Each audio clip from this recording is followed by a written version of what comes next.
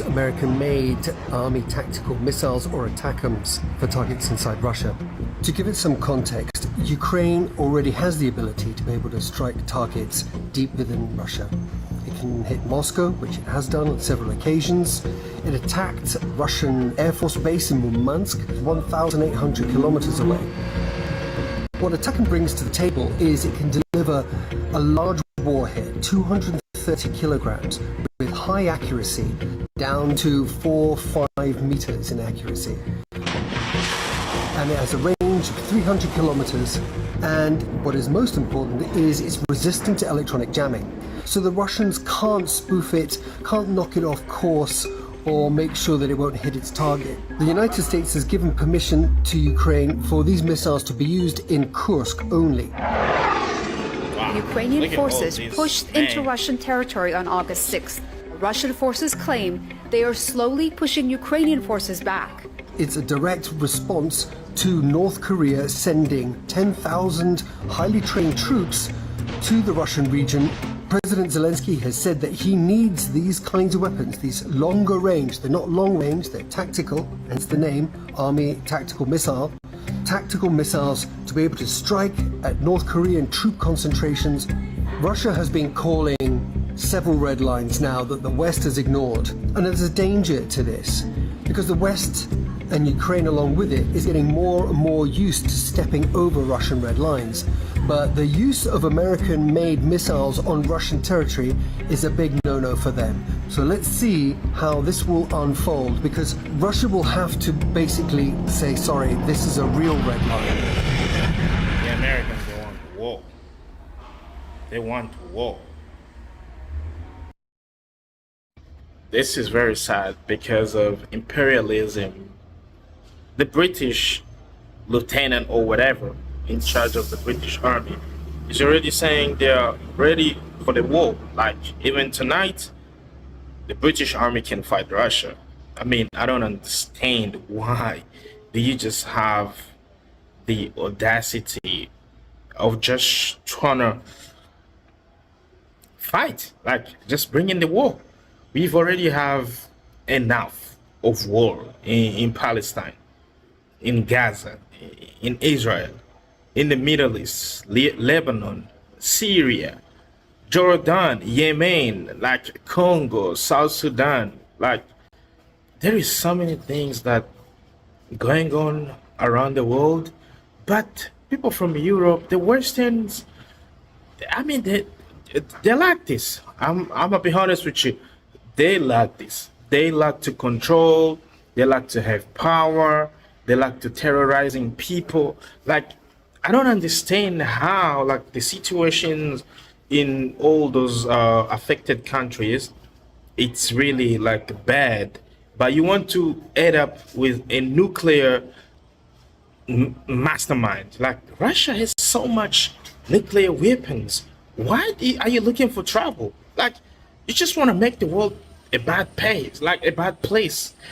I don't understand why British and Americans and Germans, you allow Ukraine to send US-made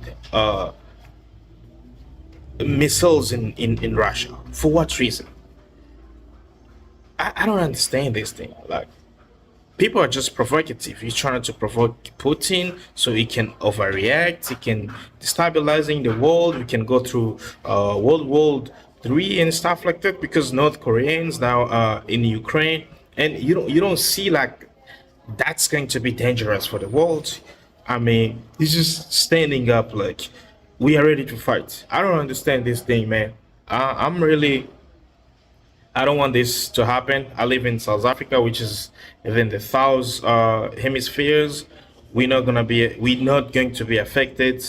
Same as Australia and Argentina and Madagascar, because we are on the south pole. So, I mean, but it's going to be so bad, guys. I don't understand. Drop a comments below if you have something to say, if you have something to educate us, and please don't forget to like this video. Okay, ciao. Guys, there is so many things that you have to stay aware of, and demons, they are the bad things. Sometimes people do neglect spiritual power, but they are ruling the world. So watch this video and see what you can start, because I was really shocked. Other things in our houses that the witches and demons can use to monitor us and attack us. I'll tell you 5 of them. Number 1 is pets, especially cats. Remember, Jesus Christ casted a spirit from a madman and it entered into pigs. So spirits love animals when they can't live in people. So number 1 is what? Pets. Number 2 is gifts. Pets. Some gifts are demonic cameras. Many people, their marriage is not working because they received an evil gift in their wedding, or because someone gave you a birthday gift, or you borrowed someone's clothes, not knowing that by that thing being in your house, it's a camera that the devil is using to watch and monitor your house. And number 3 is very dangerous. Before I get to number 3, 4, and 5, if you want to talk to me for 30 minutes on a deliverance video call, go book now at apostlejp.com, or book by the WhatsApp that is on my bio, and I'm going to talk to you. Now, number 3, if you have visited a witch doctor, they gave you a wristband, they gave you a rope to put on your waist, or you visited a false prophet and they gave you anointing oil. Anything that is kept in your house that is from the kingdom of darkness, it attracts demons. It's a simple example. You have rotten fruits, it will attract flies. So anything that is from the devil, it will attract demons. That's why some people are suffering with these demonic things. Number 4, if you have pictures of dead people in your house, so you are obsessed with the dead. Every time you are admiring pictures of dead people, when it's in your house, you are attracting the spirit of the dead, because spirits follow objects, and pictures of the dead people, it call the spirit of dead in the house. The last one, if you are watching pornography or horror movies, it creates a certain signal in the realm of the spirit, and when that signal is created, then what happens is that spirits begin to operate. It can create a signal of fear, a signal of anxiety, a signal of like a sexual signal, and then those spirits, like spiritual husband, spiritual wife, or spirit of fear, begin to enter you and attack you. I pray for somebody right now. Every witchcraft in your life, I declare it is broken in the name of Jesus. Any monitoring spirit, I blind it in the name of Jesus. I declare anybody who is monitoring you, anybody who is attacking you, it comes to an end now in the name of Jesus. My name is Apostle JPMD9. I'm the Apostle of Power, and I'm signing out. Brakada. Peace. Kucha. You know, as for me, I always wanted some pictures of Muhammad Ali, Patrice Lumumba, all those famous people that inspired me personally. And now I'm like, nah, I'm gonna pick my pictures of me, my woman, my family, the people that are alive, my daughter, you know, things like that, bro. So I mean, trying to make your house clean every time, because demons, they like dirty stuff, you know what I'm saying? Trying to clean, don't let any rotten stuff in your house. Trying to be clean, bro. Like, after watching this, I'm not talking about like hygiene, I'm talking about other stuff. Like, you guys like to receive gifts from people and stuff like that, up and down and things like that. Oh, there is a lot of things that can come through those things. And today on Thread, I was reading this woman that received a gift from her friends, and then she never stopped having headaches, you know. And stop telling people everything that you need to do, everything that you're going to do. It doesn't work like that, right? Guys, I know a lot of you watching this, please press that button, like, please hit the like button, bruh, and please activate the bell notification for more, so you can watch my content every time. This is how you support us creator. When you press the button like, you supporting me. If you don't press that button like, it's just like you like my content, but you didn't show anything, or you didn't show any appreciation. So please hit the button like, please hit the button subscribe. If you want to support more, you can share this on your story, like WhatsApp, Instagram. WhatsApp is the best, you know what I'm saying? Or share the link or whatever. So yeah, man, please hit the button like. Thank you. What's happening, everybody? Welcome to Africa Podcast. I'm super happy, super excited today this monster of Netanyahu is being arrested. It's been issued to be arrested by the ICC, the International Criminal Court in The Hague in the Netherlands, including his partner Yoav Gallant, something like that. I don't know if I pronounced the name rightly. They've been issued the warrant to be arrested. So you don't have to forget that Netanyahu killed almost 50,000 Palestinians, which is comes to the total of like 22 something thousands are babies and female like and women. So today is the day. So in The Hague, this guy got I mean like they issued the warrant of him to be arrested. Meanwhile, in America, that guy of Joe Biden, is that Joe Biden? Yeah, Joe Biden is requesting Ukraine to bombing Russia. I mean, he's already losing the elections. He's no longer going to be the president, but he's trying to bring up the third World War, which is it does not making any sense. So after a long time, the ICC, the criminal court in The Hague, was really rejecting the possibility of seeing Netanyahu as somebody who is really committing genocide in Palestine. They even have they created so many conflict with the Hezbollah in Lebanon. They bombed Beirut so much. I mean, Gaza right now is like a desert of Sahara. They created a conflict in Iran. They killed the Hamas chief leader in Tehran. They killed Yahya Sinwar in Lebanon. I mean, they've killed so many people. Like Israelis are really dangerous. They got the support of the United States of America, and America is pushing so much boundaries, and those boundaries are going to tell Ukraine to hit Russia. I think let me laugh a bit because that's really too much of audacity, because if Russia they just decide to start a war right now, nobody's going to stop it. No one is going to stop it, and then it's gonna cause a lot of troubles, a lot of chaos. They own so much nuclear.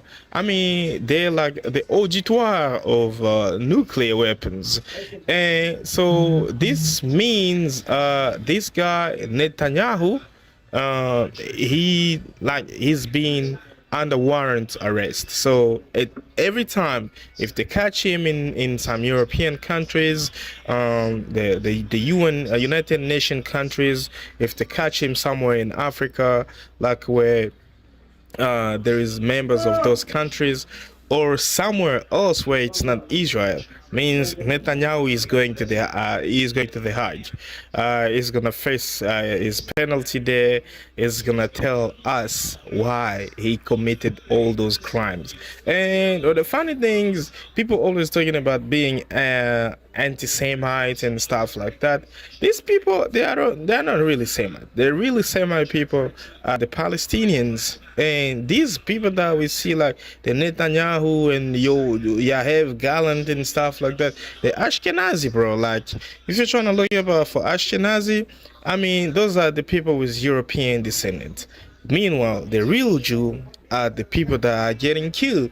So, just to make this clear, if you're listening to this, if you're watching this, we are not really anti, as you say in America, in Africa, we say anti-Semitic. We are not anti-Semitic because we love the Semite people so much, but we are against the war. Nobody won the war.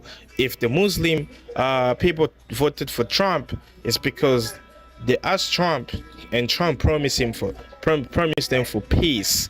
That's what he promised them. People want peace in the world. We don't want hatred. We don't want racist. We don't want Islamophobe. We don't want xenophobe. We don't want all those kind of things. The only thing that we all just coming together and disagree about is the minority, like people like, I don't want to say them, with too much letters and stuff like that. So that's it for today, guys. If you're listening to this, please hit the button, like, subscribe, and let me know what's your view of this guy Netanyahu is going to get arrested. What do you say about that?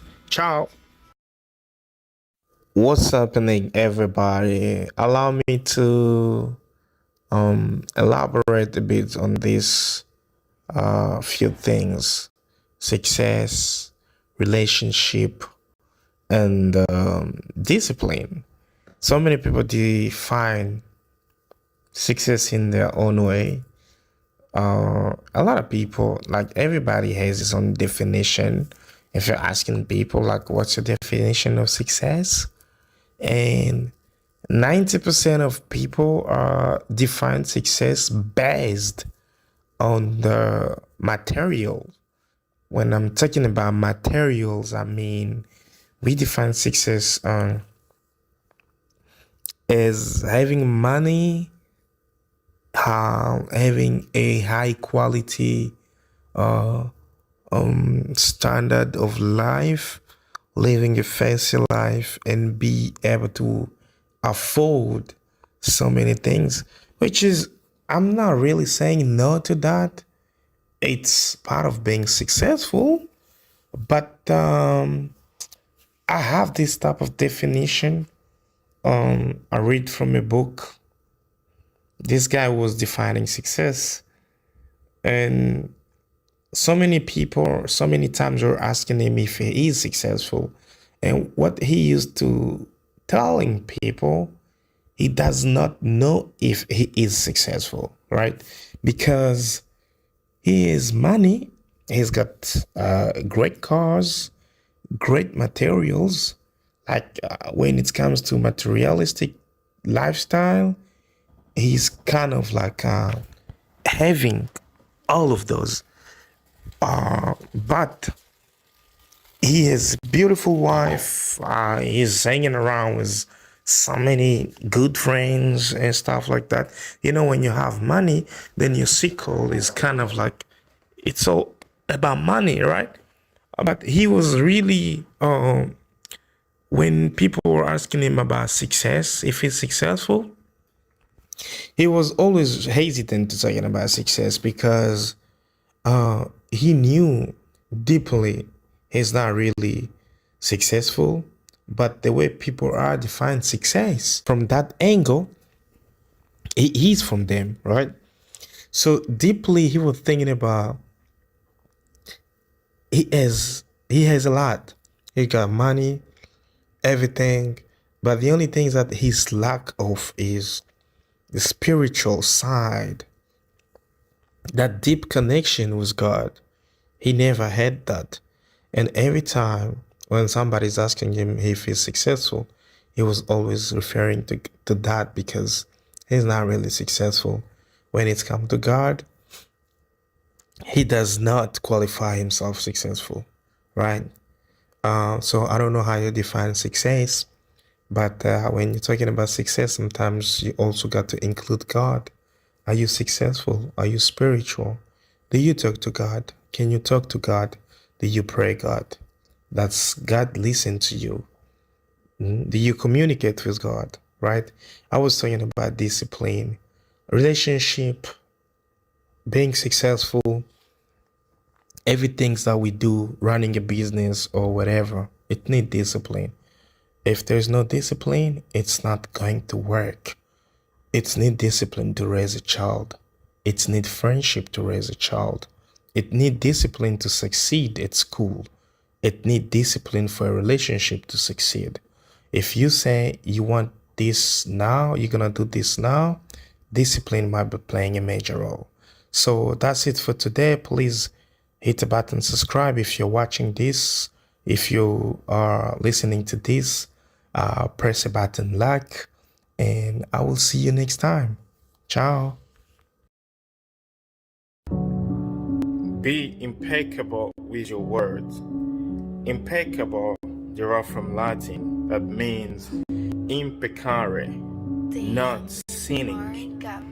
Be impeccable with your word. That means be magnificent with your word. Use your word positively, not negatively. Remember, even in the Bible it says, by your word you are justified, and by your word you shall be condemned, right? So if you're telling yourself the great things gonna happen to you. And if you use your word in a bad way, the misusing of your word, it's like you put on a black magic in your life. That's why you got to tell yourself great things every time. Tell people good things every time you can, so that you can pour more blessing upon their lives. Be impeccable. Yeah. Good times create weak people. Weak people create bad times. Bad times create strong people. Strong people create good times. That's the history of the world over and over and over again. Yes.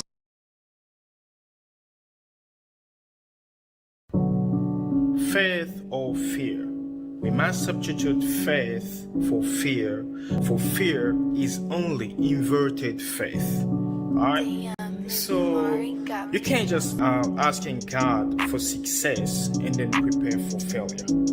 Otherwise, if you're asking for success and then prepare for failure, you're gonna get the situation that you're being prepared for.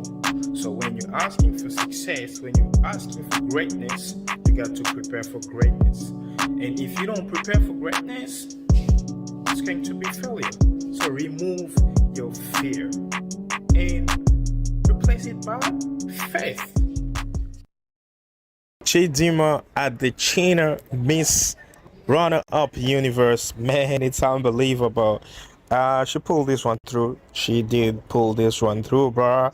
After all those controversy that she had, all the trending news in South Africa and in Nigeria, I'm pretty sure that the PR helped her a lot in terms of being recognized, and her story became one of the most fragile story. It's became really touchy, and it brings her like happiness at the end, because things were really hyped in South Africa, which is her mother had to fake that they were Zulus while she was from Mozambique, and her father's Nigerian. As a South African citizen for herself, like she was really South African. She speaks like a South African. She talks like South African. She thinks like South African. I mean, she got Nigerian bloods, okay, but literally South African. When she speaks at Miss Universe, I'm believing to hear a South African speaking, So, fortunately, she pulled out the second place, which is like so much better for her. Automatically, she's higher than Mia Leroux of South Africa. This is gonna be another trending news, and yes, Chidima, she's over there, bro. Like, she's enjoying. So what your destiny is, nobody can stop it. Like, if God say you're gonna be someone, you are going to be that person. If God say this is not your time, like, this is not your time. So for everybody that says what is listening to this, is watching this, if it's not your time, it's not really yet your time. She had to be disqualified from South African pageants. And the pageant really was protective toward Chidima, because she had a South African citizenship. She was born in South Africa. By law, like, she is South African, even if her mother did something tricky for her to get the citizenship. But I do believe, like, as a South African law, if a person is born here in South Africa, if the parents are not South Africans, and then the person has done over 18 years old, they will become South Africans, even if they were born to foreign national parents, right? So even the law said they will not taking a South African ship away from Chidima, and then she had to pull out, and then she went to Nigeria as a Nigerian because she's qualifying straight because of her dad. And then look at God now, bro. Like, this is super insane, man. Like, I'm not just happy for her. I mean, for what she had been through. She did nothing wrong. Her parents did all of those crap, but and then she had to fight for her future, for what she believed in, and then she pulled out this, bro. Congratulations one more time to Chidima. I mean, she representing Africa on top of the world. Like, number 2 is not really a bad place. It's number 1 for us. And man, this is hectic. Oh, we just saw the things, and then Chidima is training again. So that means this used to be a destiny. If you have something to say, please hit the button, subscribe, drop a comment, and activate the bell notification so you cannot miss every single day. Cheerio. What's happening, everybody? Welcome to Amka Podcast, and we just witnessed the fights of the year. For sure, we had some fight like Anthony Joshua and Francis Ngannou, and some other fights like UFC. We got Dricus Duplessis and Israel Adesanya. However, this one was one of the most successful fights of this year, and both of them made a lot of money, as it's been said that Jake Paul took home $44 million, while Mike Tyson, 58 years old, took home $20 million, bro. Can you imagine? And this fight was even rigged because we saw the script of the fight like it was leaked two days ago, so people knew already like what's gonna happen. But as we want always to be entertained, so we had to spend some sleepless nights, because not all of us like live in America. Like, people in South America, in Asia, we had to be connected to Netflix, because Netflix is all over the world, so we can watch the fights. And apparently in some other region of the world, Netflix cracked down. I'm not gonna lie, because I was one of the victims.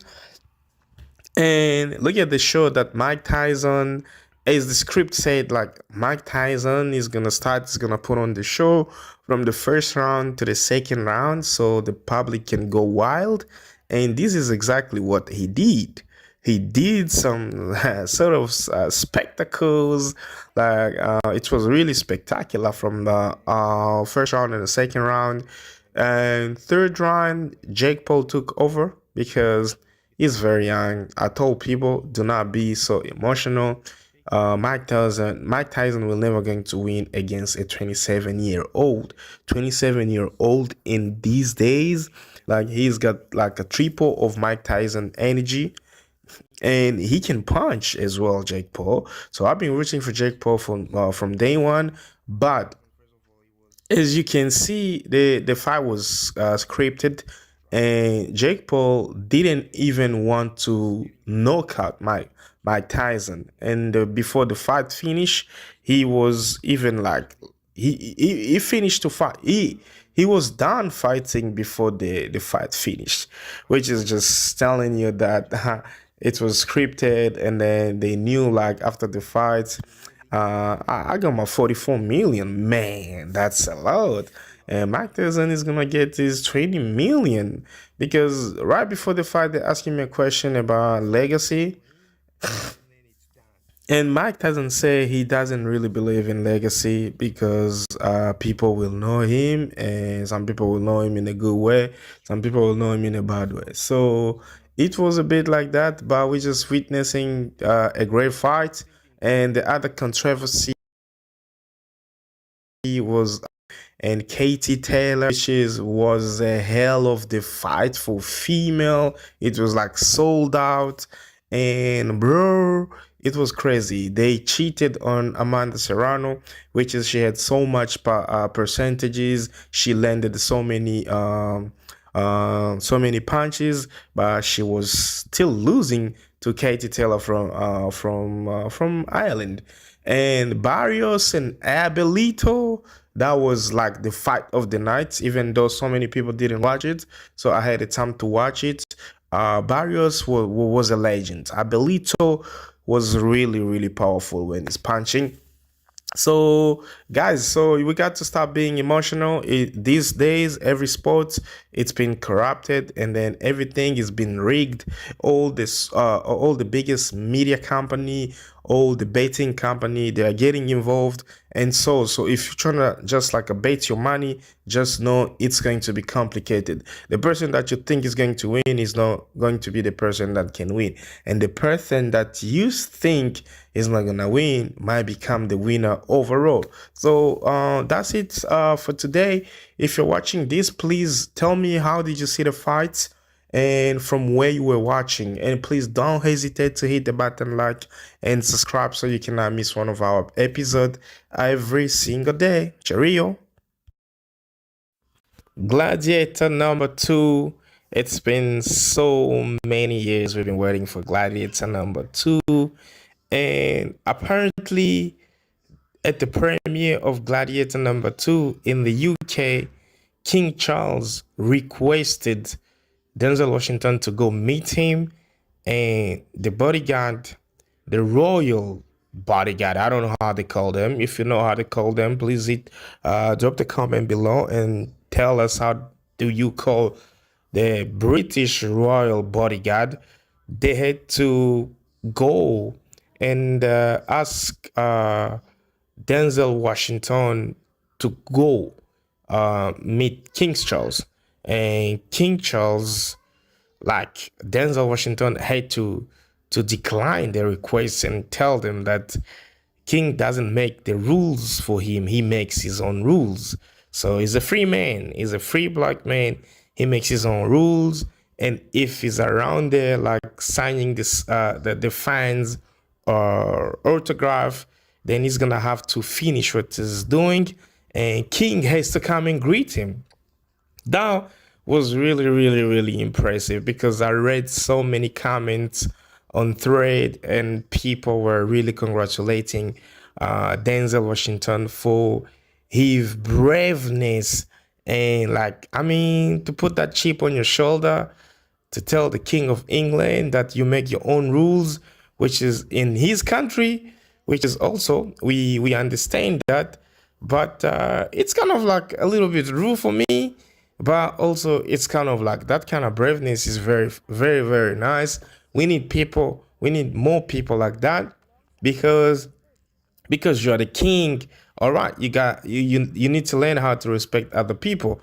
We understand that so many kingdoms are being ruled by imperialism and dictatorial regime, but these people, like, they are American. You cannot really do anything stupid that you want, because they in England are like the king and the queen is like a demigod.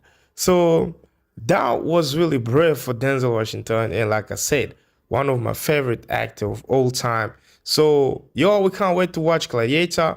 That was in the cinema. That was the premiere of Gladiator. So here in South Africa, it's not really released yet, but we're not gonna wait. I tried to stream it like online, but I just see some cam versions. So the HD version is not really yet released on all the website that we always stream, and we always watch the great movie. So that was it. Like, King Charles had to be rejected because the Gladiator man had to say no. He had to say no because he had his people over there, and then he does movie for the people. You know what I'm saying? So that's it for today. Please, if you're new here, please like this video, hit the button, subscribe, activate the bell notification so you cannot miss one of my favorite episodes every single day. Cheerio. What would you lose if you lose this fight? I'm not going to lose. But just you say that in the last minute of the second. I am not countdown. going to lose. Did you hear what I said? Thank you. Mike Tyson is a legend. Like, he is a legend when it's come to heavyweight fighting. I mean, beside Muhammad Ali, the only person I could pick is Mike Tyson. But I see he's way too old just to get in a ring and to fight a young dude of like 27 years old, 28 years old, who is allowed to do so many things. Mike Tyson, first of all, he was under the influence of drugs, you know, and then it's just getting back from training. And then Jake Paul is proposing the fight. This is actually good for the PR. And also, it's good because Mike Tyson is going to get money. Jake Paul is going to get money. I mean, they sell the things to Netflix. It's going to be really entertaining. But I just see there's no way Mike Tyson is going to pull out this. Because that if Jake Paul lands some punches on him, and then it's done. Like, it's KO, bro. Like, I don't know if you guys know, if you have any strategies of how Mike Tyson is gonna beat this guy, you can tell me. The only thing I'm thinking of is if Mike Tyson manages to land the face punches, which is gonna be traumatizing because that guy can punch. Damn, he's like a gorilla, man. You know. That's gonna be like, at least he's gonna neutralize him. But if Jake Paul manages to punch Mike Tyson first, then Tyson has no energy like Jake Paul. Let's not discuss about that. You guys let me know, because he says he's not gonna lose. He's not gonna lose. So let's see. It's tomorrow, man. Let's see it. Yeah, please give this a like. Give this a like. I'm asking you to give this a like. If you're watching this, just press the button like, press the button subscribe, please, and activate the bell notification, and let us know who do you think is going to win this fight. For me, I got my man. He's not my man, but I have Jake Paul. I'm rooting for Jake Paul. I'll be happy if Tyson is winning this, but I don't think he's going to pull out this off. So I'm going with Jake Paul, just because he's young and more energetic. Yeah. Oh, wait. Oh, no. I forgot Katie Taylor back here. How much you want to bet? As much as you want. I'm not losing. No shot in hell. Well, do you want to bet your purse? Yeah, let's bet the purse. Oh, my Deal. dear. Well played. Well played. And I'm sending out contracts, too. The stakes have just been raised. Piers Morgan, the way he's got destroyed on his own platform, like, done, man, a big shout out to you, bro, because not everybody can be brave and tell him about what's going on, and then, man, it's just hectic. People don't want to admit the truth. And then check this out, man, and let me know what do you think in the comment below. Is done right? Do you hate Jewish people? No, I don't. The only reason I really came back was because I felt like I had this big platform and I really disagreed with what was going on in Israel, that we were funding this genocide. And so I felt like I had an obligation to use my platform to say what I thought was right.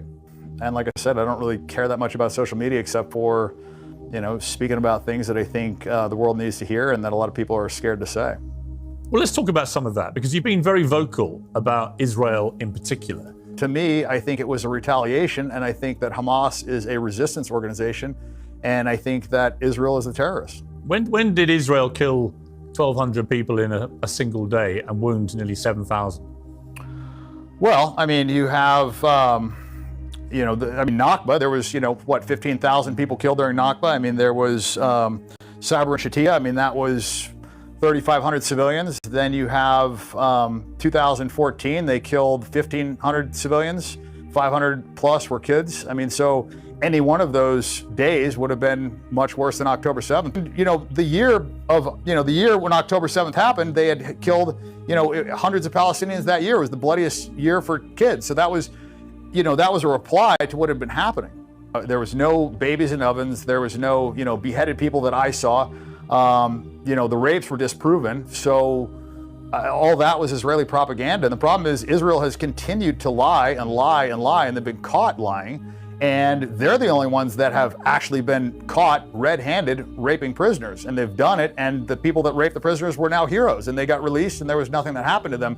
So I think it's very hypocritical to focus on things that they're doing and then try and blame them, on Hamas or the Palestinians. It's a bit hypocritical. You can't believe that you have the right to rape prisoners and then complain about them raping, your civilians as well. So I don't think it just can only go one way. I think it's atrocious on both sides. They are an occupied state, and they're operating in apartheid. So when you are kept in an open air prison, there's going to be resistance, and how that resistance manifests itself is, it's going to be violent eventually. I mean, if you kill enough people and you take enough land and you treat people like second-class citizens, and and you're stealing land in the West Bank, and you're just basically encroaching these people's human rights on a daily basis, there's going to be repercussions. So I'm not going to be the judge or jury, and I'm not going to condemn these people for fighting back.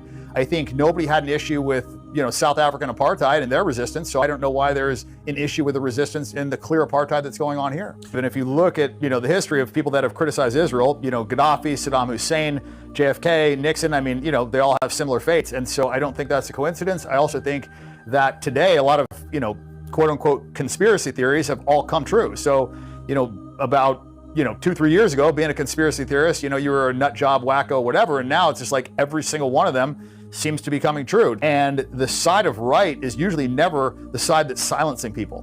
The people that are on the right side of history are not the ones trying to, cut off free speech or punish people for what they say. Israel, I think that they have way too much control in our government, and I think it is not coincidence that everybody that's been critical of Israel has, either been overthrown, Shah of Iran, like every single person that's been critical of Israel has either been killed or thrown out of power. I believe that Jewish supremacy is the greatest threat to America, and I think it's the greatest threat to the world today. I truly believe that.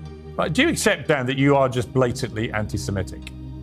Look, I have an issue with that term. I mean, I think the real Semites are the Palestinians. I mean, the DNA tests that they've done on the Israelis that are living over there, they're Eastern European Ashkenazi Jews. I don't even think they're actual Semites. They don't have ancient Hebrew DNA, which is why DNA testing is illegal in Israel. It's not a popular opinion for somebody that, cares about money and cares about, not being canceled. I mean, that's the problem, is you can say whatever you want against Muslims. You can be, super anti-Muslim. You can talk about them and nobody cares. But if you say anything about Jewish people, you get canceled. I mean, so why are they such a protected class? Let me ask you that.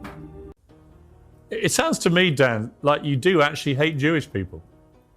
No, I believe that Jewish supremacy is the greatest threat to the world today. I look at what they're doing in the media. They're pushing this transgender nonsense. I mean, and they did it in Germany. The first transgender clinic was opened by a Jewish guy. And I don't like this perversion pushed on our children. I don't like the fact that 9-year-olds are reading about homosexual acts. I don't like that drag queens are reading them in schools. I don't like that Kamala Harris wants to pay for sex changes in prison so that men can turn into women and women can turn into men. And I don't like the fact that he's putting in, men into women's prisons, male rapists into women's prisons because they identify as women. I mean, it's just nonsense. I don't like, men beating up women in boxing and sports. I think it's all nonsense. And I think it's leading to a degradation of moral fiber. And if left unchecked, I think it's going to ruin the world. But again, you're blaming Jewish people. Why? Because they're pushing this. What do you mean they're pushing it? What are you talking about? Well, I mean, they're controlling the media. I mean, the DEI is being pushed by BlackRock. BlackRock's execs are all Jewish. You look at where this is coming from. It's not a surprise. Dan, all the Disney execs are Jewish. Dan, they're pushing it on children. Right? Do you accept, Dan, that you are just blatantly anti-Semitic? Look, I have an issue with that term. I mean, I think the real Semites are the Palestinians. I mean, the DNA tests that they've done on the Israelis that are living over there, they're Eastern European Ashkenazi Jews. I don't even think they're actual Semites. They don't have ancient Hebrew DNA, which is why DNA testing is illegal in Israel. I mean, you're literally denying their existence now. I mean, you are just a brazen anti-Semite, aren't you? You hate Jewish people. You hate Israel. You hate the state of Israel, its government, everything about it. You're blaming them you blame them in this interview for literally absolutely everything. When you say, well, I think most of the problems today is caused by Jewish supremacy. I believe that. I'm honestly gobsmacked that you would say all this publicly, given what a high profile you have. Yeah, I mean, it is not a it's not a popular opinion for somebody that, you know, cares about money and cares about, you know, not being canceled. I mean, that's the problem, is you can say whatever you want against Muslims. You can be, you know, super anti-Muslim. You can talk about them and nobody cares. But if you say anything about Jewish people, you get canceled. They, you know, look what they did to Kanye. I mean, so why are they such a protected class? Let me ask you that. I don't think they are. I think they're a class that get targeted by people like you, and indeed by Kanye, who spewed horrible anti-Semitic nonsense. But yours, it seems to me, to be more insidious, because you're literally blaming. So you think that Kanye targeted them and not the other way around? You're literally blaming Jewish people for almost everything that's happened that you don't like in the world. That is the purest personification of anti-Semitism right there. That's what it is. Well, when you have a religion that promotes supremacy, when you have a religion that says that you are better than other people, and when you have a religion that says it's okay to steal from other people as long as they're not Jewish, when you have a religion that says it's okay to rape people that aren't Jewish, when you have a religion that talks about having sex with, you know, kids that are under 3 years old, when you have a religion that promotes these things and promotes supremacy, I think you're going to have problems. And you see that in Israel. Israel is a manifestation of that religion. And I think that religion is, you know, it's terrible. I don't believe in white supremacy. I don't believe in Jewish supremacy. I don't believe in supremacy at all. And right now, I think you have massive Jewish supremacy. You sound like a Nazi. I mean, why do you say that? Black people are not the original inhabitants of South Africa, which, in fact, they're realizing that now. When they claimed that they owned all the land, the original inhabitants, of who there are not many left, said, excuse me, we were the original inhabitants, you guys were migrants here as well, which they were. Okay, the original inhabitants of Southern Africa are called the Khoisan. All right, now, and they were the inhabitants of the whole of Southern Africa. So the whole of South Africa, at one stage, were Khoisan. The black people originated in what is now Cameroon.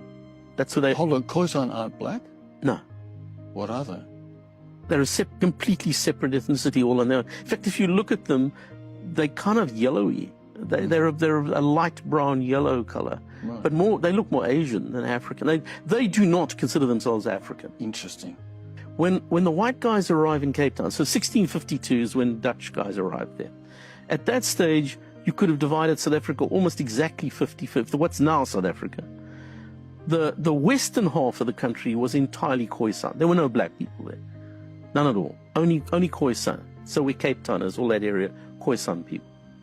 The northern part of the country did have black people. They'd started arriving, and they were still migrating. How long have they been there in the northern? Well, it's a moot point, and people have debated it. It would seem that black people had probably started arriving in the northern parts of South Africa maybe 1,000 years. So I watch this guy is a really a disgrace, a disrespect to the entire continent of Africa. First of all, I'm gonna have to disagree with what he said and trying to let you guys know what's true to our people. Khoisans are really black, 100% black. They've got tons of melanin. If you have melanin, that's the chemical that makes you to become black. And when you come here to the Western Cape, you find a lot of color from Western Cape. The one that they always think they are like Khoisans, they don't have a lot of melanins, but they have. But it might be about 12%, 15%. If you find a color with like so many melanins, it's never gonna go over 60% or 50%, right? And the Khoisan's melanin is like 78% or even 80-something%, right? Because we are all mix of everywhere in the world, but the majority is Africa. Okay, so you saying that Khoisans they were not black, and then they were the aboriginal of the area, so-called South Africa, you are right, but they are black because they have a lot of melanin. If you trace the people from Botswana, You trace the people from Namibia, the black people from Namibia, and Thousand Angola, and the Xhosa people and Setswana people from South Africa. They are almost all the same. They look the same.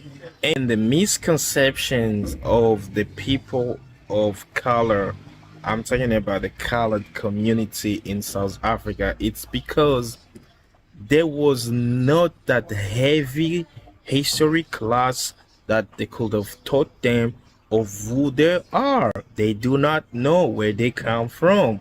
And that's most of them, because literally we black people that come from other side of Africa, we can literally tell by the features. Many people look Indians, many people look Asians, and many people look whitish, and few people look Khoi, which is, we can tell, right? So them, they have these misconceptions because you are a colored, that means you are a direct descendant of Khoisan. No, that does not make you a direct descendant of Khoisan. In fact, the black people of South Africa, people like Nelson Mandela, if you look at him, he's a Khoi, a real Khoisan. People like also people from the Eastern Cape and the Western Cape, if you look at them, they are literally, those are the Khoisan. And if you're trying to check the DNA, I swear to God, they will have about 84% Khoisan, right? So you saying like the Khoisan were the Aboriginal people of the Southern Africa, of South Africa, and black people are not the one, they are Aboriginal of South Africa, therefore you are wrong. I don't know what type of prophecy is this, but you got to learn more about linguistic and race in Africa. You got to understand that Africans, Pygmy and Bantu, they were nomadic, like moving from season to season. This season they are staying here, the other season they migrated this side, because at that time colonialism was not so big. Like me, for example, I'm the 11th generation in my family, and when we trace back our lineage, you can tell when white people came to Africa, when everything started to change, you can see the migration, how people started to migrate from north to central, from central to south, or from central to east, from east to west. So therefore, some people derive not necessarily from Cameroon, as that guy mentioned, because the biggest kingdom in the Central Africa was the Congo Kingdom, right? So many people derive from Congo, from the Congo. They're still Bantu people, and there is almost like 63% or 60 something percent of Bantu people in South Africa. You can tell them that this is not their land. No, they've been there for centuries. In fact, Khoi and Bantu, they are the same people. It's just because they used to live in the different regions of Africa. Like if you go to Eastern, Northern Africa, you find the Nilotics. And if you come to Central East Africa, where there is Rwanda, you find Nilotics. If you come to Eastern side of DRC, where I come from, I'm not a Nilotic, I'm a Bantu, look at my big nose, but you're gonna find Nilotics, right? If you go down to South Africa, you will find some Nilotics, few of them. There are some Zulu people that looks exactly like Nilotics. If you take them from KwaZulu-Natal and you drop them in Rwanda, you won't know any different. It's not gonna happen, right? So this guy got to educate himself more on linguistic, race, and ethnicity in Africa before going to the biggest podcasts in the world and trying to say black people are not the original people of South Africa. No, you got to clean that misconceptions. And if you guys like you are light skinned, what I'm just gonna advise you one day is got to go out there and trying to make your DNA test so you can see where exactly you come from, because most people, they have so much misconception because they are brown people, because they are colored people in South Africa. You see somebody looks Indian, but you keep on saying he's Khoisan. You see somebody look Chinese, Asian, Malaysians. We all know about the story of the Cape Malay, but I keep on saying you are Khoisan. No, you are not. You are not. Check yourself. Go do the DNA test so you can find who you are, right? And the Khoisan people are the blackest people in South Africa. The black people, the Xhosa people, the Setswana people, the Venda people, the Sepedi people, the Sotho people. Those are the ones that they mix with Khoi. So share this to your story so you can educate a lot of your friends, because here in the Western Cape, the misconception is always high. People don't know a lot of things, even the arrests. Like, people are being misled every single day, and that's exactly why Amka Podcast is here. Please hit the button like. Please, if you're watching this, I'm begging you, please like this video, please, and share it to your story. Okay, see ya. Okay, Sarah, I mean, how much gold is here? This is one of 9 gold vaults that we have here at the bank. There's about 400,000 gold bars stored here, and collectively they're worth about £250 billion, something like that. What? I know, it's a lot, isn't it? I've got to ask the question, like, why do we have this here? How did it turn into, okay, the bank needs to hold this much gold? What was the process? Like, take me back. So obviously gold's been used for quite a number of years as a form of money. First of all, gold coins themselves. But the problem with gold coins is they're actually quite heavy to carry around. Can't flip it, no. Exactly. So what people started to do was they would take their gold coins to a goldsmith, and the goldsmith would issue them with an IOU. Okay. And over time, people realised that actually using those IOUs to pay for goods and services was actually easier than actually going and getting the gold and lugging it around. Okay. And those IOUs eventually developed into what we now know as banknotes.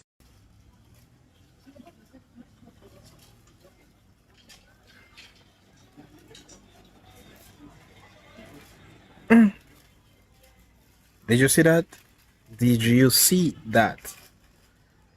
She was asking a question, how did this gold got here? Like, how did it happen? And she had the way of maneuvering the question and answering the things that she was not supposed to be answered. You know, it's just really sad, because people do not accept their responsibility. They don't want to be held accountable of what they've done. And this is what they always do. The colonizers, the oppressors, they always do something like that. She does not want to admit that this gold was stolen. They can't even use the word stolen. They can't even use the word stealing. They can say taken, just like a dude who killed people in, where is that, in there in the Middle East. And then they say, instead of saying his name, they say the guy from the Middle East. You know what I'm saying? So this is all the concepts of manipulation and oppression, because they've mastered this thing of oppressing other people. And if you look at all these gold, since when did England started to create gold? Since when? It's not happening. They stole every single penny thing in Africa, Asia, South America. And now they've stocked every single thing in their bank. They own them. They own them. It's theirs now. And people here in Africa, they're suffering. People, malnutrition, wars, and every single day. Just because they created this war so people in Africa can suffer, so they can keep on stealing every single fucking day. Look at this, man. Things that are making people sad. This. Idris Elba is from Sierra Leone in Ghana, you know. So he knows you stole from us these things, right? Because the reason why he's a British is because his parents migrated to the UK, right?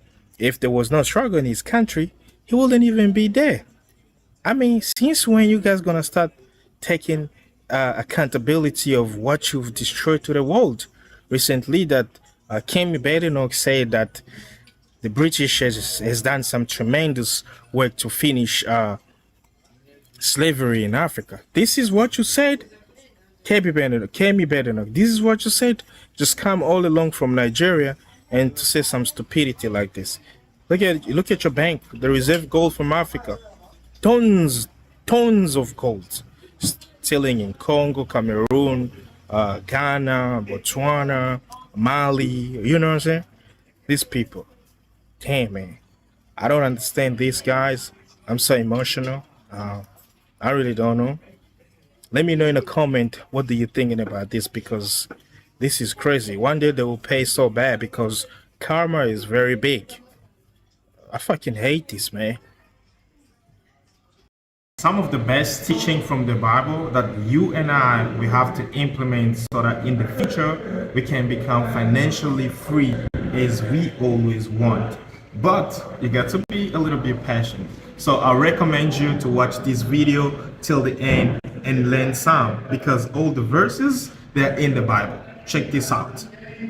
Did you know you can follow biblical principles even when investing? Before I was a pastor, I was trained on Wall Street, and I spent 25 years as an investment advisor. And one of the things that helped me make money for my clients was adhering to biblical principles of investing. So I just want to share a few of these with you. Principle number 1, let time work for you. That means you have to start early. Don't wait until you're 40 or 50 years old to start investing, especially in the stock market. Ecclesiastes 11:1 says, cast your bread upon the water, which means to invest it, for you will find it after many days. Now that means after many days you will get a return, not right away. So the important thing here is not timing the market, but time in the market. Principle number 2, always diversify. In other words, never put all your eggs in one basket, because if you drop the basket, you'll destroy all your eggs. Ecclesiastes 11:2 says, divide your investments among many places,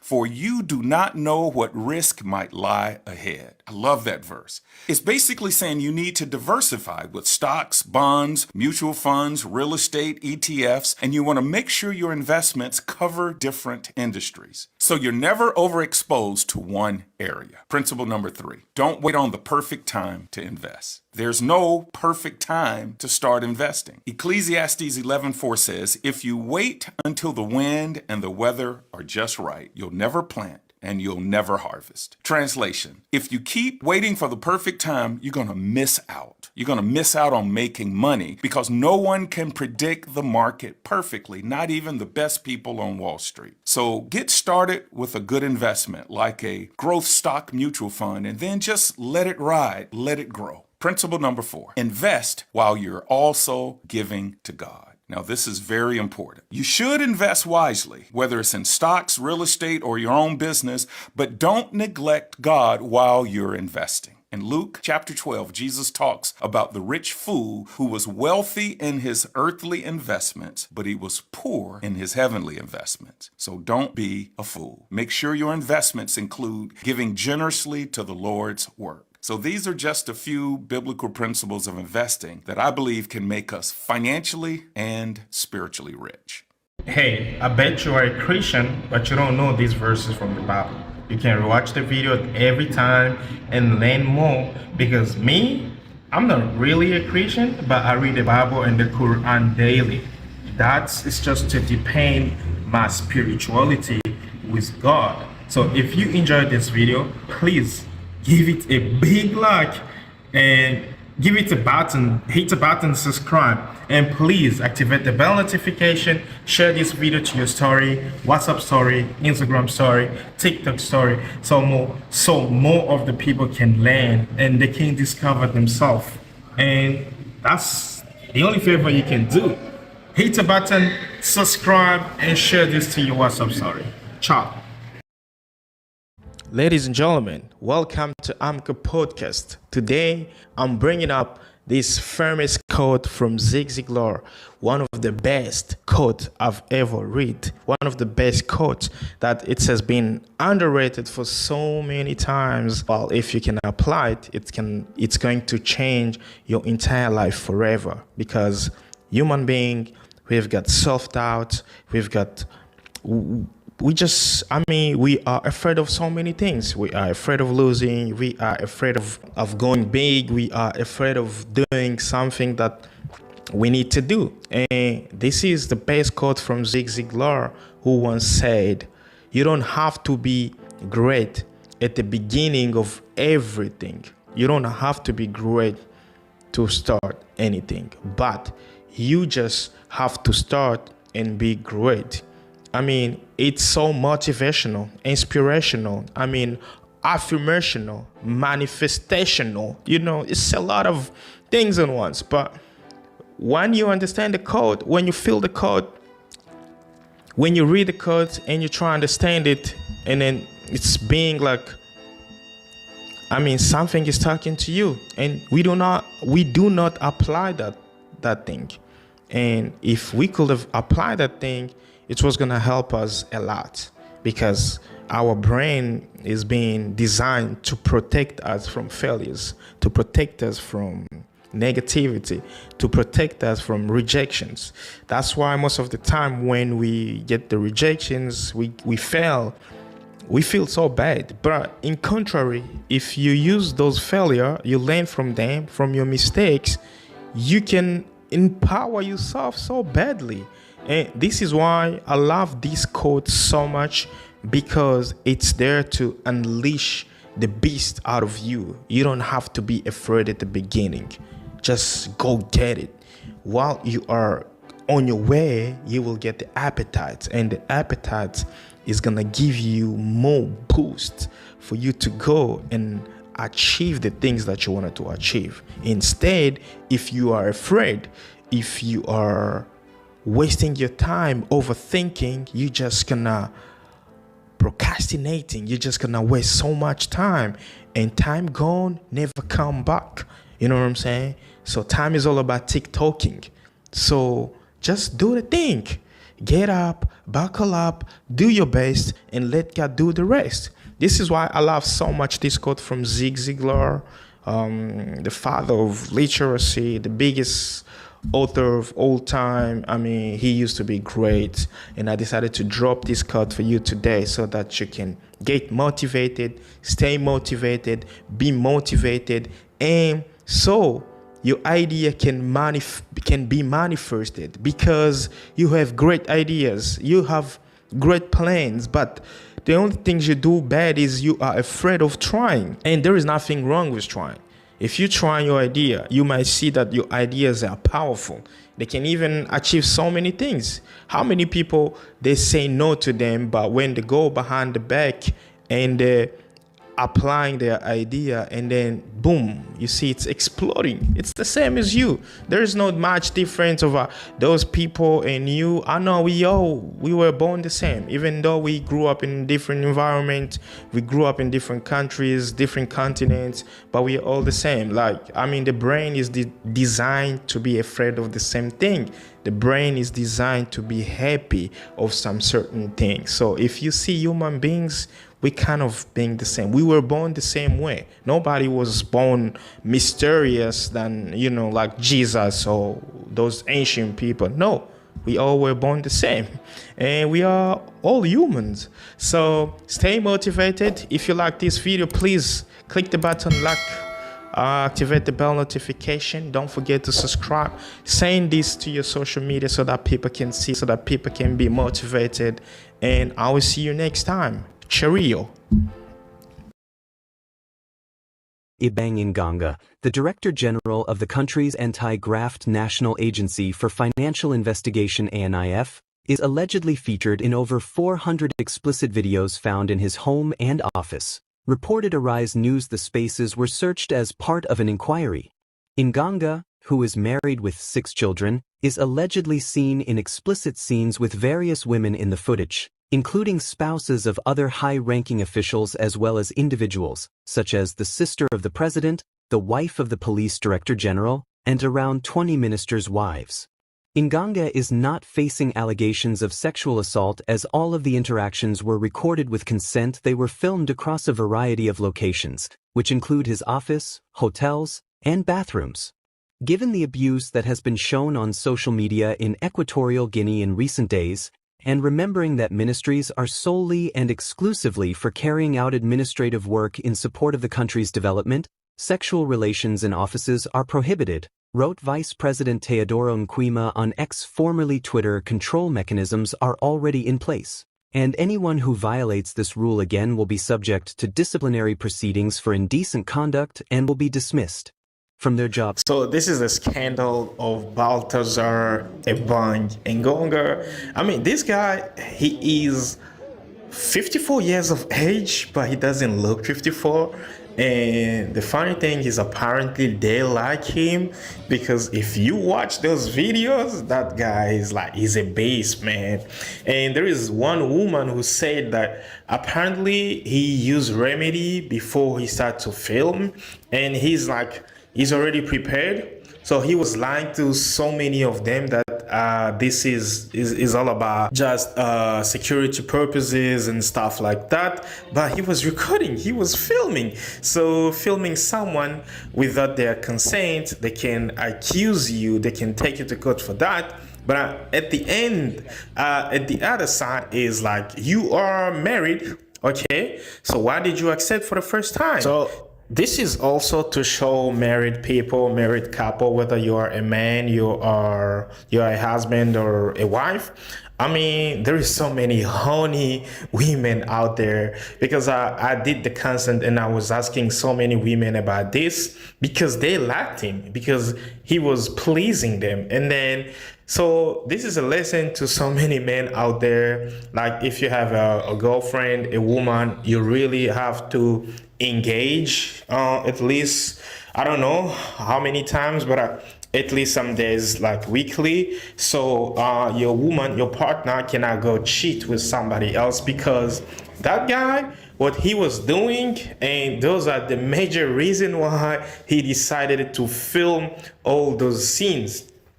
Imagine there were more than 400 and only 400 were released, and the rest was not released. And if you check at them, if you look at them, I mean, they were loving it. So now they're like arresting him. I don't know why they arrest him. All right, for public safety, of course. And you don't have to forget that, you have to remember that he's a nephew of the president Theodore Obiang Nguema. And then for those who doesn't know where is Guinea Equatorial, is a small country in Central Africa, close to Gabon and Cameroon. And it's very horrible because Theodore Obiang Nguema has been a president since I was a kid. I'm 34 years old. So I don't know if it's more than 40 years, I'm sure. So he's not gonna go to jail. He's just gonna go to court, and then it's gonna be a masquerade. And after that, they're just gonna release him. Meanwhile, some people already committing suicide, and some people are being divorced, and all those kind of major things. So he has a problem is about 50-50. I don't know what you have to say. If you have something to say, please drop it in a comment. What do you see? What is your view in this situation? Because for me, I feel like sometimes I don't have to blame the guy too much, but I have to, because you cannot really go over to sleep or to influence to persuade someone who's already married. They've got family, they've got husbands, and they've got kids. And those, I mean, ladies, they can be convinced so easily, but it's just like a 50-50 for me. That's what I see. Baltazar is fucking wrong, and those women also, I'm kind of sad they kind of right a bit, because they don't have anybody to please them. Like the husbands, like the person we saw on TikTok, their husband were traveling to Dubai, and then she had nobody, man. Like, I mean, we just got to pray God so badly so we can have the strength of persisting all those type of temptation. One of the wife in those videos, the husband has found out. Hey, the guy was at work. A lot of people might not understand French, but I'm here to translate for you guys. The guy was at work in Dubai when his friends called him. They now showed him the video. He ran to the house to go and ask her, How many children do we have? He said 6. How many cars do we have? I think it's 6 cars. How many businesses? How many this? She was just replying. He now showed that the video. The one that paid the man passed. And that's it, man. So if you're listening to this, if you're watching this, please hit the button, subscribe, give it a big like, activate the bell notification so you cannot miss one of our episodes every single day. And cheerio. The result was Kemi Badenoch, 53,806 votes, and Robert Jenrick, 41,388.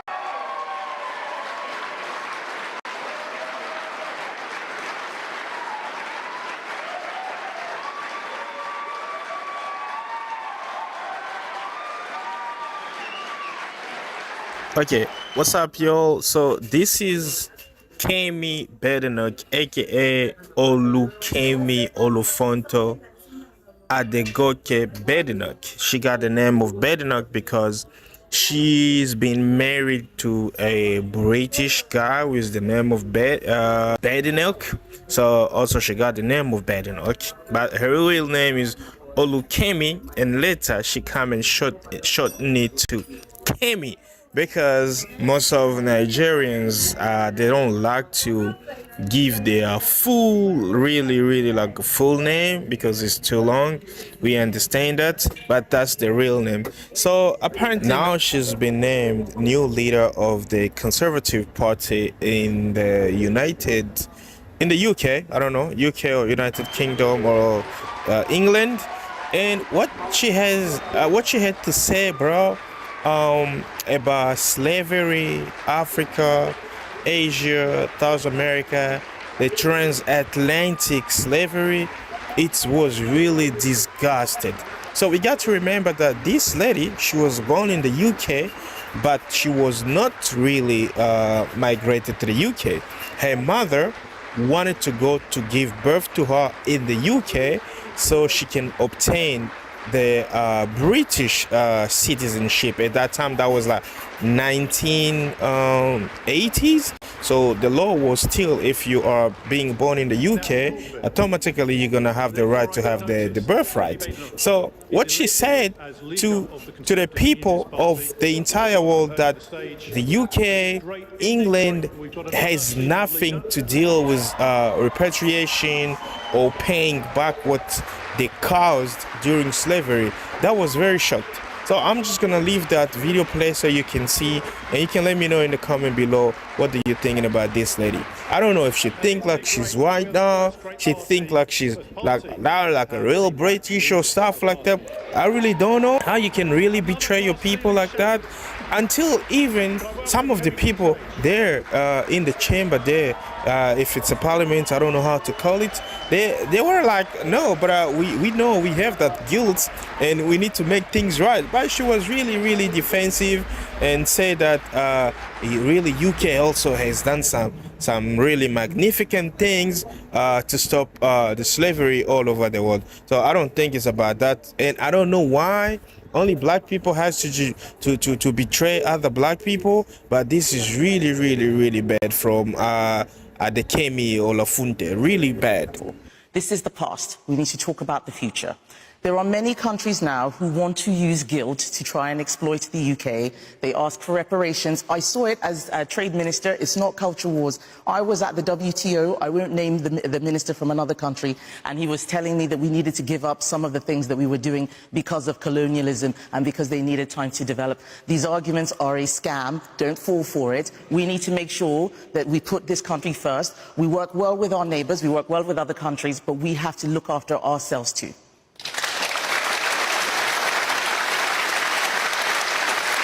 Well, I mean, those advocating for reparations would say, shouldn't we just make up for some of the damage we did through the slavery? As a black woman saying that, they may find that hard to understand from you. Well, there are many things that the British Empire got wrong, but there are many amazing things that the British Empire also did. And we need to be honest about that and stop pretending that it was all bad. The British Empire ended slavery, the Atlantic slave trade. We need to talk about that more. So guys, that is it for this British a new conservative leader from Nigeria. I don't know who brainwashed her because her husband is white and blah blah blah. So if you like, give this a like. Please hit the button, subscribe, activate the bell notification, and you can share to your story. Like, people should stop being brainwashed. This is not who we are. We got to stand up for our rights, for our future, so we can develop our continent to be better. That's it. Ciao. What's happening, everybody? Welcome to Amka Podcast. Today we're gonna be talking about Donald Trump Jr. win the election in America and what does it mean to the world. The number one things I'll be talking about is immigration policy is going to change. As you guys, everybody knows that when Trump became a U.S. president, the immigration policy was changing, like the DV lotteries and everything, that America always focus on the foreign policy to bring in more immigrant to America so they can boost up the economy. Those policies are going to be twisted around and they are going to change, right? So Mexicans and I don't know, the world there in South of America, it's going to be like really, really secure, and there won't be like an illegally easy access to go to America anymore. Secondly, they might be reinstalling the peace in Ukraine because Vladimir Putin just said a month ago that he's willing for Trump success at this 2024 election so that he can have a man-to-man conversation about the regions of Russia and Ukraine, which is going to be so very good. They're gonna have to prevent the third world war because we don't want it. Russia is really known by its nuclear power and the military power all over in the world. We don't want to see that, right? And the thirdly is what everybody is concerned about is what's happening in Gaza right now, Palestine, the Hebrew state of Israel, Netanyahu, and Iran also. You guys know, like, it's been like a year now since the Hamas attacked Israel, and what Israel did is to really cleaning the Palestinians. It's almost like 50,000 people died, babies and children and stuff like that. Israel also attacked some part of Syria, Lebanon, and now it's like head to head with Iran, which is, I mean, it's really kind of complicated. And Joe Biden never seemed to have found a solution about what's going on in the Middle East right now. And recently, 3 days ago, we saw Egyptians that allowed the Israeli battle ship to cross the Canal de Suez so that it can transform omniscient to the state of Israel, so they can continue like bombing Gaza, Palestine, and Iran. I mean, like, it's kind of crazy like right now. So, but if Trump win, because Trump is a kind of a type of a man who can go talk to Netanyahu and see how they will going to restore peace in the region of Middle East. So we are all hoping for that thing to happen like right now, because the world is going in a messy way. And with Kamala Harris, really, we are not really sure if she can handle it, because she's just coming from Biden administrations, and which is like they do think the same. Beside of Barack Obama or Hillary Clinton, Kamala Harris, she's just the same puppet. I mean, the reason why I don't like Kamala Harris is because she had to say so many things before. Like she was pretending she's black, like just so she can get some black voters in America. But deep down there, if you checking her roots, she's not even black, like Indian ancestry, Irish ancestry. So you don't have to lie so you can become in someone, but you just have to be genuine for who you are, so people can really for voting for who they want to vote. So we're just hoping like Trump winning this election so we can see how the world is gonna change a bit, and also LGBTQ and everything. So Trump is the only president that said that America is a country of God. So let's see what's gonna happen. Please hit the button, subscribe, activate the bell notification so you cannot miss one of our episodes every single day. And yeah, may God bless you. There is so many reasons that I don't trust celebrities anymore, like famous people. I really don't. Is Kim Kardashian an Illuminati? Because what she did at Halloween, it's really crazy, and this is just proving these people, they're living to another planet that we don't know. Just take a look at this and tell me what you think. Kim Kardashian for Halloween wore a reptilian outfit. Many people are saying this is her true form. Maybe she is a reptilian. This looks very realistic. However, reptilians do not exist. There is a region within the human brain that is called the brainstem, which is also known as the reptilian brain. You use this part of the brain when you are in a survival state, fight or flight, eating and breathing. Essentially, this part of the brain does not think. It's always scanning the environment for food, threats, or even reproduction. This aspect of our brain is the lower mind, our animal self. Reptilians do not exist. Reptilians do not rule the world. But the reptilian brain at this moment in time is conquering human consciousness as a collective. Modern society only thinks about reproduction, food, and surviving. We are all stuck in fear and using this part of our brain. Get busy with the Wizzy, with the Book of Wisdom Volume 2. Now look at this. Look at her. This is actually Kim Kardashian. Guys, would you accept to do these type of things? Seriously? Look. So many people are talking about reptilians and stuff like that, blah blah blah.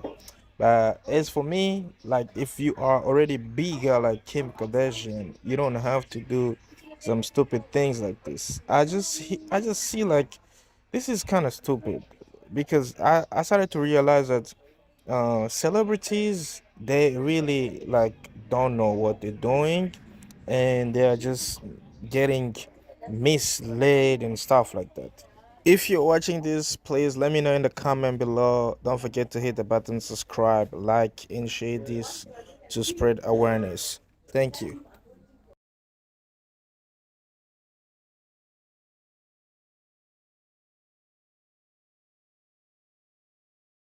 I really don't like Hollywood's movie industries, music industry. Every person, every famous personality, they are demonic, satanic, bro. Please check this out.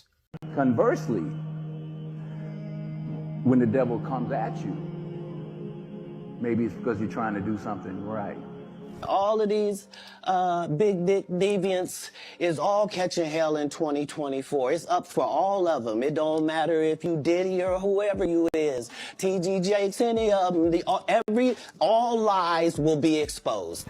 Swallowed up. Have you ever been swallowed up? Have you gone through a time of swallowing where everything was overwhelming? And Cat Williams was right. All the deviants are getting exposed in 2024.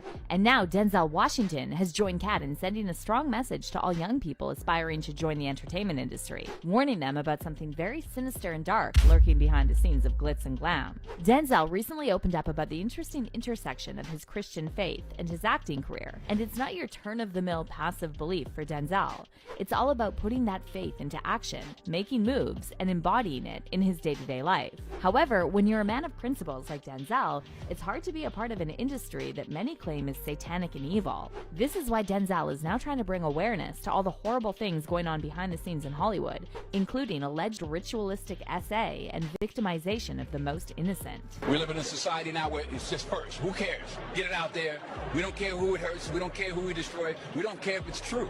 Just say it. Sell it. Anything you practice, you'll get good at, including BS. To give you some context, there's been a lot of talk lately about Hollywood predators getting exposed, and many high-profile names popped up in some very disturbing stories.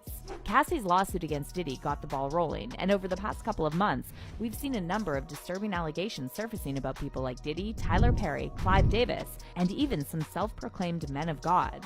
Verse number 21 through 23. There you will find my assignment for this morning. I will not be long, because you know this story well.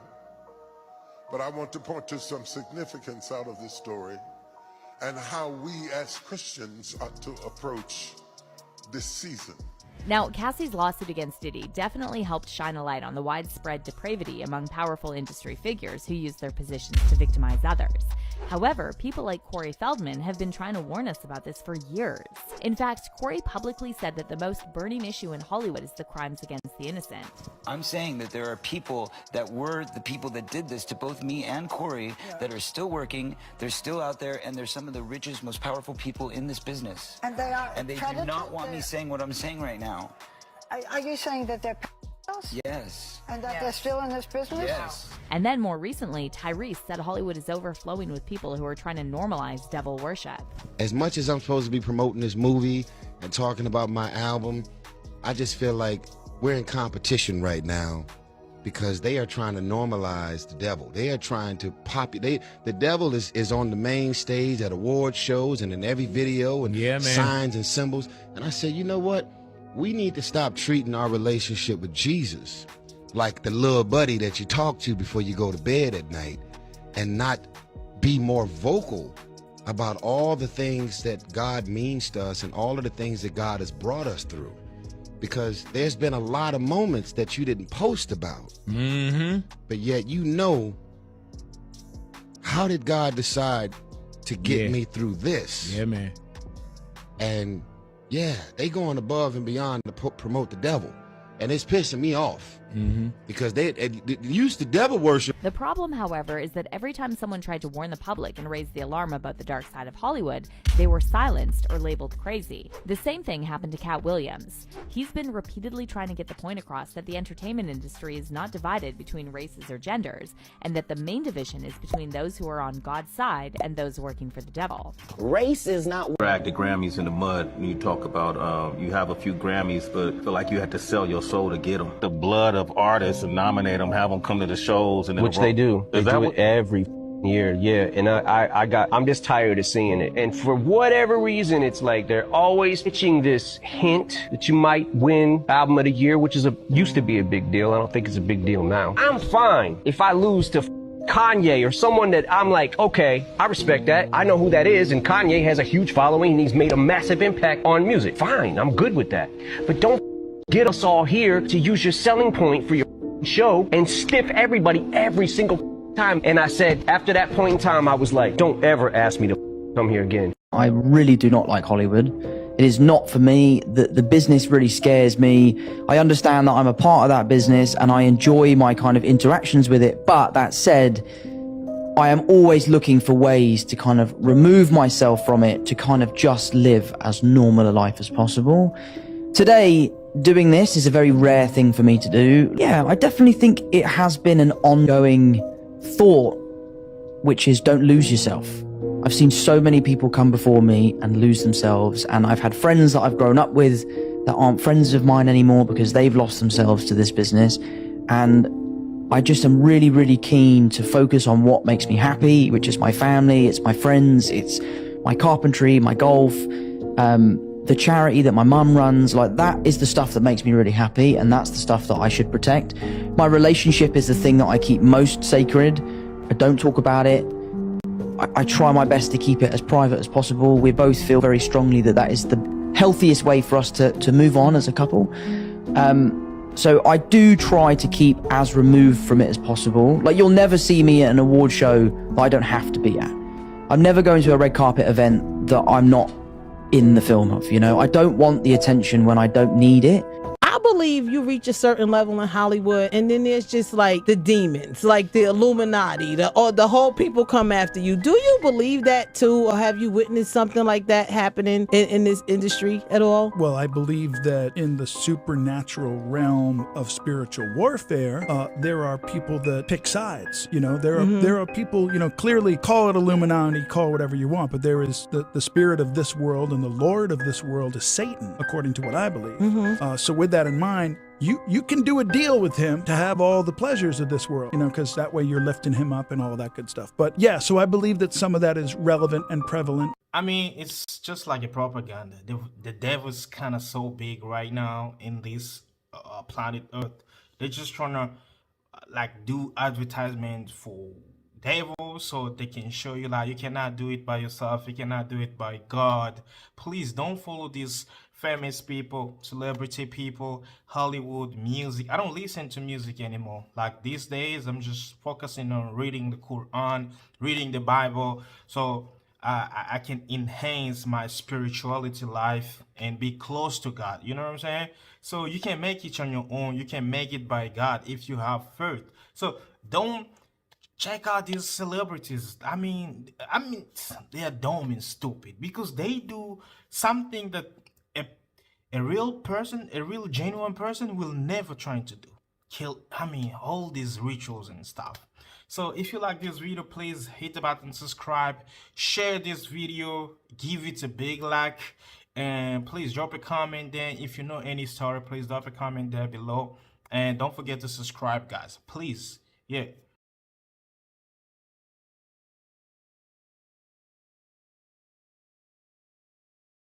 Nayib Bukele is 43 years old, kind of the youngest president in the world. He is from Palestinian descendant, and he's the president of El Salvador. I was watching this podcast with Taka Clarkson.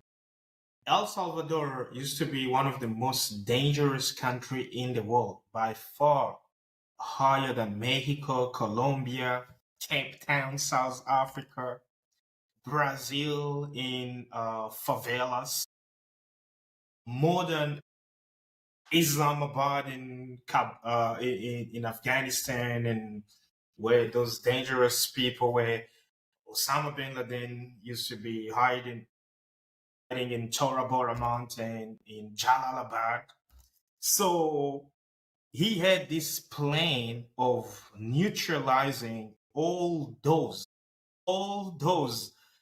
gangsters. What I'm talking about, gangsters, they are more dangerous than the cartel of Sinaloa in Mexico or in Guadalajara.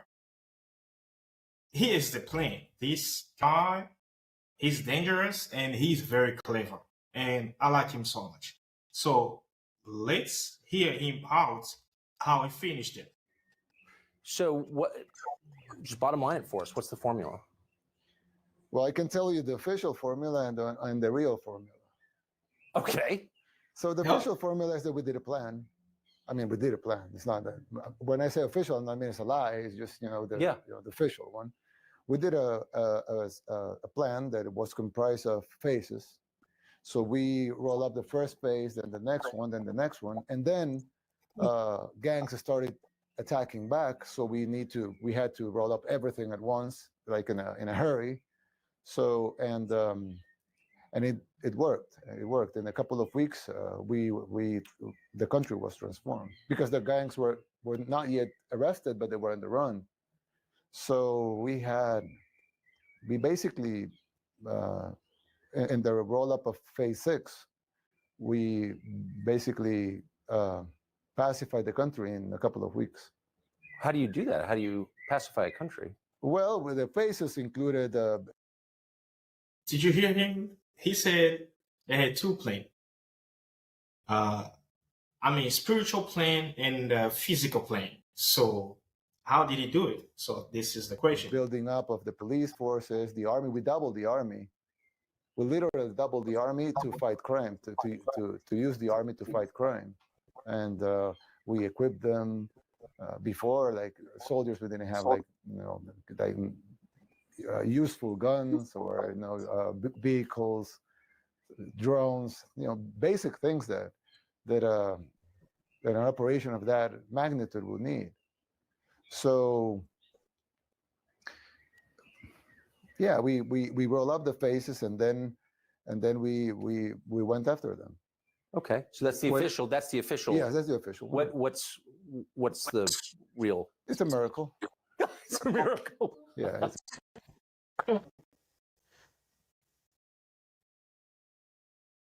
In the unseen, sometimes it's just miracle. Let's hear him out. I love that. What do you mean? Yeah, it's a miracle.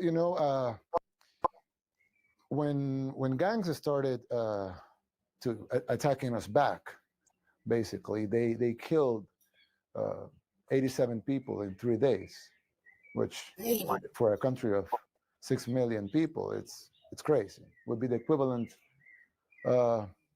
60 times would be the equivalent of having 5,000 deaths in 3 days, 5,000 murders in the U.S. in 3 days. Wow. Yeah. So we were in a meeting, and well, when it started, not when it ended, but when it started, we were in a meeting at my office, 3 a.m., 4 a.m., just watching, what was happening and trying to figure out what to do, because the problem with the gangs is that they don't only attack their objectives. When they want to create terror, they can attack anyone. So they can actually kill their grandma. Yes. And it's your victim. Yes. Because they don't care about their grandma. You care about their grandma, so it's your victim. If they kill their grandma, you have one death, and they have, they achieved the terror that they want to create. So they can kill anybody. Forget everything you knew about war games.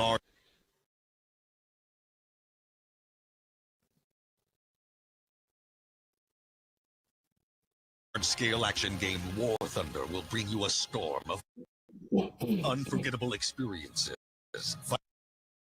A woman walking by, a guy working in the street, a taxi driver, they can kill anybody. And if the state goes after them, the state has no intention of killing or harming anybody, but the gang members.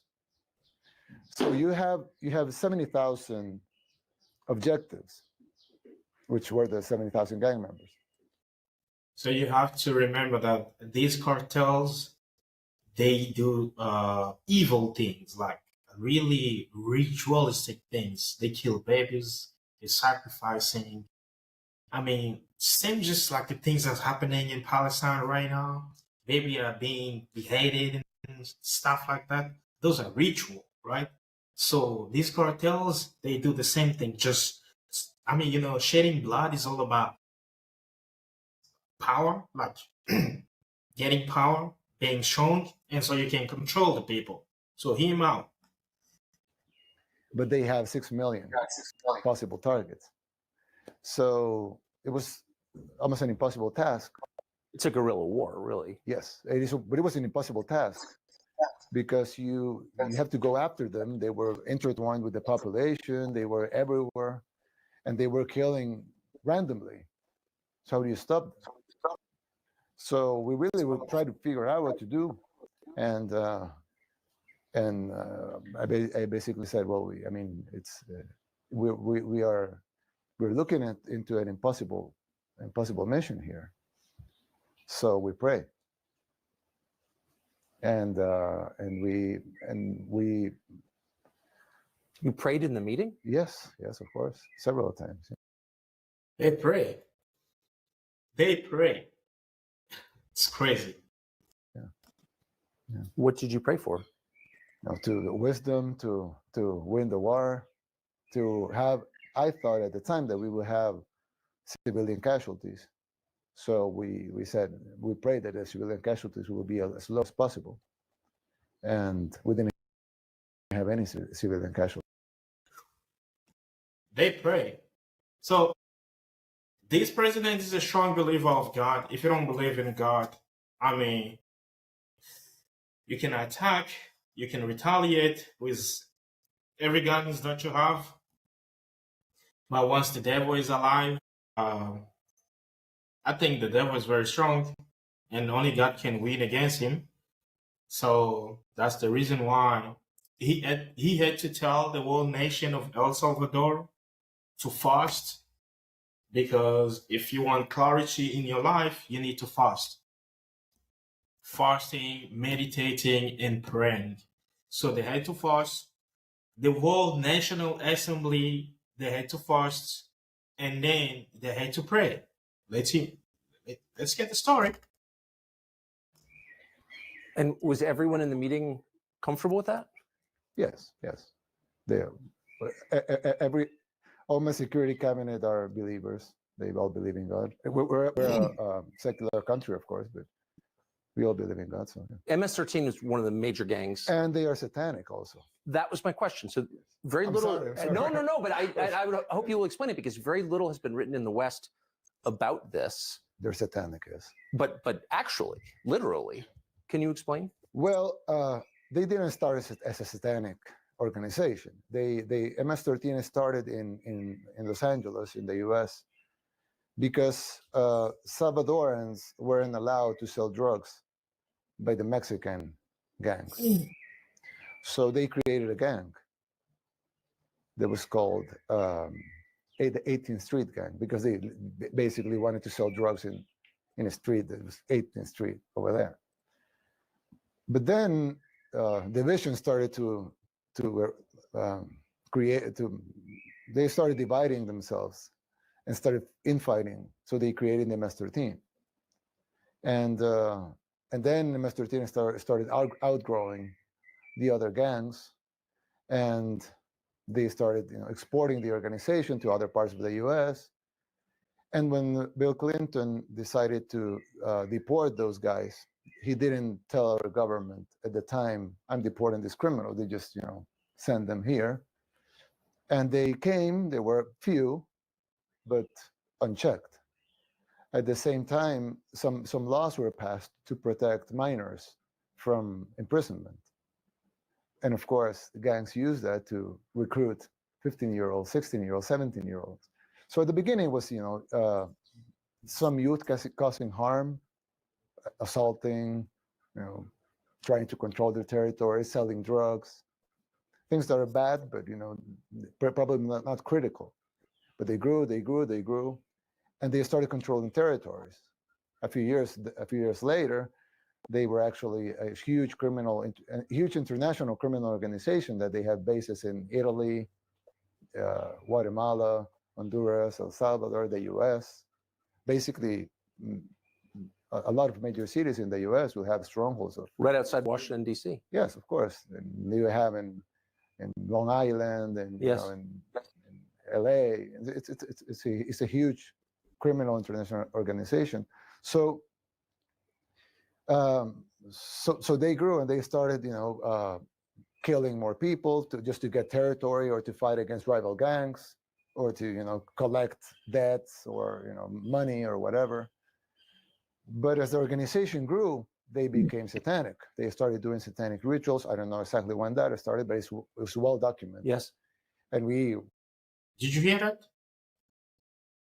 As soon as they started to grow, they started to do some satanic rituals. Like, bro, have you ever seen in any Mexican movie, like, where they cut people's head and they drink the blood? You're already selling drugs. You started to kill people. You do rituals. You become evil. I mean, I don't understand. Like, what type of money do you want, actually? Like, what type of money do you want to achieve? And secondly, fifthly, you're not a billionaire. You're not come on, man. Like, this is disgusting. In our arrest, we've even found authors and things like that. Yes, I've seen them. And so they became a satanic organization. And even when you sometimes when you interview gang members that are in prison, they would say, "I'm out of the gang." Of course, they're in prison. They would say, "I'm not a member of the gang anymore." And when they asked them why, I remember one. I remember the news outlet that made it this, but it's a very well-known news outlet that made this interview with a gang member in person. We allowed them to go into prisons and do the interviews. And the guy that they asked him, "How many people have you killed?" And he said, "I don't remember." He didn't remember how many, probably 10, 20. He didn't remember. And then they asked him, "And what is your position in the gang?" He explained how he went up in positions, but I left the gang. I said, "Why did you left the gang?" And he said, "Well, because I was used to kill people, but I killed for territory. I killed to collect money. I killed for extortion.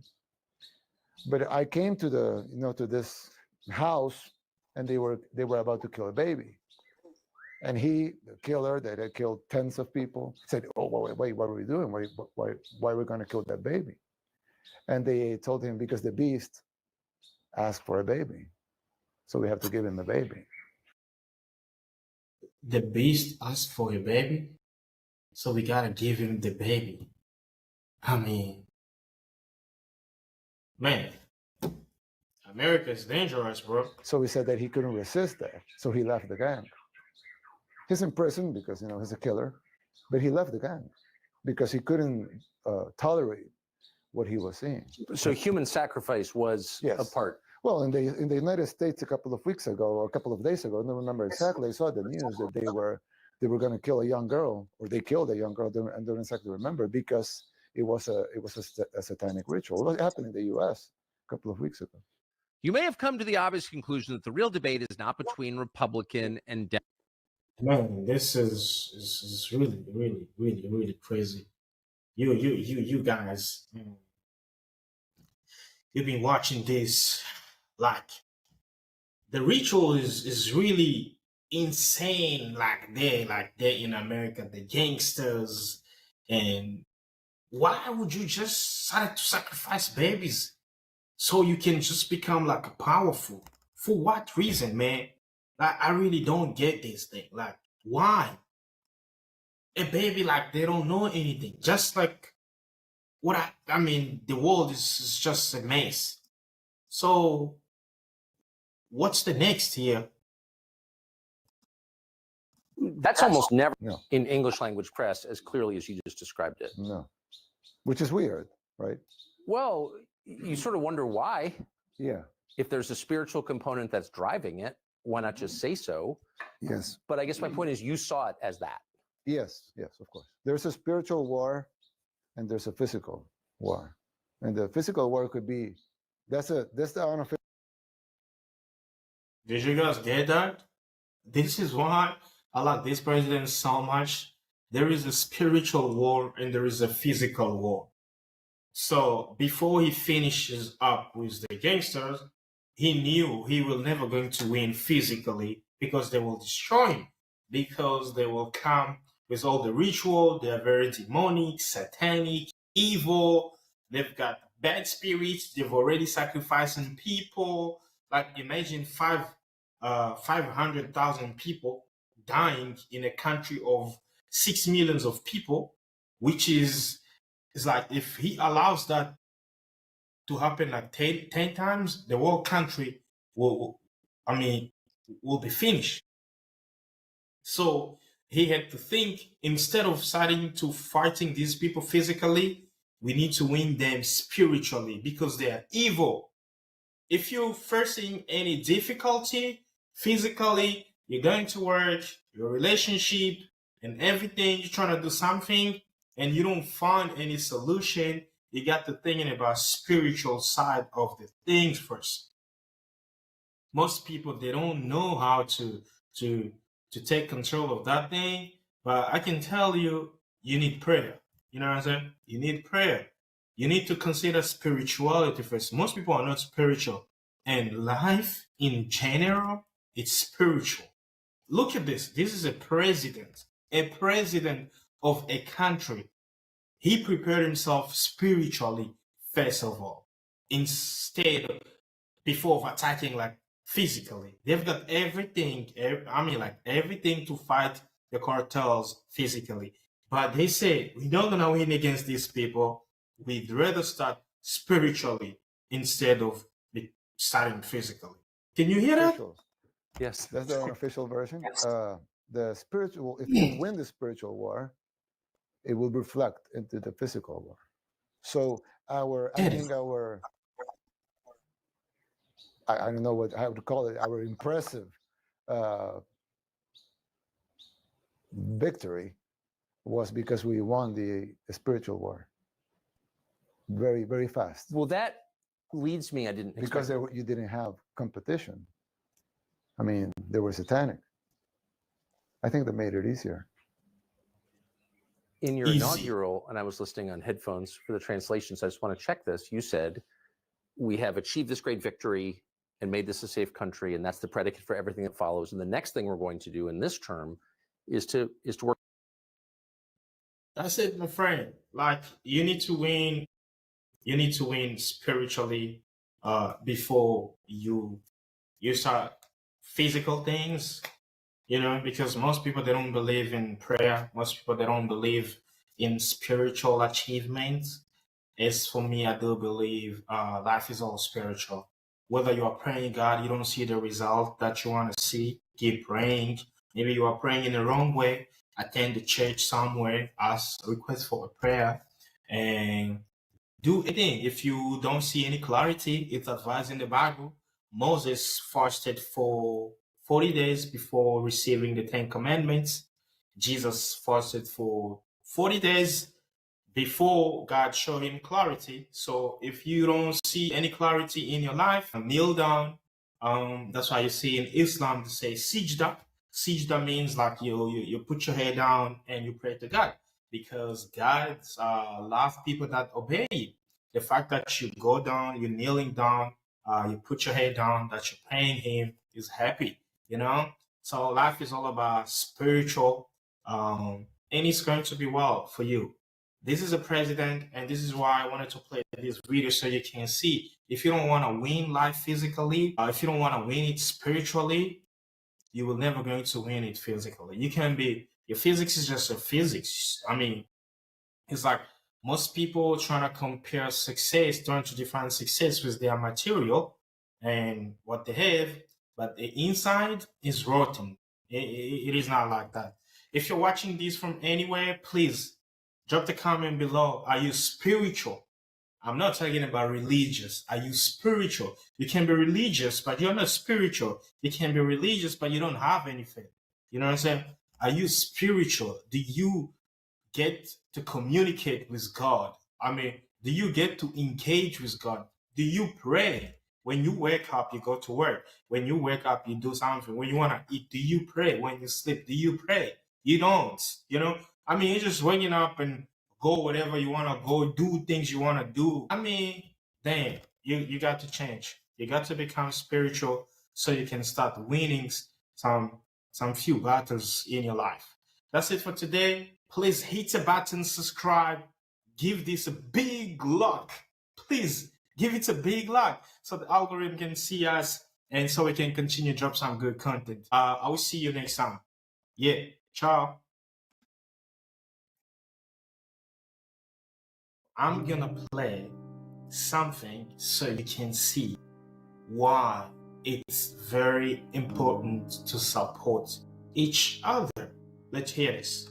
The Jews, in the Yiddish language, there's this word, fargi, beautiful word. Here's what it means. It means that if we are in a community and you're doing something, even if somebody outside the community can do it better, cheaper, and faster, we buy from you.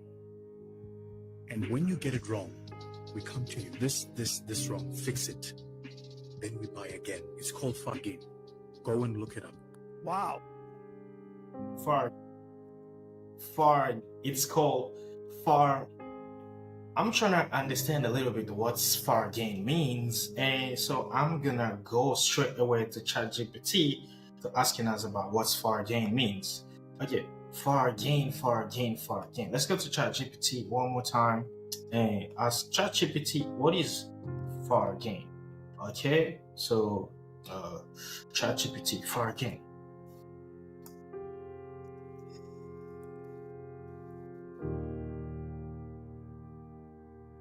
Fargen is a Yiddish word that roughly means genuinely feel joy or happiness for someone else's success or good fortune without jealousy or resentment.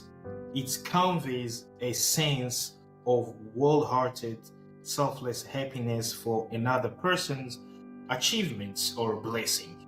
Bro, this is literally brainstorming, like really like brainstorming. Why do we black people, when somebody's opening his business, we get to be jealous?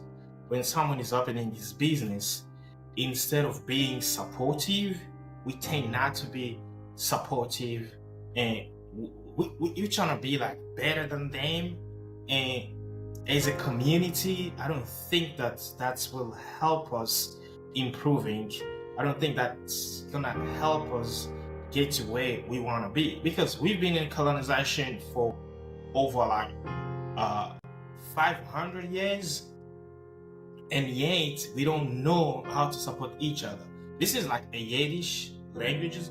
Yiddish is top of like the language where it's like German, Sumerians, and Hebrew stuff like that. So it means if somebody is opening up his own business, and even if you are not supposed to support him, or even if you don't like the product, you don't be like, no man, I'm not gonna support him because I don't like the product. No. Instead, if you don't like the product, what you're gonna do, you're gonna go to the person and tell him, yo, Ali, I don't think I like your product, bro. Maybe you're gonna have to change this product so that I can support you. But for us, let me play that again. Let me just play that again. Let me just play that again. Let me play that again so you can see it. You can see it properly. For again. Where is for again? For again. In Yiddish language. The Jews, in the Yiddish language, there's this word fargi, beautiful word. Here's what it means. It means that if we are in a community and you're doing something, even if somebody outside the community can do it better, cheaper, and faster, we buy from you. And when you get it wrong, we come to you. This wrong, fix it. Then we buy again. It's called fargi. Bro, you get it? When you do something wrong, you're such a business, you're selling clothes, you're selling food, you're doing some bad food, the menu is bad, we come to you, we say, bro, the menu is bad, sis, the menu is bad, you are supposed to improve your menu so we can come and buy for you, from you again. If I add something bad to you, I'm not gonna really run away from you, because we want to keep the economy circulating in our community, right? And believe me, bro, like everywhere you are going to be, whether it's in America, in Europe, in South Africa, everywhere in the world, in Asia, South America, where there is Jewish people, they know how to support each other. When you come to South Africa, the 4.1 millions of white people in South Africa, they keep the economy among each other. But when you go to black people, things is not the same. It's not really the same. When a black dude sees somebody's opening up his business, they get jealous. When someone is seeing a black dude is trying to succeed, they are the first one to bring up some bad things. They are the first to talk bad about their own people. I don't understand this about black people, man. I'm black. I'm super black. I like my black people to succeed, but there is too much things that's going on in the black community. Whether you are African American, whether you're African, Afro Asian, Afro European, Afro South American, bro, I mean, we don't like each other, man. I don't understand this thing. This is why today I decided to play this Fargen.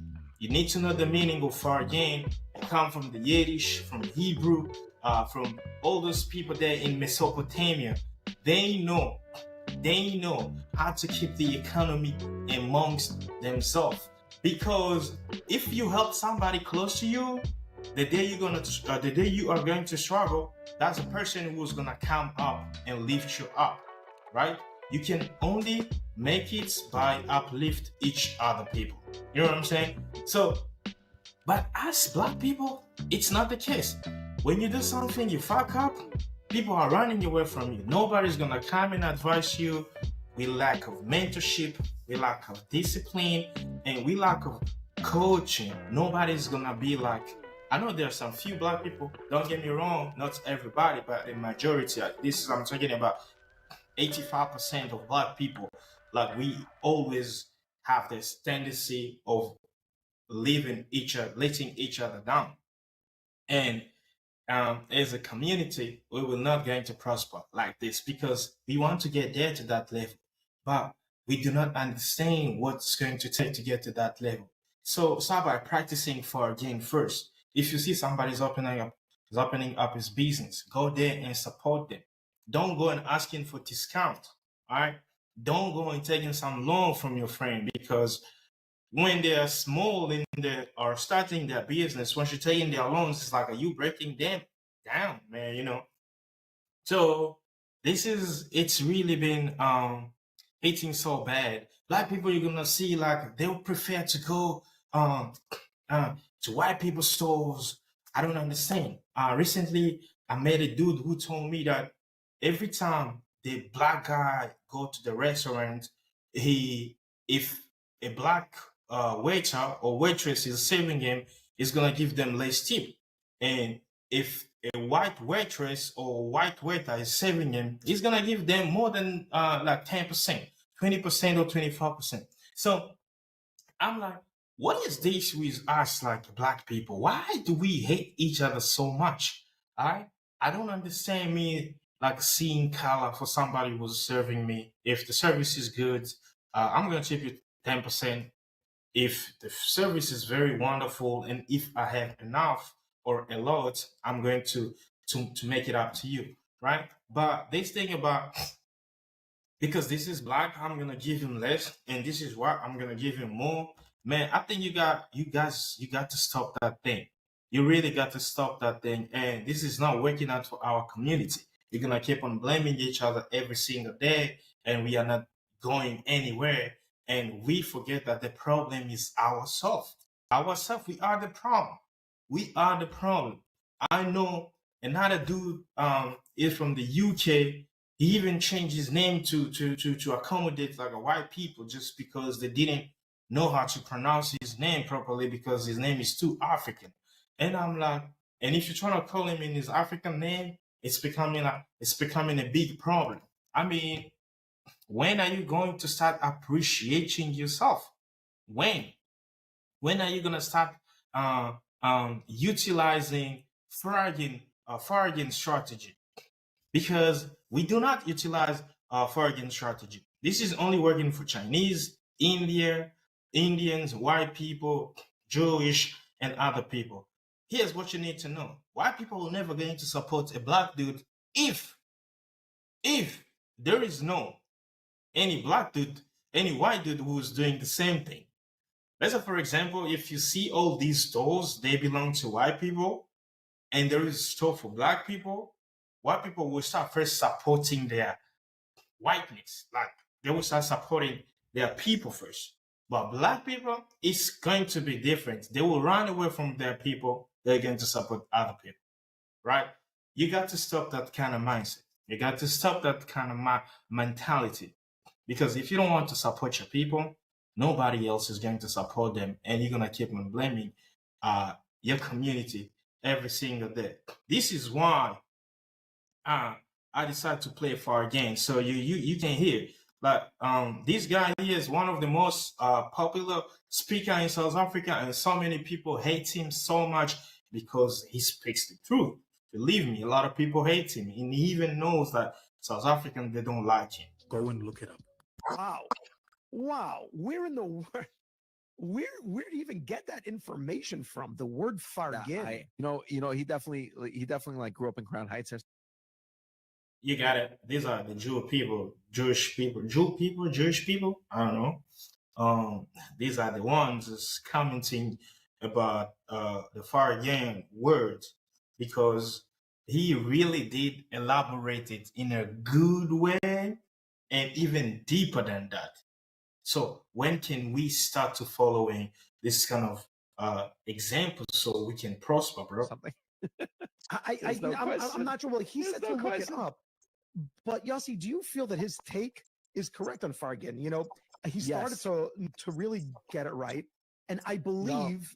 I believe he got it right. That's a thing. I believe he got it directly right, but to a point where it was deeper than the regular Fargan, which is that if you got it wrong, we'll come back to you and we'll say to you, please redo it, and then we'll come back and buy from you again. Exactly.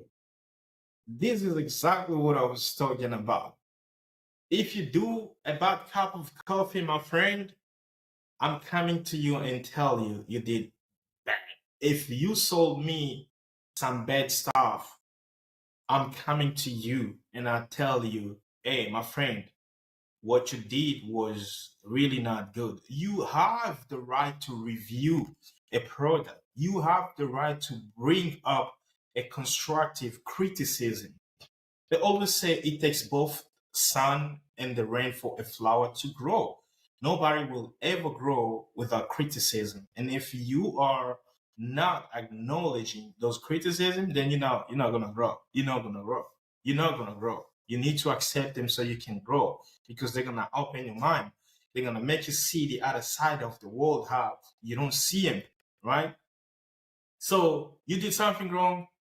If somebody did something wrong, go back to them, tell them, and keep supporting them.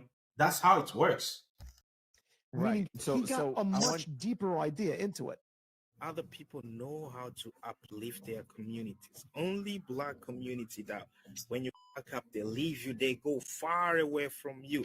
They don't want to come to give you advice, reviews of how you're going to be like, you can do something better so your business can move forward again. We don't do that.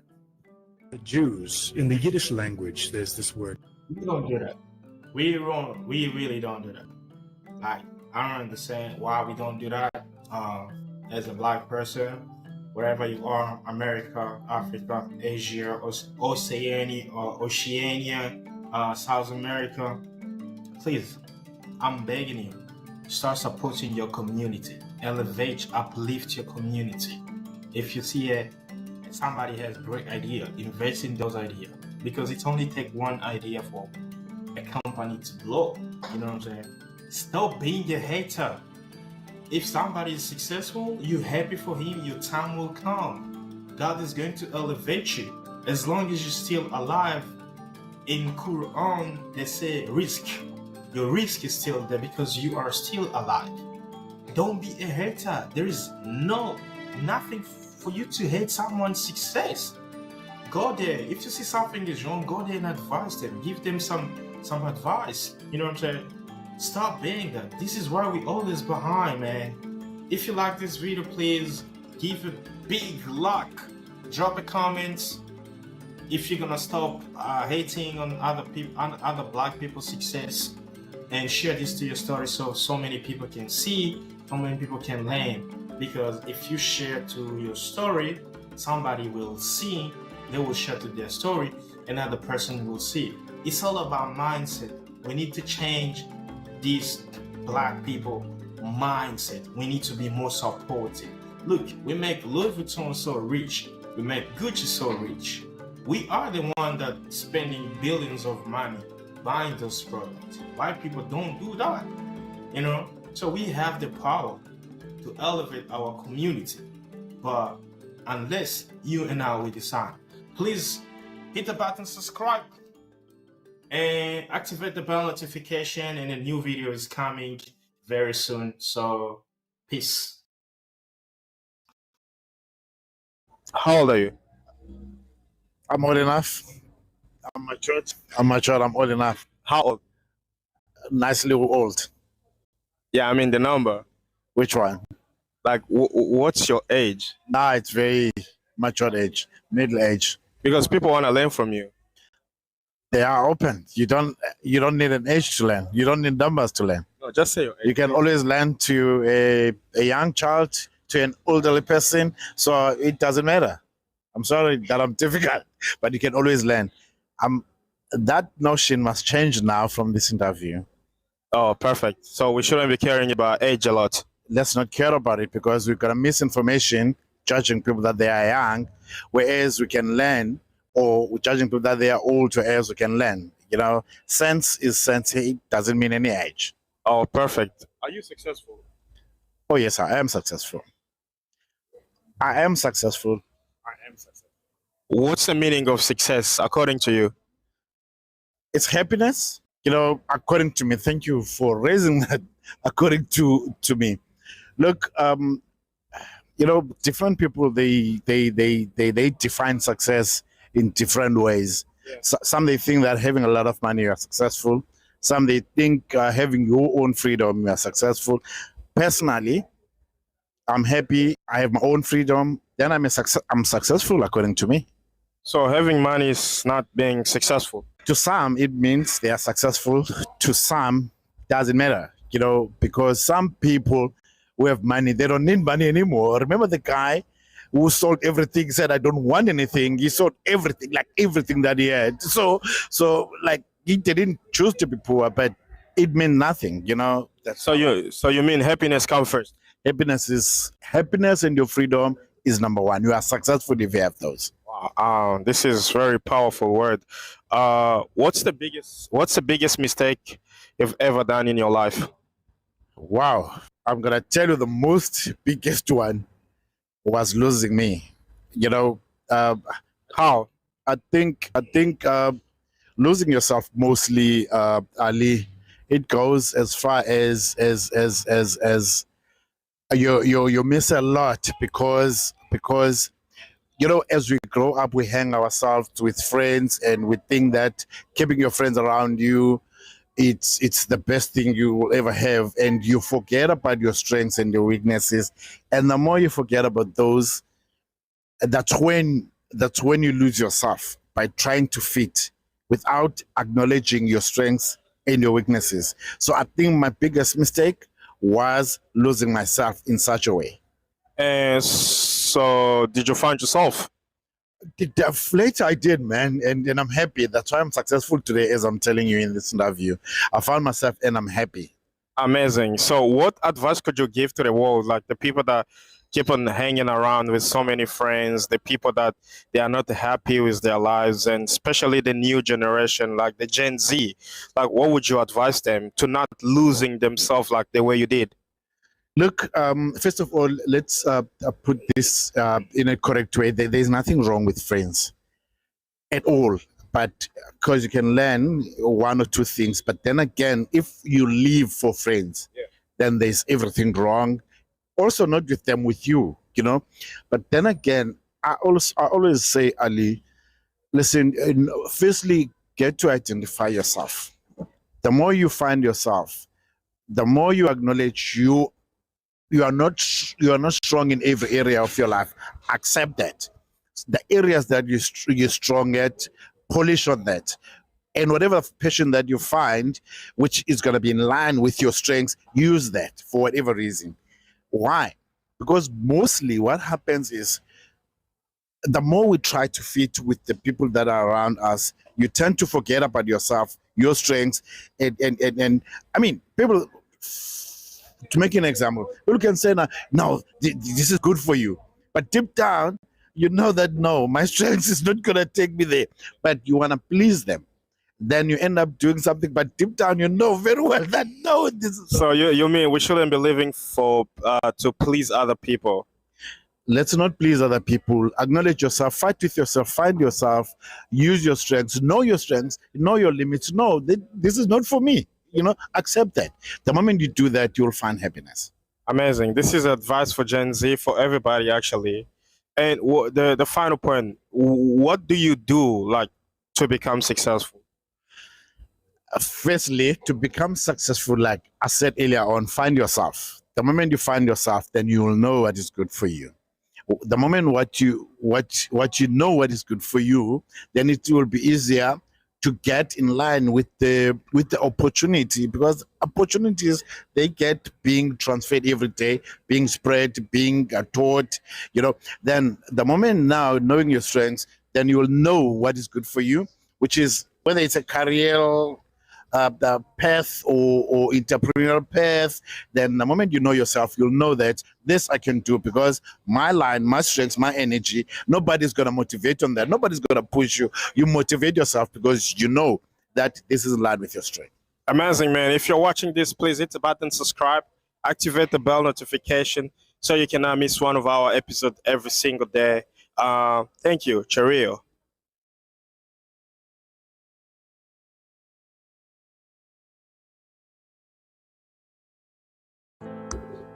Self-trust, self-confidence is the number one sign of your success. If you don't want to trust yourself, if you don't want have confidence in yourself, what do you think is going to trust you? What do you think is going to, believe you? Nobody. If you don't want to do things for yourself, what do you think is going to make things happen for you? Nobody's going to make those things happen for you. You need to learn how to trust yourself. You need to learn how to believe in yourself. And how do you do that? You got to learn daily. You got to empower yourself. Self-empowerment is the key to everything. Most of us, we struggle because we don't know. And how many people have you asked a question? 1 out of 10, they will tell you the answer. Most people don't know. A lot of people don't know.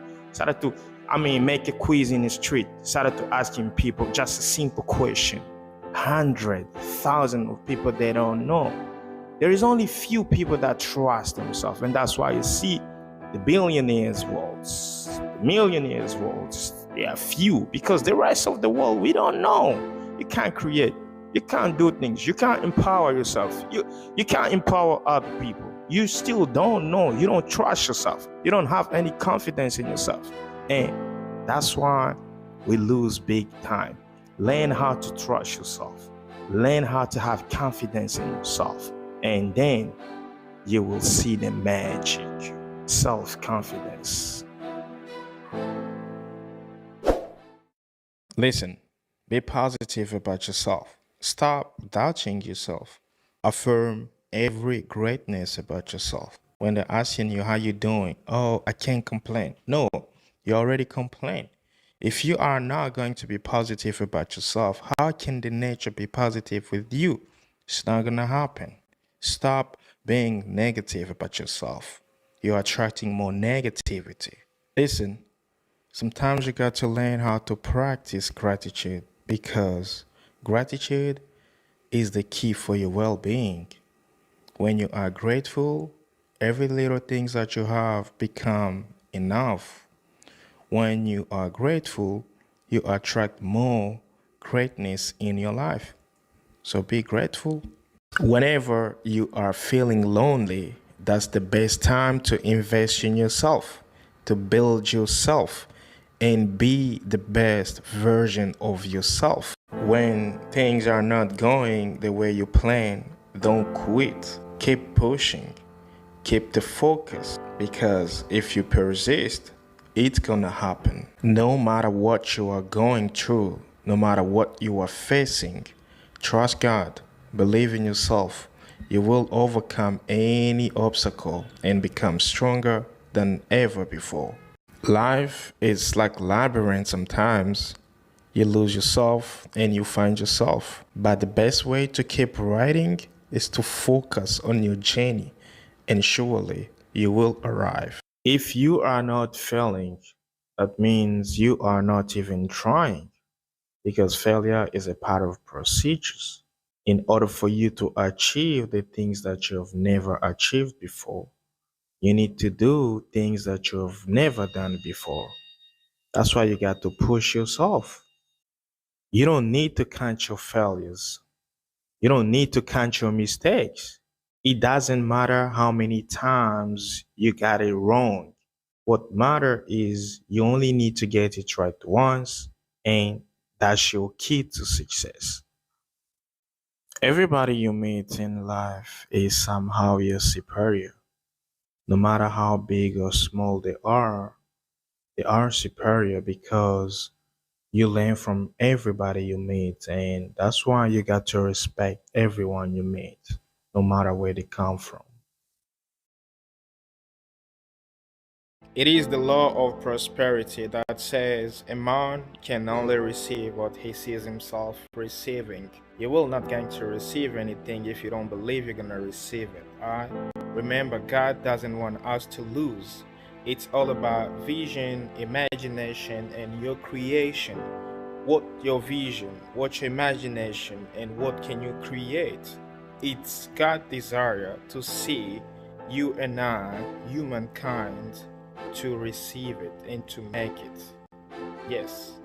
One of the best quotes that changed my entire perspective about how I view things come from a billionaire who once said, if you look at what you have in life, you will always have more. If you look at what you don't have, you will never have enough. And this is a question of gratitude. You can have a lot of things, but without gratitude, all those things, they won't be appreciated.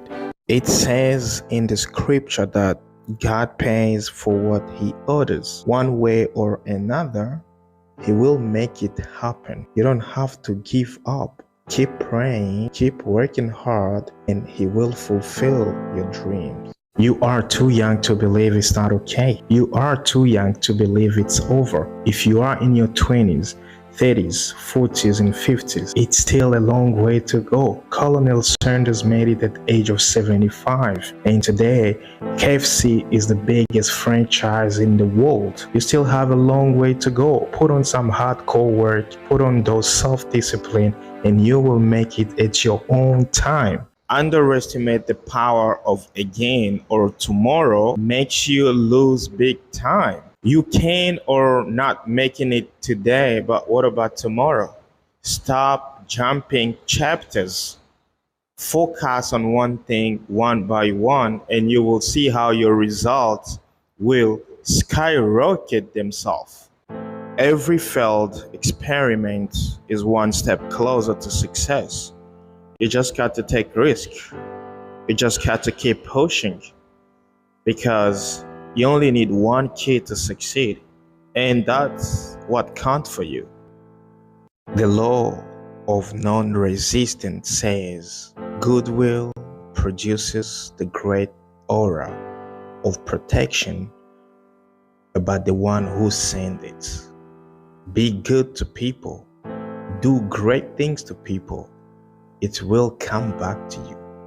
It's the law of non-resistance. Self-discipline requires you to invest your time in necessary activities only. Thomas Edison failed 1,000 times before creating the electrical bulb. And you failing 2 times, 3 times, think that it's over? It's not over yet. Create more, do more, push more.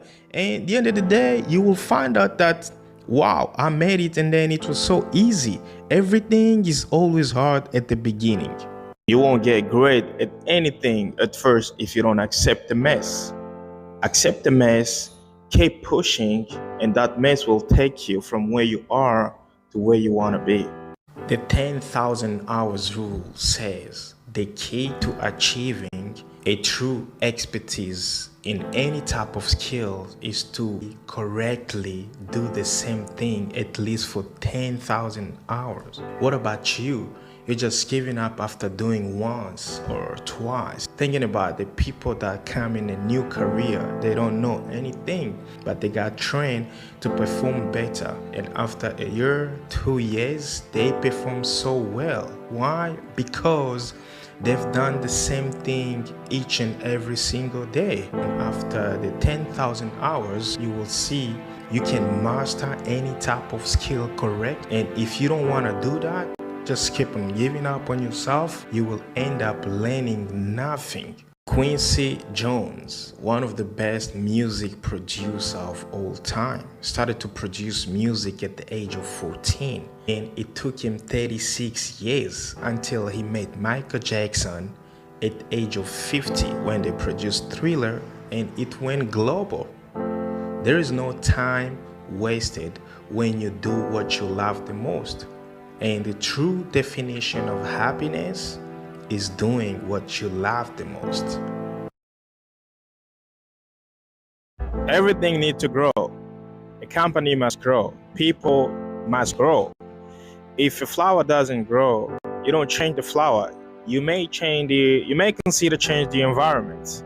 If you don't grow, stop hanging out with the people that you're hanging out with and trying to do something new. Dust yourself off and try again. Never being afraid of growth, because growth needs changes and transition. A secret of achieving things is to do things. It doesn't matter how bad you are, because the more you fail, the more you learn. The more you learn, the more you know. And the more you know, that means you are getting close to achieve your goals. You mustn't be afraid of starting. I was reading this book about Japanese longevity, and it says multitasking reduces 6% of your productivity. And when you are not really productive, you are wasting so much time, so much energy. Instead of multitasking, where everybody's being proud of multitasking, doing so many things at once while they don't work and they are taking your time, focus on one point, put your energy on one thing. Surely you will going to achieve it. One of the best basketball player of our history, LeBron Raymond James, fell with his first team for 9 years in a row. It took him 9 years of his career to accomplish his first dream. And then you cry because you've been trying for 2, 3, 6 months, you don't achieve anything. Yes, big and great accomplishment need time, dedication, hard work, and commitment. If you want to decide to give up, you can even give up your entire life. But at the end of the day, you are not achieving anything. You cannot let failure dominate and determine your mind. And this is where the power of affirmation comes in. Once you let failure determine and dominate your mind, you are automatically become a loser. Overthinking is a killer. Overthinking is worse. There is nothing wrong with trying. If you don't want to try, you will not going to know if the result will be perfect or worse. Keep trying. One of the best quotes from LeBron James, who once said, "You can't be afraid to fail. It's the only way you succeed. You will not gonna win all the time, and you will not going to lose all the time." Most of the biggest mistakes people do is to follow other people's perception. The things that may be working for you might not be working for your friend. And the thing that may be working for your friend might not be working for you. One of the law of prosperity once said, if a man wishes someone bad luck, he is sure to attract bad luck himself. And if he wishes to aid someone to success, he wishes and aiding himself to success. One of the best motivational quotes from Zig Ziglar, who once said, "You don't have to be great at the beginning of everything. You don't have to be great at the start, but you just have to start and be great." Because most people have self-doubt, lack of confidence, lack of self-empowerment, and you don't have to worry about those things. Just do something, and that audacity of doing something is gonna give you the way, it's gonna give you the goal of achieving the great things that are waiting for you. J.K. Rowling didn't know she was going to be one of the most famous author of all time. She was just creating a story for her kids.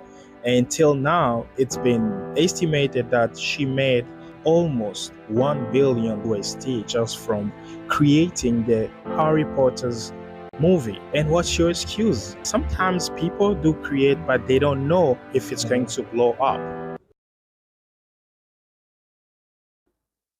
Reading so many books won't help you, but reading and apply what you are reading will help you far better than reading millions of books. Listen, everything you have learned, everything you know are not going to work until you decide to take an action and do something about it. Listen, life is not a fight. If you're a loser today, doesn't mean you will be losing every day. And if you are a winner today, doesn't guarantee you will be winning every day. Train your soul, your brain, your mind too, not just your body. Learning skills will ever stop. People learn every day. The world is upgrading hourly. So you need to learn also every single day because the world of today is not the world of tomorrow. The world of tomorrow is not going to be the world of after tomorrow. Listen, no matter how big you are, your ego will never going to lead you anywhere. But discipline and commitment, they will. Focus, commitment, dedication, discipline, and practice, they are your key to your achievement. Dum spiro spero. In everything that you are doing, as long as you're still alive, you still can make it. As long as you're still alive, you still can do wonder and create magic because you are still alive. Listen, in everything that you are doing, there will always be those people that brings up negative energy. But the best thing you can do is to focus on the positive side.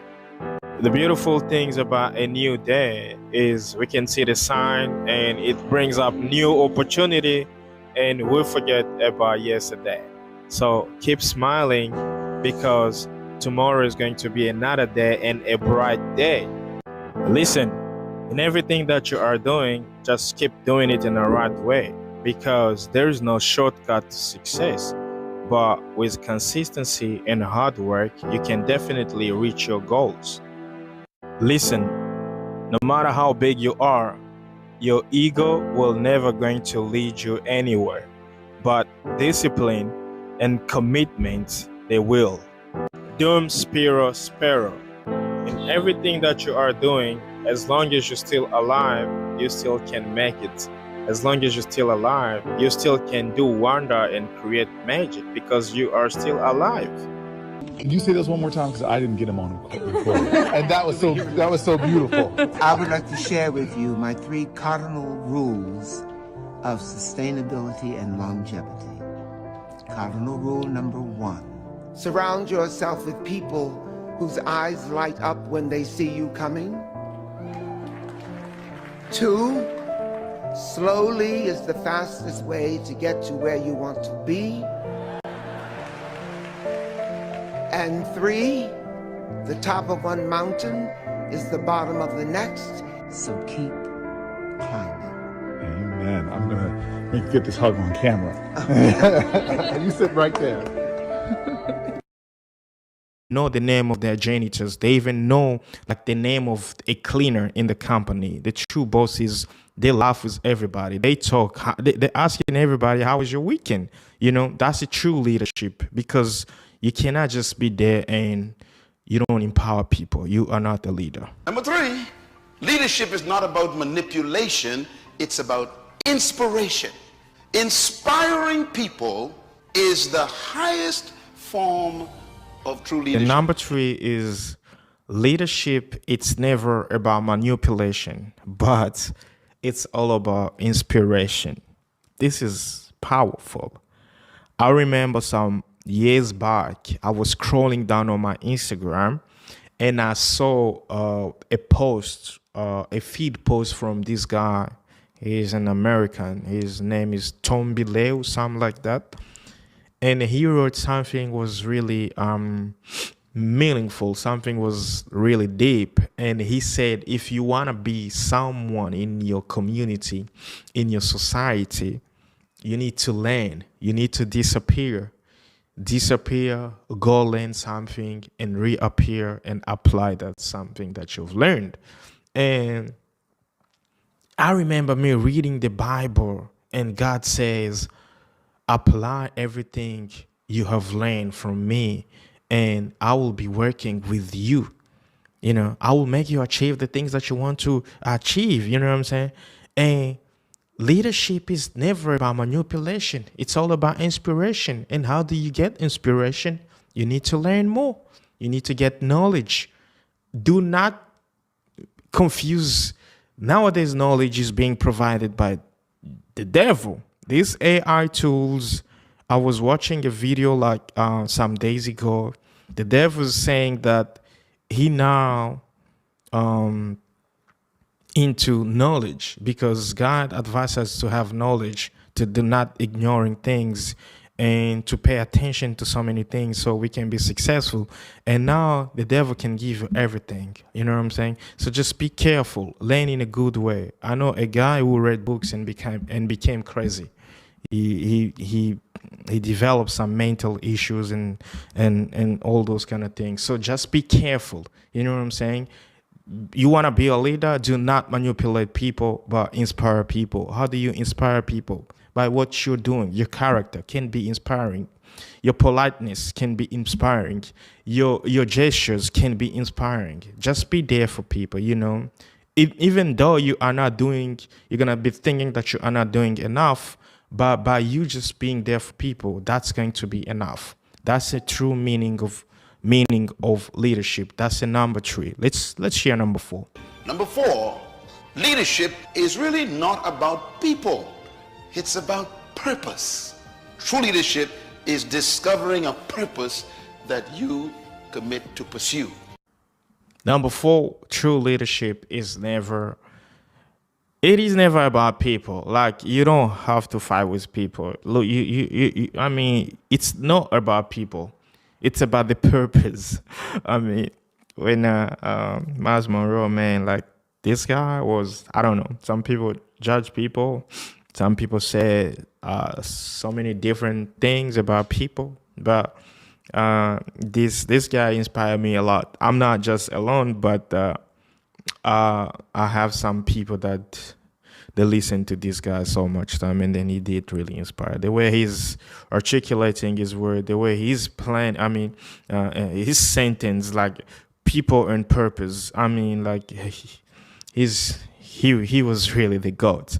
I mean, leadership is never about people. It's about purpose. Find a purpose in someone is very hard. Some people do not even know their purpose, you know, until they get old and until they die. And to find your purpose in life, you'll become rich. I'm not talking about rich financially, but once you discover your purpose, you find your arcana, you find your true meaning why you are here on this planet Earth, you become really rich and unstoppable.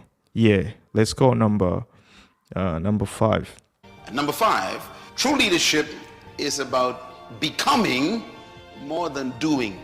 You know, most people that we call leaders, we describe them as doing great things.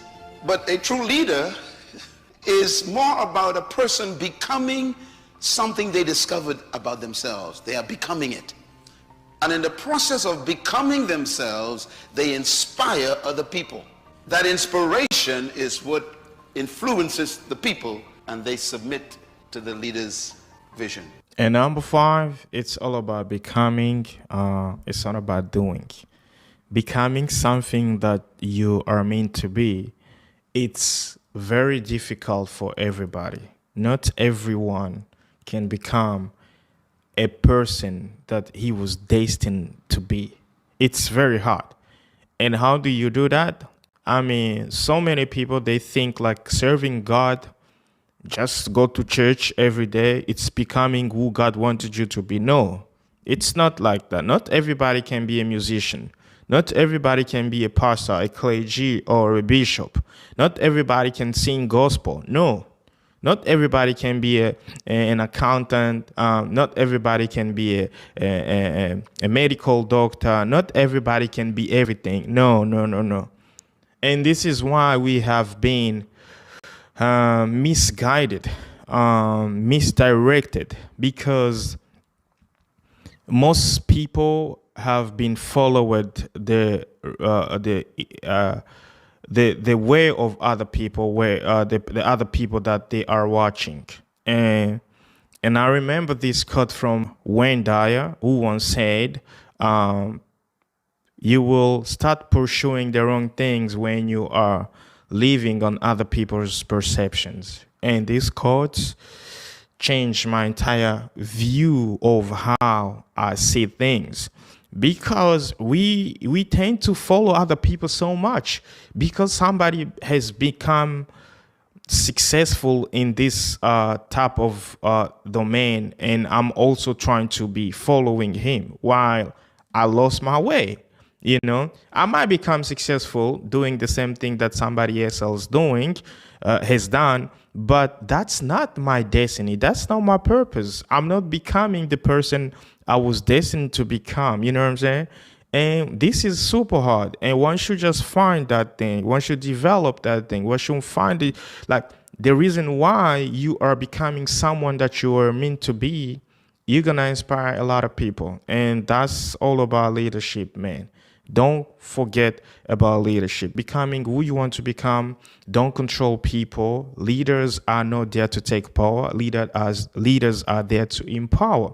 Leaders are not there to manipulate, but leaders are there to inspire. You know what I'm saying? So that's it for today. If you are watching this, please hit the button, subscribe. If you have subscribed to my channel, please activate the bell notification, because when I go to my analytics, they say 98% of the people that are watching Amka podcasts are not subscribed, and the 2.something% subscribing are the only people that are watching this. So I'm trying to be there for you. I'm trying to bring as much as video as I can, as I could, so that you can watch things like this. You know what I'm saying? Well, this is what I've becoming, and you got to help me achieve that goal. So see you next time. We've been really living in the world where everything has been designed for us, and the end of the day, you just understand that they wanted to manipulate, they want to control, they want to do something that they wanted, not what we can do or what we can achieve. So I was watching this TikTok, and I came across Miles Monroe teaching the 5 keys principle of a true leadership. And I was thinking, like, damn, I once read this book before and I really enjoyed, and then it gives value to the people, because everybody's claiming to be a leader, but at the end, if you check really the true definition of a leader, you see a lot of people, they are not. Even the so-called the people in power, but that's not about leadership. So I was watching this and I thought that's going to be interesting for you to watch, and let's dive into it. 90% of the leaders you call leaders are not true leaders. These are normally people who are professional manipulators. They wield power. They can force things that go their way, where they withhold from you in order to manipulate you things that you want, and you call them leaders. True leadership is you. 90% of the people that we call leaders, they are not real leaders. They are manipulators. They want power so they can force you, so they can control you, and so they can do everything they want to do through you. Those are not leaders, and that's not leadership. True leadership is, you know, it's not about what we think it is. Leadership is never about control. Leadership is it's never about power. I mean, this is so powerful. True leadership is usually completely opposite to each of those elements. Leadership is not about power, it's about empowerment. Leadership is not about control, it's about let people do what they want to do. Like, do not control people. You know what I'm saying? Give people the choice, but the right choice, not the wrong choice. So don't get me wrong. You just expose the fact that they are not a true leader. A true leader will have followers who say the opposite. That person empowered me. That person made me great. Leadership is not about taking power over people, but in contrary, it's all about empowering people. You know, I mean, what's the best example of a true leader who wants to empower people? I was talking about Abraham Lincoln of the America. I was talking about I was talking about people like Muammar Gaddafi or of Libya. You know, when he died, people actually understood that that guy was a leader. You know, because instead of keeping the power to himself, he did some sort of like empowering the Libyans. And the end of the day, what the Libyan thought it was about, and once he was dead, they find out that they were wrong, and that's not how it used to. That's not really how they thought it's gonna be, because leadership is not for everyone. It can be for everyone, but in some sort it's not for everyone, because most people will fail to comply with this criteria of being a leader. And so that's why, like, us in Africa, we really struggle a lot economically. I mean, because our leaders, they want power and they don't want to empower.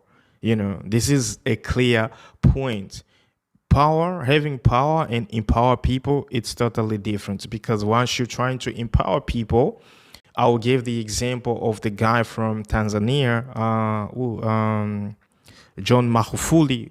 You know, he was there to empower the people from Tanzania, and the people in power saw that they don't have more opportunity because the guy is there to serve his people, his population, and they decide to take him out. You know what I'm saying? Those are the true meaning of leadership. It's not about taking power, because once you become a leader, means you dedicate your life to serve. And once you dedicate your life to serve people, that means like you are empowering people. You know what I'm saying? You make people feel great. You make people achieve what they mean to be. You know what I'm saying? But when you're becoming a leader just for power, that's where your country is suffering. That's where the people around you, they are suffering, because you try not to control things. And once you control things, you're going to think sometimes people like you, but they don't like you, but they just don't want to show it to you. You know what I'm saying? So that's not true leaders. The true bosses, they even know the name of their janitors. They even know like the name of a cleaner in the company. The true bosses, they laugh with everybody. They talk. They're asking everybody, how was your weekend? You know, that's a true leadership, because you cannot just be there and you don't empower people. You are not a leader. Number 3, leadership is not about manipulation. It's about inspiration. Inspiring people is the highest form of true leadership. And number 3 is leadership. It's never about manipulation, but it's all about inspiration. This is powerful. I remember some years back, I was scrolling down on my Instagram, and I saw a post, a feed post from this guy. He's an American. His name is Tom Bileu, something like that. And he wrote something was really meaningful. Something was really deep. And he said, if you want to be someone in your community, in your society, you need to learn. You need to disappear. Disappear, go learn something, and reappear and apply that something that you've learned. And I remember me reading the Bible, and God says, bro, man, I don't want to repeat that thing. I mean, I think that's the kind of trauma that I have. But in a relationship, no, not really. They play. All men because your dad was messed up, or do you hate all women because your mom was messed up? How about your ability to be accountable? Do you believe when in you were this? wrong? Guys, this is kind of one of the most important things that we always we always underestimate. And this is it is about how you grew up, because most people come in a relationship and they were not taught how to handle someone's behavior situations, and those kind of situations, they kind of like not helping you in your journey. They are not helping you to grow as a person with another person, to grow as a person with your partner. You know, so many people were born where they in the families where there were no love. So many people were born in families where they don't know how to handle some certain situations, and then you just date somebody, and then you understand like they're not gonna be there for you. I mean, to consoling you, like to be, I mean, emotionally, physically, mentally, they're not going to be there. All they do care is like partying, shopping, and I mean like money situations like that. I mean, so it's not really sometimes our fault, but it's depend of how we grew up, because that was like our parent duties and they did not fulfill those duties, and then now in our journeys, in our relationship, we kind of struggle. I mean, this is very sad because a lot of people are really like that. They didn't grow with love, and this is really effective in a bad way because it's killing our relationships. And then we just keep on blaming each other for no reason. Oh, you are wrong, you are right. No, it's because of those things. And that's the reason why I tried to play this video, because it's kind of helpful. Do you have the ability to say, I'm sorry? And then do you have the ability to change the behavior that caused the pain? How about your ability to love a person in their love language and not what you think it should be? How about your trust issues? Have you been able to deal with those? What about your anger management? What happens when you do get triggered? What happens when you do get angry? Is it WWE? What about when you get triggered? Are you? I mean, you become a Rambo in the jungle or what? Man, all these things we got to learn in a relationship. You got to learn how to be patient. You got to learn how to cooperating, how to collaborating. I mean, relationship is it's the key to our success, because if you don't have any good relationship with your friends, your partner, your bosses, your colleagues, I mean, it's very hard for you. I mean, you just got to be a good person, you know? You just have to be kind. I mean, kindness doesn't mean like you are weak. You know, kindness is the kind of thing that's gonna open door for you. I mean, kindness is that thing that is gonna elevate you, is gonna lift you up. When you are kind, even the entire universe is going to be kind to you, you know? So forgive, forget, move on, don't fight, don't chat back, don't be a person of anger issue. Emotional intelligence is kind of that thing like everybody should learn, and learn how to control it. Do not be a kind of person like, I've heard so many people be like, I'm a short-tempered person, and I'm like, bro, you should be ashamed of yourself to say that in public. Really, we're trying to control that thing, not to be proud of that thing. Yeah. Off the top ropes? Do you justify your negative behaviors?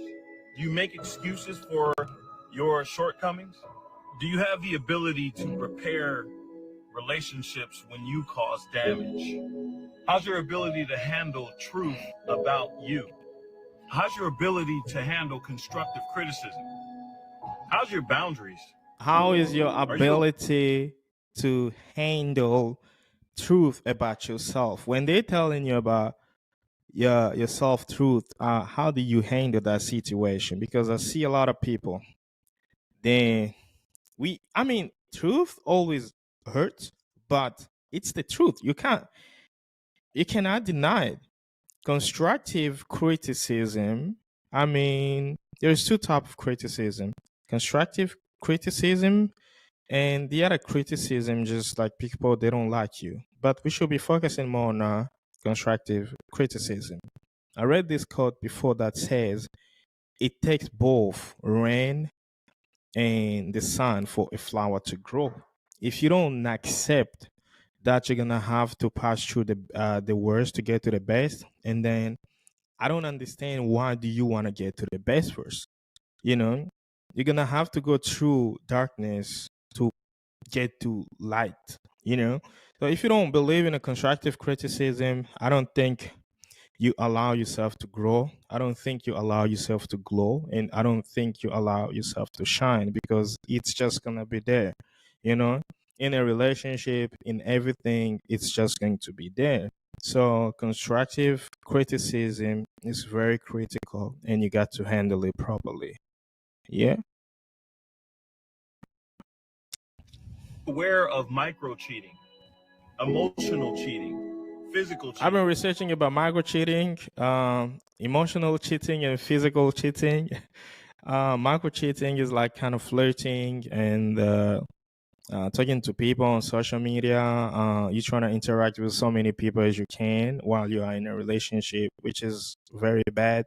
You can't do that. Emotional cheating is like you getting intense with other people while you have your partner. It's like you get to the point where you're trying to cheat, like really physically, but you are not cheating because you'll be like, oh wait, I have a partner, so if I was about to have an affair with you, this is going to affect my relationship, so I can't do that. But I'm gonna tell you something: you cannot allow yourself to get to that situation. Everything you do in your life, you allow those things to happen. And to get to the point where you are you are being emotionally cheating with someone else while you have a partner, I don't believe that is a good idea. It's like you just already cheating, you know, you're already cheating. And physical cheating, everybody knows. I mean, these things are not allowed in a relationship. I mean, you shouldn't be doing those in a relationship because they are just going to end your relationship. That's it. It's easy. All right. Have No, you I done haven't. any of those? Is that your go-to when things go wrong? If you haven't become aware of and dealt with those things that I talked about, you might not be ready. I'm just saying. Quick question. Okay. I mean, that's it for this video. Had about 1.2 million. If I read the comments here, you're gonna understand that so many people are not ready to date. This comment got 1525 likes when I thought I was ready, but now I see still I have some more work to do.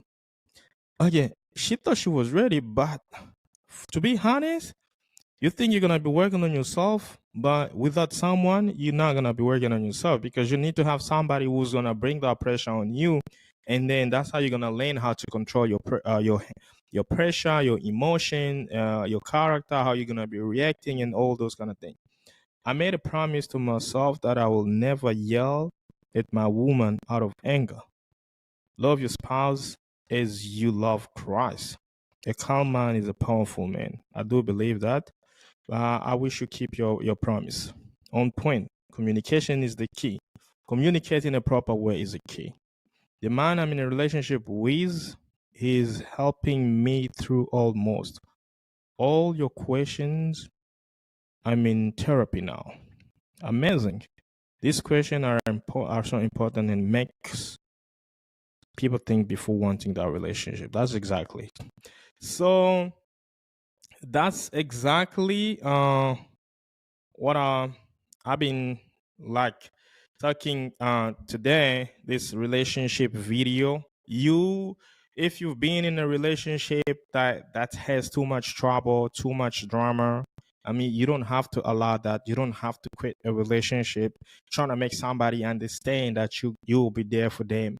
You can do something better for them, and see how it's going to help you. Because this thing about quitting relationship because of someone's behavior, it might be your behavior that's wrong, and you go to another relationship, you're gonna face the same problem. So let me know, what do you think in the comment below. And once again, Riverside is a dope platform, like it's a dope software to do some podcasting. I'm just like doing it today, and I'm loving it so much. I've been struggling with some other people, but now I really, really love Riverside so much, and it is great. So if you are watching this If you're listening to this on Spotify, please hit the button, subscribe on the link below. It's going to direct you straight to our podcast on YouTube. And if you're watching on YouTube, from YouTube, please hit the button, subscribe. If you have subscribed, please hit the button, activate notification so you cannot miss one of our episodes every single day that we upload. And that's it for me for today. And I'm going to tell you, peace. I will see you soon, actually. Yeah, I will see you soon. All right. Cheerio. What's happening, everybody? Welcome to Amke Podcast. Man, today is my first day I'm using Riverside.fm. It's very good software for podcaster, interviewers, and all those kind of digital visual that you're trying to do, like except for designs and the other thing. So today, actually been watching this guy on my TikTok, and he was having a powerful message about relationship. If you are not really ready to be in a relationship, please don't be in a relationship, because I could even seen some comments here, like people are talking about comments, which is, it's kind of wild. So his message is really clear, it's very deep, and it's profound. I will let you hear it so you can see like what's happening. There we go. Quick question. Are you qualified to be in that long-term healthy relationship that you say you want so much? What do I mean by that? How's your communication skills? Do you communicate or do you shut down? And when you do communicate, are you aggressive? Are you passive aggressive? Are you passive?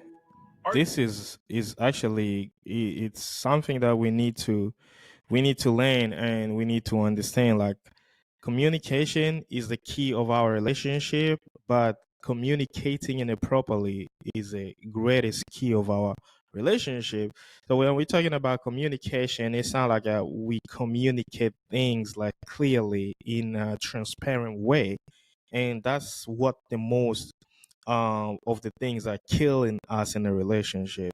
I mean, express your feeling, express your thought, and express yourself. Do not just thinking about something and think that it's going to be the way you are while you are not expressing it. So he was right. Communication. Are you passive? Are you aggressive? I mean, do you reserve yourself, or you communicate in a proper way? So I don't know about you, but most people like that. Like, they don't communicate properly.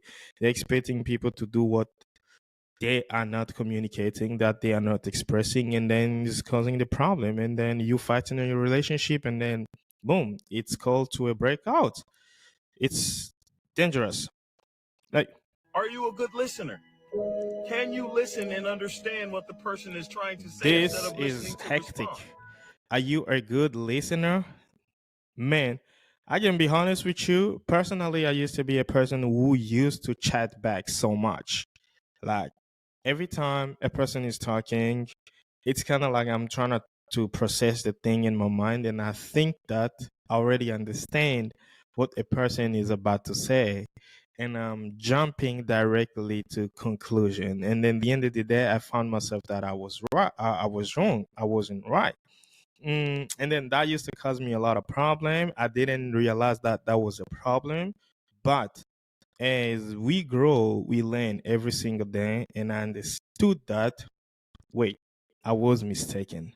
I should not listen to respond, but I should listen to understand. So what type of person are you? Do you listen to understand, or do you listen to respond? Let me know in a comment below. Yeah, let's go. Do you have the ability to compromise, or do you have to have it your way all the time? How about your ability to forgive, or do you hold grudges? Have you dealt with your past relationship trauma, or are you still holding grudges from 6-7 relationships ago that you're bringing into your current relationship? Speaking of trauma, have you dealt with your childhood trauma? Do you hate all men because your dad was This messed up, or is do you hate all women? It's hey man, let me replay this. What did he say here? How about your ability to forgive? Um, are you a good listener? So we were here. So let me play the. Good listener. Can you listen and understand what the person is trying to say instead of listening to respond? Do you have the ability to compromise? Or do you have to have it your way all the Men, time? us men, like male, they like to impose things in their household, in their relationship. It's not really a good thing. What you should have done the best is to consider everybody's opinions, everybody's suggestion. I remember Dale Carnegie once said, the only way to empower someone is to congratulating them and to show them value. If you do not want to share or showing value to your partner, how do you empower them? You cannot empower someone by neglecting them or by do not consider them. Consideration is the key in a relationship. Do not just take anything your way. If you see you have a better way, keep asking for the opinion and then you take a conclusion. Don't just be like, it's me, it's me. No, that's ego. And ego in a relationship doesn't really work. Believe me. Let me know in a comment below what kind of way do you utilize to get along with your partner or to get a solution with your partner. Let me know in a comment below. How about your ability to forgive? Or do you hold How grudges? is your ability to forgive or do you hold grudges? I'll be saying myself, I'm a type of a person like we can fight right now and then after 34 minutes, I'm going to be fine. Let me just process those things. The anger is going to go. And then the end of the day, I'm going to be all right. You know what I'm saying? I really like myself about that because I don't know who taught me this. Apparently my mama. But if I am wrong, I'm going to come to you and apologize. Some people see that as a weakness, as a sign of weakness. But I do agree. Sometimes I'm weak and I don't want to keep that weakness. That's why I'm coming to you straight away. Yo, man, we fought. I don't understand. I was wrong. But I also think maybe you were wrong. If you don't hold yourself accountability of your wrongness, it's okay. I'm gonna do to mine. And at the end of the day, I'm not gonna hold grudges. You know, some things are very hard to forgive or to forget, but I'm just gonna bullshit it and then I'm gonna move on because I can't be just staying there holding grudges. It's not gonna help me. Have you dealt with your past relationship trauma? Or are you still holding grudges from 6, 7 relationships ago that you're bringing into your current relationship? Speaking of trauma, have you dealt with your childhood trauma? Childhood trauma.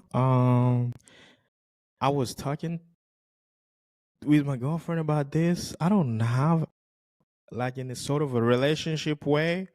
I really don't have, but in the sort of like life way, I do have because I came from a country where like the war, we were devastated by the war, and in sometimes it's as if I see like convoy of soldiers, helicopters, those things they trigger my mind, and I keep on remember the situation that we had in 1996 in Congo. I mean, like that was like, bro, man, I don't want to repeat that thing. I mean, I think that's the kind of trauma that I have, but in a relationship, no, not really. They play. All men because your dad was messed up, or do you hate all women because your mom was messed up? It's gonna sustain, it's gonna maintain people, and then it's gonna start to suggesting your content to other people. That's the number one. You need to be focusing on audience as algorithm. Don't confuse algorithm and an audience. They are the same thing, but in a different appellation. So number two, this is where it's really like it's really interesting because most people, me personally, I've done that mistake so many times. I'm never really paying attention to these things. It's called the three T's, like T number one, T number two, T number, not like T to drink, but later T. So it's called the triple T's: thumbnail, title, and topic. You know, thumbnail, title, and topic. So for you to maintain the people on your platform, on your video, on your content, you need really to focus on these things: thumbnail, title, and topic. And when I was told about this, I thought maybe it was just like a joke, but I'm gonna tell you it wasn't a joke. It was really the things that I was supposed to focus on, the things that I was supposed to put on a lot of effort. And once you put on effort at the beginning, it becomes really like easy. The more you are doing it, the more you are getting used to it. So that's the 3T: thumbnail, title, and topic. So let's start with the thumbnail. So as you guys could see, like when I was uploading my video here, I was uploading my video. You see, like right now, I am live on YouTube. You see, if you're watching this from other in other places, like Facebook page or Facebook profile, I will advise you to come on YouTube because that's where you can find the best resolution. You know what I'm saying? So, like some time ago, like I was I was changing my thumbnail here. I had a thumbnail, and I decided to change it. You know, because this is the idea of thumbnail. This is like, I wish I knew. There is a YouTube logo there. There is some screenshot of some analytics over there because I'm about to explain the analytics. There is me with my positive energy cap and my positive energy hoodies, and then there is a microphone over there. This is just to tell people that I am doing something. You know what I'm saying?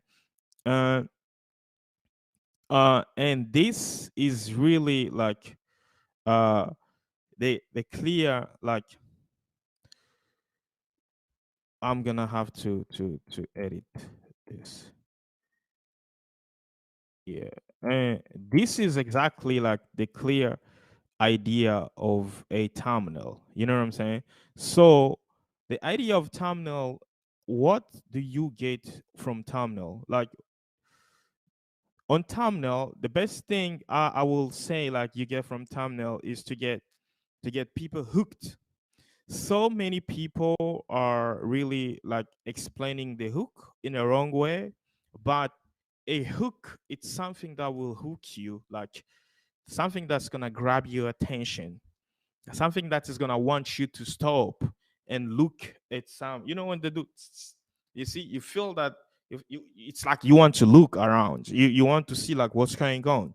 That's a hook. And thumbnail is totally just an idea of how somebody can get hooked, you know. So you need to provide a clear and a simple thumbnail, a clear and a simple thumbnail. You know what I'm saying? Just a clear and simple thumbnail. Because once your thumbnail is readable, understandable, even YouTube is gonna make it, is gonna forward, is gonna suggest it to people. You know what I'm saying? That's it. So your hook should be really, really strong. Your thumbnail should be like, that's why you see thumbnail with so many uh uh letters, like you are writing a script. They don't do really well because people will read and they fed up your reading. So your thumbnail should be really like easy, simple, and really appealing. So I will show you a couple of things that people really do to get the good thumbnail. So I'm gonna go to my Canva. There we go. Canva. Yeah, so there I'm on my Canva there. It's very easy and affordable. if you are about to start a YouTube channel, if you don't have any like biggest graphic designing experience, I can guarantee you Canva is the best place for you. You can learn Canva in 1 month than going to learn Photoshop and Illustrator. Those things that will take you at least 3 to 4 months because there are so many things that you need to practice and you need to dedicate your time, and you all know that you guys know that time is money, right? So if you for example go to Canva, like Canva is really really really easy. Like for me, I'll be saying like if you cannot design really in Canva, and this is, I mean, I'm not going to say you can't. You can actually. So you're gonna see everything over here.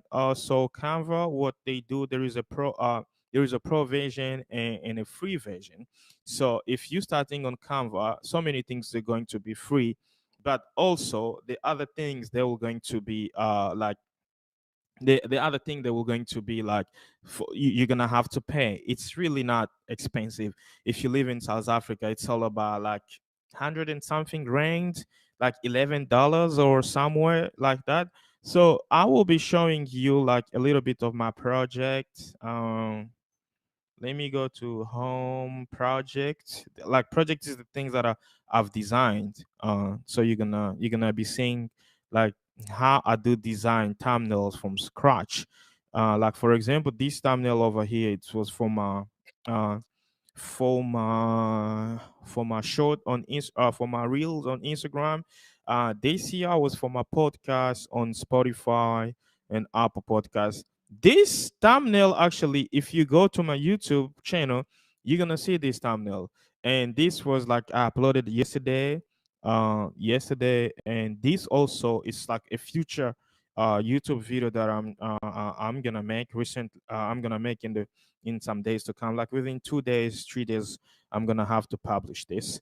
Like this thumbnail, if we click here on this thumbnail, it's kind of simple and easy. So what I've done is I just checked what kind of thumbnails are doing better on YouTube, and I saw they simple thumbnail, like they're really, really, really simple thumbnail. They are doing better. Like here, you can play with this. Like this, what I've done with this here, I took a screenshot of this guy. Joshua Mayer is the one guy that I teaches people about finance and side hustles on YouTube. I just screenshot one of his video, and I came here to Canva. I uploaded this picture and removed the background. As you can see, there is the same picture here on the background, but I just blurry it so it cannot be like looking the same. So when I'm blurring it, and then here I'm just coming I'm increasing a lot of what is this, a lot of contrast, saturation, a little bit of saturation and sharpness and clarity, so it can be bold, it can be looking like nicer than the background. And also let me I just place it in a good way so the background can be faded away. And then you see here there is some numbers. Actually in Canva, when you go to elements here, they will give you, just tap anything. Like recently I was looking for 10, they gave me 10. If you want text, you go there to text. If you go to brain, you go there to branding and stuff like that. If you go to upload, I mean draw, like Canva is just so easy. I will drop I will drop I will drop the link below there if you wanna go to Canva, and you can see like how you can you if you wanna go to Canva, you also can see. This is a tab I was sharing. Okay, so if you wanna go to Canva, I'm just gonna drop the link below there so you can see for yourself like how to make things in Canva. Like it's really really easy. So I was explaining about this Joshua Mayo, like you see the projects like this. I've done this like 2 days ago. Today I'm gonna show you like from scratch how you can make a YouTube a YouTube channel from scratch. I'm just checking out here some stuff on the stream. Um, yeah. So the number one thing, if you consider starting a YouTube channel in late 2023 or late or earlier 2024, the number one thing that you need to know, you need to make some research. You need to do some study about the YouTube in general. How does it work? And for that sake, I've decided to put them into category. So category number one, I'm gonna show you. It's going to be the algorithm. This is going to be the category number one. What is the YouTube algorithm? I mean, I write here one algorithm in singular, but there are so many, plenty of algorithm. That's the thing. So let's make an example like of an algorithm. On YouTube, we call them algorithm, but generally we shouldn't be calling them algorithm. It's just like calling an audience. Like you got Instagram audience, you got Facebook audience, you got Twitter audience, you got so many WhatsApp, and I mean like every social media platform. So let's say for example, you post a picture, on Facebook, and then that picture receive one like. The fact that that picture receive one like, Facebook, it's gonna send a signal to Facebook that these people, they're liking this picture. We should be sending this picture to so many people and see if they will be interested, because the secret of social media platforms, it's to maintain, to keep people on the platform. That's it. That's the formula number one. Like that's the secret of social media platform. If there is so many people on the platforms, they will be making money and they will be appreciating it. So you make the content that's going to make people stay on the platform. That's it. That's what the algorithm wants. So if you're posting your ugly picture, like people are not interested for you to your picture, it's not gonna happen. They will not going to send or to suggest your picture to so many people. And if that picture receive a, let's say like a thing like what is that, a thing like a comment, and then you're gonna see from there Facebook is gonna suggest so many to so many people. I mean, that's it. It's kind of just like that. You know what I'm saying? So for you to have some, let's go here live. So for you to have like a good, for you must make your picture look good.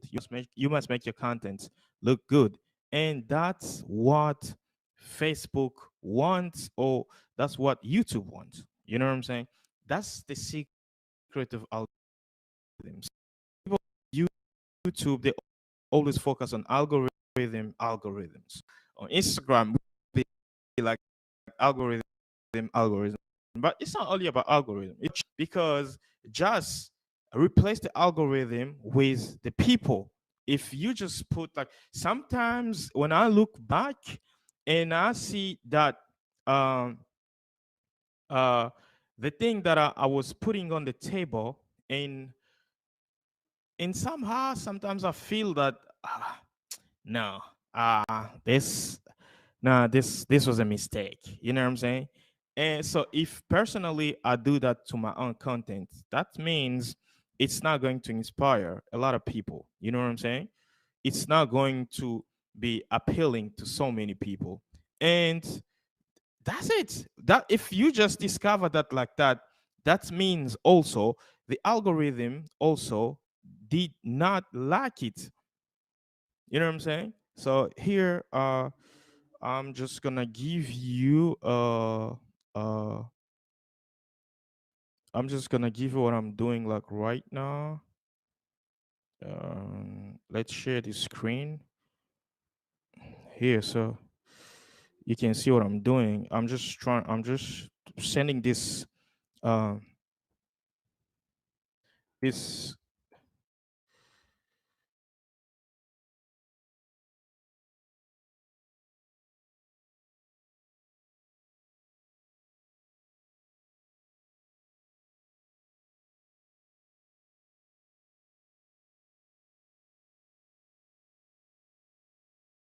yeah, so here what I'm doing, I'm just sending this to YouTube because I'm live directly so I can share the screen so you can see like what I'm doing, you know. Your video is currently processing. Please check later. You know, so that's it. So this is I should be showing you this later, but it's all right. I'm just gonna explain again and again and again because we are live. Can I refresh again the tag?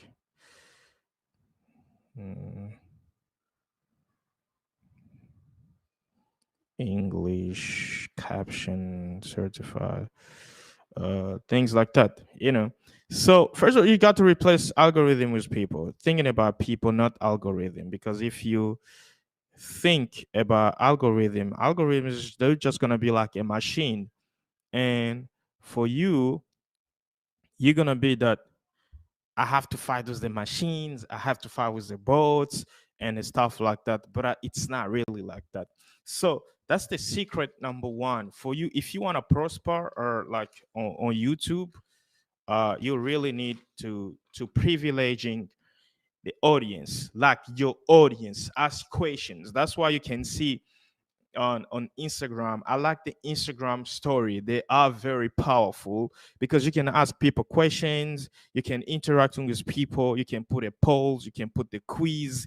It's all also on YouTube. And they only did that thing is because they want you to interact with people. They want so many people to stay on the platform.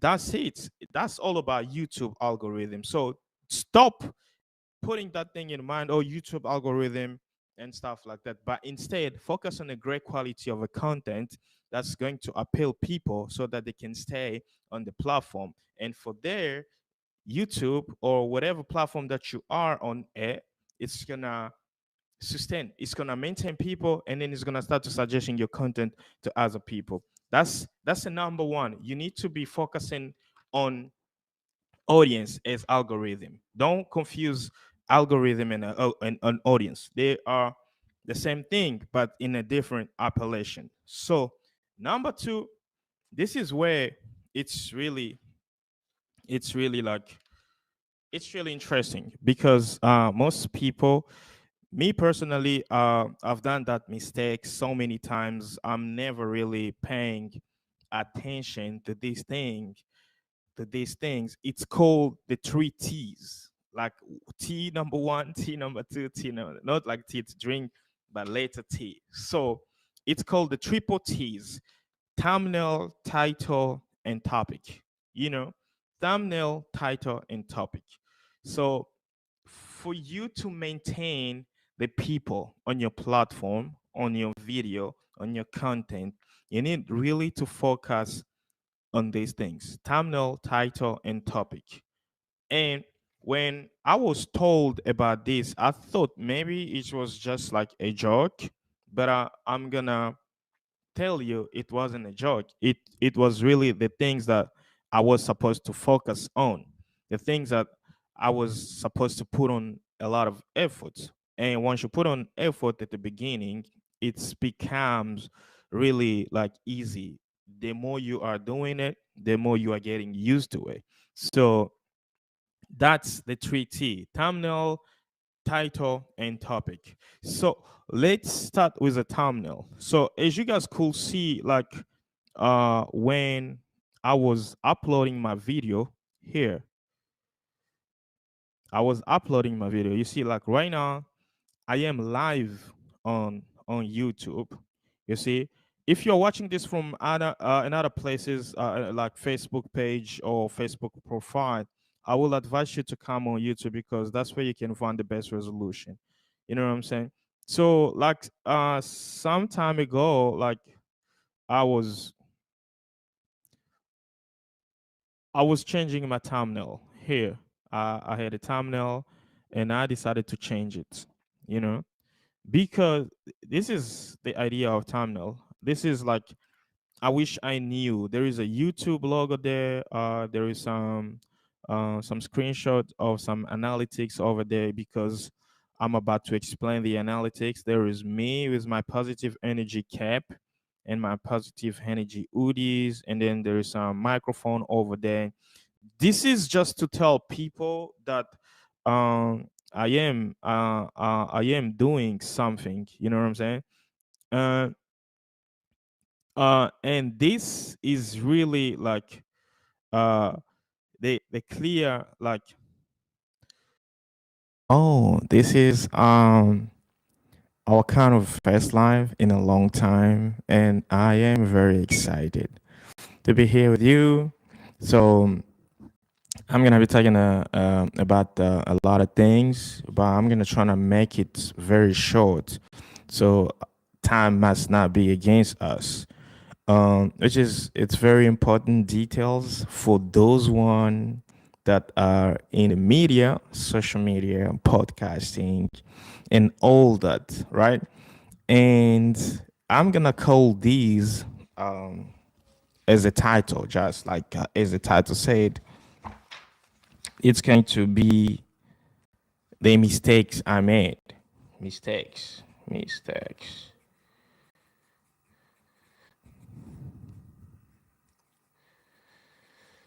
So there is a lot of things that when people are trying to do things, people are trying to achieve things, we're going through a lot. By the way, today is Sunday, so may God bless you, may God be with you, may God protect you, and may God make everything easy for you. So let's jump back. The mistakes that I made when I started my YouTube podcast, I will say my YouTube podcast, because I've never started the podcasting from YouTube, right? So I was uploading more. My more focus was Apple Podcast and Spotify Podcast, and I realized that people wanted to see. Like, whose voice is this? Like, I mean, how is this guy looks like? You know what I'm saying? And I was like, so on Spotify there is this thing that you can make your voice. You can change your voice to text, and then you can take that short video, then you upload it as a reel or as a short or any sort of small short video for TikTok, Instagram, or Facebook, or YouTube short. And then I was like, I can do this, but when I did that, I just still see that people wanted to see, right? People wanted to see. And then from then on, I started to create so many reels, so many shorts for Instagram and YouTube, right? It was good. So there came up a challenge on Instagram, and people say, like, if you're uploading at least for a month, you're going to get some best results, like your account is going to blow, blah, blah, blah, any things like that. I took myself a challenge. Apparently, my account didn't grow, and apparently I was uploading in the wrong way, but I don't know which wrong way. Hey, Mr. Star Wars, what's happening? Nicoleta Fletcher, hey, hi, what's happening? So apparently I was uploading in the wrong way on my Instagram, but my Instagram never blew up, right? I started to learn a lot of things from people, from content creator, like motivational speakers like me, and I saw that most of the things was copy and paste. You know what I'm saying? Copy and paste, and I wasn't so impressed with that kind of like strategy. And so many people, they do a short for like 15 seconds and less, and I was like 15 seconds and less. Okay, it's really good, like for IG, Instagram algorithm, but it's not really the message that I wanted to to to deliver to the people, right?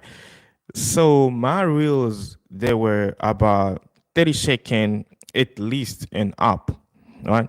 So that's the reason why my Instagram never blow up, and I'm never used so many of what is this, like so many of trending songs.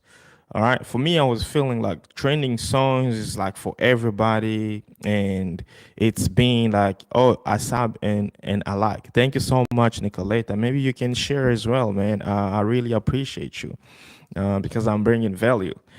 So I thought that I was saying like for trending sounds. I mean, you get so many challenges, and then once you use those kind of music, that like the trending music on your short clip, it's cute. Then you're gonna have to reduce the sound, right?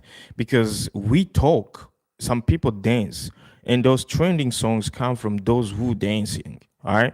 And then at that time, I remember on Instagram, if you reduce the sound of a trending song up to 2%, like 2%, and when you're uploading your reel, directly Instagram is taking off that reel, that sound from your reel, as like it's deleted it. It wants you to at least use more volume so people can hear what song is playing. All right. So that was like the things on IG, on Instagram. But I was surprised. There was a day where I was like uploading reels, remixes. I did this remix on TikTok, and it was for Tyler Perry. And then I copy the link and paste it to Instagram. So I created another reel on Instagram, but I was shocked. That reel blew up. It went almost to 700,000 plays. And then from that reel, I got like 700 Instagram followers. I'm trying to call them subscribers because I'm on YouTube. And then I started to notice like, okay, so you can blow up at any time, right? You just need to be consistent. And that consistency is what all of us, we are always struggling with, right? So, and then from then on, I knew like, oh, maybe I wasn't posting so much of interesting things to people. The things that I see, like it's very important to me, and I think it's gonna be important to other people. So many people weren't related, because I also remember my Instagram, like my social media is kind of like a transition. And then those things, those moments, like people need to see like what you're going to deliver to them. So they just keep on watching. If they feel related, they can relate. They can share your content, and then they can support you. And if they do not feel related, then it's not gonna happen, right? So that was really the mistakes on Instagram. So probably if you want to grow on Instagram, you should upload at least once a day, or at least 3 times per week. I'm not gonna tell you keep on uploading every single day. By the way, however, if you keep on uploading every single day, it's like you're maximizing your chances of going viral on a certain day. It's not gonna happen overnight, but it's just going to happen. Believe me, because I did a challenge of posting for 3 months, and it's never happened for me. But after 3 months, then I just kept on uploading like inconsistently, and then it did happen, right? And now I have so many tools that I can tell you to use, to utilize, and to get to the level where you want to be. But it takes time, it takes courage, and then it also takes commitment. So you gotta be really working hard. So many people think like social media it's really an easy job, but believe me, I'm telling you, like almost 80% of the people that start social media, they do fail within 6 months. So I'm kind of like one of them. I did fail. I say I did fail is because I didn't achieve the goals that I wanted to achieve, right? But that doesn't make me a loser because I'm still here standing. Like it's like I jump back to learn more and then come back to continue my journey, right? So it's kind of like those things, right? So coming up on YouTube, like all of us, we do have this type of intensity over consistency, because you can be intense in 2 weeks, in 3 months or 6 months, and then you don't see the result that you were dreaming of, especially on YouTube. When people hear about AdSense, monetization, and all those things, you're gonna make some revenue on ad. People think it's going to overcome overnight, like it's just gonna happen overnight, but that's not the case. That's not the scenario. All right. The case here is YouTube is, I mean, they're very like they are very good. They know like what they want. Especially you, most of the people that start a YouTube channel without purposes, they don't know what they want. They're just trying to go with the flow, right? And that's a mistake number one. Probably, personally, I've never made that mistake because, like I said before, I didn't start my podcast from YouTube. I started an audio podcast, that like the real podcast, and because people wanted to see. That's why I did transmit our podcast and I dropped it to YouTube, right? So I had a purpose. And if I go back, by the way, if I go back on the old school, like 2020, 2021, we are in 2024. I quit social media for almost like a year. That was like 11, 12 months, yes.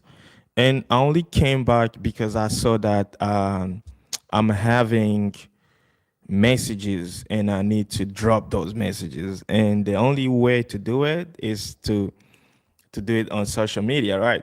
So, and that's why I decided to creating quotes on Instagram and from Canva to Instagram. I will upgrade every description that I'm talking about in the description below, so you can you can do research, and if you want to do them also, you can click the link and get the links of everything. So because I'm gonna talking about some other things later on, right? The things that are helping me creating content and in an easy way. So I started to create content like from Canva, like quotes, motivational quotes, and things like that from the French authors, Spanish, Chinese, Arabs, Italians, and Americans. I mean the Greeks and stuff, right? And I saw people were loving them, but I could get more engagements on pictures, but that engagement never bring me followers, right? So that's why I started to I switched and I started to create more reels. But the mistakes I made is I'm never keep them both together, like creating reels and uploading quotes, right? Which is, it's too much work because you can take a quote and then you can create a reel from that quote, right? But uploading them together, it's going to be too much work unless you have these things called Metricool, right? I'm gonna drop the link below. Metricool is a thing. It's a social media schedule. Like it's gonna help you schedule every single content that you want to schedule from your social media, like LinkedIn, TikTok, X, Facebook, Instagram, and some more. But you're gonna have to pay for it. So remember, we're trying to make some money like on social media.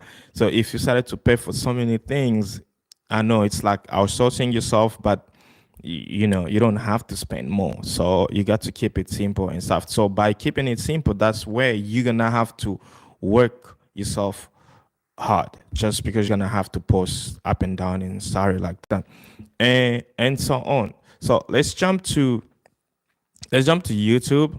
So I had a podcast and I had to shift it on my YouTube channel. And the number one mistake that I made is I'm never focused on thumbnail. Yeah. Thumbnail.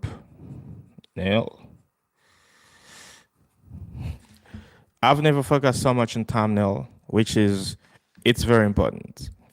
Right now, YouTube even giving you the option to choose among 3 thumbnails. If you're uploading from your PC, from your computer, YouTube is gonna give you like thumbnail A, thumbnail B, I think, and thumbnail C. I've never uploaded from a computer for a long time. And then they will let you know like which one is very suitable for your video, because there is a scoring percentages, right? That tells you that YouTube wants you to make it, but we just don't know, because we don't know exactly what they want, right? And all the coaches that are here on YouTube, they want you to pay them money so they can show you, right? So you got to really focus on thumbnail. The best advice I can give you right now is to looking for the people in your niche and see what kind of thumbnails work out for them, right? I'm pretty sure the engagement is not going to be the same because they started before you, but at least you can take some ideas. I'm not telling you to copy everything because you cannot steal everything, right? But at least you can get some ideas of the kind of thumbnail. Go to at least 5 channels. If you are in the podcast industry, niche, go to like the biggest podcast that you know in your country or in the world. You go, you check like the thumbnails that they do create. I'm pretty sure with copy and paste right now in Canva, you can learn and you can do it within a week, right? Because it's easy. It's all based on pictures and text, so everybody can do it. I'll drop the description here down below when I finish. So thumbnail is very important, right? So before, when you get your title, the second one is a title, right? So actually titles and thumbnails, they do combine. They do, I mean, like they like together. When you get your title and then you think immediately about your thumbnail, right? About your thumbnail, because your thumbnail and title, they got to speak. So when somebody reading your title and see your thumbnail, they'll be like, oh, okay. And that will push them to click. And the click-through rate is very important on YouTube. So people never tell you about those things because YouTube will calculate what's the percentages of click-through rate. And the more they see you have more percentages of click-through rate, you're more likely so they can push your video, like your content, to other people, the people that are similar to the people that click to your content, right? And that what brings the third part, which is the topics. So they call it 3T, 3 T's on YouTube: thumbnails, title, and topic. If your topic is boring, like people could watch for 2 minutes and they see that there is no excitement, there is no value, there is no interest, I mean, they will go. Surely they will go, right? And that's why you got to keep your topics really hot, like tell people some interesting story. Give people value, right? If you don't give people value, I mean, it's not helping them. And then if it's not helping them, then YouTube is not going to help you. So because people trying to think the views come from robots, but views come from people, right? It's not robot. So when you're talking about audience, you see people. Like I'm talking to you like right now, right? If you like this, you're gonna like this. You're gonna stick on this. If you don't like it, you're gonna fuck off.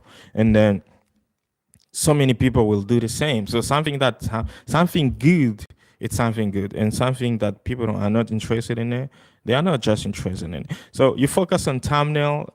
It's easy to create thumbnail on Canva. You focus on topics. ChatGPT can give you topics. Google can give you topics. There is so many things that can give you. The thing that you are thinking about is already a topic. Just know how to escalate it, and I mean lines over lines, and that will help you like creating better content, right? And also ChatGPT, Canva. And also, if you want the better titles, I think you can go to vidIQ. vidIQ suggests the better titles, but they will give you 3 per month. So like per video or per month, I think like that. The rest you're gonna have to upgrade for a paid versions. So yeah. But if you go to ChatGPT, you copy your title and ask ChatGPT to give you a better title for that context for a YouTube video. They will suggest you at least 10. So you don't have to go to pay on vidIQ. At least you can go to ChatGPT. ChatGPT is easy, right? Like just go on Google, go to OpenAI, and then do that.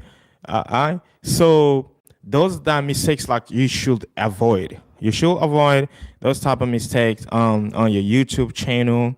And number 3, so I've been talking about my Instagram mistakes, YouTube mistakes. If you come later, then you can go back. I will leave the replay. Then you can go back and see what works out for me and what didn't work out for me on Instagram. So on YouTube is mistakes, 3 mistakes: title, thumbnail, and topics. And the other thing is like if you wanna like expand your podcast, you don't have just to upload on one platform, right? There is so many platforms. Facebook is the biggest platform in the world. Everybody knows that. And then YouTube comes second. And then after YouTube, then we got TikTok, Instagram, X. It's very hard to grow on X unless you are a big politician, you're a big influencer, like you are a big celebrity. Like you're a big influencer, like the people know you for something, not just like a social media slay queen influencer for social media. Because influencer for me, I see is just like a word for social media. When somebody has so many subscribers or followers, they're trying to feel like they have a lot, they do bring value to the people, whereas they don't, right? Being a celebrity and influencers is kind of different. I like those celebrity that they've spread their influence to us. Like, I mean, the people that you learn something from, right? So if you want to expand your podcast, there is so many things that you can expand your podcast. Like right now, I've decided to go live on YouTube is because I wanted to try this feature on YouTube and see how many people am I going to reach.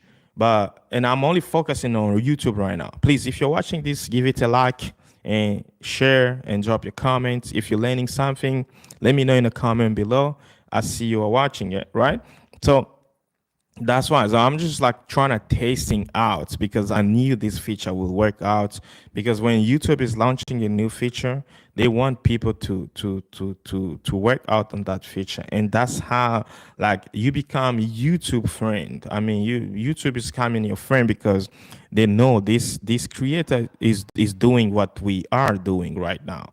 Okay, so things like that, and that's why I have decided to try these features out. So for podcasters, if you want to launch a podcast, if you want to start a podcast, I believe everybody has a story to tell. You have a story to tell. You have some beautiful story to tell.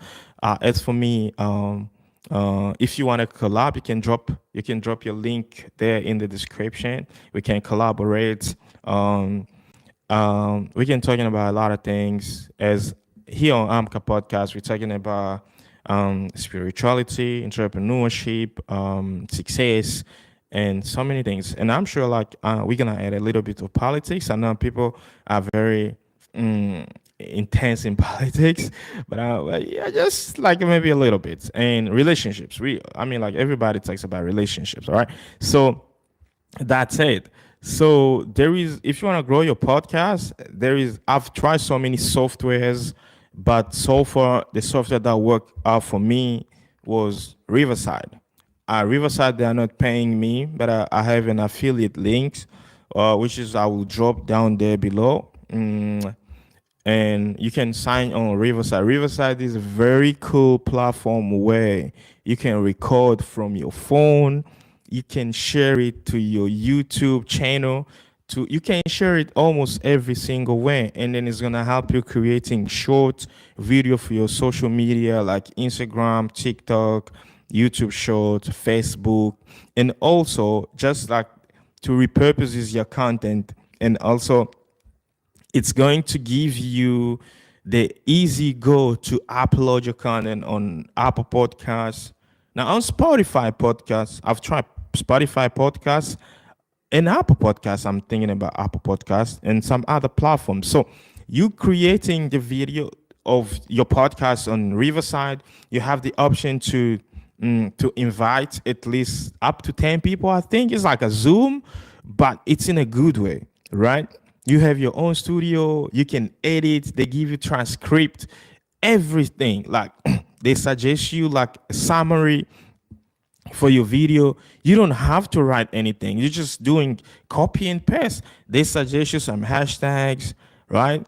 I mean, for YouTube suggestions and stuff like that. The only things that they don't give you is a thumbnail, right? So you got to come up with your own thumbnail, your own title, and your own topic. But I'm pretty sure in the future, maybe they will implement this AI. They will integrating the AI, and then maybe AI is going to start creating thumbnails for us. So that's the request that I'm going to ask them, because I used to be one of their subscribers. Now I'm not paying monthly subscriptions anymore, but I'm sure I'm gonna go back because their feature is very nice. They give you a lot for less. So your job is just going to be there to come and create, and then you can export that video. You can edit it from there. You can delete the R. You can export in Adobe, DaVinci, CapCut, and all that, right? So I will drop the link of the Riverside there, and then it's gonna help you grow your podcast, especially people like us that we have like Spotify. Like, if you go on Spotify, you tap Amka Podcast, you're gonna find us over there. You go to Amazon Podcast, you go to Apple Podcast, you're gonna find us all over there. All right. So those are the type of mistakes that you're gonna have to avoid, right? That's the mistakes that number 3, right? And number 4, you gotta be really consistent. The reason why I'm deciding to do this live is because I'm never consistent. Like, so many things have been happening to me, and I'm like being always up and down, busy and stuff like that. I mean, and the time to create is becoming very less, right? I don't want you to be like that. I want you, if you're gonna start a YouTube channel today, prepare at least 7 videos, right? Like, I'm talking about 7 videos or 8 videos. If you're not gonna make that 8 videos on YouTube, then make your best to do at least 6 videos. Why 6 videos? Because I want you to drop 2 videos per week, right? 2 videos per week, and then from those videos, there is a way to cut those videos and drop them into shorts from your YouTube channel, right? And you repurpose them. Like, you drop 2 videos per week, and then from those videos, let's say like you drop Monday and Friday, right? Just to keep people engaged, because if you drop on Monday and then Tuesday, Wednesday, Thursday, that's like 3 days, and then on Friday you drop again. So you're gonna keep people engaged, right? And then from those 2 videos you drop on Monday, it's okay. Then you let like 24 hours pass, and then Wednesday you drop some shorts. Like, when I'm telling you, when I'm talking about dropping shorts, drop at least 4 shorts per day, right?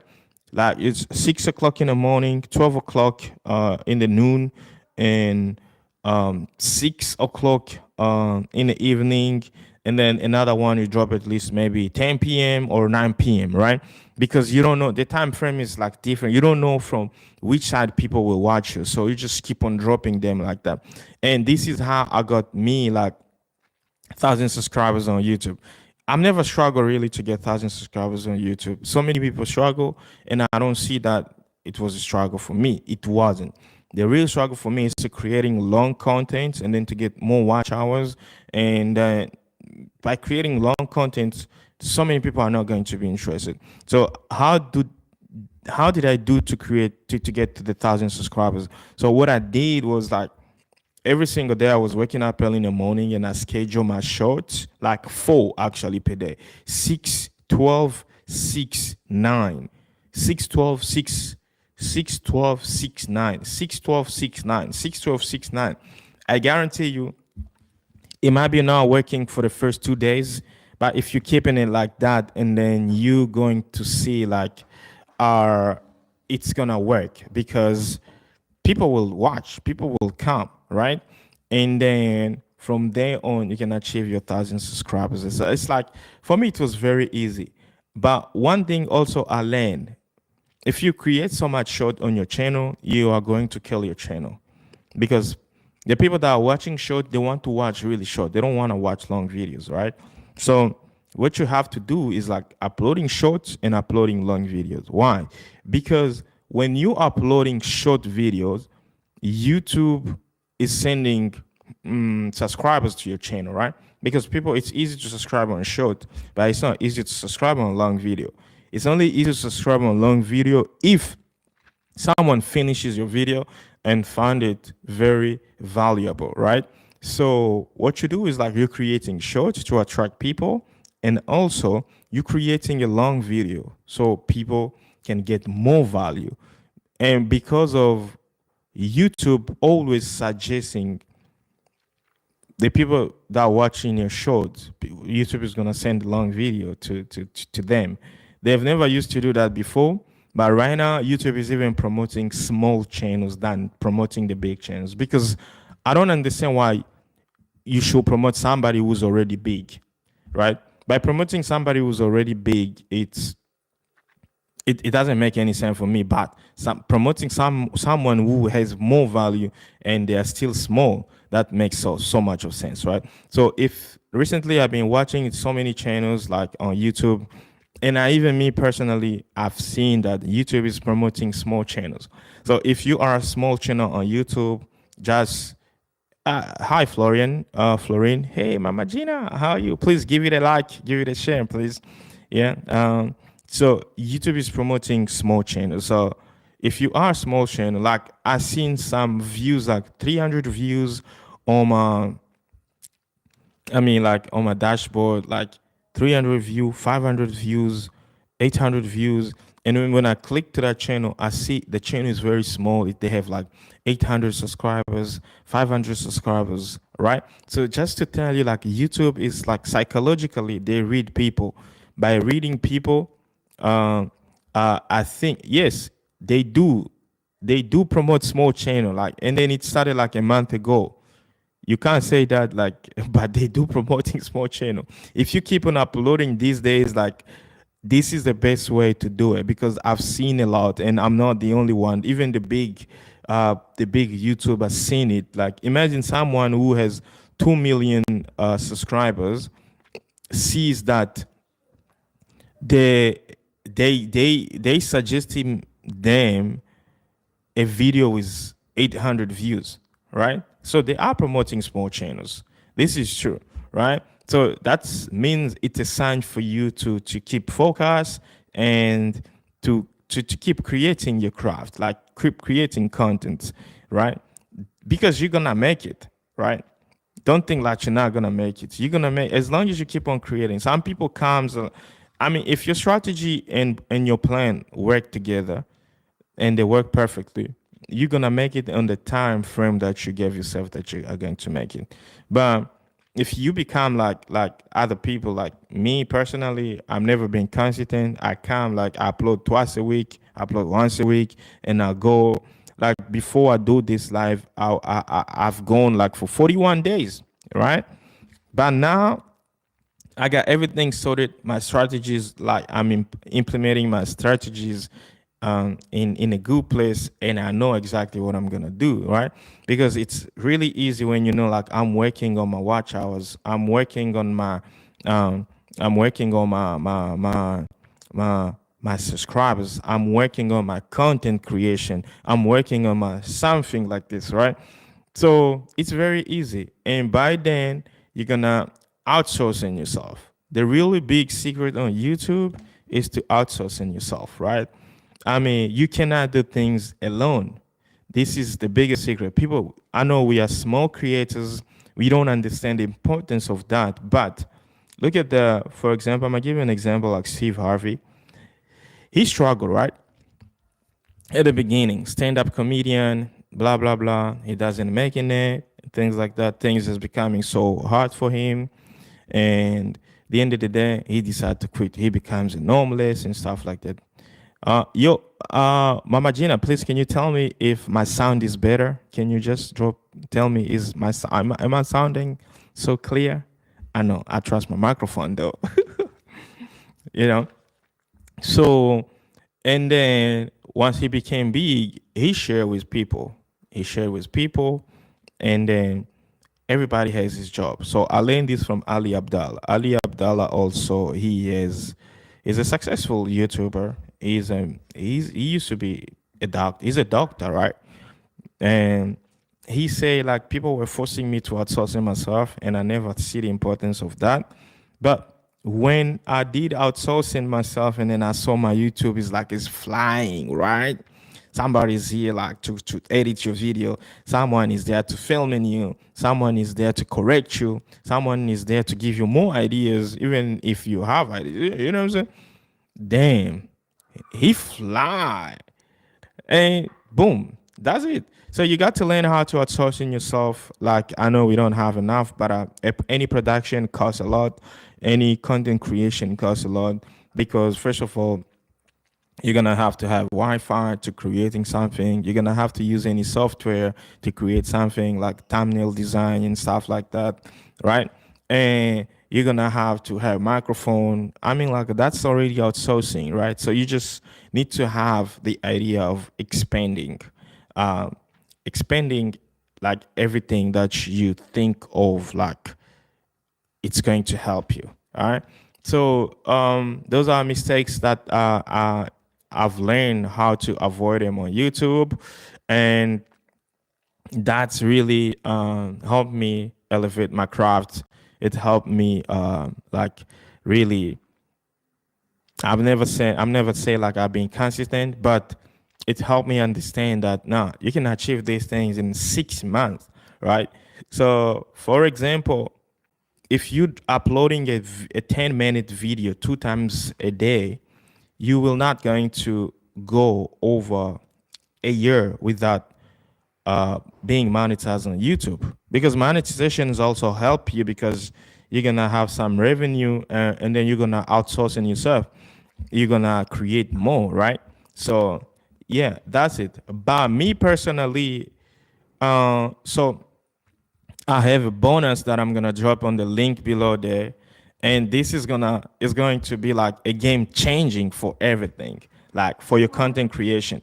It just wants you to create the content, upload the content on YouTube, and get that link and chop the videos. So I learned this from Joe Rogan. Remember, Joe Rogan had the biggest podcasting contract in the world, and that was like Spotify. It was almost like 1 billion, right? If I'm not mistaken. You can correct me down there if I am mistaken. I think it was like almost 1 billion, something like that. So much millions or billions. So Joe Rogan, what he does is he creates a podcast for 4 hours or 3 hours, right? Do you understand that strategies? Okay, now you telling me that's like a series, right? That's like, because in series episode is like 45 minutes, right? Or 60 minutes. It's never going on 70 minutes unless it's like those like the last episode, right? I'm a biggest fan of Game of Thrones, and there were some episodes they were very longer than other. But it's just like the idea to give you contents, like how to create content. So Joe Rogan, what he does, even if you go right now on a Joe Rogan podcast, like you're gonna see like the video is like 3 minutes, 3 hours long. So before, what did he used to do? So he's gonna do a podcast. He invites at least 3 people or 4 people on the podcast. Each person has like 40 minutes speaking or 1 hour speaking, right? And then he's gonna upload that longest podcast for 3 hours. And then after that, he's gonna start to chop them like boom, 10 minutes, 20 minutes, 20 minutes. So you're gonna find out that in a day, he uploads 7 times. Damn it. You just telling me he uploads 7 times, because there gonna be some people that will be watching their video for 3 hours, but they're not gonna finish those 3 hours.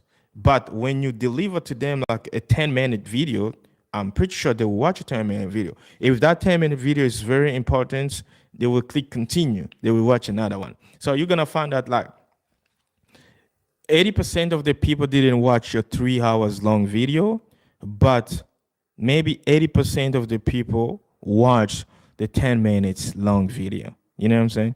And it's all goes to AdSense. It's gonna create a lot of money on AdSense, and people will watch. People will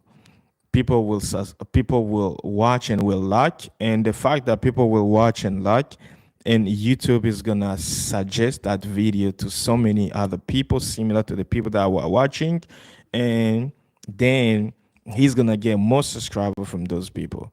So, and that's why I have decided to bring this as a bonus. I mean, I've used this. I got this from my man. He's a content creator from America. He's very good. Like, he's very good. He's not so popular, but he's very good. So he was telling people like, if he was working for content creators, they've blown your Instagram in 2 months or 3 months or 6 months, right? Which is true. So he shared something really important, and still now I'm still grateful for that, because through him I discovered Opus Clip, right?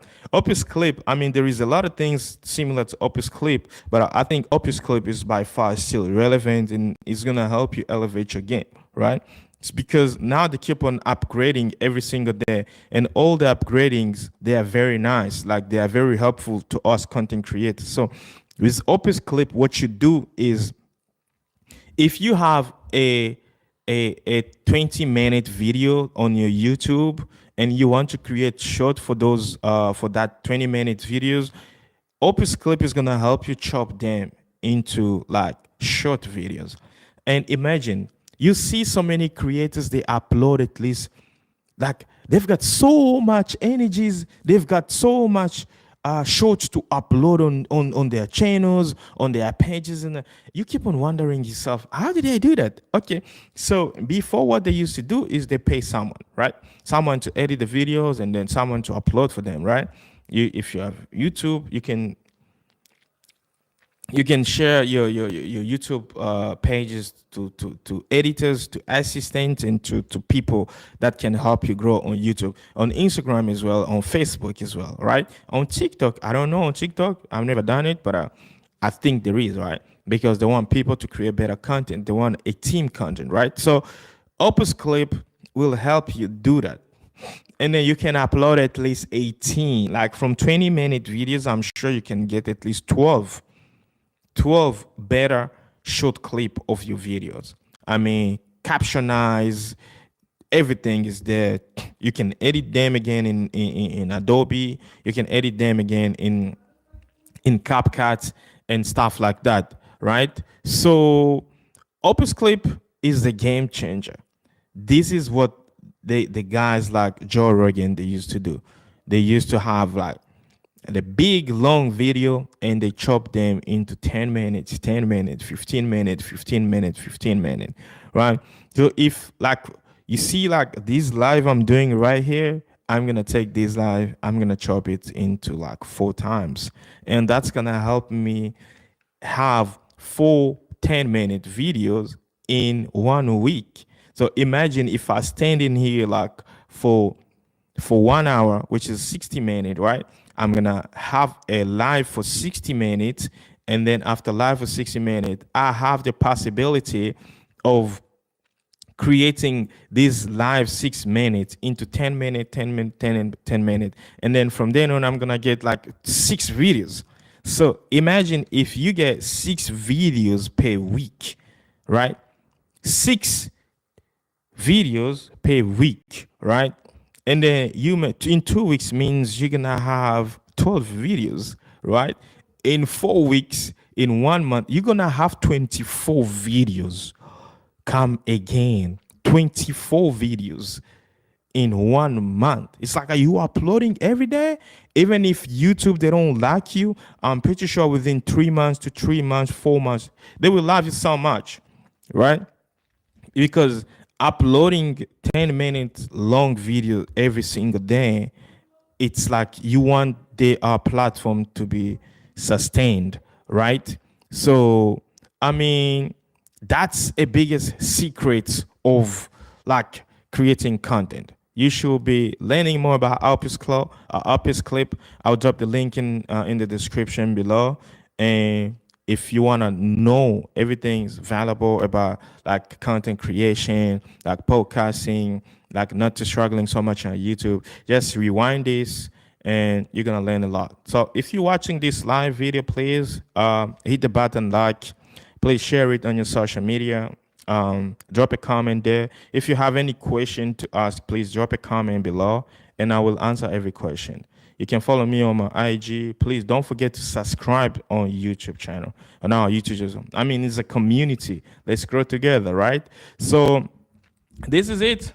This is going to be the end of this live, and I'm sure I'm going to bring more live, more reviews. I have so many books that I've been reading. I've been listening to a lot of things.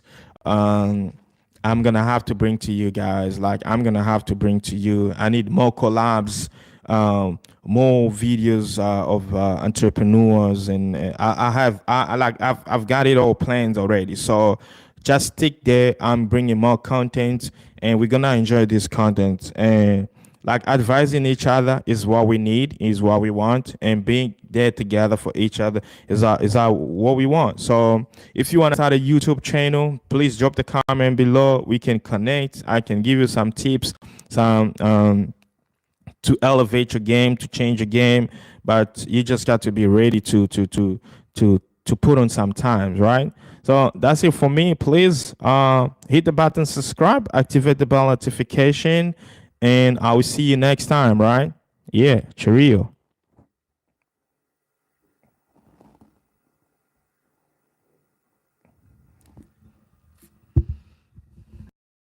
It's morning. Morning, how are you? I'm very well, and you? Oh, okay. I have a question for you. I wanted to ask you, if you were in 2010, with the mindset that you have right, what would you change about your life? There could be probably so many things I would have loved to change now. If with the information I know and with the skills set I have, I could change. I could have done a lot more if it were in 2010. Specify something. Specifically in the field of education, in terms of enabling the students get equipped with the resources they need so they can achieve the goals of education.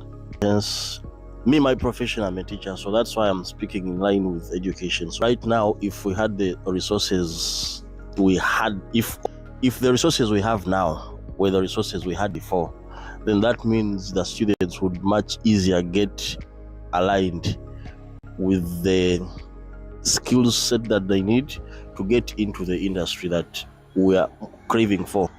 Because now it is more of, should I say, computerized world we are entering into. Some AI era. Something like that. Literally before, these things were not there, but now they are a bit coming up, and hence the students are exposed more. They get easy access to information, hence they can improve. Depending on what line of... I get you. Personally, IT technicians, like you trying to say, like technology is like the equalizer and everybody should be taking advantage of it. Exactly, yes. Guys, technology is the equalizer. So if don't neglect AI, get your computer, learn something, and you're gonna get to the point where you want to be. Are you single? No, I'm married. You married? For how long? For 3 years. Oh wow, bro. How did you get to that stage? People are struggling a lot. Maybe I should count myself lucky, so it's luck. Are you luck? I don't believe in luck. I believe in alignment. If you didn't push yourself to get married to her, it wouldn't happen. It's luck coupled with a few other factors like patience, commitment, hard work. So patience, commitment, hard work, that's the things that sustain your marriage. And what would you advise to the people that they are struggling even in a relationship now these days with Gen Z and even us grown people? You see, like people can't even hold a 2-3 month relationships. What would you advise to? What could be your advice to those people? My advice would be let them take things slow. You look out for the person that you want to really spend, because it's commitment first of all. Yeah. If you're not committed, then actually it is commitment and I should say tolerance, because what breaks relationships is being intolerant. Remember, you're two people coming together and then you have your differences, but then you have to tolerate one another so that you can, at the end of the day, get that pact that you want to get to. Do you allow 50-50 in a relationship? 50-50, it depends. It depends. How? No, let's leave it at that. Oh, okay, so it's tolerance, commitment. If you are not tolerating your partner, remember you come from 2 different backgrounds or whatever, so you have to tolerate, you have to be committed. Thank you so much for your advice, bro. Thank you. You're very wise and kind. All right, take care, man. Bye. What's happening? First, what's up? Oh, good, man. How's the morning? How do? Oh, all right, man, bro. I got I got a question to ask you. If you were in 2010, what advice could you give to your younger self? If 2010 right now, let me take it back like 2010. I would say I would have positioned myself about the future, like the hustling. Back in 2010, you never knew this was how life was supposed to be, like reality in life. You face everything by yourself, you do everything by yourself. You need to provide for other people. By 2010, there was nothing like that. They do everything for you. You just think life is easy. It's not that easy, my man. You need to keep pushing, keep doing things by yourself. Life now is reality. Just do it by yourself. Nobody needs to tell you what to do. You need to do it by yourself. Get up every morning also. I'm going to church to pray. Come back and continue doing it. If it was 2010, I don't have anything to be burdened about. They need to start following me. Let's go to church. I say I don't want. There's food, there's everything. Now I need to do it because I need to provide for other people. You learned that you got to serve yourself. Then maybe they were caring for you. Now it's by yourself for yourself. Now life is real. It's reality. Eh? It's not like you think you carry on your back. Now you are the people. You're carrying people on your own back. You need to keep going. Are you praying? How deep are you in spirituality with God? I'm a Catholic. Yeah, nice Lent. It's about to finish. It's Palm Sundays. I go deep with God. You put God in the center of your life. That's just it. There are 2 ways. It's either you are with God or you are in the other side. Choose one. For me, I'm with God. I don't know any other way. There are many shortcuts in the city, and now because people are trying to meet up with life. 2010, nobody knew that that's how it's going to be now. That's it. If you knew, you would start preparing to get against time. I'm deep with God. It's only God that can make it happen. Oh, amazing. So if I were ask, how old are you? I'm 30. You're 30. How does it feel to being 30? When it was 2010, I was young. That to say, I never knew that was how it's going to be now. Now you need to keep pushing now. From age of 30, you are a man, you are a father, you are everything. You take care of your brothers and sisters, your child, your family. Yeah. So 30, you're a fucking big man, old man. So you need to know your left from right and know what you are doing. Oh yeah, man. Yeah, thank you so much for the advice, bro. I really appreciate it, man. Thank you so much, brother. There's no shortcut. Just God. And now it's Lent, and now it's Ramadan. Keep praying, keep pushing, and believe. Believe. Nice Ramadan Mubarak. Keep believing, keep pushing. There is no shortcut to success. There's no shortcut, my brother. Don't lie to yourself that there's a shortcut. There's nothing easy. The devil give you with left and take with right, give you right and take with left. It's only God that can give you pure. Wow, the devil give with left and take with right, give you right and take with left. Only God can give you pure. Only God can give you pure, and don't take anything from you. Just praise God and say thank you. That is all. It's free. Some people take it like it's difficult, my man. It's not difficult. Believe. Today it cannot be better, tomorrow it can be better. Today cannot be better, but tomorrow is going to be better, man. I really appreciate you, man. Thank you so much, man. Enjoy the day, bro. Morning, how are you? Morning, I'm cool. How old are you? 58. 58? Wow, that's great. How does it feel being 58? Well, it feels great. Good health, no complaints. How did you maintain your health like at 58? Well, I'm a DJ. I go out, I keep myself fit. You got all the Clubbing. you got all the ladies in the club. No, that's, I just enjoy the environment. It's just a fun hobby. All right. I have a question. If you were sent back to 2010, what would you advise your younger self? Well, 2010 was that World Cup. So it was a good time at that 2010. I enjoyed every bit of it. There's a sad part is my mom died at that time, at the World Cup. Oh man, I'm really sorry, man. That was only sad part for me. All right. Sad. That was the biggest regret of your entire life? Well, it's my work. I'm a steel engineer. So building the King Shaka Airport was one of my greatest, and we received an award for the company that I worked for. No, like that's like a success. I mean, like regret. There are no regrets. You got no regret? No regrets. So how do you live without a regret? Well, you just overcome it. You take one step at a time.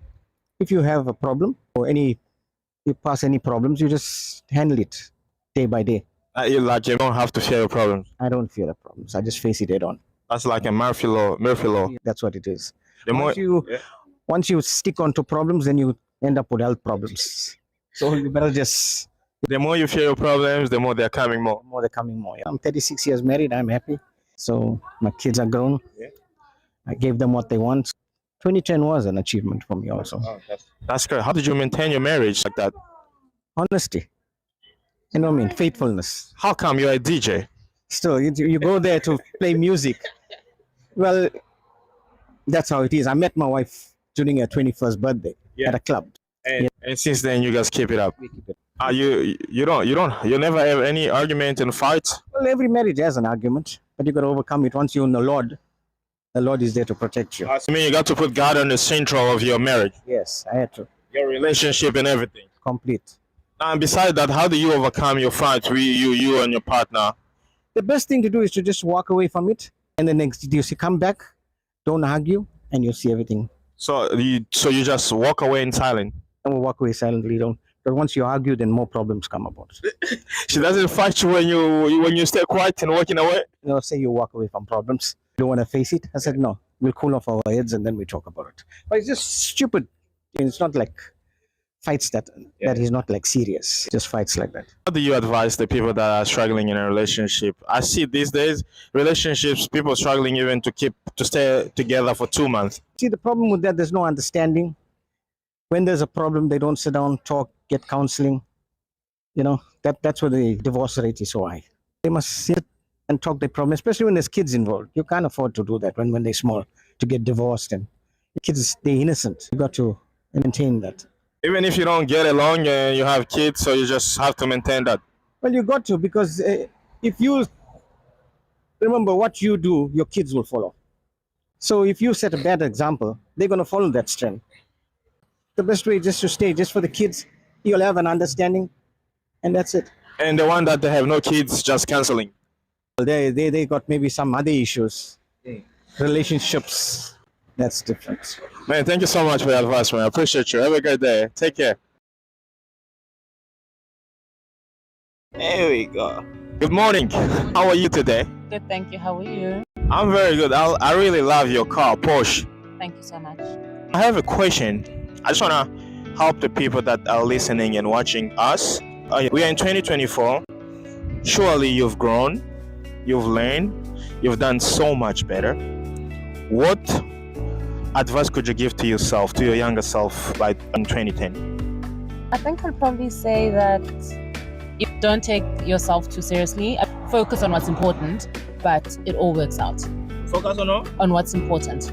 But focus on what's important, though. I wish I'd paid a little bit more attention in school, honestly. Yeah. But yeah, I'd say focus on that and just being a better version of yourself and loving yourself. It all works out. Loving yourself, be a better version of yourself, take care of yourself. And how do you do that? How do you become a better version of yourself? Well, now I'm intentional about what I want to achieve and where I want to be, what I want, and the kind of person I want to be, and everything I do is aligned as far as possible with trying to get me there. So I know that, for example, I want to be super successful in my career. So I am intentional about how much work I put in at work, and also how constantly learning and studying and figuring out how I can be better and how I can distinguish myself from the rest. Yeah. And then also just like from a health point of view, I've become a lot more conscientious about how much exercise I do. Yeah. I'm still not that good with the eating, but whatever. But it's baby steps. Yeah. Oh, that's great. Eating, maintaining your body, take care of your body, like being better every day, like focus on your careers and everything. All right, you seem like an independent woman. What makes a woman being independent? They're supposed to be paid and nobody else is going to pay them. So, hey, listen, these bills don't pay themselves. Oh, you believe in this thing about 50-50 man and woman, things like that? Like in a relationship or... I understand what you're asking. I think that women have their strengths and I think that men have their strengths. Yeah. And I think in a partnership, each person should play to their strengths. I don't know that it's ever going to be 50-50, but I definitely think that when you like someone and when you love someone and when you like someone, you want to make their life a lot easier and a lot more comfortable. And that goes both ways. I don't know that 50-50 is a real thing though. Oh, that's a great answer, man. Do you have any advice to the younger people that are watching us in general? That's a random advice that you can consider helpful to everybody. I think life is long, but also life is short. You blink and you're like in your mid-30s, almost going on 40. I mean, I'm closer to 50 than 20. But and you just have to enjoy it. You have to enjoy life, but at the same time, you have to like work hard. Because you also have. I realize that no one's coming to save me, and I have to be okay with the decisions that I make and what that's going to lead. Where those are going to lead me. But at the same time, I have to enjoy the place that I'm in. So I think that we're constantly striving for more and wanting more, but at the same time, sometimes we don't actually appreciate where we are. And I think that for me, that's really, really important to appreciate where you are, but also constantly work towards better and the next thing. Appreciate where you are, man. You might be saying that you don't have a lot, but you have everything. You just keep going, man. Don't blame. Man, thank you so much. This is super deep and super powerful. Thank you. Have a great day. Oh yeah.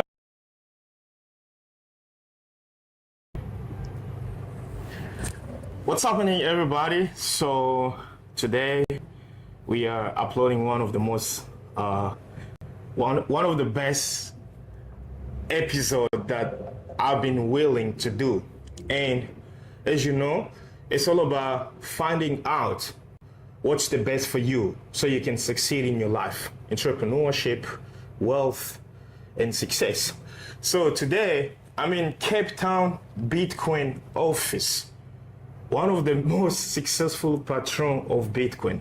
Me personally, sometimes I do get afraid of Bitcoin, but I don't know.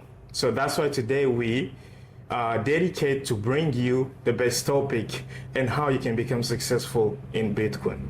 Mr. Ricardo, thank you so much for having us. Thank you. Firstly, we would like to know, like, what's the inspiration between, like, from you and Bitcoin? My background is in the jewelry business. I've been a jeweler since I was 15 years old. My father was a jeweler. And this means I used to deal with gold. And I used to deal with gold in the 80s. In the 80s in Italy, we didn't have really a good situation. The inflation in Italy used to be 25% per year with the Italian lira. Yes. This means that the jewelry business was booming because gold just carried on to go up. Not because necessarily go up in dollars, the currency that ruling the world and give the price of any commodities, but just because was inflation in Italy. This means the value of the money go down. The cigarettes in 3-4 years become double of the price, the apples, the petrol, everything. This means already at that age, 19, 20 years old, I understood that whatever amount of money as fiat money is money issued by a central bank. This means the Banca d'Italia, the Bank of Italy, central bank issue currency, issue lira at the time. Dollar is issued by the Federal Reserve Bank. Now everything become European, we have the euro. And eventually with the euro inflation will stop. Lucky us, because we have a unique coins that was keeping all the economy stable. Now what's happened, my best choice at the time of investment to keep my value in my hand used to be gold coins. Yeah. Gold coins is easy to buy, easy to sell. Okay, you still have to go to a jeweler, to a pawn shop, or whoever is a diamond dealer or a gold dealer to exchange it, but at least I invest my money at the time in an asset that at least used to beat inflation. Definitely gold up to a few years ago, yes, to keep value for me was the best investment. Yeah, even because if you buy properties, yes, of course, property is good, but it's a job. You have to handle your property. Your property, if it's not rented, give you expenses. Yes. You have to maintain your property. You have to give a contract. It's in any case a job. Yes, it's a job. it's a job. Vice versa, buying gold and put it under the mattress Yeah. don't give you any trouble. Yes. And your money is available immediately. Immediately. Time to lose a house, you will have to wait few months, then maybe you have a bond, you have to sort it out with the bank, then you must wait for the transfer, and then maybe you're going to have your money. Oh, okay. Anyway, gold unfortunately doesn't perform how it used to perform. Yes. Because I see gold going to 700 lira to 20,000 lira in 7-8 years. That was a good performing. Yeah. Who have gold in that era make lots of money. Because you buy 1,000 rand and after 5 years it's 20,000 rand. Yes. This means people used to buy even jewelry just to carry it and show that they was important people and still be able to sell it with profit after a few years because the gold going up. Because there's a goal, yeah. Now, in 2013, Yes. I actually come across Bitcoin. Bitcoins. I come across Bitcoin and I'm start to study Bitcoin. Besides being a jeweler, I'm a computer geek. I love computers. I dream my Commodore 64 when I was a young boy. I dream my Spectrum. Yes. Jesus, $500,000 lira used to cost the Spectrum at the time. Yes. I didn't have the time to study. I didn't have the time, the will, and the money to study because I was busy working as a jeweler. And in any case, being a jeweler was quite a profitable business. Yeah, business, yes. This means I wasn't worried too much to become a computer geek. But when I discovered Bitcoin, am I also visible? Okay, it's all right. when I discovered Bitcoin, I understood that have the properties of the gold, but the innovation of internet. I was astonished. I started to make my first wallet, but I didn't invest it at the time. I didn't invest it because besides being a computer geek, I'm also a businessman. A businessman, yes. This means my idea was fantastic protocol. Yes. This can save the world, so much is a good idea. But I see lots of good ideas then eventually fall down.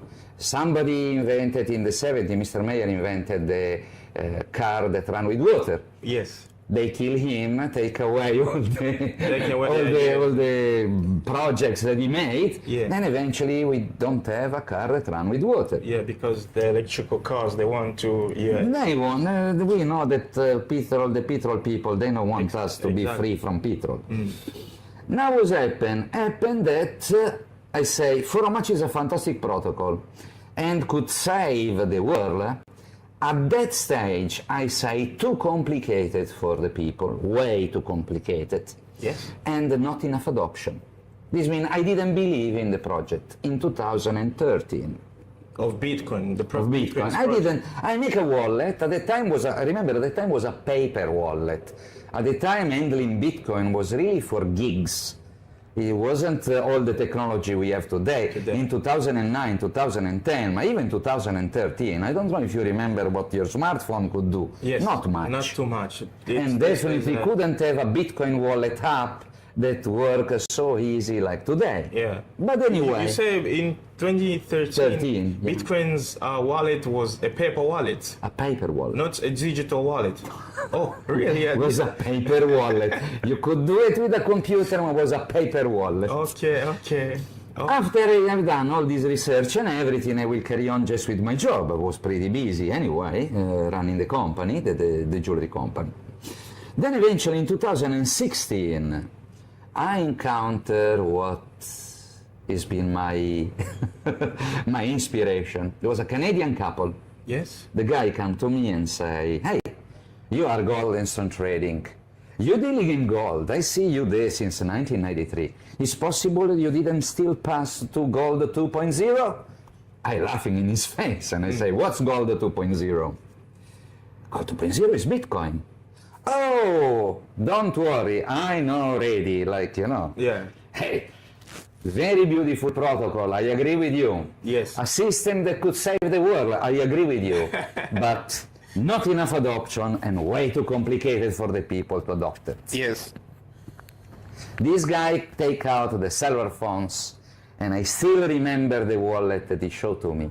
He showed me Coinomi wallet. What's and I can Coinomi? show to you how work a Coinomi wallet. He showed to me this wallet that is just an app that you download. Let's see, this one. Now, I just click up and I have my money. Oh, yeah? Actually, even too much in this wallet. I must put away this wallet. Now, how this wallet work? You have a balance. What's wrong? 10. Oh, yeah, sure, let's go. Yeah. We have a balance. Yeah. And then look at this. Receive. Yeah. And you have the equivalent of European IBAN or equivalent of banking details here in South Africa. Yes. You can just copy it as a QR code or as a number on top. And if you want to send money, let's say, copy that. And now instead of going to receive, I'm going to send. I put the address where I want to send the Bitcoin, put the amount of Bitcoin or the equivalent in euro I want to send, equivalent in euro. I still send in Bitcoin. I don't send in euro. Or rands, I can have any exchange rate. You can exchange, yeah. And as soon as I press continue, the app will ask me, "Are you sure you want to send this Bitcoin to this address? Please give me the password." And I Your password? My password, Okay. yes, of course. The wallet is password protected. Yes. And as soon as I digit the password inside, the transaction is done. Wow. And the transaction is done without the needing to have a bank to allow you to do the transaction, a state that allow you to do the transaction, or any other third party like Visa, MasterCard, or any other entity that handling your money to stop you to do this transaction, even if you do it overseas, even if you do it far away from your country. But that's going to be wallet to wallet, right? Not like a wallet to bank. This will be wallet to wallet. Yes, of course. But let's carry on what this guy showed to me. When I see this, I say, what? But still is not enough adoption. And the guy say, are you sure? Now, I don't remember if he used, we use Coin or another website. Yeah. Already in 2016, on that specific website, was more than 100,000 companies that used to take Bitcoin. More than 100,000? 100,000 in 2016. In that specific moment, putting 2 plus 2 together, I say, this is going to blow. Wow. This is going to blow because finally we have a perfect protocol that has never been hacked by a hacker. A perfect protocol that is a blockchain decentralized. Decentralized means that nobody has control of the network, but everybody watch and control the network. So in a system to finally be able to hold your valuable in an asset that is not touchable and is not confiscable and is not stealable. And I say, this is better than gold. Every time. Better than gold. All the time. And of course I understand that slowly, yet soon the people understand what is the potential of this technology. All the world would like to have a piece of this Bitcoin. On top of that, I realize that the protocol will make at max just under 21 million coins.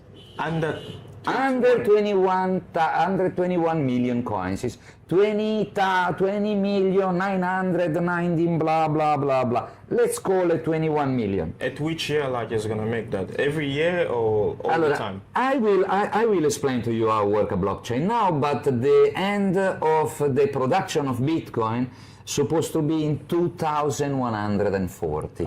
This means we still have time. Yeah. We still have time. Yeah, too much time. The production of Bitcoin, let's compare Bitcoin to gold and to money. Okay. Let's do this exercise. Okay. Actually, let's start with gold. That is an easier one. Yeah, we can just try to compare it. Yeah, to compare it. Yeah, so because of time. Like, If you buy gold, you buy a asset that you can keep it in your possession. Yeah. It's not inside a bank. It's not in the hand of a financial advisor that buy for you Apple stock, for example. It's not in the hand of someone that keep custody for you and can die or disappear. You really take possession of your value. Of your asset. You have possession. Yes. That the people don't understand how is important, especially in this specific moment where banks fall, government still, yeah. and we don't know where to put the money anymore. Yes, because they will take the money. And if you keep in cash, your cash carry on to the value. Yeah. This means you keep in R1,000,000 today. It's gonna in be another 10. Think about it, what you could do with R1,000,000 20 years ago. I remember I could buy a house for 185,000 rand, that today the value is 3 million, just 20 years ago. Yes. Now, think about it if you keep in this money. Of course, better to buy anything. Yes. Money is gone. Money is gone. Money is gone. Yes. Money is gone. Money is gone because states carry on to print and print and print from thin air. They don't have any more gold to back up this money. They don't have any more even assets to back up this money. They're just printing. Yeah. And this creates inflation. Inflation means whatever I have in the hand will lose value over time. Yeah. And right now, pretty fast. Because inflation is busy going up again, Very even bad. in America, even in Europe. Everywhere in the world, even here in South Africa. This like, means you can keeping cash, you have it in the bank or you have it in your safe, keeping cash is a killer. These, I believe, people that are old enough to understand that is plenty. Yes. What is usually the people that buy? Or invested in stock, or invested into a bank, assets, or rarely in gold. Rarely in gold because I understand that not everybody is an expert of gold. You don't want to buy a Krugerrand that inside is tungsten. Yes. I don't buy a Krugerrand that inside is tungsten because I'm an expert, and nobody's an expert. This means buying gold, unless you're not really sure where you buy physical gold, is a problem. And if you buy online, you never buy gold. You just give money to somebody else that today can just collapse or run away with your money. And we don't want that. We want to take, in the 21st century, we understand we cannot trust human. We want to take possession of our valuable. Our valuable thing. We want to be sure that if a war happens, I can have my valuable with me. It's not a house that can be bombed or not able anymore to sell because nobody want to buy a house in a place where there's war. Yeah. You want to buy a house in Ukraine. Do you want to buy a house in Gaza? No way. What happens if you are in Ukraine, in Gaza, and all of a sudden Putin arrives, started the war, and you have to run away? Where are you going? With the money of Ukraine, where are you going? You must have at least dollars. You have to. Even better if you have gold. Yes. The best, Bitcoin. Why? Yeah. Because if I have to run away with R1,000,000 from South Africa tomorrow, $1 million is a pack of money like this. I will be stopped at the airport. If I take coins, 5, 10 coins, they may go. But 10 coins is 400,000 rand. And if you have $1 million, what you do? 10 Bitcoin is 400. No, these are Krugerrands. Krugerrands. A Krugerrand is about 40,000 rand today. And a full on Kruger. And one Bitcoin is $1,200,000. What, $1 million what? Rents. One Bitcoin. One Bitcoin is more than $1 million today. For real? It's not half of that. Allora, let's see now. Val, excellent. I'm not being paid by Val, but I suggest if you want to trade in South Africa, for my experience, the best exchange is Val. Okay. Second best is Luno, third best is Altcoin Trader. Okay. But I suggest you using Val. Now, I want you tell me which number is here. It's 1.2. 1.2 million, It's 1.2. 1.26 million, 970 rand. That's one Bitcoin. One Bitcoin. Yesterday actually was 1.71 million. Guys, can you hear that? One Bitcoin is 1.2 million. 1.2 million In rand. 2017, you could buy this for 90,000 rand. Oh yeah. Oh, okay. I was watching the equivalency in dollars. So, and one Bitcoin is how much dollar? Almost $60,000. 60,000. Yeah, because the last time I checked, it was 500,000 and something. Look, is the Bitcoin? You see, if you watch the news, the news always talk shit about Bitcoin. Okay. Bitcoin is the. Yeah. Just a minute. Yeah. We still have. Don't pause.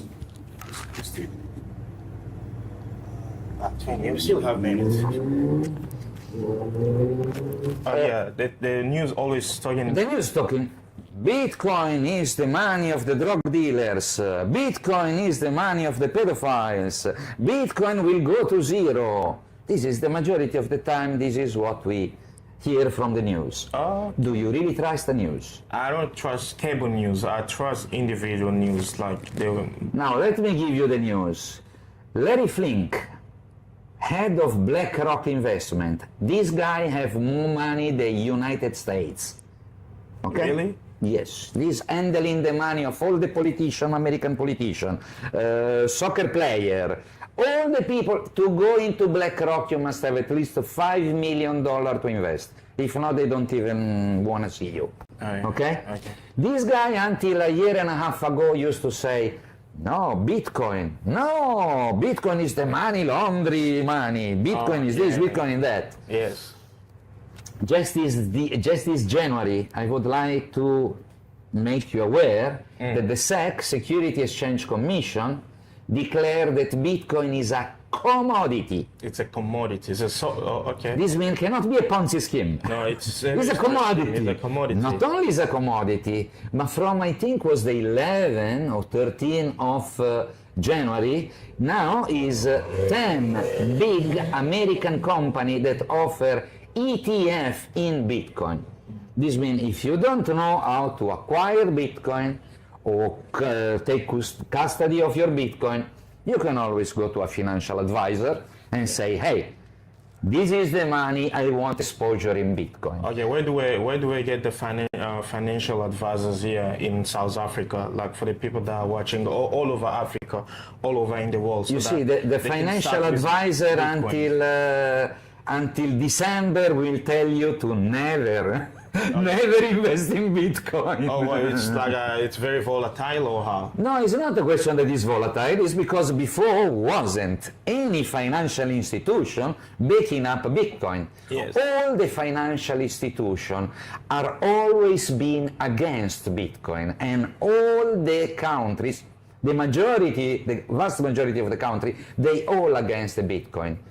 And the reason is, with Bitcoin, not only you can have your bank account in your hand and don't care about having another bank account, you have your own bank in your phone. In your phone. In the moment you have a Bitcoin wallet, a proprietary Bitcoin wallet, this means a wallet that is in your possession, is only for you, and nobody can touch it because you have all the codes to access that wallet, you are the only one.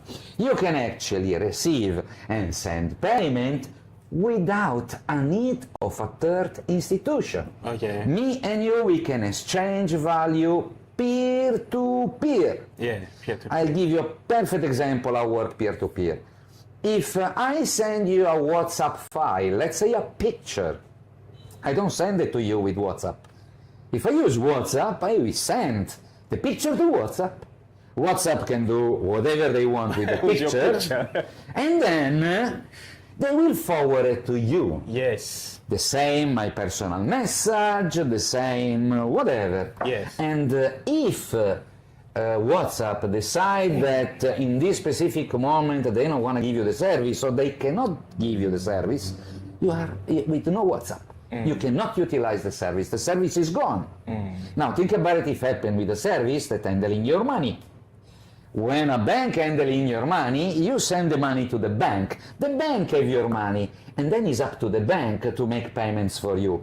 If the bank for any reason decide that you are a terrorist, you are a pedophile, you are a drug dealer, or you are anything, you are just a protester because you protest into Gaza, like they do in Italy, they're busy betting the people that protesting for Gaza.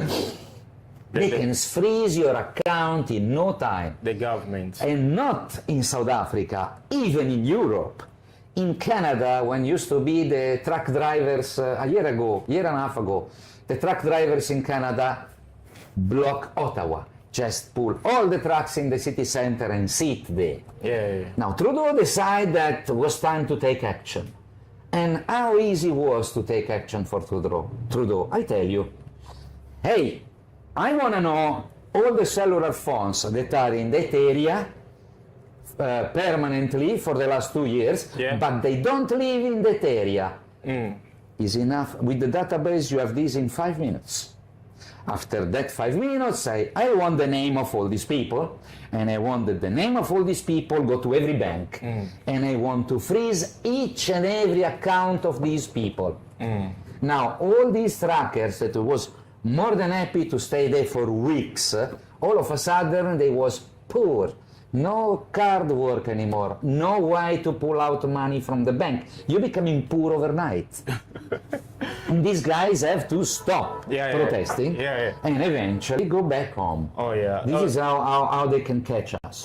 So how do someone start with Bitcoin? And if someone starting with Bitcoin, what would you advise them? Study. Bitcoin.org, not .com, Bitcoin.org. What's the difference between .com and .org? American, Europeans? No. You see, Bitcoin was the first cryptocurrency. And Bitcoin was a cryptocurrency made by Satoshi Nakamoto. The Japanese. We don't know who it is, could be even Austrian. We don't know. The only thing we know is that all the emails and all the protocol that was given to the majority of the cypherpunk to start and develop this protocol coming from Satoshi Nakamoto at gmx.com. This guy put down the base for this protocol. Send it to people that knew how to even improve it, and lucky us, between him and the cypherpunks, today we have a protocol that is unbeatable, that is Bitcoin. Thanks to Satoshi Nakamoto. Thanks to Satoshi Nakamoto. Now what's happened? Happened that they try to kill Bitcoin in infancy in any way. They carry on to say that is bad, that will go to zero, that have nothing to back it up its value. And they even try to hack Bitcoin, try to say, hey, it's a protocol. We have the best gigs in the world. CIA, KGB, and the best hackers in the world. They try even to just break the code. No way you break the code. Where is he now? The guy? He's nowhere to be found? Satoshi Nakamoto? We will never find Satoshi Nakamoto. Why? Satoshi Nakamoto holds probably more than 1 million Bitcoin. When Bitcoin we will reach $200,000-300,000 each coin, he probably going to be more rich than the state of America, the United States of America, this guy. And definitely didn't want to show with this if he's a single person. Okay. And also because this guy really have done this for the well-being of the world, not for his profit. Matter of fact, this Bitcoin is not being touched since then. Since 2009, 2010, this Bitcoin never really moved. This means it's not there to take profit, it's there to give to humanity a new way to exchange value, bypassing all the restriction that we can have from any entity that don't love the people. Oh, okay. You, as an investor, like, would you advise, what other sort of like commodity or wealth would you advise someone to go into to become successful in the life that we are living right now? Okay. It's only Bitcoins, or there is other way around? You see, I'm expert in gold and precious metal. This means I know that kind of commodity very, very well. It's good. Don't mistake, it's good, that commodity. Then you have other commodity.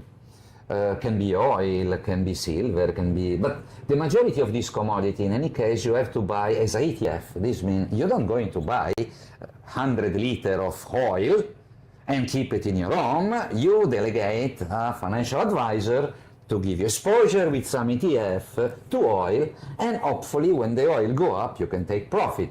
The problem is that the custody of the oil and the commission of the people that allow you to do the ETF and the commission of the financial advisor will make your profit slimmer, way slimmer, even if you're making money. Yes.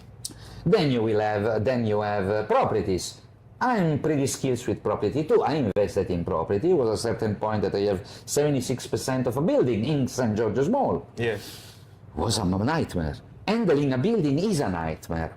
If you do it yourself, it's a nightmare. If you put someone there to handle it, it's a nightmare. It's a nightmare too, because you're never sure they're doing the proper job, Yeah. and you may not have enough tenants, and that building could be unlucky, and some refurnish of the building, Yes. lots of money. Is in any case a job. Yeah. You don't buy something that you say, I keep it there, like the gold, for example, and I don't care. Yeah. There you have to pay levies, you have to pay Everything. taxes and rates and taxes and repairs and security, and Jesus, it's a How far are nightmare. we? Huh? 31. Okay, yeah. One more question and yeah. Okay. You pay levies and stuff. Exactly. Now, the best way to buy Bitcoin is to buy it on an online exchange. Yes, like you. No online exchange. Me, I'm done. Sorry, guys. Unfortunately, South African regulation from the 1st of November say that you can't make do it. extremely difficult to do this job. Because I used to do cash to gold. Cash to gold, yeah. With Goldman Trading, cash to Bitcoin, yes, and even Bitcoin to gold, directly. Yeah. Even somebody at the time that have Kruger hands and they want to pass to the gold 2.0 could come to me. Yeah. This means one company buy the Kruger, yeah, and the company that buy the Kruger give the money to the company that sell the Bitcoin, and the guy could convert directly Kruger to Bitcoin in office. They could come here with cash and buy Bitcoin with cash. They could sell Bitcoin for cash. This was my job. It's a OTC, over the counter. You come here, you don't know how to utilize a wallet, no problem. You don't have a wallet, you want us to set it up a wallet for you. We used to do even this service. You come to us, you don't know how to buy Bitcoin, no problem. Let's install a wallet to you.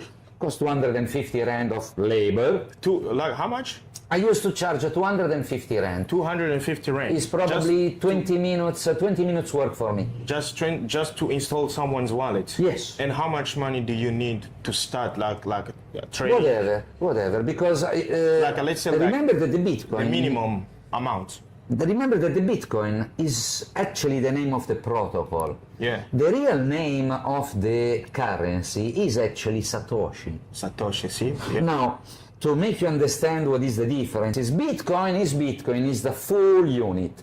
But the full unit of Bitcoin is divisible in 100,000 parts. And the 100th part of a Bitcoin is a Satoshi. Is a Satoshi. And soon we will work in Satoshi. Here in South Africa, we can already work in Satoshi. And I explain to you why. Right now, if you want to pay $500,000 is 0.5 Bitcoin. Let's say Bitcoin is 1 million. Let's make a round figure, Bitcoin is 1 million. 1.2. Okay?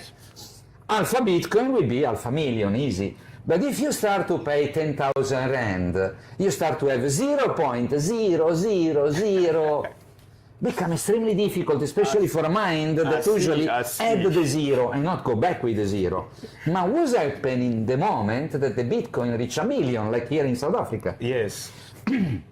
If it's dividable for 10 million, this means that if I have 1 Satoshi, I have 1 cent of a rand. Of a rand, yeah.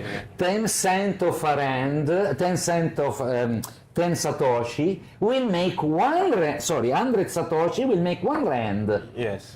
And then you just carry on. 1,000 Satoshi, 10 rand. 10,000 Satoshi, 100 Rand. You just pull out 2 zeros at the end, and you have your money. The procedure, it's you need to have a certain good amount of money. No, even 100 Rand. You can buy even 100 Rand. But with 100, it's gonna take time. No, but yeah, of course, if you invest 1,000 Rand, can go 3 times the money, 3 times the value, but 3 times the value is 300 Rand, you don't really make money. If you put 1 million, become 3 million, if you put 100 Rand, become 300 Rand. Okay, so with Bitcoin, you don't lose. Okay, let's see. You don't, at the moment, nobody lost if keep the Bitcoin at least 4 years. Okay. Because the Bitcoin is, let's talk about inflation. Let's go back to inflation. Why we have inflation? Why the money carry on to go down in value? The money carry on to go down in value because the Reserve Bank of America never printed so much money like in 2021 and 2022 for COVID. Actually double up a money supply. This means if before in the world was, let's say, $1 billion, it's definitely a lot more than that. Yes. In 2 years, they print another $1 billion. This means too much money around with no value. Yes. Bitcoin is a deflationary currency. Why? The blockchain of Bitcoin is maintained by the miners. The miners is people that put extremely strong computers to solve an arithmetic algorithm. And the first one that resolved this algorithm is the one that created the halving. This means it's a race between computers. The first one that wins creates a block. Yes. Once the block is issued, in the block is, in this specific moment, 6 Bitcoin 25. And a block come out approximately every 10 minutes. Okay? I mean, every 10 minutes we make 625. But in the beginning, as soon the Bitcoin protocol come out, the reward for the discovering of the block used to be 50 Bitcoin. Now, why deflationary? Because from 50 Bitcoin, after 4 years, you have the halving. Halving means the protocol decide that every 4 years approx, because it's the number of blocks that is counted, the reward will be cut in half. This means from 50 to 25, from 25 to 12 and a half, from 12 and a half to 6 something. Okay? Now it's 12 something. In April this year will be another halving. This means in April this year, instead of come out 900 Bitcoin per day, will come out only 450 Bitcoin per day. And after that, after another approx 4 years, will be only 1 Bitcoin 70. And another 4 years, not even a Bitcoin reward. The majority of the Bitcoin are being already mined. Who have a Bitcoin today, have a Bitcoin today. In few years, will be hard to have a Bitcoin. This means... We good? Oh yeah. How long? 40. 40. Okay. Yeah. It's just finished here. I'm gonna ask him about. And then we're done. Yes. Okay. Yeah. This means Bitcoin will become more and more scarce with time. And what are the most valuable items in this world? The items that are scarce. Yes, the item Gold that is are- scarce, Yeah. lots of value. Iron is, we have abundance of that, is very cheap. Yes. Now, Bitcoin, with time, will become more and more and more scarce. Will be volatile, yes, definitely. The halving will create a bubble that still have to blow. We just start to see the price going up. Just start to see the price going up. In the next few months, you will see will be the double of today. And probably by end of the year will be 4 times what is today. And then will drop. Yes, of course, that was a bubble. The bubble created by the halving. And as soon after approx a year the bubble is deflated, Yes. the people will buy again, the big investors, for the bubble of the next halving. Thank you so much for the Bitcoin knowledge and investments and all the commodity. One last question. I mean, you are a hell of investor. Okay. And nobody can take your brain away. No. Yes, but what do you teach the younger generation or your children or maybe about investing, about money, you know, about commodity? Like, I mean, like how to operate, because money, Look, it's very hard. To everyone, I say, give to Caesar what is of Caesar. You see, in the, I don't know, I have a Christian background, okay? I learn the Bible, I learn Evangelo, all in Italian, so no, I want to. And when the Romans asked Jesus, why do we have to pay taxes to the Roman government? And Jesus say, one moment, the Roman government at the time used to issue coins, and the coins used to have the head of the Caesar. This means was his money. Now what's happened? If you see the money we have today, if you see the rents, who is on top of the rents? Mandela. Yeah. Who is on top of the Washington? Yeah, on top of the dollar. Washington, Franklin. Yeah. Who is in front? Who is in the euro? Will be Leonardo da Vinci. Yeah. Yes. Is the money. Yes. Now, please give to Caesar what is to Caesar, and start to put in your pocket the money of the people, Bitcoin. Second recommendation is only one real decentralized blockchain that works properly. One. The rest is bad copy or something else. Example, Ethereum. Ethereum, I don't call Ethereum a shitcoin, like 29,500 other coins that come out. Is 20, 50 coins that probably have a real value because they have a real job. Yes. Ethereum is born as a smart contract.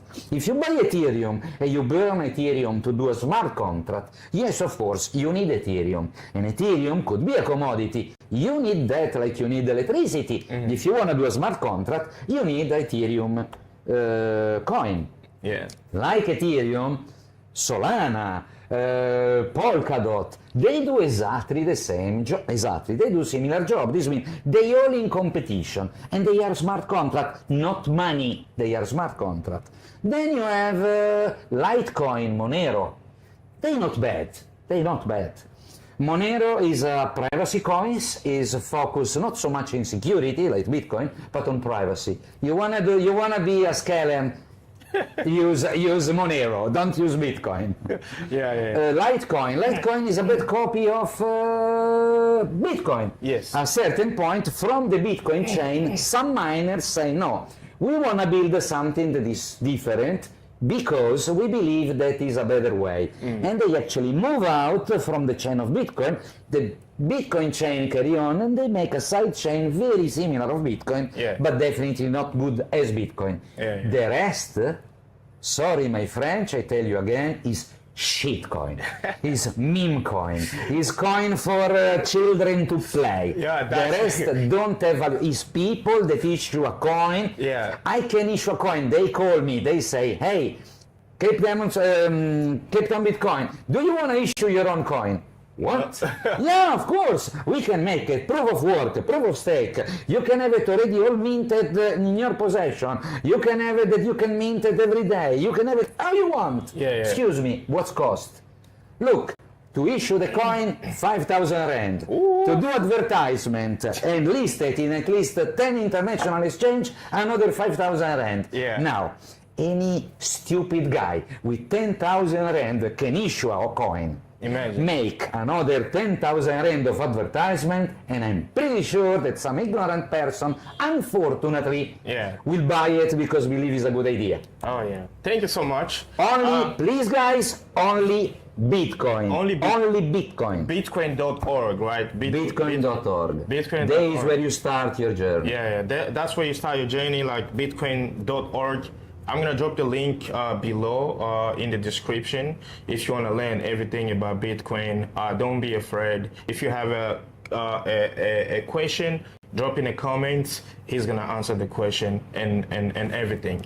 I mean, we ran out of time, guys. We were gonna bring a lot of things, but we ran out of time.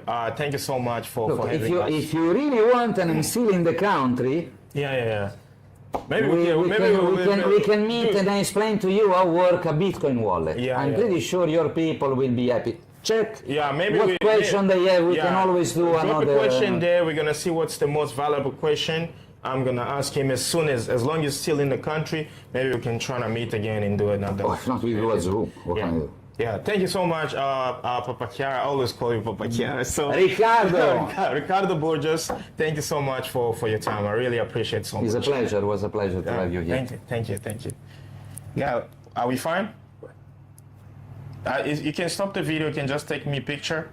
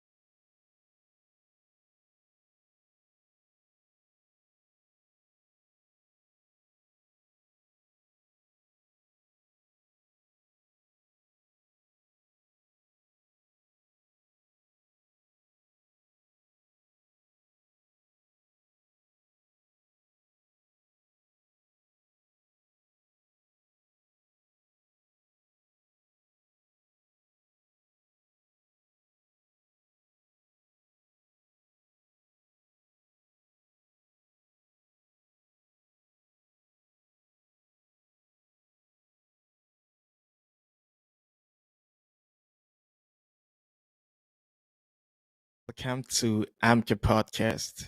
I mean, we are going to watch Bani Israel today because there is so much misunderstanding of what's going on during the past month about Israel, about Palestine, and all those stuff.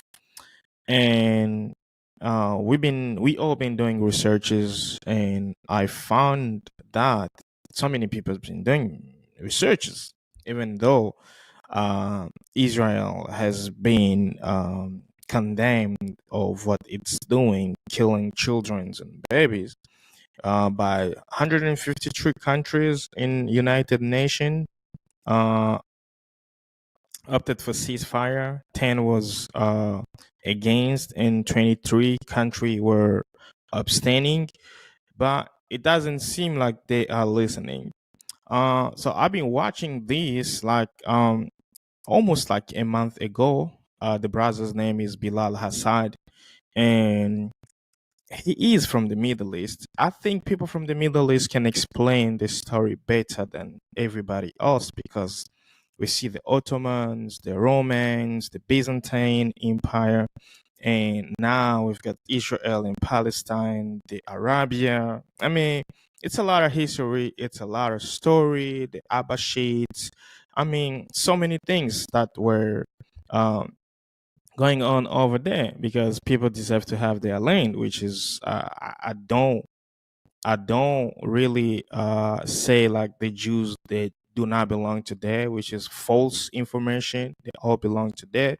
But the way the world was divided, that's where the biggest problem is. So I've been watching Banu Israel. I mean Bilal Hassad. He's one of the best. He's like one of the best, and I'm just gonna tryna play so we all can see and what we can learn, because I'm being honest with you, you got to watch till the end so you can learn the best from what we don't know. Let's go. So if you never know that the Quran children of and Israel- the Bible in somehow they are kind of related, you should know, because the Old Testament they're talking about Moses, Abraham, and all the ancient than Jesus, right? In the Quran and the Torah, that they later came to change it to Talmud, as a saying, it's practically similar, almost similar, but just because it's like three religions, right? But they are almost the same. So you should know about that.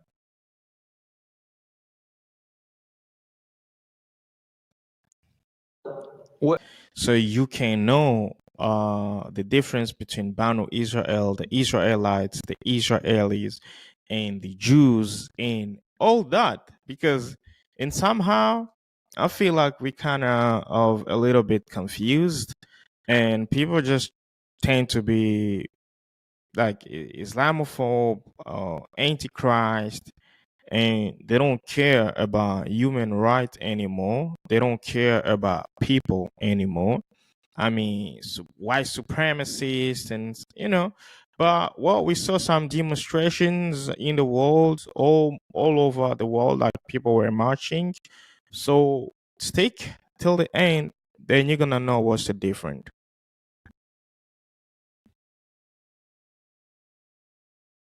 I mean, like this thing, I think is a lie. I think it's a super lie. The chosen one. You are the chosen one. The promised land. What?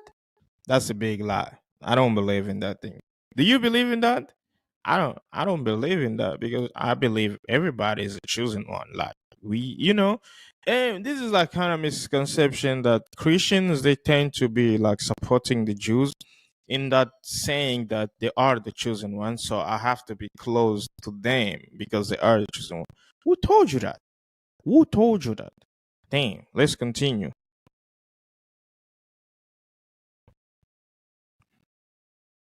Salam is the son of Ishaq alayhi salam, who is also a prophet and a messenger in the Quran, who is the son of Prophet Ibrahim alayhi salam, who is the great prophet of Islam, the great grandfather of Muhammad sallallahu alayhi wasallam as well. Muhammad sallallahu alaihi wasallam.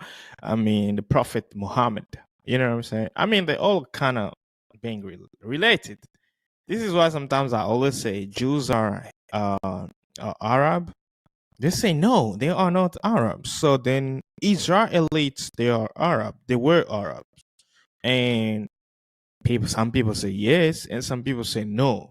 And I'm like, then who are Jews then? And then you find so many of European descendants, the Polish, the Germans, the British, the Austrians, and all them. And I mean, like, let's just watch.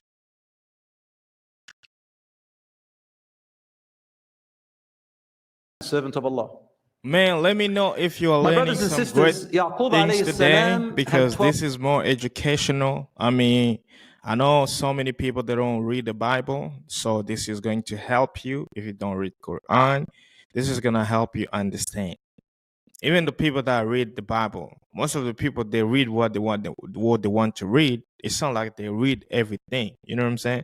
So Banu Israel, the children of Israel, this is going to help you understand like who are Israelites, who are Jews, and who are Israeli. So let me know in a comment below if you are learning something, please.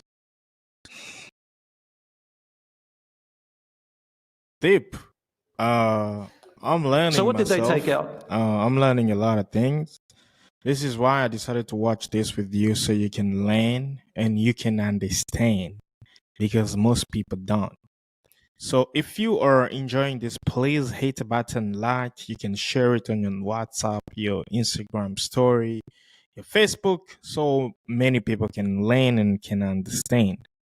I did not know. I knew there was a Torah, but I did not know that it's an interpretation of a Torah, not the original Torah. All I know is the Bible got rewritten like 2 times. The Romans, because the first one was Ethiopians and the second was the Romans, and so there is, but at least they managed to keep the Old Testament, and then they added a New Testament. But the Quran, it's still the same. It's never been changed or added or misinterpreted or mistranslated. So at least now you know about that, which is good.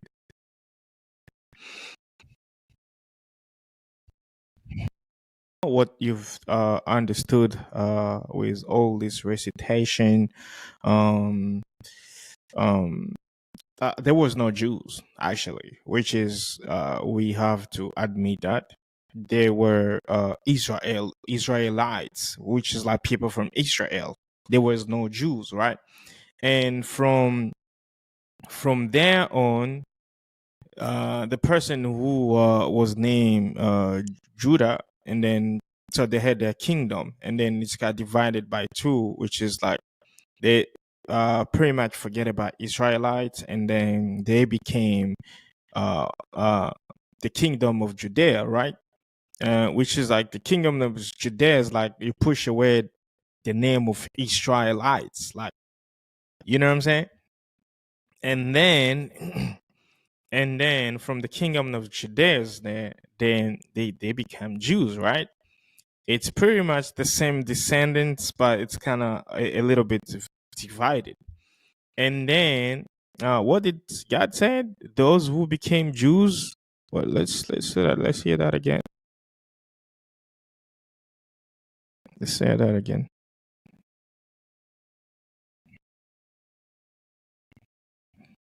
I had a conversation, I remember, like 2 weeks ago, and there was a guy who told me that Israel is not mentioned in the Quran, and I told him, you don't know Quran. So he had to tap on his Google, like how many times that Israel is being mentioned in the Quran, and I'm pretty sure the result was like what he was expecting. And then he had to count, and then he said in the Bible, Israel is mentioned in the Bible like almost like 600 and something time. And I told him this depends the type of religion. Like, some people came for this and some other people came for that. So you can't expect me to expressing myself on your self opinions while I have my own. So, and here we're talking about Bilal Hassad is one of the best sheikh in the world. And look at all these verses of Quran is reciting, mentioning Israel. So that's where you got to know God is one. But the people brought us divisions. They are the one that want us to suffer. Yes.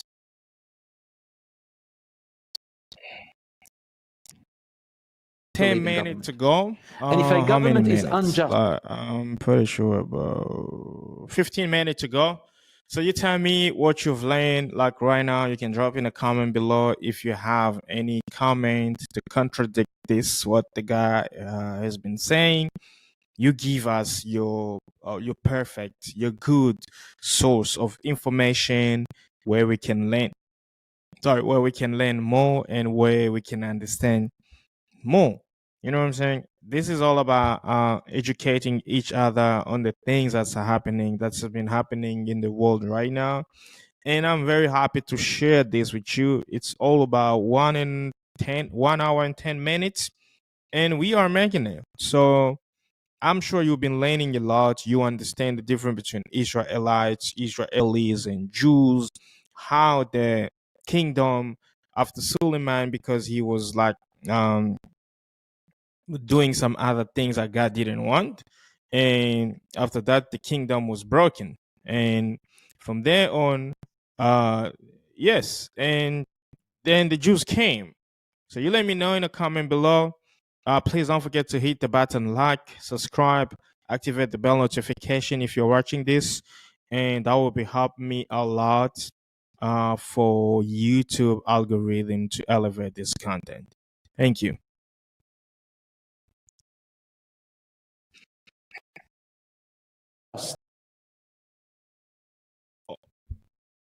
All right, man.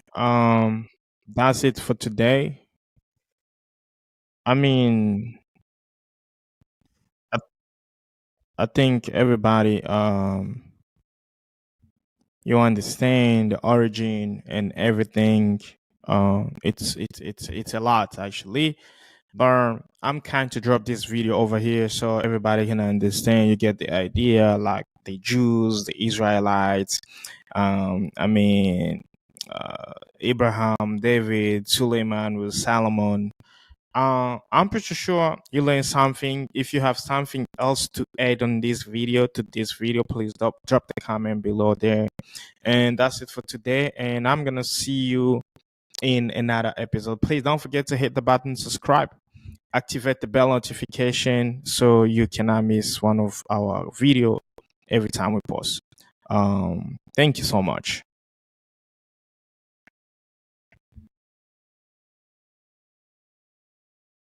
Some weeks ago, they were asking Kanye West questions about what's going on in the world, and I'm pretty sure Kanye West gave an exact answer that everybody was, not everybody, but so many people were expecting. And here, I remember like 2 years ago, or 3 years ago, or 1 year ago, Dave Chappelle made a comment about LGBTQ, and canceled, which is like, I don't understand. The world right now is kind of a mess. When somebody talk about something really like right, something true, I mean, when somebody's speaking the truth, they hate you. Dave Chappelle was just making a comment about what's going on in Israel right now, like the war, and people walked out of his concerts, and he said he doesn't even care because they ask celebrities to show their voice in support of the people that they're doing. Everybody condemning Hamas. And so apparently Dave Chappelle was like waiting for the right moment so he can go to the to the show, to his show in Boston, TD Garden, and share it all. So let's go. But the funny thing is, let's go. Let's just go. Let's watch. Audience members reportedly walked out of Dave Chappelle's show in Boston last week over comments about the Israel-Hamas war. According to the Wall Street Journal, Chappelle commented that Hamas condemned Hamas, but then blasted what he claims were Israel's war crimes in Gaza. An audience member says that it started when someone told Chappelle to shut up after he said he didn't think people should lose their jobs for supporting Palestinians. Chappelle reportedly responded by criticizing the Israeli government's decision to cut off food, water, and electricity to Gaza. He also accused Israel of killing innocent civilians. A spokesman for Chappelle told the Journal the comedian denies being in Boston that night, despite the show being listed among his dates by ticket outlets. Actress Meryl That was it. I mean, it was really crazy because I mean, what Dave Chappelle has to say, that's a comment on Israel and Palestine. Cost your life, bro. Like, I know it's been happening everywhere. Everywhere. Your boss can fire you. I don't understand. And from my point of view, that increases the anti-Semitism, which is just not really good. But some people need to understand that what we all want is peace and love. We are not there to stand against the needy, right? And take it all from them and expect people to stay quiet, right? I mean, what, man? It's really kind of crazy and frustrated to explain this, but let me know in the comment below, because I've seen so many people like they don't want to talk because they are afraid of like maybe somebody's gonna stand up there where that's what Kanye West was saying. Like every reporter, let me find out that thing about Kanye speaking about every reporter who was everybody who was like who was saying about, let me just find it out. Kanye West on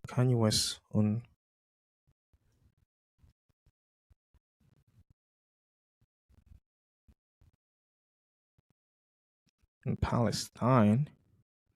It was like interview by Chris Cuomo or something like that. I don't know that guy.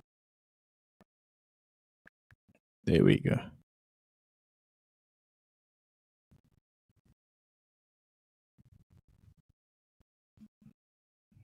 Let me just play for you this so you can see.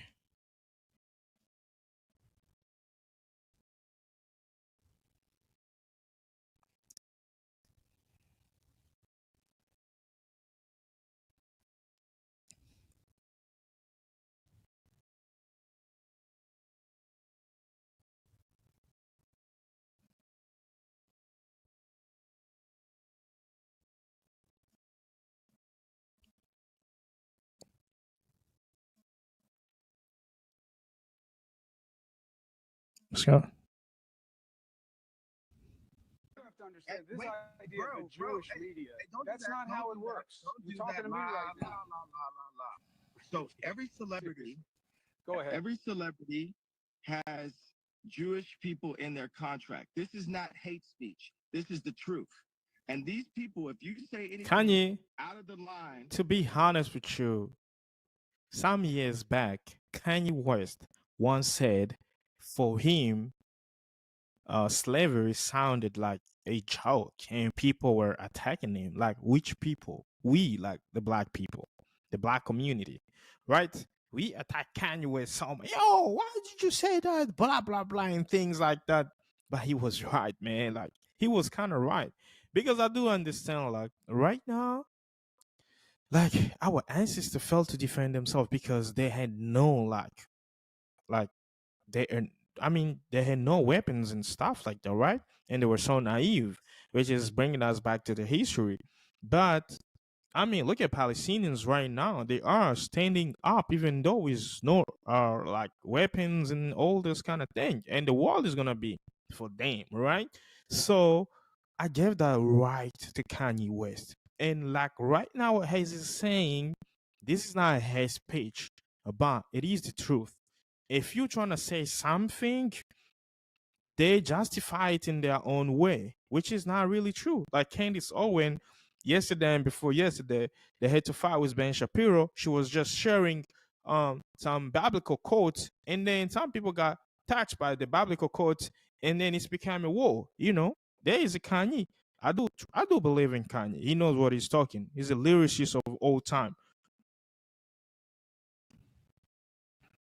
with the agenda, then your career could be over. Listen, So let me. any- I hear you. You've Why do you made that keep on point. cutting off my point? Because the I love point you, is sir. because Why it's do a, you keep? Why? Yeah, Well, sir, here's why. Don't cut me off, sir. Respect my I point. listened to it. You've Respect- made it because several you- times. No, I'm not finished, sir. I You're trying- understand, look, but I'm you not said it finished. several times. I'm not and- This is what I heard about journalism, like especially these people that they don't want you to they just want to control the narrative, which is like we people, we have our own narrative, the truth, right? But journalism, the journalist, it's like, no, you're not allowed to say that. You're not allowed to say that. You're not allowed to say. And this is what's bad, bro. Like, this is really, really bad. But sadly, this is Kanye West. You're gonna have to listen to him. Me, my people, they need to hear. They need to hear me saying out loud what the truth is. There's a bunch of people in Hollywood that are actors, that play basketball, that play sports, that are in music, that know what I'm saying, that feel what I'm saying, and they're happy that I'm saying what I'm saying. It's not a contract. That's it. That's it, man. That's it. So let me know in a comment below. This is not a hate speech. We're never gonna hate on somebody. We will never going to wish death on someone. Even Tupac saying that. And that's it. I'm praying for everybody. I'm praying for Israel. I wish that attack wouldn't happen on the 7th of October because so many people are losing their lives, right? This is not like a joke. We are here talking to each other, but some other people in Palestine, they are moving south, right? We are here brushing our teeth, like Mehdi said, but some other people washing off their wounds and blood. Man, this is kind of sad. So that's it, man. That's it. See you.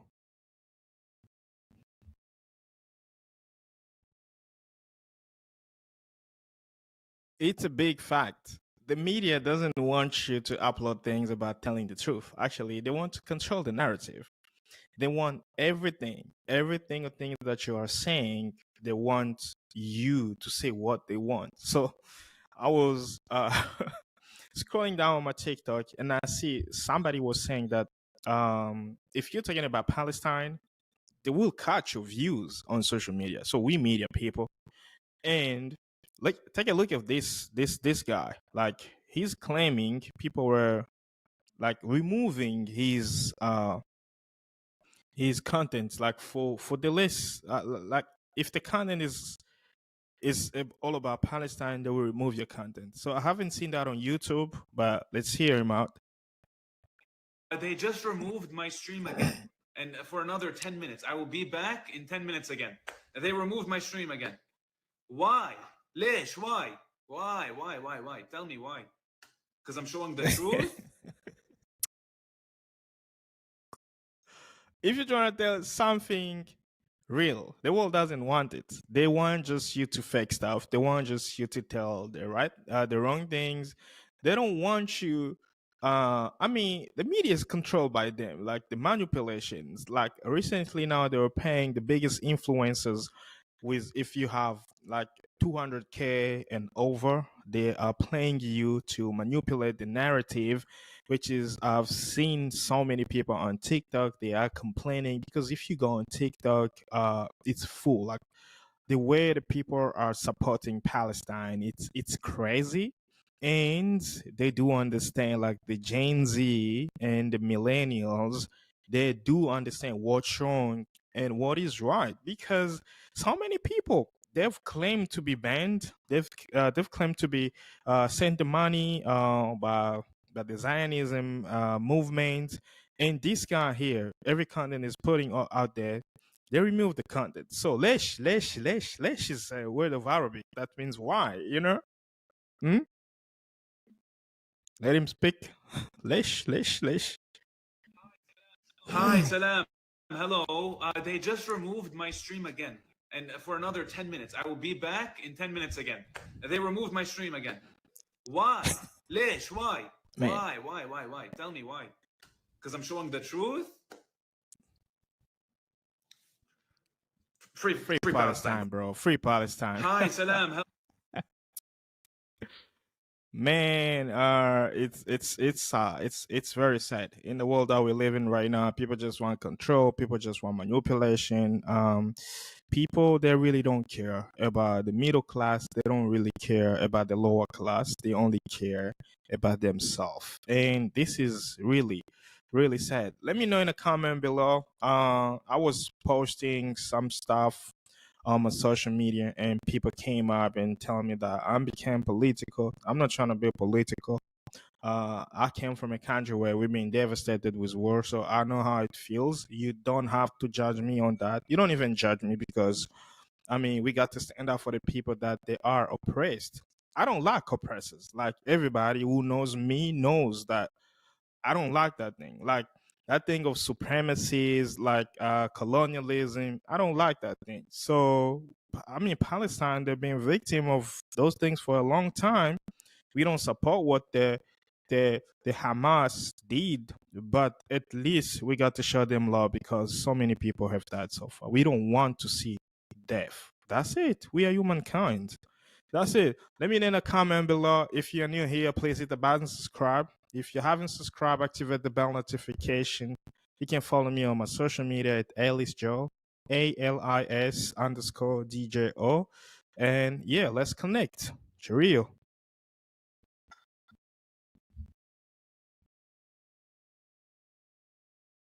Evening, everybody. Welcome to MK Podcast. I mean, I'm kind of a little bit frustrated of the news and everything that's going on in the world right now. I mean, the war. I mean, some people are sad, some people are traumatized. I mean, a lot of things is going on over there. So I've been researching, everybody been researching about Palestine and Israel. So I came across this video. I haven't watched it, all of it, but I want us to watch it together with you. And you can tell me what is your point about this. It's all about historical. It's all about biblical, Quranic, and the ancient history all about Israel and Palestine and all the ancient kingdom. So let me play the video just short so we can all watch together. The Israel-Palestine conflict, which flared up again in October 7th, 2023, is a deeply rooted issue with layers of historical, religious, and territorial complexities. While many contemporary discussions trace its origins to the establishment of Israel in 1948, its roots delve much deeper, spanning nearly 3,000 years. In the 8th century BCE, the territories now identified as Israel and Palestine were under the dominion of the kingdoms of Judah and Israel. Yeah. Israel and Palestine were under the dominion of the kingdoms of Judah and Israel.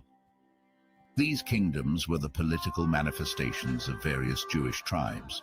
Concurrently, the ancestors of the Palestinians, often referred to as the Philistines in ancient scriptures, occupied a stretch of land from the Gaza Strip to Tel Aviv. Okay, so Philistine used to be a biggest kingdom. Philistine kingdom. You see the state of Judah, Beersheba, kingdom of Moab, Hebron, Lachish, Jerusalem. All of this actually used to be the kingdom of the Philistine kingdom. So let's go. So that means like there was no Israel kingdom, right? I don't know. You let me know in the comment below. Testament, a foundational text for Judaism, cites God's promise of a vast tract of land to Abraham's descendants, the Israelites. Abraham descendant, the Israelites. I think Abraham used to have two kids, Ishaq and Jacob. So, and the majority of the Abraham descendants are Muslim, which is Arab. There are almost like 2 billion of Arabs in the world. So they promised land. Actually, if you're checking the Middle East map right now, it is it is dominated by Arabs. I do believe myself that the Jews themselves are Arabs. So let's go. This divine promise became a cornerstone for early territorial disputes. By 722 BCE, the Assyrians, under King Sargon II, reshaped the geopolitical landscape by annexing the Kingdom of Israel. To suppress potential rebellions, the Assyrians adopted a strategy of population displacement. This led to the Jews' gradual assimilation with diverse cultures across the Assyrian Empire, diluting their unique identity. The late 7th century BCE saw another power transition as the Babylonians replaced the Assyrians. They controlled vast territories, including Jerusalem. Jewish resistance against Babylonian dominance led to the destruction of Solomon's temple in 587 BCE, marking the onset of the Babylonian exile. Okay, the Babylonians took over the Assyrians and the Jews. I don't know, it's Jewish or Jews. Tell me in a comment. They say like Jewish people, it's really not offensive. So they took over. The Babylonians took over the Assyrians, and then the Jews resisted the Babylonians, and then that pushed the Babylonians break the temple of the great Solomon, which it was all about fighting and resistance in 700 and something BC, man. Like, and the things keep on going on and keep on going on. I mean, it's generational. Yeah. However, the winds of change blew again in 539 BCE when the Persians, under the leadership of King Cyrus the Great, overthrew the Babylonians. Cyrus allowed the exiled Jews to return to Jerusalem. He also sponsored the reconstruction of Solomon's temple, a significant gesture that endeared him to the Jewish populace. So by 63, the king, Cyrus allowed the Jews to go back to Jerusalem and rebuild the temple of King Solomon, right? And the Persians, actually, they are Iranian right now. And what's funny is that the Persians right now, they are the most people that they don't like. I mean, Netanyahu is looking for the fight against the Persians like so bad. That's what I heard. And it's really complicated. That's exactly why I put this here, so all of us, we can watch and we can share some thoughts, some knowledge and everything, right? Because what's going on right now is really crazy. And so many people don't understand like the history. And me, I'm fascinated with history. So let's go. BCE, the Roman Empire extended its tentacles to Jerusalem. The subsequent centuries under Roman rule were tumultuous for the Jewish community. Two major revolts against the Romans resulted in catastrophic losses for the Jews, leading to a diaspora where many fled Roman persecution. The rise of Christianity in the Roman Empire added another layer of complexity. Jews faced intensified persecution, being blamed for Jesus' crucifixion. This is actually the big one. I've watched this so many places where they say that the Romans actually expelled the Jews to so many area regions. It's because of Jesus' crucifixions. And that's really kind of bad. And then I think that's where the anti-Semitism started, because of why did you kill Jesus? Like, because people used to believe Jesus is the Messiah, which is true, by the way. And why did you kill the Messiah? You know, and anti-Semitism was born from there. So let's continue and see what happened after. Persecution persisted until 638 CE, when Muslims under Caliph Umar conquered the region. This conquest ushered in a period of relative religious tolerance, allowing Jews to return to Jerusalem. All right. Let me just replay that so we can understand, everybody, we can understand this clearly. Like I said before, I didn't watch this video fully, but for all the information that I've gathered and I see, like it's going to be interesting. So that's the reason why I brought it here, so we can watch all together. And let me replay that here, and so we can understand properly. This conquest ushered in a period of relative religious CE when Muslims under Caliph Umar conquered the region. 638 CE, Muslim conquest after the Romans, right? Under Caliph Umar. All right, Mr. Caliph Umar, let's see you. This conquest ushered in a period of relative religious tolerance, allowing Jews to return to Jerusalem. So you now understand that it's not about Islam, it's not about Christianity, it's not about religion. All right. If you are a Christian watching this, if you are Muslim watching this, it's not about religion. It's about the people belong to where they deserve to be, right? It's not about whoever like fighting who. It's about saving lives, right? So under Caliph Umar, actually, they allowed the Jews to go back to Jerusalem, to the place where they were promised, apparently, right? So that's where they belong. I don't know. If you know so much better than me, drop it in the comment below. Centuries, the majority of Jews resided in Europe, where they faced a myriad of challenges, including Jerusalem.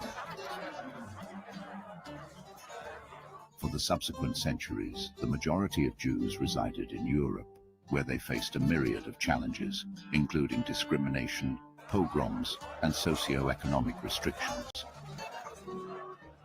Conversely, the period of Ottoman dominion in Jerusalem, spanning from 1517 to 1917, was of considerable importance for the Jewish community in the city. The Jewish population in Jerusalem saw a significant uptick during the Ottoman reign. By the onset of the 19th century, so Jews during emerged. the Ottoman conquest, I mean, the Jews, everybody was living in peace, because I remember like the Ottomans almost occupied that region for almost like 500 years. Yes. And we never heard this type of misunderstanding. This is my land, you gotta go out, things like that. Because some Jews were expelled to Europe and so many places, like they wanted even to give them a place, a home in Africa, which was called the Uganda Project. It's between like Uganda and Kenya, and then they refused. All of those things, they were made by Europeans. So that's a problem number one. Europeans. Emerged as the most substantial religious group in the city. Under the Ottoman administrative structure, Jews were categorized as a dhimmi community, denoting their status as protected non-Muslim subjects. Although they faced certain financial obligations and limitations, they were predominantly allowed the freedom to practice their religious customs unhindered.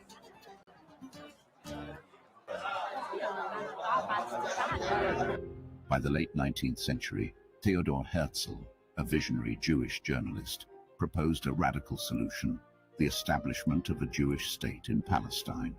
His Zionist ideology gained traction, especially after the British government's Balfour Declaration in 1917, which endorsed the idea of a Jewish homeland in Palestine. Post-World War I, the League of Nations granted Britain the mandate over Palestine. This period saw a surge in Jewish immigration, which inevitably heightened tensions between Jews and Arabs. Theodor Herzl is the father of Zionism. And for everybody understanding, he's the one who claimed that they can go back to where they come from, And after how many centuries? That's what you need to know. And this is where the major problem is because most people that came from Europe, they were not 100% Jews. And for your information right now, it's really it's banned in Israel to test a DNA test. You can't do a DNA test in Israel. No, it's forbidden by the law, all because and somehow some people are not Jews. They are not belong to there. You know what I'm saying? But and also these people that came from Europe, the Zionism movement, many of them they were antichrist. You know, many of them they were from different places, Ukraine. I remember watching this clip of the ex prime minister of Israel. She claimed to have a Palestinian passport, and she said they were Palestinians, right? Because they were not Israelites, right? Israel Israel has been named in the Bible because it's the name of Jacob, the descendant, the sons of Abraham. All right, but Palestine was an area, was a region, which is like you saw the kingdom of Philistine kingdom of Judea, something like that. All right. So the Jews apparently what they did is to take the name of also a regions and call themselves that they are the people from that from that region, and then it became a big race for them, which is like they do trying to compete against the Arabs, while all the regions over there, from Assyrians, from Persians, and Saudi Arabia, I mean, they were all Arabs. Even though some people say like Persians are not Arabs, Babylonians they are not Arabs, but they are Arabs because they come from the Middle East. Even though the rest can be a little bit tricky, but all of them they are Arab.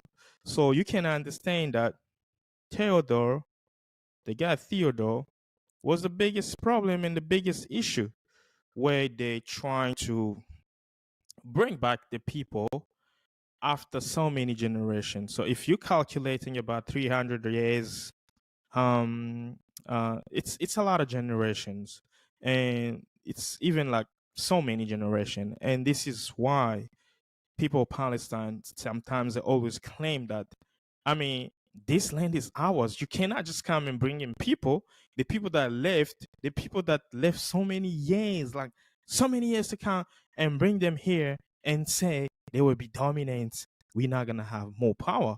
We are not allowed to defend ourselves. We are not allowed to have an army. We are not allowed to. I mean, but they came directly and they are being proclaimed as a state of Israel, independent state of Israel.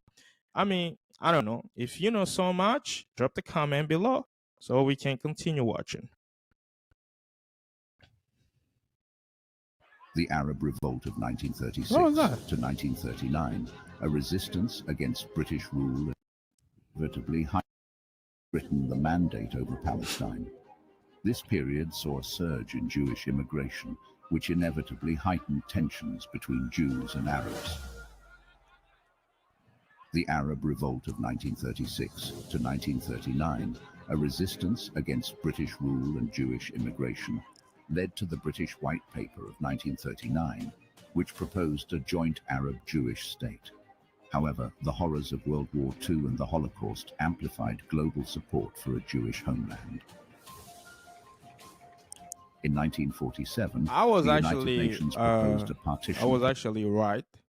Most of the time, I see so many white Europeans they trying to to defend Israelites, and I'm like, if you kill so many people of this nation, why are you trying to defend them? Why you didn't just leave them live in peace before, which was the Holocaust, and now you're trying to bring up your defense system to support them?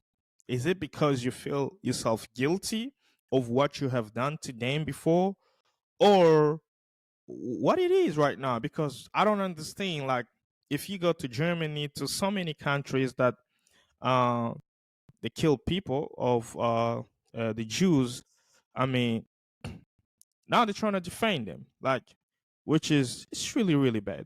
I think we should be there for the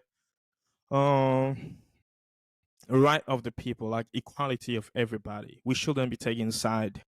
We should be defending I mean, everyone. This doesn't matter what, like, where they come from, the race, the religions, and all those kind of things. Like, be there, be defensive to everybody. You're not allowed to kill people just like this. And then after you became guilty, and then you started to support them to oppress other people. I mean, this is not really good. And here is 1947 UN partition plan about how they will take the people, everybody who was like from Jewish descendants, to take them back to where they belong after some years, which is like so many years.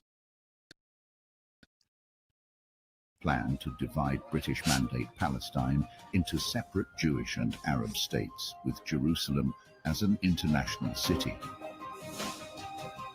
The Jewish leadership accepted the UN partition plan, but the Arab leadership did not.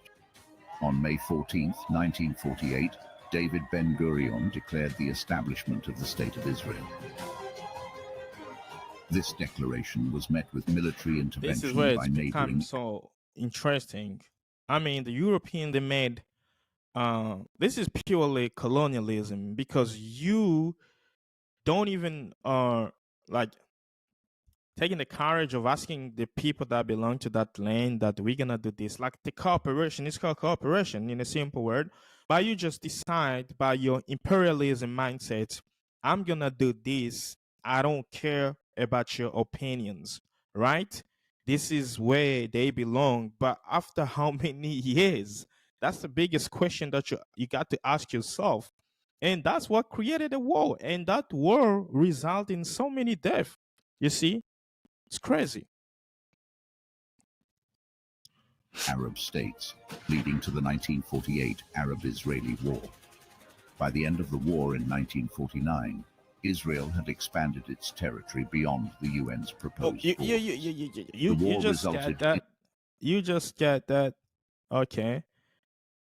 The plan that Ben Gurion gave to the Israeli, to Jews people, they even go by beyond the map and say like, this used to be our land, and now this is gonna be our land. We're gonna take over lands and lands and lands and then it's becoming land. Because if you're trying to check the map from 1948 of Israel and Palestine, or 19 before that, like Israel used to have a little land, and after that, yeah, Palestine has a small land.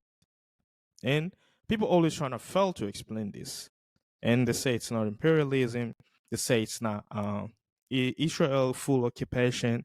They say it's not, I mean, it is what it is. Or in 1949, Israel had expanded its territory beyond the UN's proposed borders. The war resulted in a significant Palestinian Arab refugee crisis. The 1950s saw a series of skirmishes and reprisal attacks between Israel, its Arab neighbors, and Palestinians. The tensions culminated in the Six-Day War of 1967. Preempting a perceived Arab attack, Israel launched strikes against Egypt, Jordan, and Syria. In just 6 days, Israel captured the Sinai Peninsula, Gaza Strip, West Bank, Old City of Jerusalem, and the Golan Heights. This victory significantly altered the territorial landscape and further You see complicated the the map? So Israel-Palestine issue. 1967, that was a war. I think that was a 6 days war where Lebanon, Egypt, and Jordan, they all wanted to fight Israel against what they were doing, because they were all Arab nations. And Israel was so powerful, was so strong, because they've got so much support from the European Unions, from the Americans, from Japanese, and they destroy everybody. Like Israel defense system is really known as the #1 in the world right now. I forget how they call it, something like a drone and stuff like that. And you can check the map here for 1948. Look at the map, look at the map, 1948. Like look at the Jewish land in 1946. The Jewish land was in green, and all over it was the Palestinian land. This is 1946, right? And then let's go to 1948. 1948, that's where you see like the Israel land is in yellow, which is it's totally different from uh the green here. And now Israel got more land more than Palestine. People they are still saying this is right. I don't understand. This is not really right. You are a settler, right? And you come in to someone land and you overtake every land by fire, by force. Look at 1967. Now Palestine is tiny, man. Wow, wow, wow, wow, wow. I mean, Palestine is only like the Gaza Strip, and the West Bank. And then they're by the West Bank because they were supposed to have Jerusalem over there. The Jerusalem is like independent, international states. Like it is in black. You know what I'm saying? So you explaining me from 1946 where they give you a place which is they didn't allow you by their will. Also, they were also wrong to not allowing them because people they were all belong to him. But the biggest problem was the Roman because when the Roman Empire came, they expelled the Jews because of what they did to Jesus, the crucifixions of Jesus, right? And then the Palestinian they surrendered the land, and then you started to oppress them from there and take all over their land, which is man, this is unexplainable. And somehow, I mean, it's crazy. So that's why I'm sticking around on this map. It's really crazy. 1946, 1947, 48, and 1967 is totally different. Let's continue.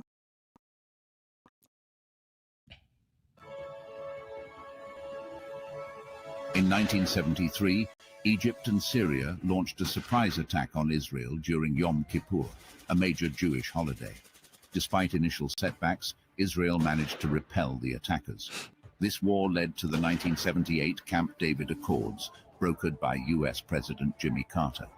Egyptian President Anwar Sadat and Israeli Prime Minister Menachem Begin negotiated the accords, leading to Egypt formally recognizing Israel and the two nations signing a peace treaty in 1979. So this peace treaty in 1979 had to be forced because Israel like beat everybody because Israel they were so strong. Like I said before, they had support from everybody in the world. All the Zionism small states like France, Germany, UK, Ukraine, Poland, Austria, America, Japan, they were all supporting Israel. So it's really like possibly for Israel to defeat anybody at that time because the biggest support, like the Americans, first, you can't beat them right at that time, right? And then Egypt had to sign a treaty, otherwise they were going to lose their dignity, and they didn't want to because they didn't understand that the war is being involved with so many people, and they will not going to win this. Yeah. As part of the treaty, Israel agreed to withdraw from the Sinai Peninsula, which it had captured from Egypt during the 1967 Six-Day War. So the goal of Israel actually was they had no land. So if you fuck with us, we're gonna beat you, we're gonna take your land because they were craving for land so much. Imagine they were already capturing the Sinai Peninsula, which belongs to Egypt, to Egyptians, and Egypt was like, "Wait a minute! If we continue this war, that means the Sinai Peninsula is gonna become Israel. Hell no! I don't want to lose my land. So what am I gonna do? Is I'm gonna sign a peace treaty, and that's it. They did it, and they took back their land."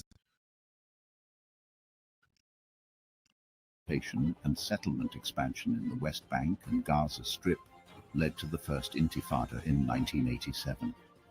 This grassroots uprising involved civil disobedience, boycotts, and widespread protests. The violence and Israel's response garnered international attention. Like I said, 1987. 1987 was the first Intifada. If you don't know the Intifada, it's like the revolt against the Palestinian revolt, the first Palestinian revolt against the oppressor, because the Palestinians saw, the people of Palestine, they saw like, hey, nobody want to take, nobody want to rise. Let's take the thing in our hands. Maybe God is gonna be there, and then we're gonna fight on our own. And and that was the first Intifada, 1987. And since then, because they were under Israel occupation, since then when Israel were proclaimed independent, while Palestine had know how to defend themselves, and the first Intifada rose in 1987. This grassroots uprising involved civil disobedience, boycotts, and widespread protests. The violence and Israel's response garnered international attention, highlighting the need for a resolution. The 1993 Oslo Accords marked a significant step towards peace. Israeli Prime Minister Yitzhak Rabin and Palestine Liberation Organization leader Yasser Arafat agreed to mutual recognition. The Accords proposed a phased withdrawal of Israeli forces from parts of the West Bank and Gaza, and the establishment of a Palestinian Authority. The Israel's failure to progress on the Oslo Accords promises led to the Second Intifada in 2000. This violent uprising resulted in significant casualties on both sides. In 2005, Israel unilaterally disengaged from the Gaza Strip, evacuating all Israeli settlements. However, this did not lead to peace, as Hamas, a Palestinian militant group, took control of Gaza in 2007. So here comes what I will always deny. Whatever you say, it's not gonna change in my mind. And I want you to understand, if you define Hamas, some people will call them radical. They are Muslim extremists, radicalized, and stuff like that. But this is happening everywhere.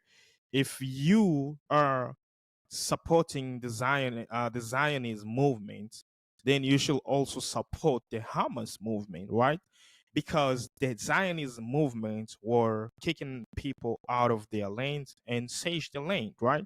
While the Hamas was there to defend their lands. Me, myself, I came from a country where it's been devastated with war, the Republic Democratic of the Congo. If you don't know, now you know. You're never going to tell me that when the oppressor come, you don't have the right to defend yourself. I will say no and no and no and no. Because that situation has happened to me, because that situation has never happened to you. When you see your mother, your sisters, your neighbors are being killed and raped, you will feel like you will have to do anything to support them, anything to defend them. Therefore, if you are organizing a movement to defend yourself against the people that are oppressing you, and then at the end of the day, the international whatever, they are profiling you as a terrorist, that's super wrong. Where the Hamas played bad is to capture people and killing other people, which is, it goes under terror. And that's why they call them terrorism. But they're not terrorists. The biggest terrorists are the people that are killing people. So you're never going to tell me like their defense is terror every time, because the first Intifada was in 1967, something like that. And then the second one in 2000. So when the people failed to protect themselves, and then in 2006, this group came up, I don't know. Does it make sense or it doesn't make sense? I know a lot of people will debate about this, but it is what it is. And that's how it is, because they had no support. Who's going to support them? Egyptian failed, Lebanese failed, Syria and Jordan failed, so they were alone. Saudi Arabia cannot help them because they are selling oil to Israeli. You know what I'm saying? Qatari, the same thing. So they are alone. Who's going to support them? They got no support.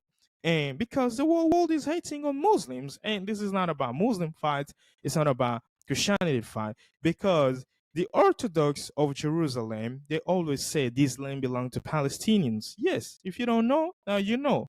So let's play.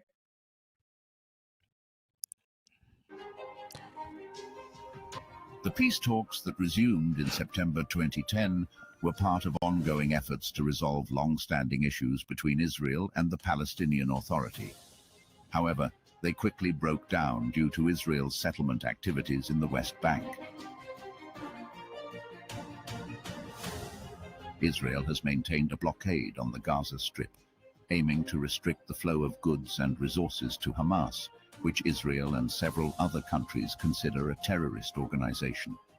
The blockade has faced widespread international criticism. The May 2010 Gaza flotilla raid heightened tensions as Israeli forces intercepted a flotilla aiming to breach the blockade, resulting in the deaths of 9 Turkish nationals. Trading made clear. The conflict has seen ongoing violence, including rocket attacks from Gaza into Israel and retaliatory airstrikes and gunfire by Israeli forces. The release of Israeli soldier Gilad Shalit in October 2011 was a significant moment, as he had been held captive by Hamas in Gaza for over 5 years. Major military operations in Gaza occurred in 2012 and 2014, with significant loss of life and infrastructure damage, particularly during 2014's Operation Protective Edge. In 2018, the move of the US Embassy from Tel Aviv to Jerusalem was a controversial decision that sparked widespread protests. The US's peace plan proposed in 2020 was rejected by the Palestinians, given the inequality in the proposed population exchange and the transfer of 1/3 of Palestine, including most of its best agricultural land, to new Jewish settlers. In the same year, the normalization agreements with the UAE and Bahrain, known as the Abraham Accords, marked a significant shift in regional dynamics, with Israel establishing formal diplomatic relations with these Gulf states. Clashes in the Sheikh Jarrah neighborhood of East Jerusalem over evictions of Palestinian families escalated This in April picture 2021. actually, it tells a lot. The way they're shaking hands. Look at the Arab guy. Like he's like, I'm shaking hand with you, but I know that you're gonna be doing this thing again.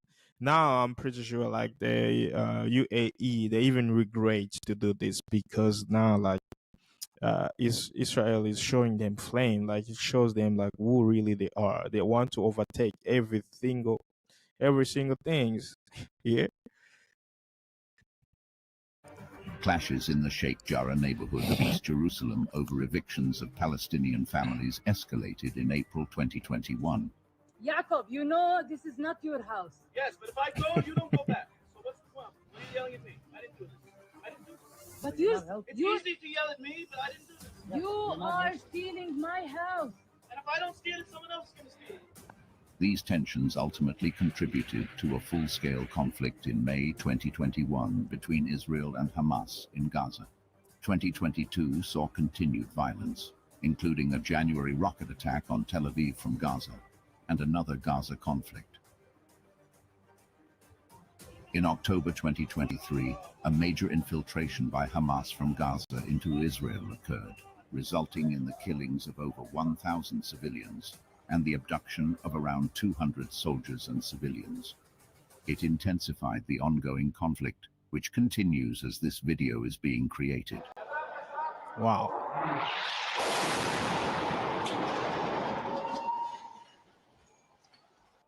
Israel retaliated by launching airstrikes on Gaza, resulting in killing thousands of Palestinians, including women and children, according to UN. The story of Israel and Palestine is long and complex, filled with fights over land and differences in beliefs. As we end this video, these stories remind us of the ongoing troubles in this part of the world. Look at They that, invite us to man. learn Like, look at this map. Look at this map. differences in Look at beliefs. this map. As we end this video, Look at these this stories map, remind man. us of the ongoing troubles. Wow. Israel, congratulations, man, from doing this. You are so amazing. We really don't know how this is going to end, but it's gonna be a mysterious way because we believe in scripture, we believe in numbers, we believe in God. It's all about God willing. From Quran to the Bible to Torah. I do believe so much in Quran. It's never been misinterpreted, mistranslated. The Bible was rewritten like almost 3 times. The first Bible was the Ethiopian Bibles, and then came the Jewish Bible, and then came the Roman Bibles. So, I mean, but all we got to know is every messenger of God was coming with one message. Every prophet, uh, Jesus came with one message. Moses came with one. Muhammad came with one message. But the people of the world, we always misinterpreting things, translating things. That's it for me. The next video is gonna be a very much interesting video. I'm gonna drop it later this week. Stay tuned. Drop your knowledge. If you have anything that you want to share with us, please drop in a comment. Share this video so people can learn more. All right. Don't hate on people because we are not trying to support the Hamas. We are really condemning them from what they did because they caused the death of almost 5,000 children. 73% are women and old age people, which is it's really ridiculous. Almost 12,000 people are dying, and numbers that keep on rising every single day. All right. If myself I was to eliminate Hamas, I was gonna do that. Even though I said they were not terrorists, but I was gonna do it just for the safety of the people of Palestine and Israel, right? And the IDF, what they have done, all the lies that all the speculations that we see on the media, the Arab calendars, they keep on saying that it's a number or member of Hamas people. We don't want that, please. We know your goal is to take in more land and make it the mega city, the Nova City, the Ben Gurion project, the Canal de Suez project, and everything. So that's your goal. That's it for today. If you are new here, please hit the button subscribe. If you have subscribed to this channel, Amka Podcast, please activate the bell notification so you cannot miss one of our episodes every single day. And once again, this video has been made through Riverside. Riverside is a dope platform where if you're a podcaster, you can create your video, you can invite people, and you can do interviews, you can do webinars, you can share screen like I was sharing, and all those kind of things. So that's it for today. And yeah, cheerio, man.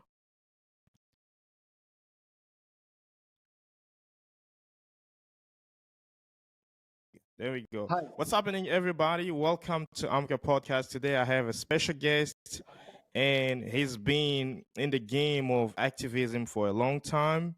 And today I'm bringing him here for us, for you and I, to see and to understand a little bit of what's going on in the Middle East, in Palestine, and all those kind of things. So we don't want to be biased, but we just want to understand and see where all these things is gonna go. Thank you so much for accepting our invitation, sir. Yes. Hi, my name is Mehmet Rafat. I'm leader of Truth and Solidarity movement. So what's happening in the Middle East right now? There is a Zionist organization called as Israel. So the Israel is right now want to conquer entire Middle East. And all the aim is bring a David kingdom. So for David kingdom, the aim is to wipe out all the nation in that Middle East what's going on now. The biggest problem is the sitting in front of them is a place called Palestine. And people of Gaza is the biggest problem for the Zionist system to wipe out Middle East. So what they want to do now, they are doing massacre. They are doing genocide. And they got power from America. They got money from America, as well as they got backup from Britain, Germany, France. So they thinking they got all the powers. They will wipe out the people in front of the world, and we will keep quiet. No, we are not going to keep quiet about it. And we will stand against injustice what's happening in the Middle East. Because if there is no peace in the Middle East, there will be no peace in the world. There will be no peace in Uganda. There will be no peace in Kenya. There will be no peace in Angola. There will be no peace in Canada. There will be no peace in India. There will be no peace in China. The problem is in the Middle East because the reason is the Middle East. That the three religions of the world came out from the East, especially that land called Jerusalem. Jerusalem is the center of the world. Whoever controls Jerusalem, control the world. Not you, whoever control media or control money. Whoever control Jerusalem is controlled. Because Jerusalem is the center of the world. So what happened, they're thinking they will wipe out those people so they will control Jerusalem. No. There is right now in 2.5 million people of Gaza in Jerusalem. But what about 8 billion population out there? We are not going to keep quiet about this. You are doing genocide in front of our eyes. And we're not going to keep quiet about that. We'll stand against you with injustice, what you're doing to our people in Middle East right now. You're bombing innocent children. You killed over 7,000 children in the last 1 month. That doesn't mean that child can be a child of Ugandan or child of Kenyan or child of Angola. It's the same child is being killed right now. Just man in Uganda recently, let me explain to you. The president of Uganda recently said LGBTQ must be banned. Immediately, you ban the country from all over. Just because the man said, I don't want LGBT. I'm sorry, you're not going to make me become gay and lesbian. I'm so sorry for you. I understand, So what's happening in Middle East, you must know that. You are not going to force people to believe you are the justice of the world. You're not a justice. You are the enemy of the world. And you're not going to impose us with your enemy mentality. I'm sorry for that.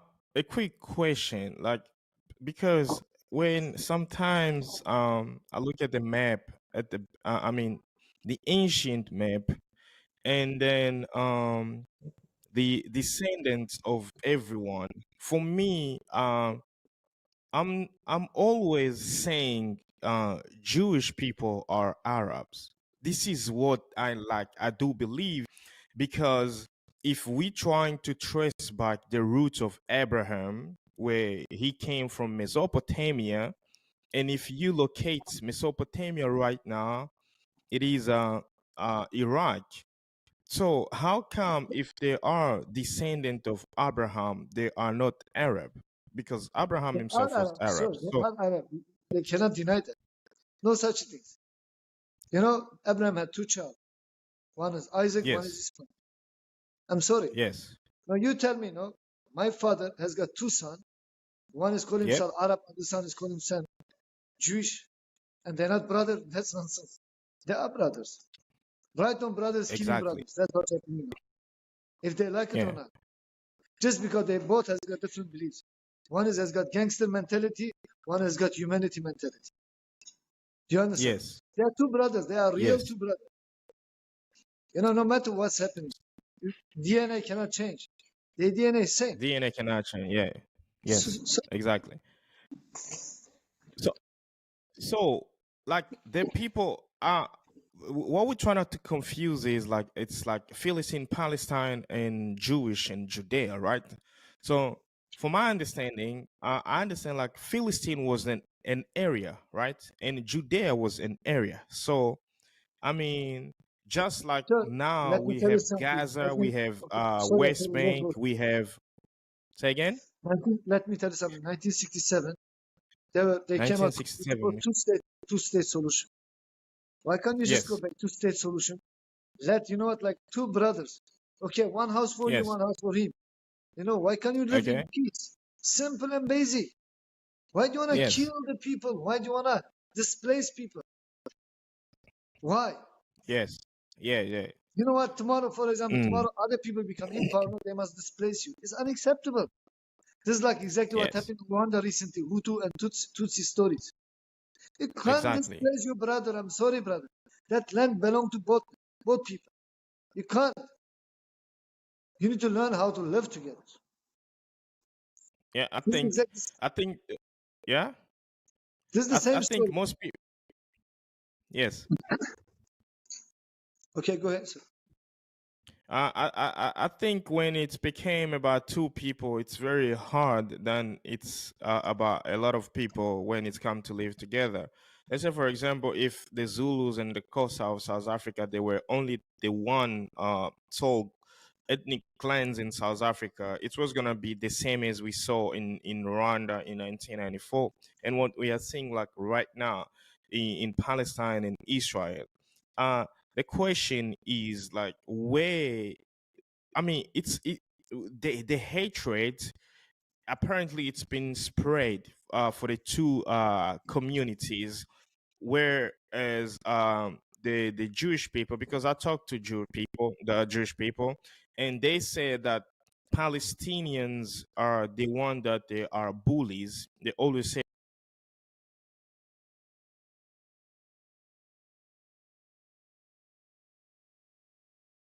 they always like are being provocative toward Jewish people, and what the Jewish people they're trying to do is just to defend themselves.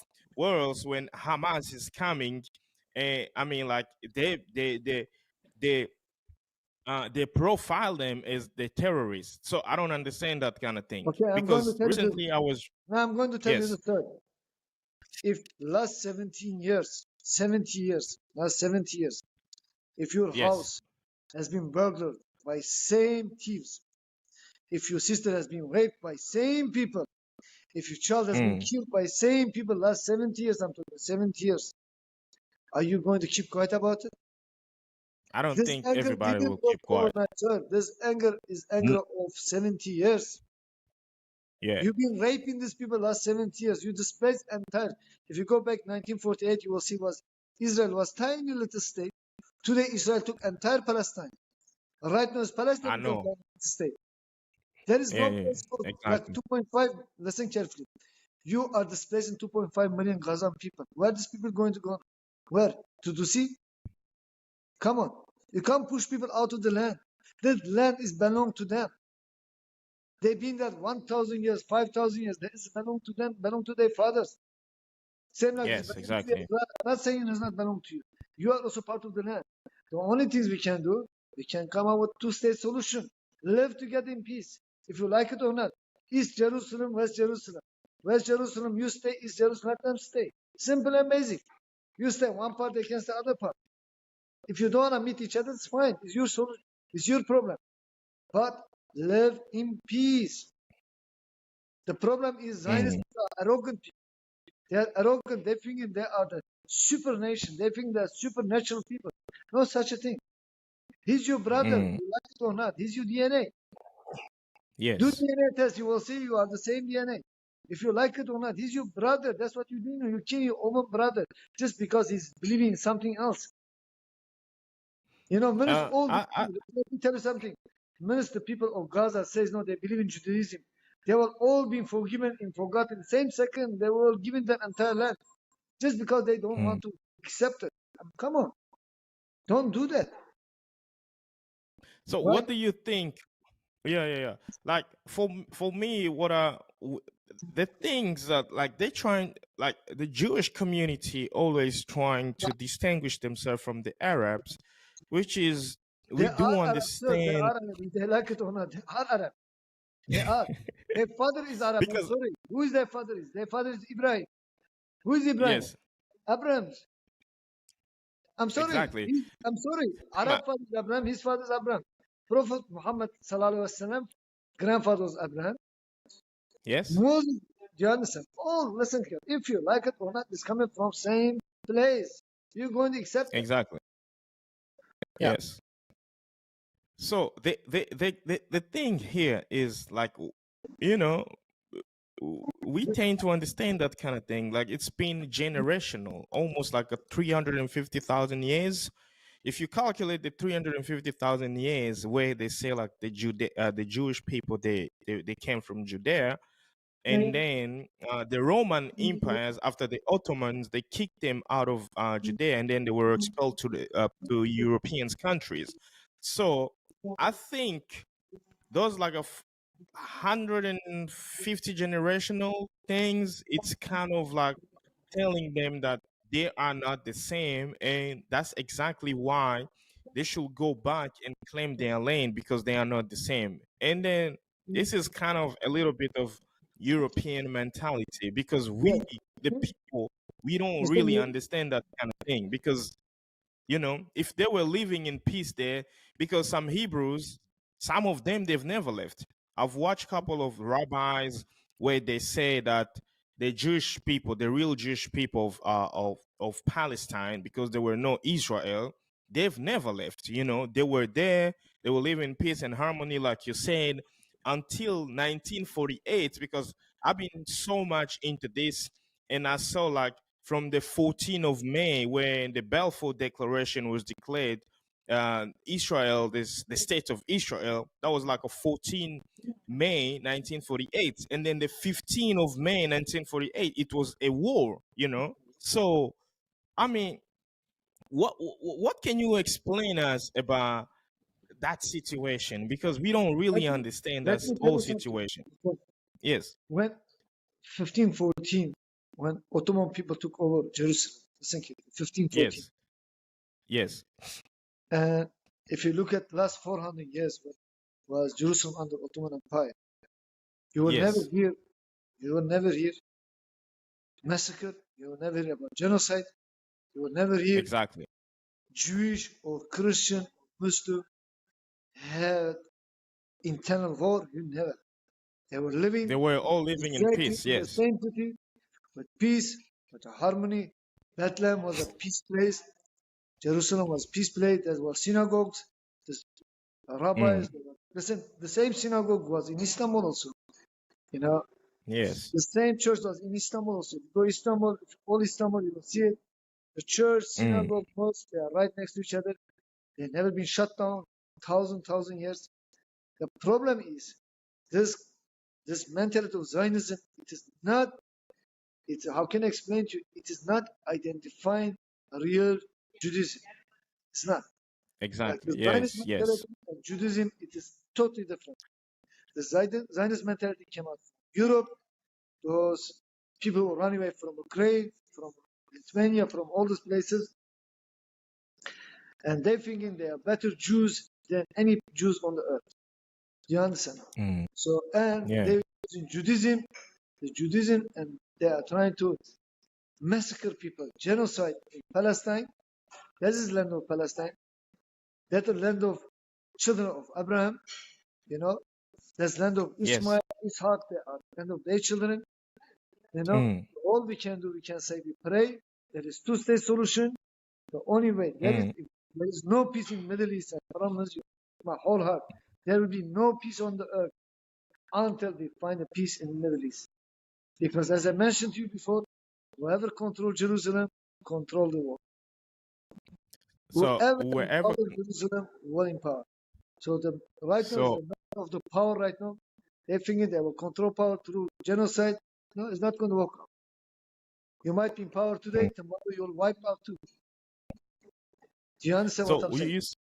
You say whoever controls Jerusalem is controlling the world. Like, what is that thing is in Jerusalem? Because we don't know. We don't know. Jerusalem, as I told you, birth of three religions. Yes. So I know that. Yes. Whoever in power, listen carefully. Like Ottoman Empire was in control of Jerusalem for 400 years, and they were superpower. Yeah. Remember? 400 years. Yes. They were called a superpower of the era. So right now, America is not a superpower. In reality, right now, who is the superpower of the world right now? Is Israel. You know why? Exactly. America is a state of Israel right now. Don't ever forget. Germany is the state of Israel right now. France is the state of Israel right now. UK and Japan also. They are state right now, sir. I don't know if you saw a video I put it 2 days ago. People of Japan start singing I saw. Israel. They and sing and putting the enter. flags of Yes. yes. So now what does mean Mm, is this? How can you sing enter of somebody which is as doesn't look like you at all, and you sing it with your whole heart in it because you mm, obey the state, sir. So whoever, as mm, I mentioned to you, whoever control Palestine or Israel is mm, controlling the world. So right now they're trying to control the world through them. So maybe next era will be Muslim people. If the Muslim people going to control us, there will be Muslim empire. This is the world, my brother. mm. The power is Jerusalem. So Jerusalem is the Yes. center of the world. So God created, sir. It is energy in that land. Okay, Mm, Jerusalem, mm, Istanbul, and Mecca. The three cities in the world is very important city. Whoever mm, controls the three cities, they are having a serious power on the earth. Right now, Mecca has been controlled by Saudis, Istanbul controlled by mm, Turkish, and Jerusalem by mm, controlled by Ukrainian Jewish people. mm, So mm, those people are right now is controlling the world. Not American. Forget mm. about America. Not Britain. They are just puppet. Mm-hmm. So right now, war is between Exactly. the station, as I mentioned to you. Mm-hmm. I understand. So how is all these things are going to unfold? Because we are Only tired way of will be, seeing sir. the Only things. way we need to compromise. We need to compromise. They need to compromise, and from our side, we also need to compromise. So we need to Mm. respect their existence and then to respect our existence. You know? But so many people already been killed. How is this going to be like repairable? Like Brother, as I told you, the only solution is they must go back to 1967 borders. They must leave the mm, land behind. You know, the land which they've been occupying illegally. They must give back to the people of Palestine. Do you understand? And they okay. must pay. They Okay. must pay the cost, the damages they done to those people of Palestine. They must pay the Okay. cost. They must go back where they are. You know, and there the Where? world. Like where are they gonna go back? They're gonna go They back want to go where? back to, as I told you, 1967 border. There is Like 1967 border. where? If you go back to the map, you will see 1967 border. It is. They will stay at the same land, but they will be staying at their No, own I border.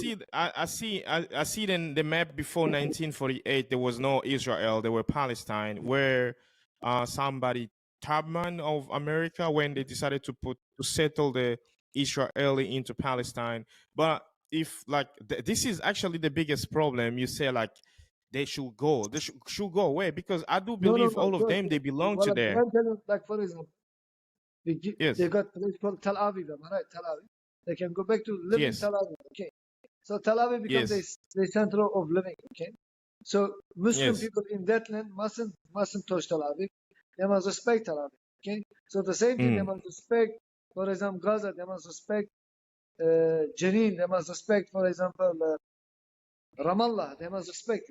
So the only thing Yes. is, we need to build proper, Yes. not UN, not UN. UN is lost credibility. Yes. We need to Yes. build a proper guarantor nations. Maybe Turks Yes. can be a guarantor nation. Maybe Turk can bring their soldiers in the land to protect Palestine. Mm-hmm. See, right now, Palestine Mm. hasn't got any protection. Mm. They They've got no protection, no like from protection whatsoever. everybody. Like, Yes. yeah. So that's why Israelis, like especially those illegal settlers, they're killing people as well. You see how much? I think about 300-400 people also killed by settlers right now, which nobody talking Mm. about. Yes. Do you understand now? Okay. So settlers, Yeah, I do those understand. settlers, Yeah. yeah.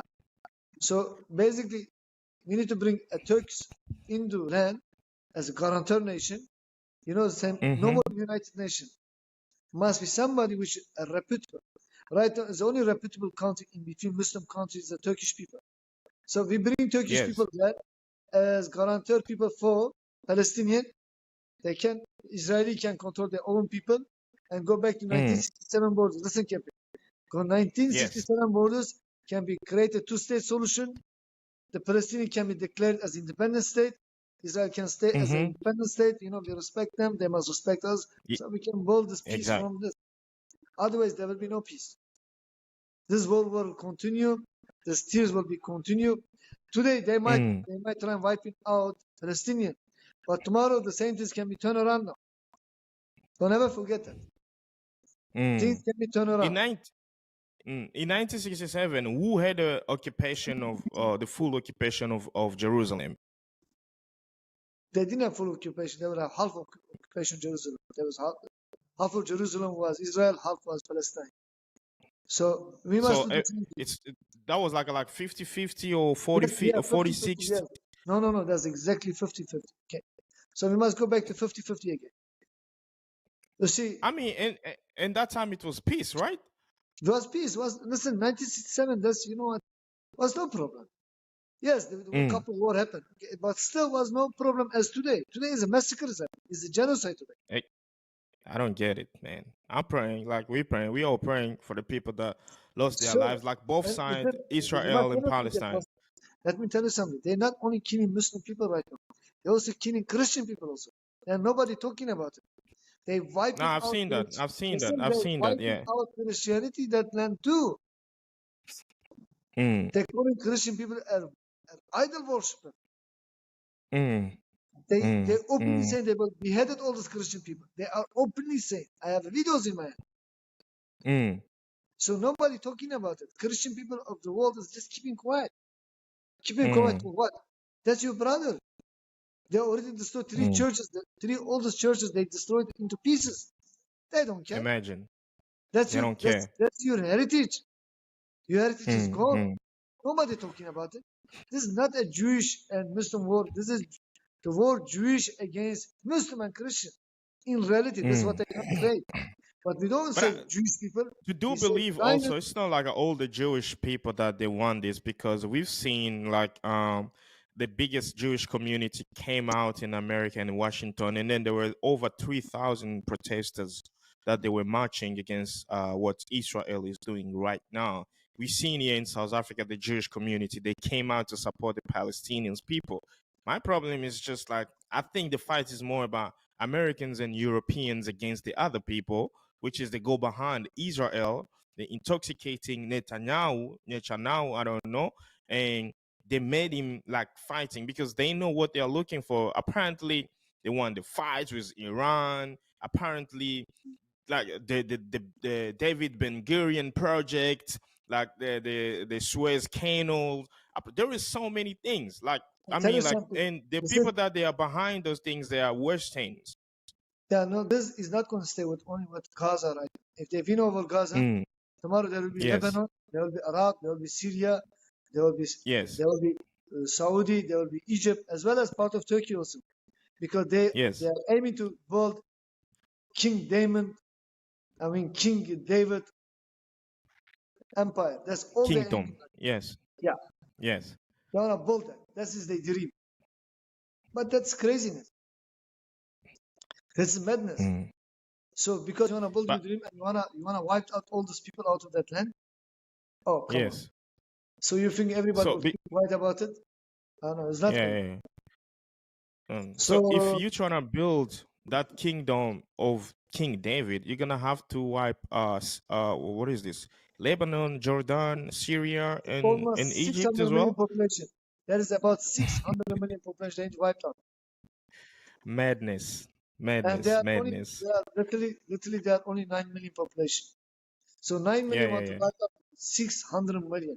And they're talking about Yes. atomic bombs, they're talking about all these things. But you're going, listen, you know Hiroshima, right?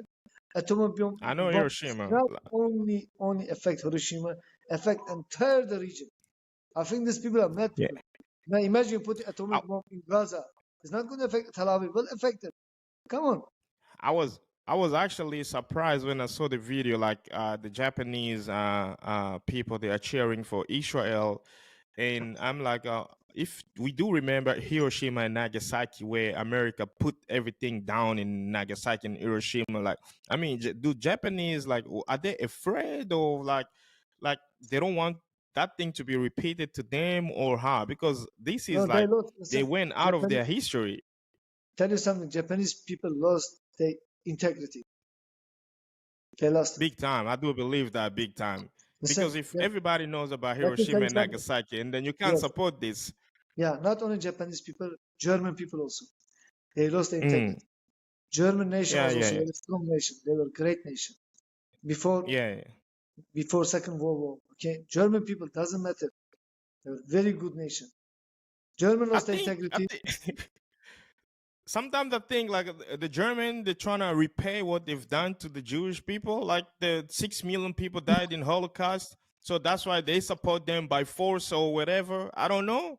You trying to tell me like what's the coincidence No, of no, like no, no. being behind all the Listen, killings of all these no, people? no. I tell you straight. About 5% Germany control entire Germany. Mm, 95% German, 95%. They are not happy about what's happening in Palestine. exactly. Only You're 5% right. is happy. Only 5%. The top 5. Mm, the top Okay, five, my yes. battery is about to die now, okay? So maybe I think we will have another All right, 2 man. 3 minutes. Thank you so much for being on Amka podcast. We see your fight, we see your activism, and we love it so much. And once again, I appreciate for the content that you explaining to people, and keep being you, man. We love you so much. Thank you so much. God bless you, brother. Look after yourself. I thank you for the opportunity. May God bless you all. Thank you, thank you. All I right, thank you. thank Bye. yeah.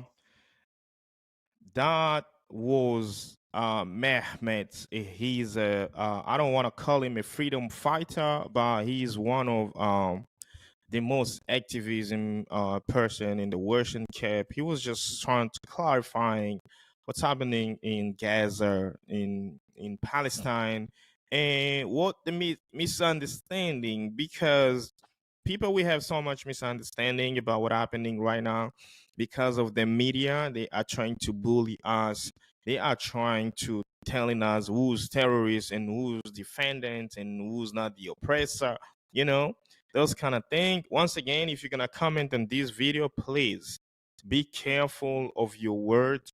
Do not judge people. Do not showing hatred on this content, because we are already losing so many people, and we don't want to lose people. Like almost 5,000 children already dead, like 73% of women.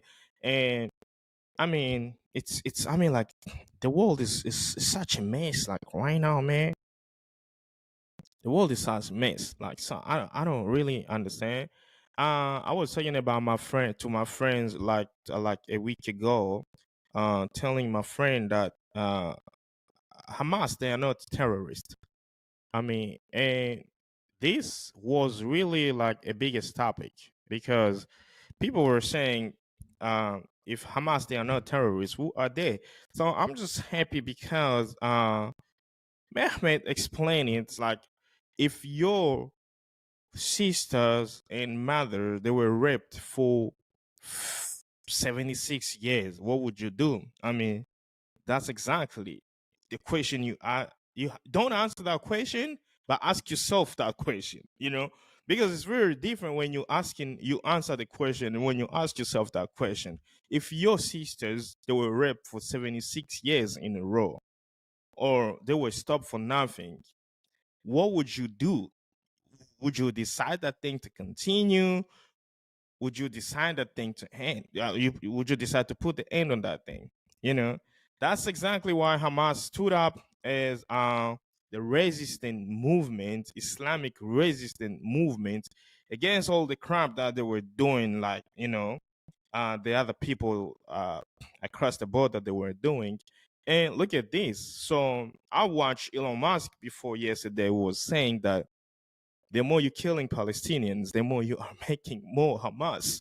And I do believe, even within 10 generations, this thing will still exist.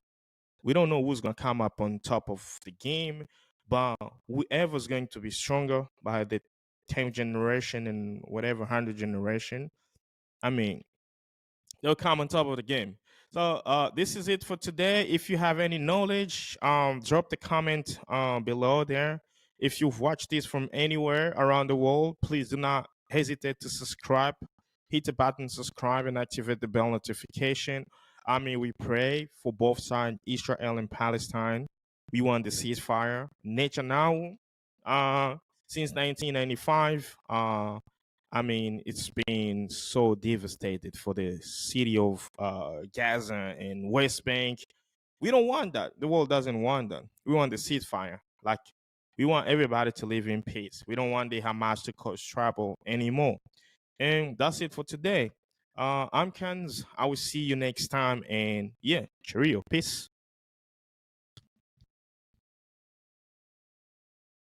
What's happening, everybody? Welcome to Amka Podcast. Man, today is my first day I'm using Riverside.fm. It's very good software for podcaster, interviewers, and all those kind of digital visual that you're trying to do, like except for designs and the other thing.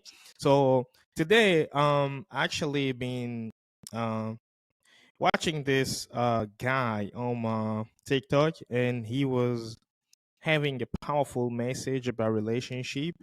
If you are not really ready to be in a relationship, please don't be in a relationship, because I could even seen some comments here, like people are talking about comments, which is it's kind of wild. So his message is really clear. It's very deep, and it's profound. I will let you hear it so you can see like what happening. There we go. Quick question. Are you qualified to be in that long-term healthy relationship that you say you want so much? What do I mean by that? How's your communication skills? Do you communicate or do you shut down? And when you do communicate, are you aggressive? Are you passive aggressive? Are you Man, passive? this is actually it's something that we need to learn, and we need to understand. Like, communication is the key of our relationship, but communicating in it properly is a greatest key of our relationship. So when we're talking about communication, it sounds like we communicate things like clearly in a transparent way, and that's what the most of the things that killing us in a relationship.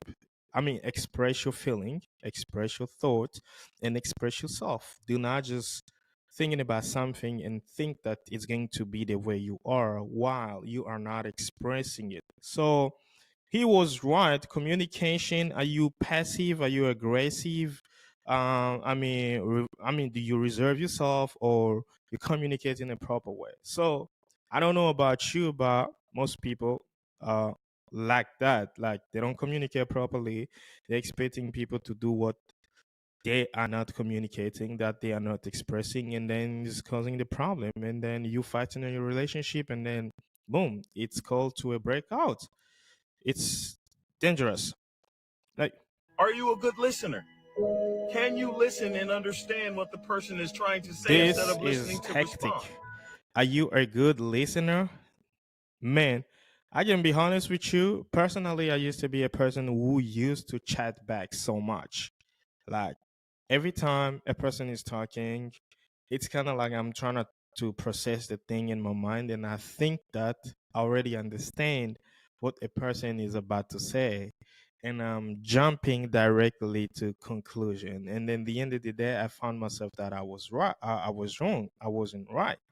And then that used to cause me a lot of problem. I didn't realize that that was a problem, but as we grow, we learn every single day, and I understood that.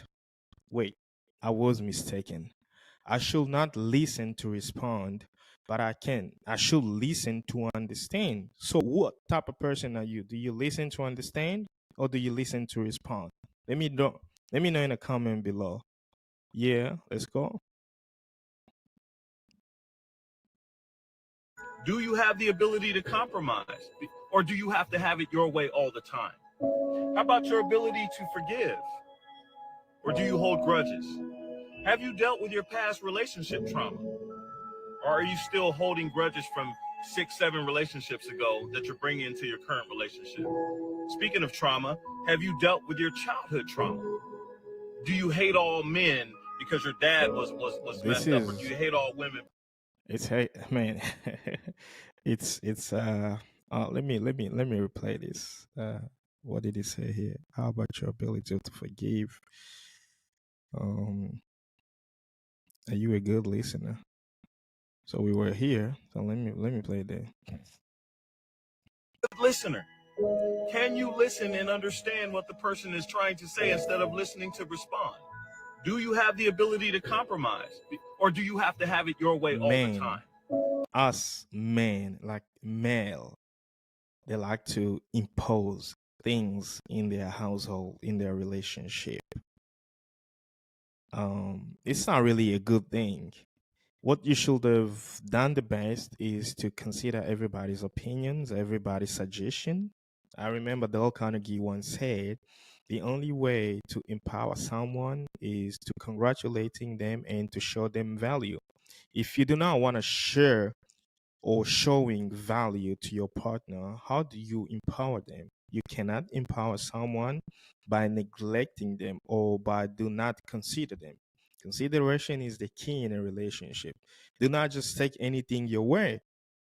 If you see you have a better way, keep asking for their opinion and then you take a conclusion. Don't just be like, it's me, it's me. No, that's ego. And ego in a relationship doesn't really work. Believe me. Let me know in a comment below what kind of way do you utilize to get along with your partner or to get a solution with your partner. Let me know in a comment below. How about your ability to forgive? Or do you hold How grudges? is your ability to forgive or do you hold grudges? I'll be saying myself, I'm a type of a person like we can fight right now and then after 34 minutes, I'm going to be fine. Let me just process those things. The anger is going to go. And then the end of the day, I'm going to be all right. You know what I'm saying? I really like myself about that because I don't know who taught me this. Apparently my mama. But if I am wrong, I'm going to come to you and apologize. Some people see that as a weakness, as a sign of weakness. But I do agree. Sometimes I'm weak and I don't want to keep that weakness. That's why I'm coming to you straight away. Yo, man, we fought. I don't understand. I was wrong. But I also think maybe you were wrong. If you don't hold yourself accountability of your wrongness, it's okay. I'm gonna do to mine. And at the end of the day, I'm not gonna hold grudges. You know, some things are very hard to forgive or to forget, but I'm just gonna bullshit it and then I'm gonna move on because I can't be just staying there holding grudges. It's not gonna help me. Have you dealt with your past relationship trauma? Or are you still holding grudges from 6, 7 relationships ago that you're bringing into your current relationship? Speaking of trauma, have you dealt with your childhood trauma? Do you hate all Childhood trauma?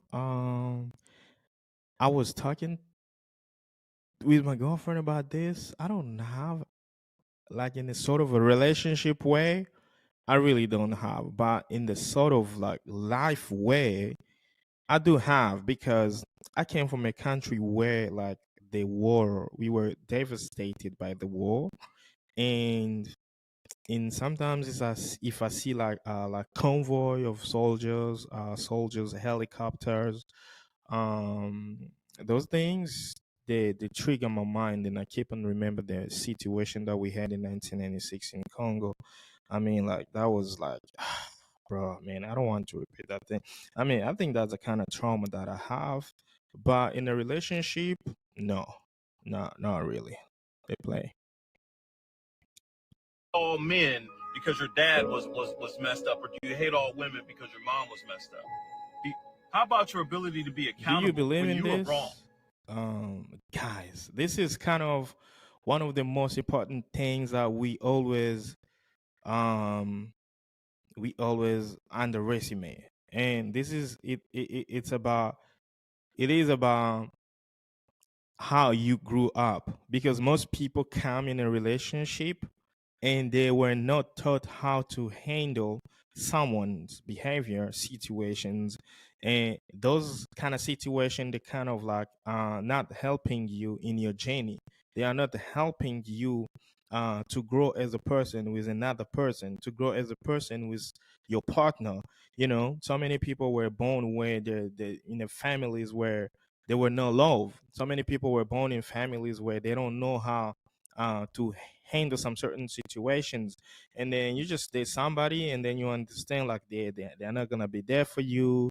I mean, to consoling you, like to be, I mean, emotionally, physically, mentally, they're not going to be there. All they do care is like partying, shopping, and I mean like money situations like that. I mean, so it's not really sometimes our fault, but it's depend of how we grew up, because that was like our parent duties and they did not fulfill those duties, and then now in our journeys, in our relationship, we kind of struggle. I mean, this is very sad because a lot of people are really like that. They didn't grow with love, and this is really effective in a bad way because it's killing our relationships, and then we just keep on blaming each other for no reason. Oh, you are wrong, you are right. No, it's because of those things.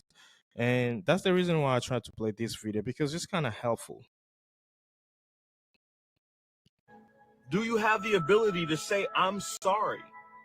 And then do you have the ability to change the behavior that caused the pain? How about your ability to love a person in their love language and not what you think it should be? How about your trust issues? Have you been able to deal with those? What about your anger management? What happens when you do get triggered? What happens when you do get angry? Is it WWE? What about when you get triggered? Are you? I mean, you become a Rambo in the jungle or what? Man, all these things we got to learn in a relationship. You got to learn how to be patient. You got to learn how to cooperating, how to collaborating. I mean, relationship is our like it's the key to our success, because if you don't have any good relationship with your friends, your partner, your bosses, your colleagues, I mean, it's very hard for you. I mean, you just got to be a good person, you know? You just have to be kind. I mean, kindness doesn't mean like you are weak. You know, kindness is the kind of thing that's gonna open door for you. I mean, kindness is that thing that is gonna elevate you, is gonna lift you up. When you are kind, even the entire universe is going to be kind to you, you know? So forgive, forget, move on, don't fight, don't chat back, don't be a person of anger issue. Emotional intelligence is kind of that thing like everybody should learn, and learn how to control it. Do not be a kind of person like, I've heard so many people be like, I'm a short-tempered person, and I'm like, bro, you should be ashamed of yourself to say that in public. Really, we're trying to control that thing, not to be proud of that thing. Yeah. Off the top ropes? Do you justify your negative behaviors? Do you make excuses for your shortcomings? Do you have the ability to repair relationships when you cause damage? How's your ability to handle truth about you? How's your ability to handle constructive criticism? How's your boundaries? How is your Are you ability to handle truth about yourself when they're telling you about your self truth? How do you handle that situation? Because I see a lot of people, then I mean, truth always hurts, but it's the truth. You cannot deny it. Constructive criticism, I mean, there's two types of criticism: constructive criticism, and the other criticism, just like people, they don't like you. But we should be focusing more on constructive criticism. I read this quote before that says, it takes both rain and the sun for a flower to grow. If you don't accept that you're gonna have to pass through the worst to get to the best, and then I don't understand, why do you want to get to the best first? You know, you're gonna have to go through darkness to get to light, you know? So if you don't believe in a constructive criticism, I don't think you allow yourself to grow. I don't think you allow yourself to glow, and I don't think you allow yourself to shine, because it's just gonna be there, you know? In a relationship, in everything, it's just going to be there. So constructive criticism is very critical, and you got to handle it properly. Yeah. aware of micro cheating, emotional cheating, physical I've cheating. been researching about micro cheating, emotional cheating, and physical cheating.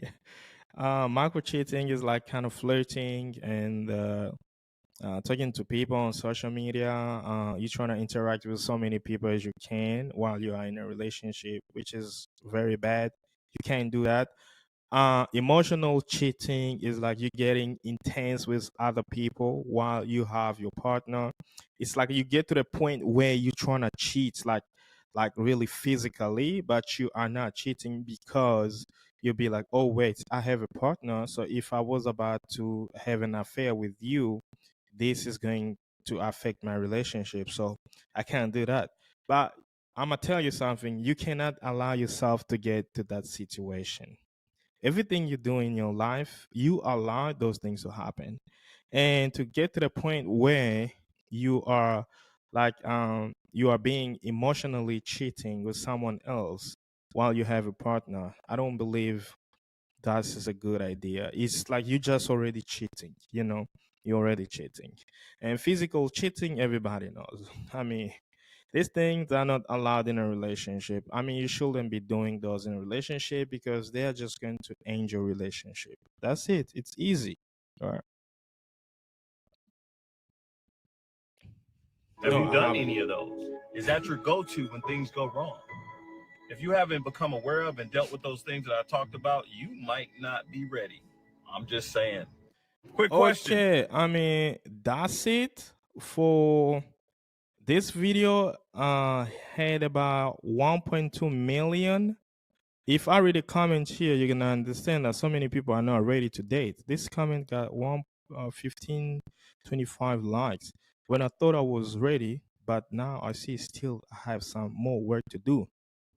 Okay, she thought she was ready, but to be honest, you think you're gonna be working on yourself, but without someone, you're not gonna be working on yourself because you need to have somebody who's gonna bring that pressure on you, and then that's how you're gonna learn how to control your pressure, your emotion, your character, how you're gonna be reacting, and all those kind of things. I made a promise to myself that I will never yell at my woman out of anger. Love your spouse as you love Christ. A calm man is a powerful man. I do believe that. I wish you keep your promise. On point. Communication is the key. Communicating a proper way is the key.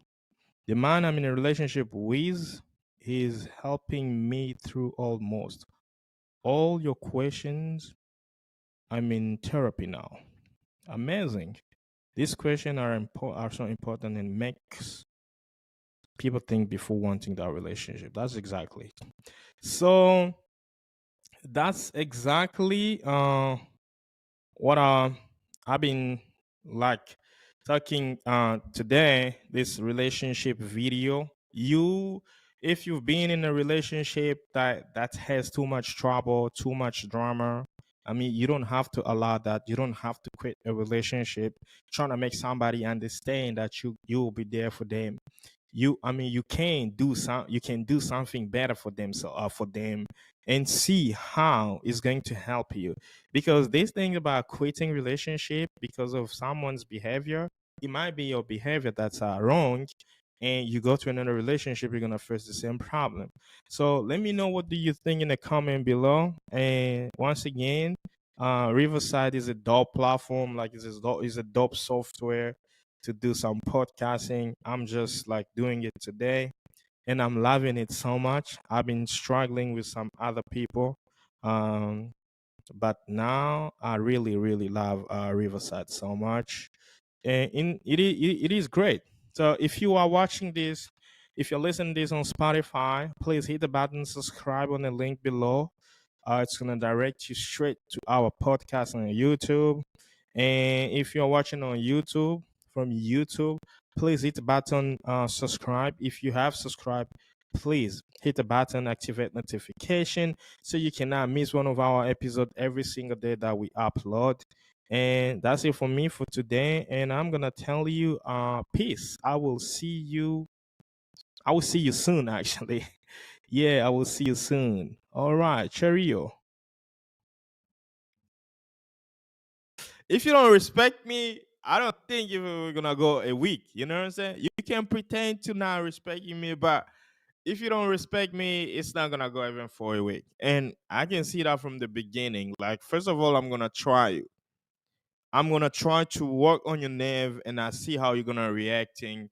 And from then on, and I know like, oh, okay, she's a type of woman like she's trying to be. I'm an independent woman, and those kind of things. They don't work on men, and that's why you see so many independent women. They always lose big time because they're trying to feel like they're superior. Like, even though you say ladies first, but you can't be superior to a male energy. You know what I'm saying? Because I mean, it's just a law of nature. You can't change it. You know, people talking about equality, gender equality. It's never gonna exist. No, it's not like I'm against women, but I'm myself. I'm a feminist because I do support the idea of a woman should be. I do believe, like, I do believe by far many women are more smarter and are more capable of doing big things than so many men. You know what I'm saying? It's just the society, like how we portray things and how the old people used to manipulate things. But women can do a lot of things. The only things I don't believe is a woman will never have the energy, the strength of a man most of the time, unless you do some extra things. That's why I say men build stuff, women they don't. You know, men do stuff, women not too much. But that's not the topic of today. Men love respect so much. So the number one thing is you got to respect the man if you wanna earn his art, you got to be there. The number one thing is respect. Even the Bible saying a woman should respect her man, and the man should love the woman, his woman. It says in the Bible. I don't know the verse right now. My head is not there, but I'm sure it is in the Bible. Yes. I need respect too, yes. The respect we're talking about with the man is a little bit different. More serious. What are we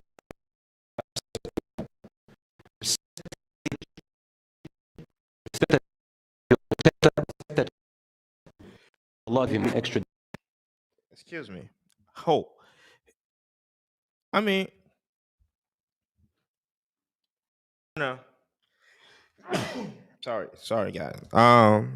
It's a podcast anyway. It's not like that's big editing and stuff. I mean, if we talking about this thing here, this is where we're talking about a lot. Uh,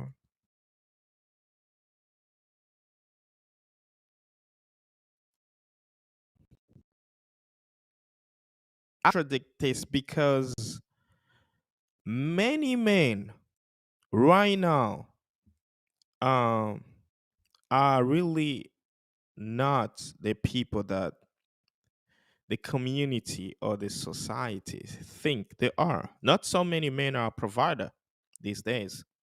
Not. Not so many men are protected these days. I mean, so when you see a woman is changing, they do not really respect you anymore. It's because of those things. You know what I'm saying? You are not like as a natural man should be. You can't protect, you can't provide, you can't secure, you can't help. I mean, you can't do so many things. And what do you expect? Even your friends, even if your male friends, they won't do anything. Like you are not able to do things. I don't like the word useless. I will never going to call somebody useless because I know everybody was born to do something, but until they discover what is their purposes are. But I mean, I think somebody just should try in the community, in the household. You should be helpful, you know? I mean, you should be there to do some little things. Don't be just ignoring things. Do not be like a guy who doesn't want to do something. You know what I'm saying? Have your part, play your part, and the community, the society, even your household is going to respect that. Don't be, I mean, without meaning. Don't be meaningless while you are a person to do something, you know. So many men, they are not those type of men, and this is the reason why women also change toward them. Yes,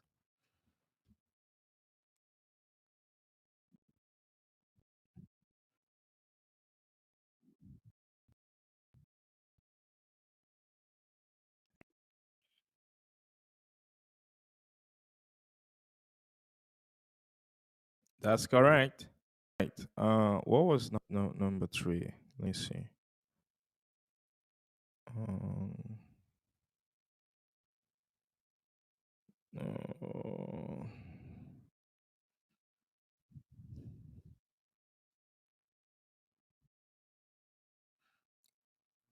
that's it.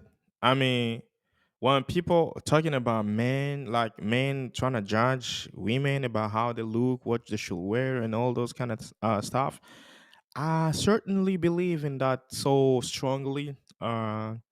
This is my proper opinion. I believe a woman should protect her body. I believe a woman should be not showing off to anybody, you know. I also believe like if you have a purpose of like if you are a slut or whatever, you can do your own business. Nobody, people will judge you, but you know your purposes are, what are your purposes.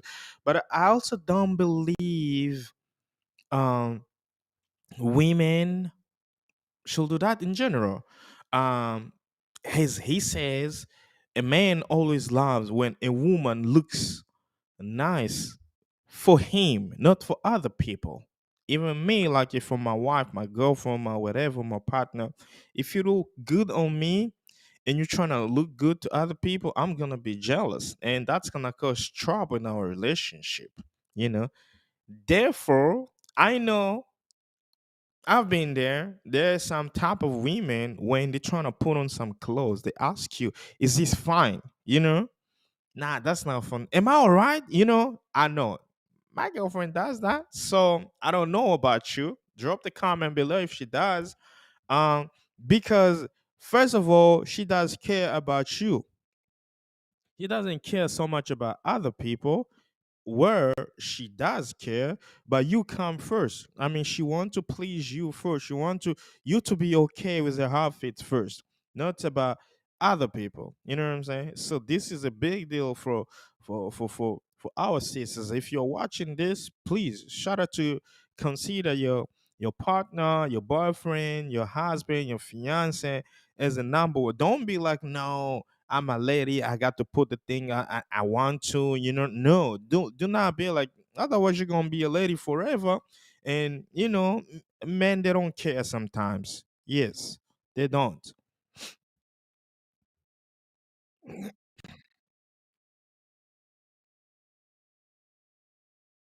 Everybody believe in this. What do you say about this? Do you believe in this? I don't know. Let me know in the comment below.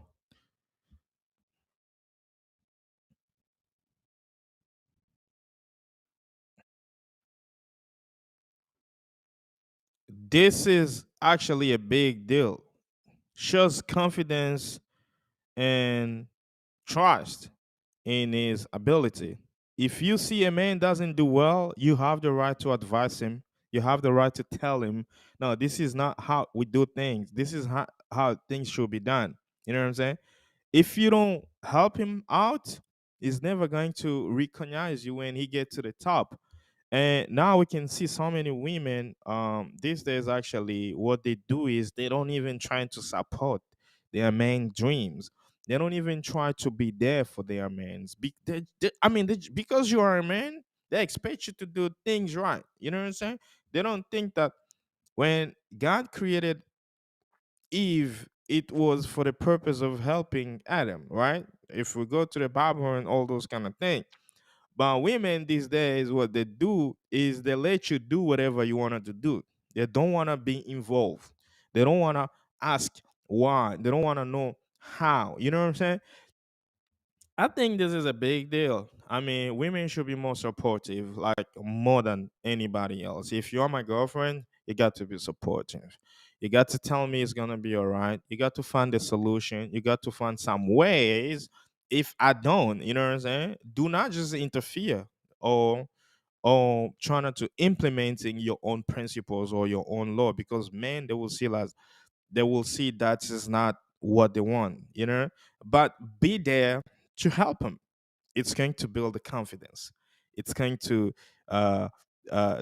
build that strong energy, and he's going to be thinking about you every time. So don't be the type of woman that don't support your man's dreams.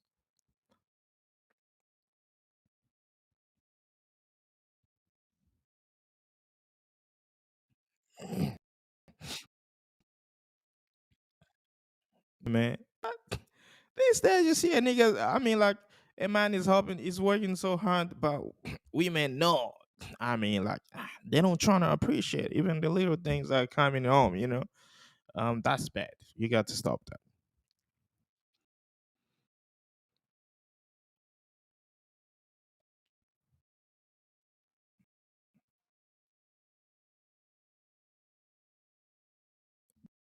No matter how bad you in your household, always speak positive about your people, about your partner. Always put the right word, and those right word, they always pumping people up. This is the biggest secret. It's kind of spiritual. You don't know. I've told you so many times. I mean, at the beginning, it was the word. The word was with God, and God was the word, and the word was God. You know what I'm saying?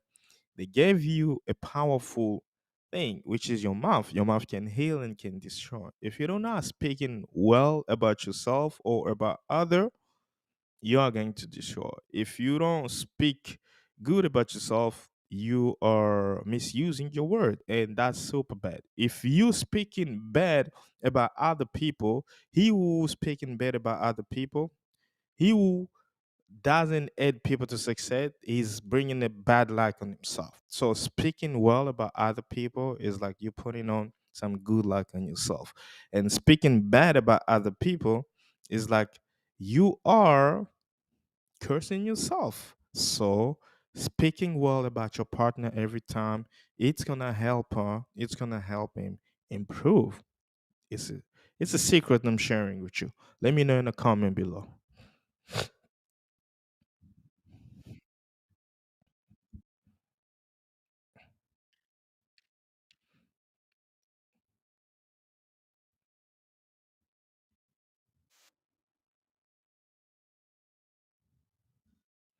Yeah, and that's it for me. About this video was really, really, really powerful. It's a kind of relationship and marital advice that people don't know. Everything is kind of spiritual, but we really tend to forget about spirituality. Spirituality is the journey to every single thing that we want to achieve in our lives. So that's it. Don't forget to respect and all the things that you heard here on this video. Let me know in a comment if you have something like you don't like, or something that you would wish to add, or something that we forgot. I know this is not everything, but these are like 4 or 5 of the most important things like people should keep on privileging the most. Let me know in the comment below, and I'll see you next time. All right. Yep.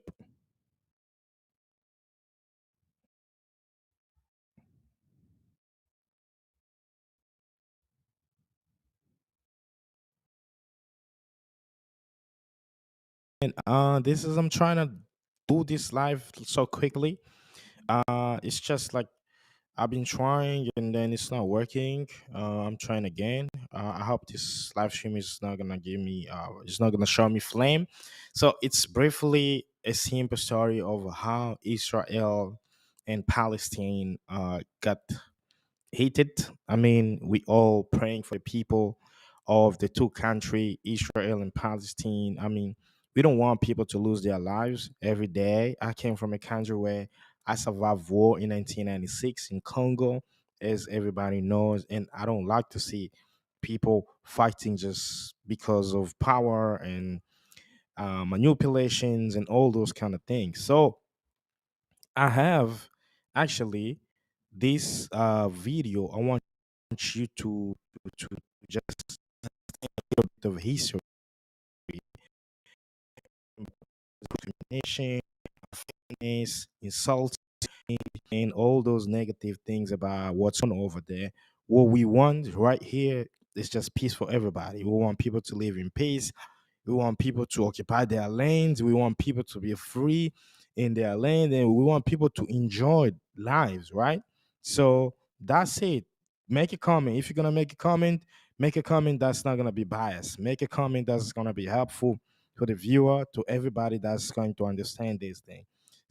So I'm simply gonna share from Gravitas because it was really powerful and kind of educational, and, and you're gonna see exactly how it started on October 7th and how it's been really going. So without further ado, let's go there.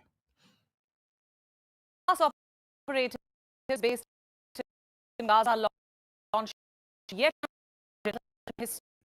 October 7th. using a massive barrage of thousands of rockets and using technology and tactics, they broke through the heavily protected border into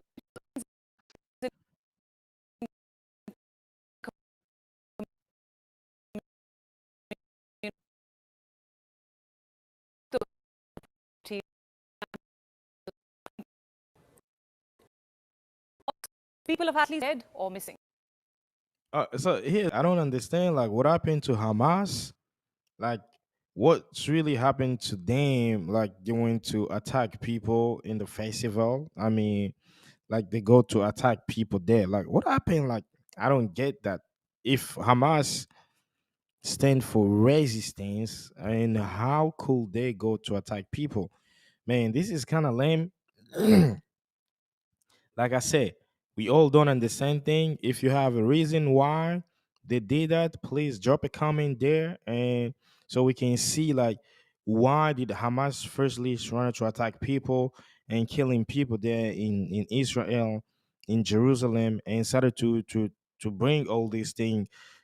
Look at how it's happening now. I mean, they lose big time, right? So yeah, let's see.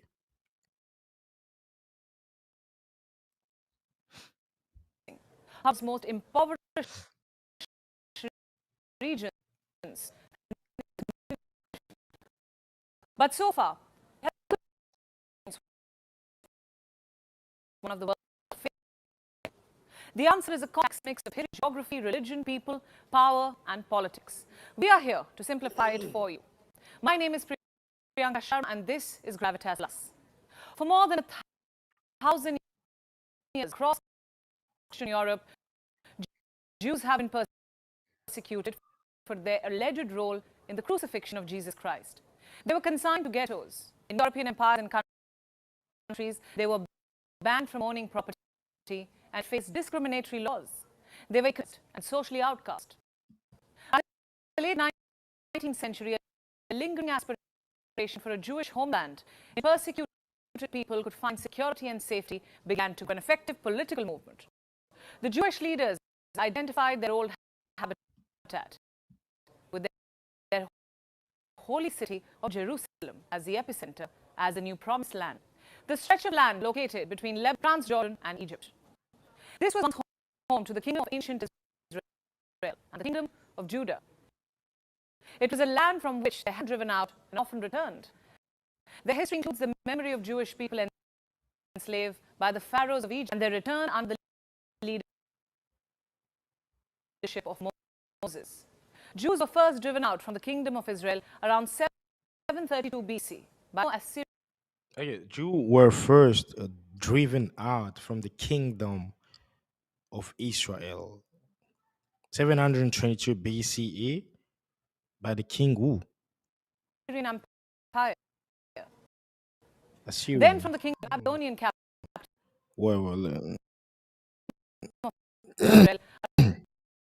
Okay, so the Jews were first driven out of Israel, out of kingdom of Israel by the Assyrian Empire. I mean, so we got to be careful when we're talking about free Palestine and things like that.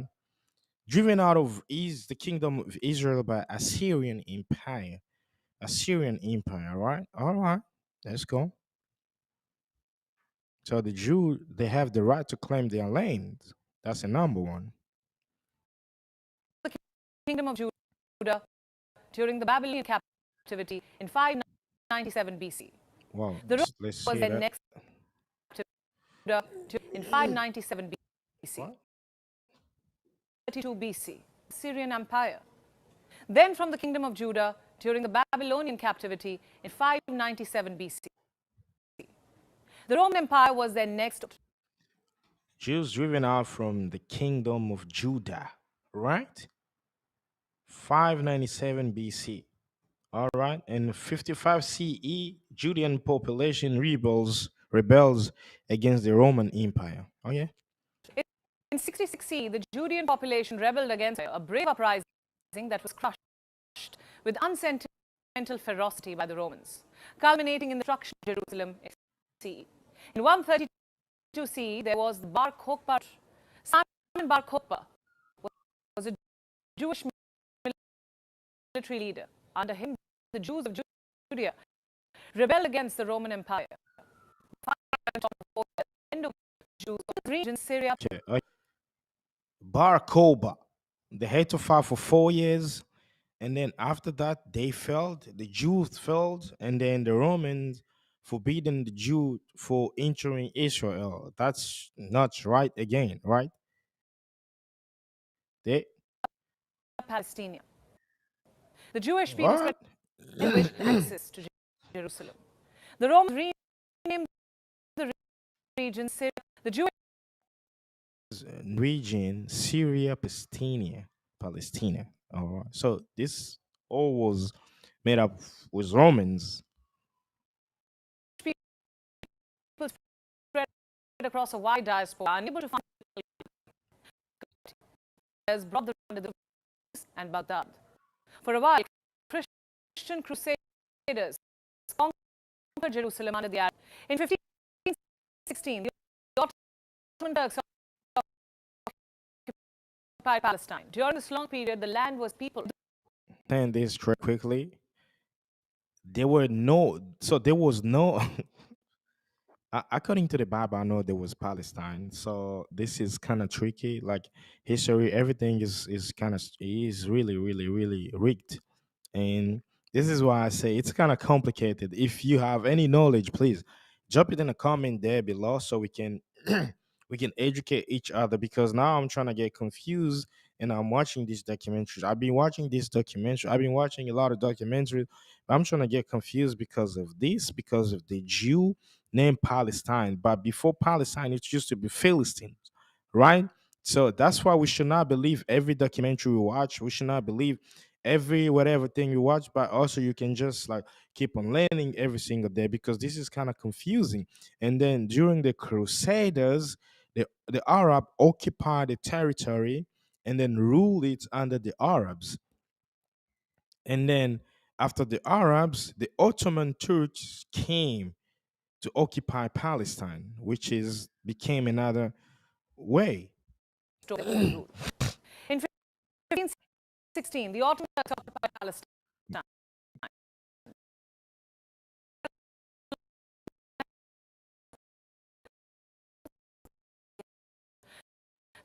There was strong Christian population to the dream. The Zionist movement was launched, and lobbying Western powers to facilitate a mass migration of Jews to Palestine.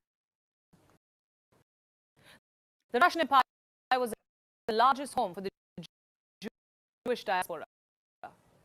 In 1905, after the failure of the first in Europe, Jews began Palestinians, most of whom had become Muslim, but not all. There were strong Christian populations in Palestine. Up to the late 19th century, the presence of Palestinians did not diminish the dream of a Jewish state. The Zionist movement was launched.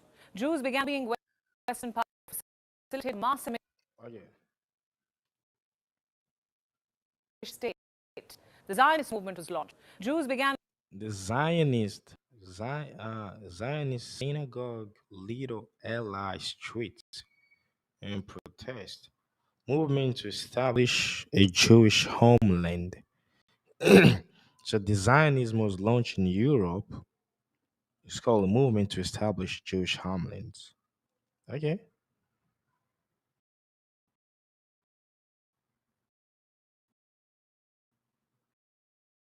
lobbying Western powers to facilitate a mass Created in the 19th century. That man over there sound like a color whatever thing. The Austrian man was dangerous. Russian Empire was the largest home for the Herzl is credited with founding the movement Zionism. In 1905, after the failure of the first Russian Revolution against the Tsar, Jews from Eastern Europe and Russia began moving to Palestine. Okay.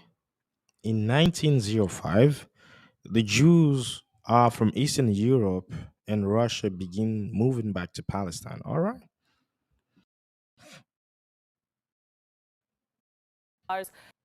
many Jews from Eastern Europe and Russia began moving to Palestine under Ottoman rule. The settlers use Hebrew as their spoken language. Okay. The settler used the Ottoman Empire collapses. Ottomans defeated by the British, French, Italian. And the Ottoman lost the battle in the First World War by the British, French, and Italians because they were allies. Okay, this is how you need to understand a little bit of history and that's the reason why I actually decided to bring this here so you can see a little bit of pieces of history because people don't understand. You just keep on seeing the trending news and blah blah blah, but you really don't understand. All right.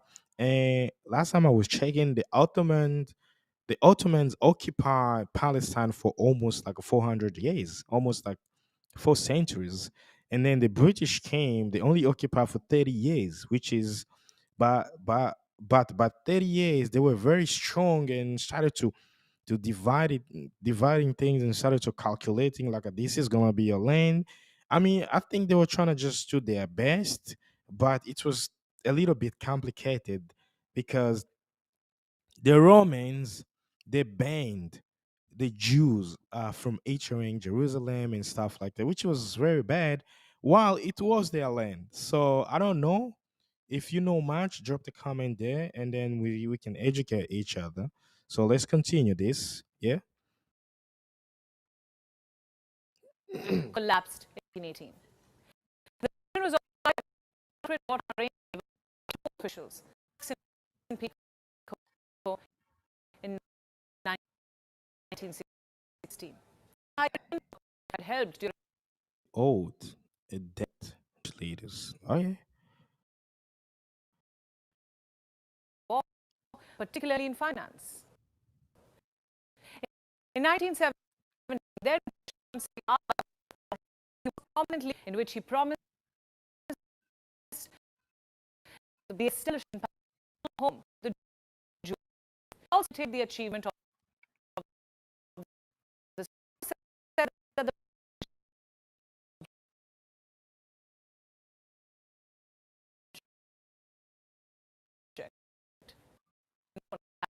under France's protection.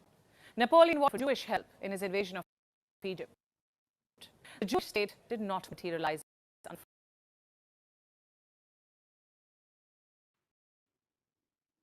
Oh yeah. I'm gonna have to rewind that guy.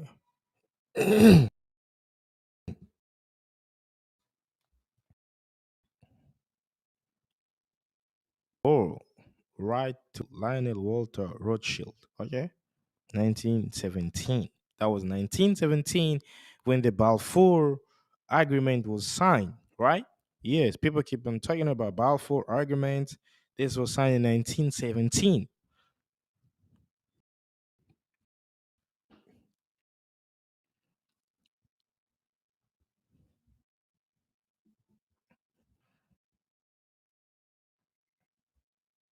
So the establishment in Palestine of a national home for the Jewish people. All right, this is it's kind of mixing up around. In Palestine, they say Palestine was named by the Romans, and also the Jews you are from Palestine. So let's go.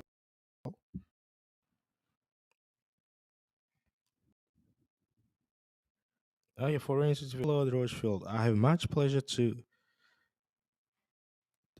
in conveying to you on behalf of this majesty government, blah blah blah blah blah. This is the Balfour whatever thing. The Balfour Declaration. Yeah.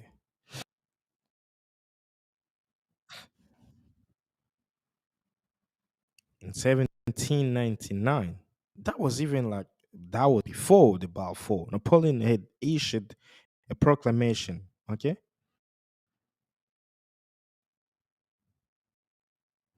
Napoleon is a homeland for Jews people. So I mean, like everybody was giving Palestine is the home for Jew people. I don't know in that thing. So what about the Palestinians?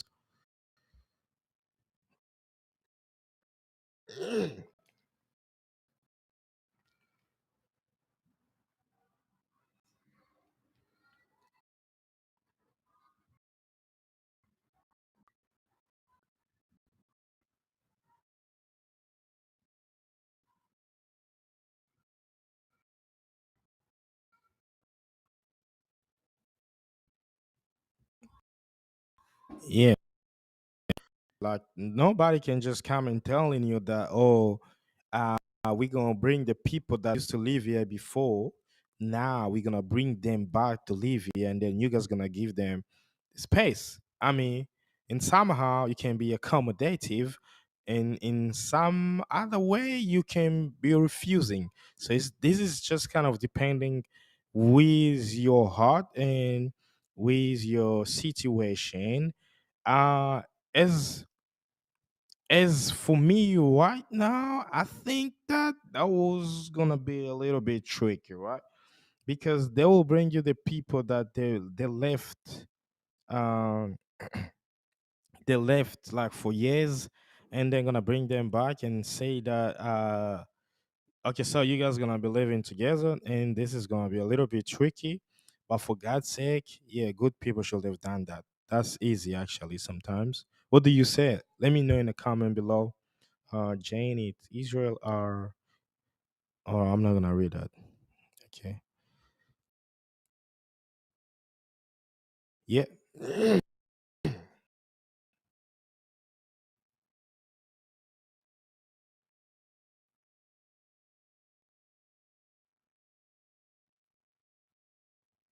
Okay.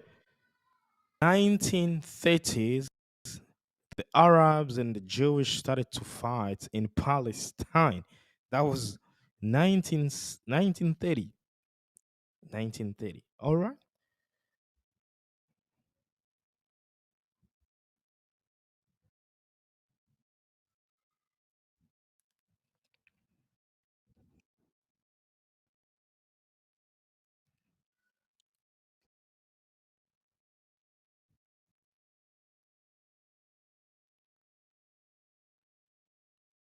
Holocaust.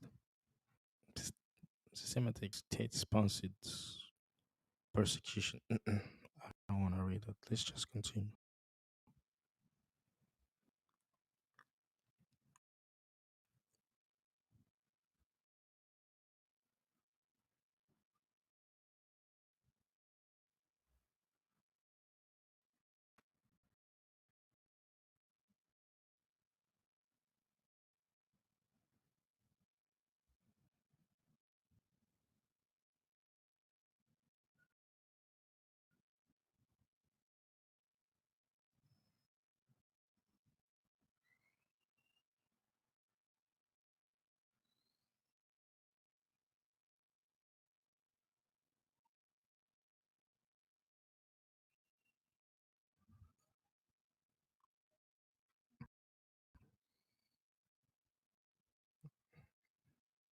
Hold on.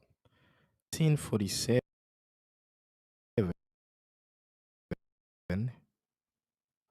where India got independent.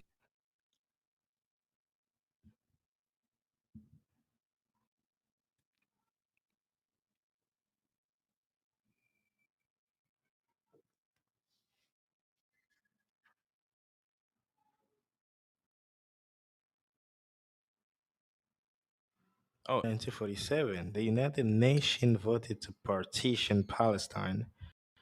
I didn't know India got Indian 1947. Okay, just like Ghana in 1948. No, no, if that was 58. Sorry, yeah.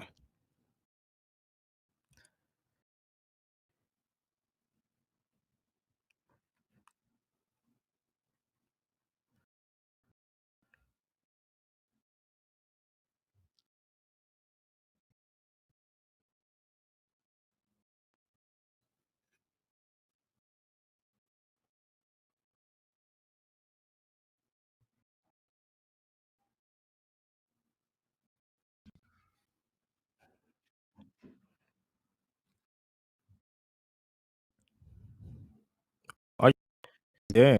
I mean, I, all right.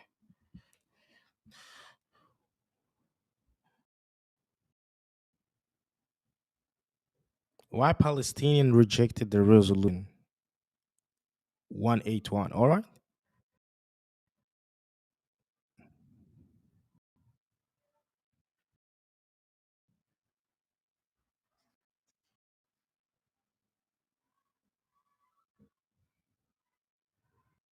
So we see the map over here.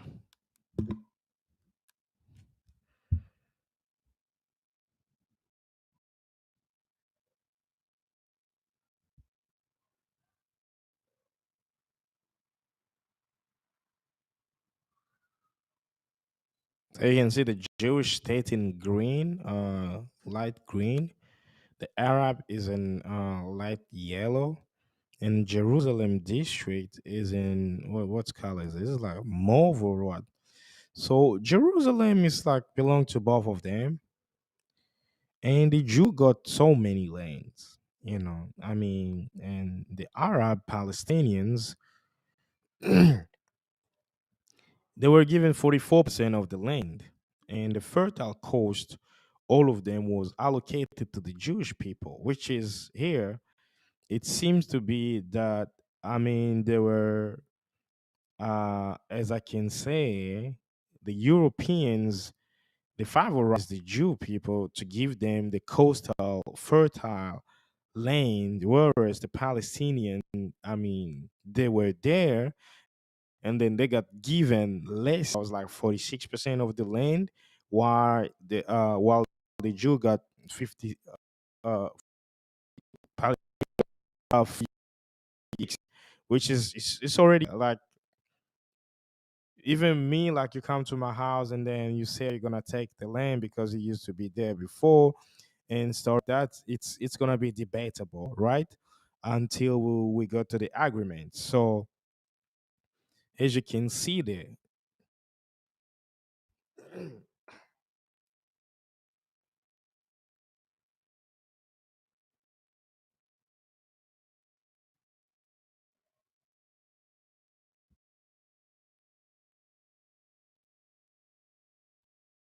and then in 1948, Israel as a country, which this was like a dream come true for the European Zionists.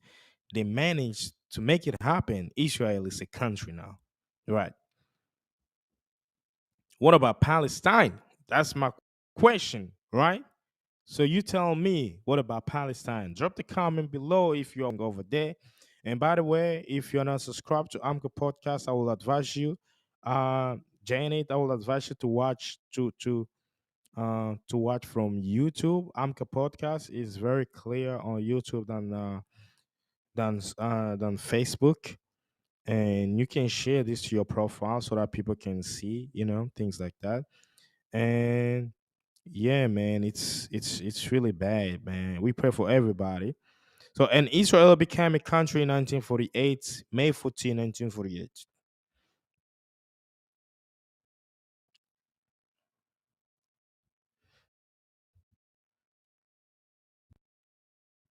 Prime Minister of Israel, David Ben Gurion, from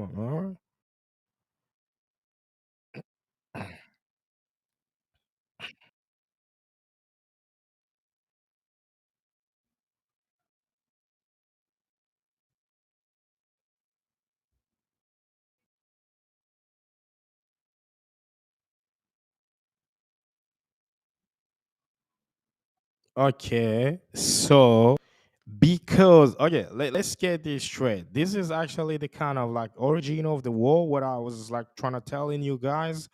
In 1948, Israel became an independent country from the European Union. They proclaimed Israel on the 14th of May 1948 as an independent country. And then it became a biggest insult to the Arab nations, whereas Egypt, Jordan, and Palestine got combined and trying to fight Israel, right?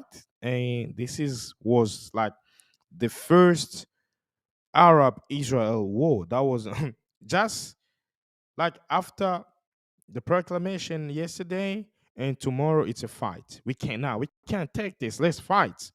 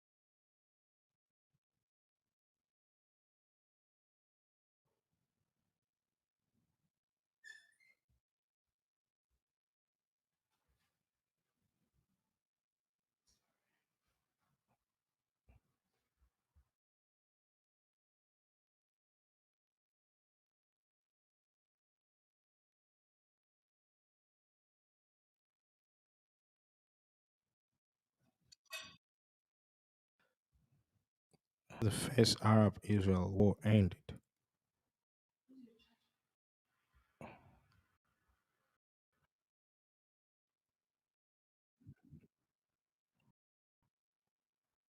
I get that again.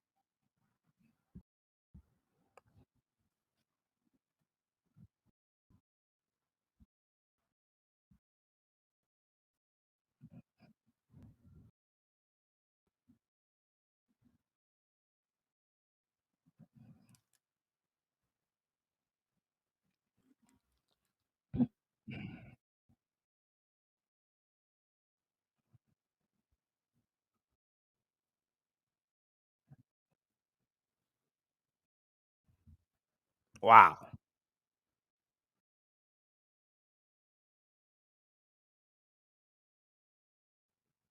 You can understand that Israel was really like well I mean, I mean they were good, man. Like because I mean they derive from Europe. Like they got some European Union support. They got some UN support, Americans and everybody. So they could defeat everybody actually because Egypt combined with Syria or with Jordan, they tried to fight them and they failed. And they took over the Sinai and they took over the Gaza Strip, which is this was really like powerful from them because they were very strong, right? Yeah.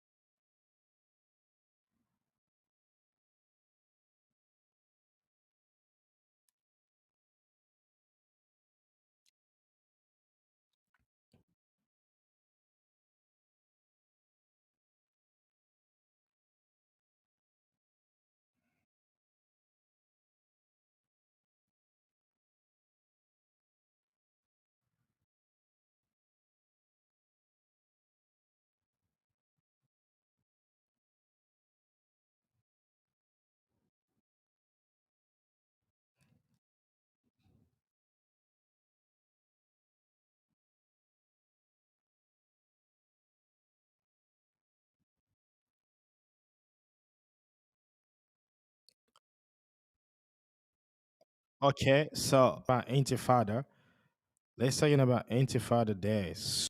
So after all these things that have been happening, like Palestine, they've never rose, and because some people were trying to fight for them and they fell. And then let's hear that. And then in 1987, the first Intifada Palestinian rise up against Israel because the Palestinian being like, we've had enough.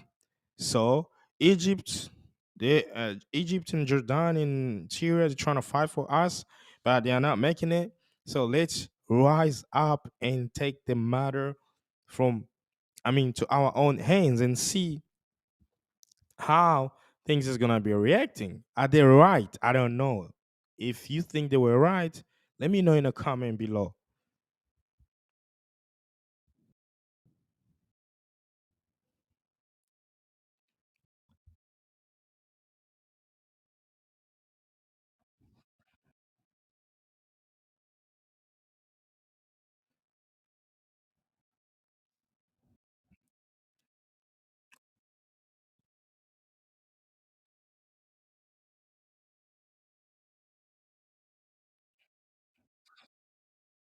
Is old when Yasser Ben Arafat signed the peace treaty with first one, the Oslo Accords. All right, I mean, yeah,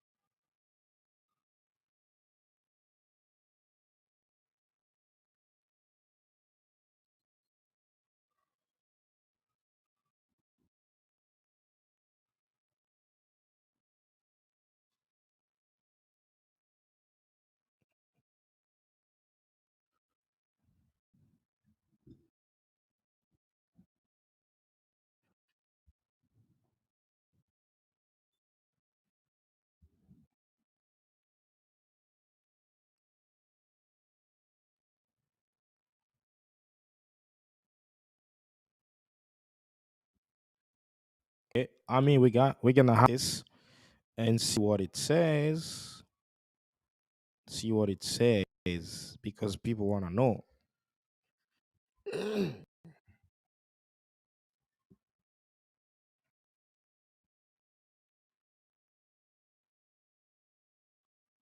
Gaza and the Israeli blockade since 2007 among the world's most densely populated.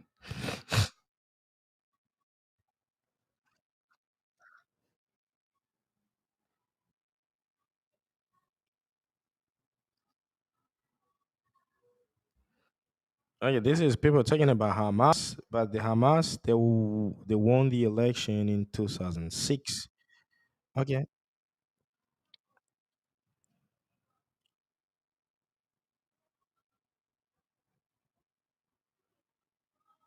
all right.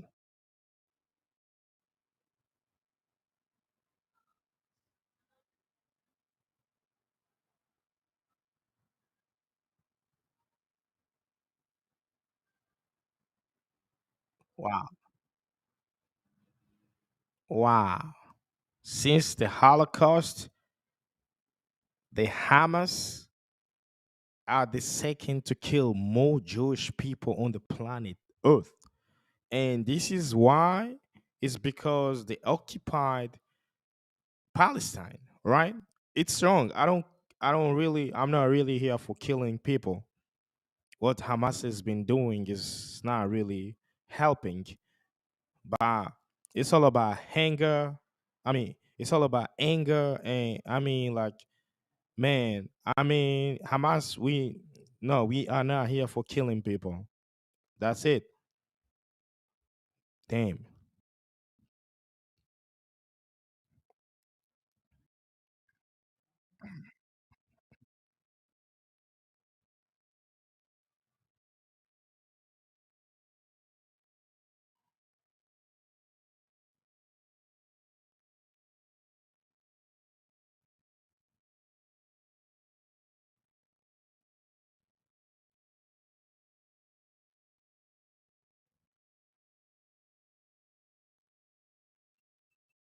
in Palestine. Okay.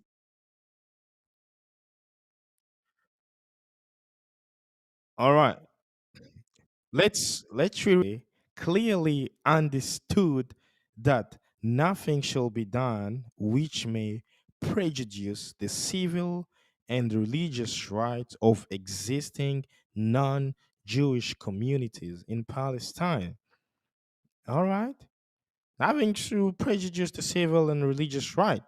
And now I could say this fight is no longer about two people. It's about the global war. Now people are fighting. It's become religious, which is the Balfour Agreement clearly stated it shouldn't be including prejudice and religious. I mean, you shouldn't be doing that. Now it's about Arabs and Jews and whatever. Some people keep on talking about Zionism, which is I've been talking about that also. I mean, the hate of Islamophobic people keep on commenting just because you don't like Islam, and then you're trying to bring up this like you spread hate toward that. Where else? I mean, the three biggest religions derive from that side. Like in Palestine, in Jerusalem, like 20% or 40%, if I'm not mistaken, of the languages that are speaking, it's spoken that's spoken over there, it's Arabic, and the rest to speak Hebrew and some other languages. So Christianity, they were Romans that side. So this is not religious. Do you understand? It can be spiritual, but it's not about religious because when you're trying to talking about religion, that's where you see uh Islam and and Jews like they are chilling like brothers and sisters. So we shouldn't be talking about that. So you should know that.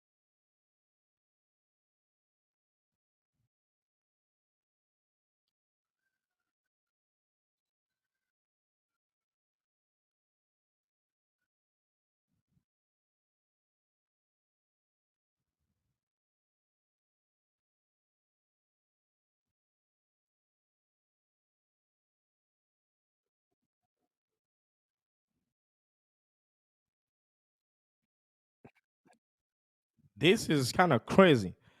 All of them they are sharing Jerusalem. So if you're trying to Google Palestine, the capital city of Palestine is Jerusalem, and the other I forget. I forgot. Excuse me. Forgive me for that. And if you Google Israel, the capital city is Tel Aviv. I think in Jerusalem. I mean, like it's crazy. Just people being fighting for land. This is like crazy, man. What did you say?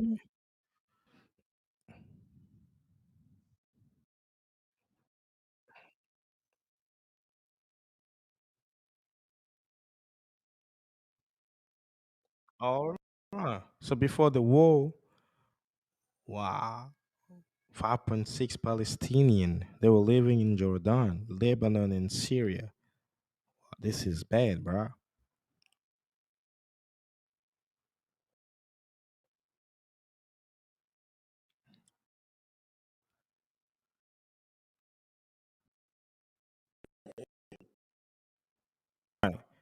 This is where people should be concerned.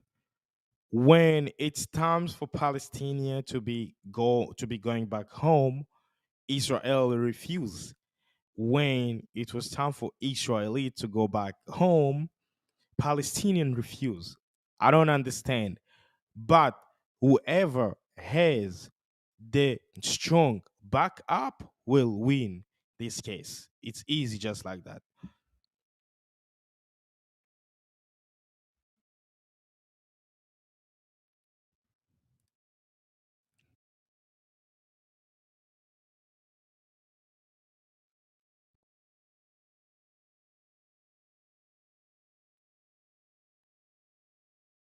was an amazing story, man. Like, this is the reason why I decided to bring it to you right here. So you can actually try to understand a little bit like what's happening in Palestine, what's happening in Gaza, in West Bank, what happening in Jerusalem, you know, because the world is kind of crazy right now, and we all trying to judging or commenting, and we don't know what we're talking about. That's why I decided to bring this on Amka podcast. I'm really sorry about my live streaming. I don't know, it's kind of sketchy, right? Because like maybe my connection uh is kind of strong, but yeah, apparently it's kind of late, so a lot of people are trying to connect, and that's why, man, I'm praying for Israel. I'm praying for Palestine. I'm praying for everyone there, everybody that is losing their life. We are in Islam. We say inna lillahi wa inna lillahi rajiun. Like we praying for everybody just trying to lose, that's losing their life. We are not for that. As as a global citizen, I have the right to declare peace. Benjamin Netanyahu, if you are listening to me, man, if you come across on YouTube and watch this video, please, we want peace, man. We want peace. Hamas, you stand for resistance, but what you're doing, it's not resistance. We want peace, brothers. We don't want people to get killed every single day. Children be killing so much. Women they've been killed so much. We don't want that thing to continue, bro. We don't want that thing to continue. That's it for me. If you're watching this from YouTube, please hit the button subscribe, activate the bell notification so you cannot miss one of our episodes every single day. If you're watching this from Facebook, please click the link in the bio and subscribe to our YouTube channel for all the exclusivity of Amka Podcast. And that's it for me. Please, guys, don't insult. Do not becoming. It's a lot to say negative things, but don't be those kind of person. Be there for a peace broker. Since these things has happened, nobody has ever been a peace broker, and which is kind of complicated. That's it for me. And Cherio.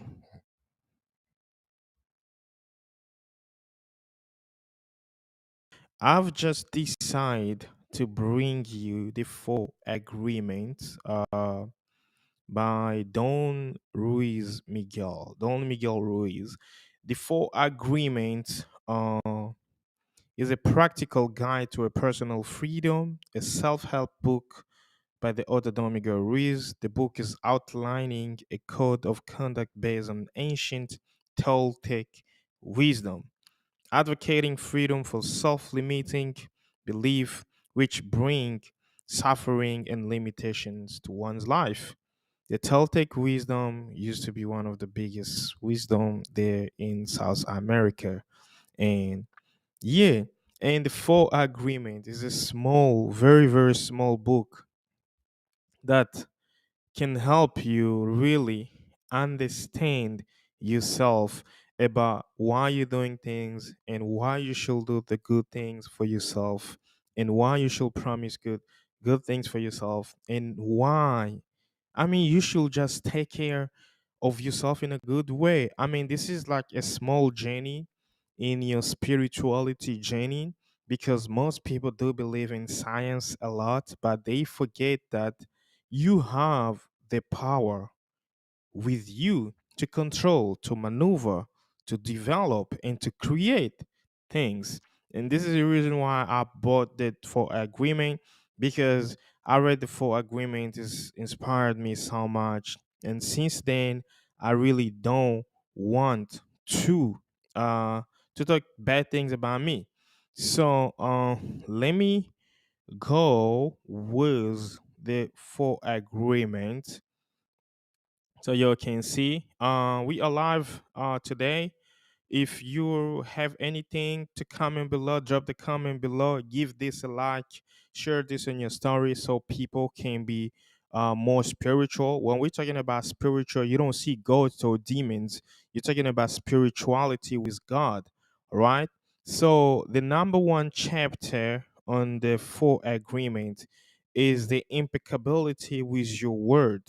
Okay, this is, I'm going to define a bit impeccability, impeccable. If we go here and search for impeccability, impeccable etymology. Mm, it's there. I've already made so many research about this. So when we go for impeccability etymology, impeccable, derived from Latin, which means impeccare. Peccare, that means sin. And then here it's coming from Latin again, impeccabilis, impeccable for mid 16th centuries.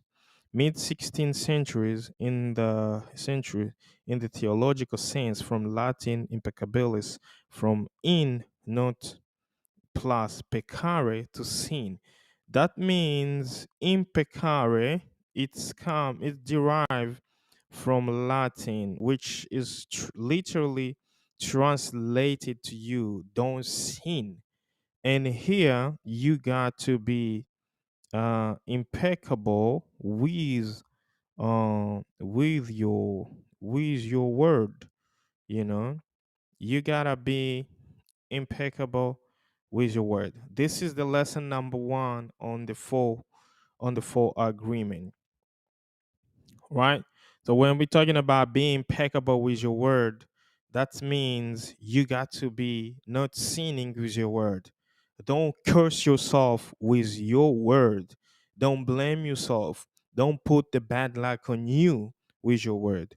Don't misusing your word. The misusing of your word can create, can destroy you, or it can heal you. You know, people curse by speaking.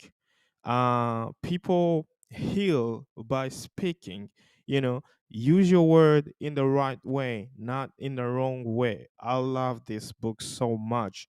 Since I knew this, I'm never going to tell myself any bad thing. I'm never gonna let my subconscious thinking about bad things. It's not going to happen to me. It's never gonna happen. And I want you to start applying these strategies, because this is your way to spirituality way. And if you claim that you are the best, your subconscious mind is gonna tell you, is gonna tell itself that he is the best. And sooner or later, you're gonna start to attract the best thing. You know, so you got to be impeccable with your word. If we go to the Bible and see uh, what the Bible say about being impeccable with your word. I know so many people don't believe with the Bible, but John chapter 1, uh, the beginning.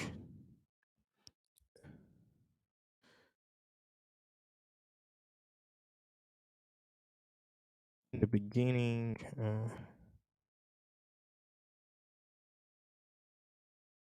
yeah, so let's go to John chapter 1 and see what it is saying. Because of the word. John chapter 1, verse 1, National Version. In the beginning was the word was God. What word was the word was God. So God created the word before everything, because he knew he's going to say something some people will agree and some people will learn from that thing. That's the reason why actually you guys didn't see this properly or what? There we go. You see, in the beginning was the word, and the word was with God, and the word was God. He created everything, the word before every single thing, just to show you that he knew the word can heal, and the word can destroy. So if you are not really well with your word. Some people get money because of speaking. Look at me. I'm speaking right now. And YouTube YouTube pays people for that. Just creating content, you know. But you don't use your word in the right way to save you, but you're just using your word to destroy you, which is not really fair. Use your word properly, bro. Please don't misusing your word. This is all about end the full agreement. Okay? Be impeccable with your words. Speak with integrity. Say only what you mean. Avoid misusing the word to speak against yourself or to gossip about others. Don't stop gossiping about other man. You still do this thing, but it's not cool. It's not fair. Use the power of your word in the direction of truth and love. You know, I mean, I don't understand the thing is we still we're still using the word in the wrong way. Stop. You got to be impeccable with your word. Number two, don't take anything personally. I mean, this is kind of hard because I still take things. Sometimes I think we still taking things personally, but you need to grow. You need to let it go because the more you take things personally, the more um, you are really like, yeah, you don't grow, bro. You know what I'm saying? Don't take anything personally. Don't. It's been advised in the Bible. If we look at some verses there in Quran or in Torah, I mean, you don't have to take things personally in order for you to grow. Nothing other do is because of you. It's only they are projection of themselves toward you. If somebody told you they fell and they're trying to scare you because they failed, don't believe in them unless you try. If you just come to them and oh yeah, I'm not gonna do it too, because they told you so, and you're trying to believe them, you're gonna be a loser. I'm gonna advise you to go and try, and then after that you can see either you're gonna lose or you can make it, right? So nothing other do is because of you. What others say and do is a projection of their own reality. When you are when you are immune to the opinions of actions of other, you won't be the victim of of what? Of needless suffering. All right. When you are immune to the to the options of actions of other, you won't be the victim of needless of suffering. And this take me from when Daya Wu once said, when you follow other people's perception, you will end up being in the wrong way. Don't do that. Especially these days, you see a lot of people they're trying to follow other people. What other people? Like you see so many influencers online, you're trying to become like them. You don't know what they do behind those things they do in their life. But you just be like, I want to be like this person. I want to be like you will never going to be like that person. You have your life. You can do better than that person. I mean, you can become more magical. You can become more spiritual. You can become more unstoppable than person. So you don't have to be just like them because remember, what they're showing to you is their reflection of their own failure or their own success. All right. So do not take anything personally. Don't take it's not personal. All right. Number three, don't make assumptions. I managed to overcome this long time ago. I don't assume things unless I ask, unless I find out. You will see so many relationships like let me play this and you will see how relationships failed. Let me go here on my TikTok and I'm gonna play what Tim Rose was talking about relationships. The number one cause of breaking relationships is miscommunication, whatever, something like that. What are you, Team Rose? Let me share this so you can see. Rose, uko wapi? Where are you?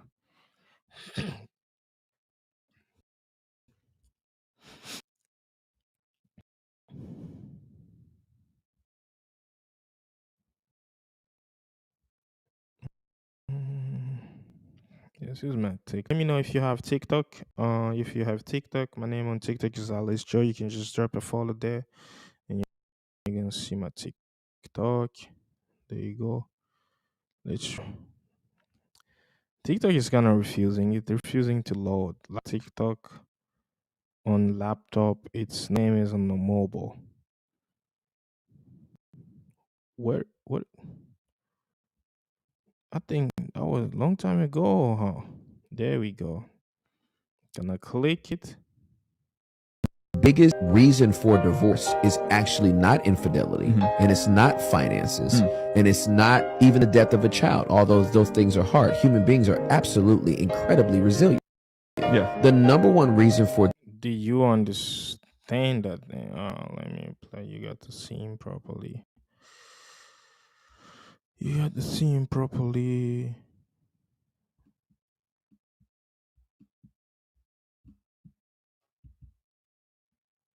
Oh yeah, I'm liking this. My TikTok refused to play. the biggest Here we go. reason for divorce is actually not infidelity, and it's not finances, and it's not even the death of a child. All those things are hard. Human beings are absolutely incredibly resilient. Yeah. The number one reason for divorce, communicated expectation. Do you get that, bro? Like, the number one cause of divorce is uncommunicated expectation. How do you, avoid uncommunicated expectations? I mean, it's simple.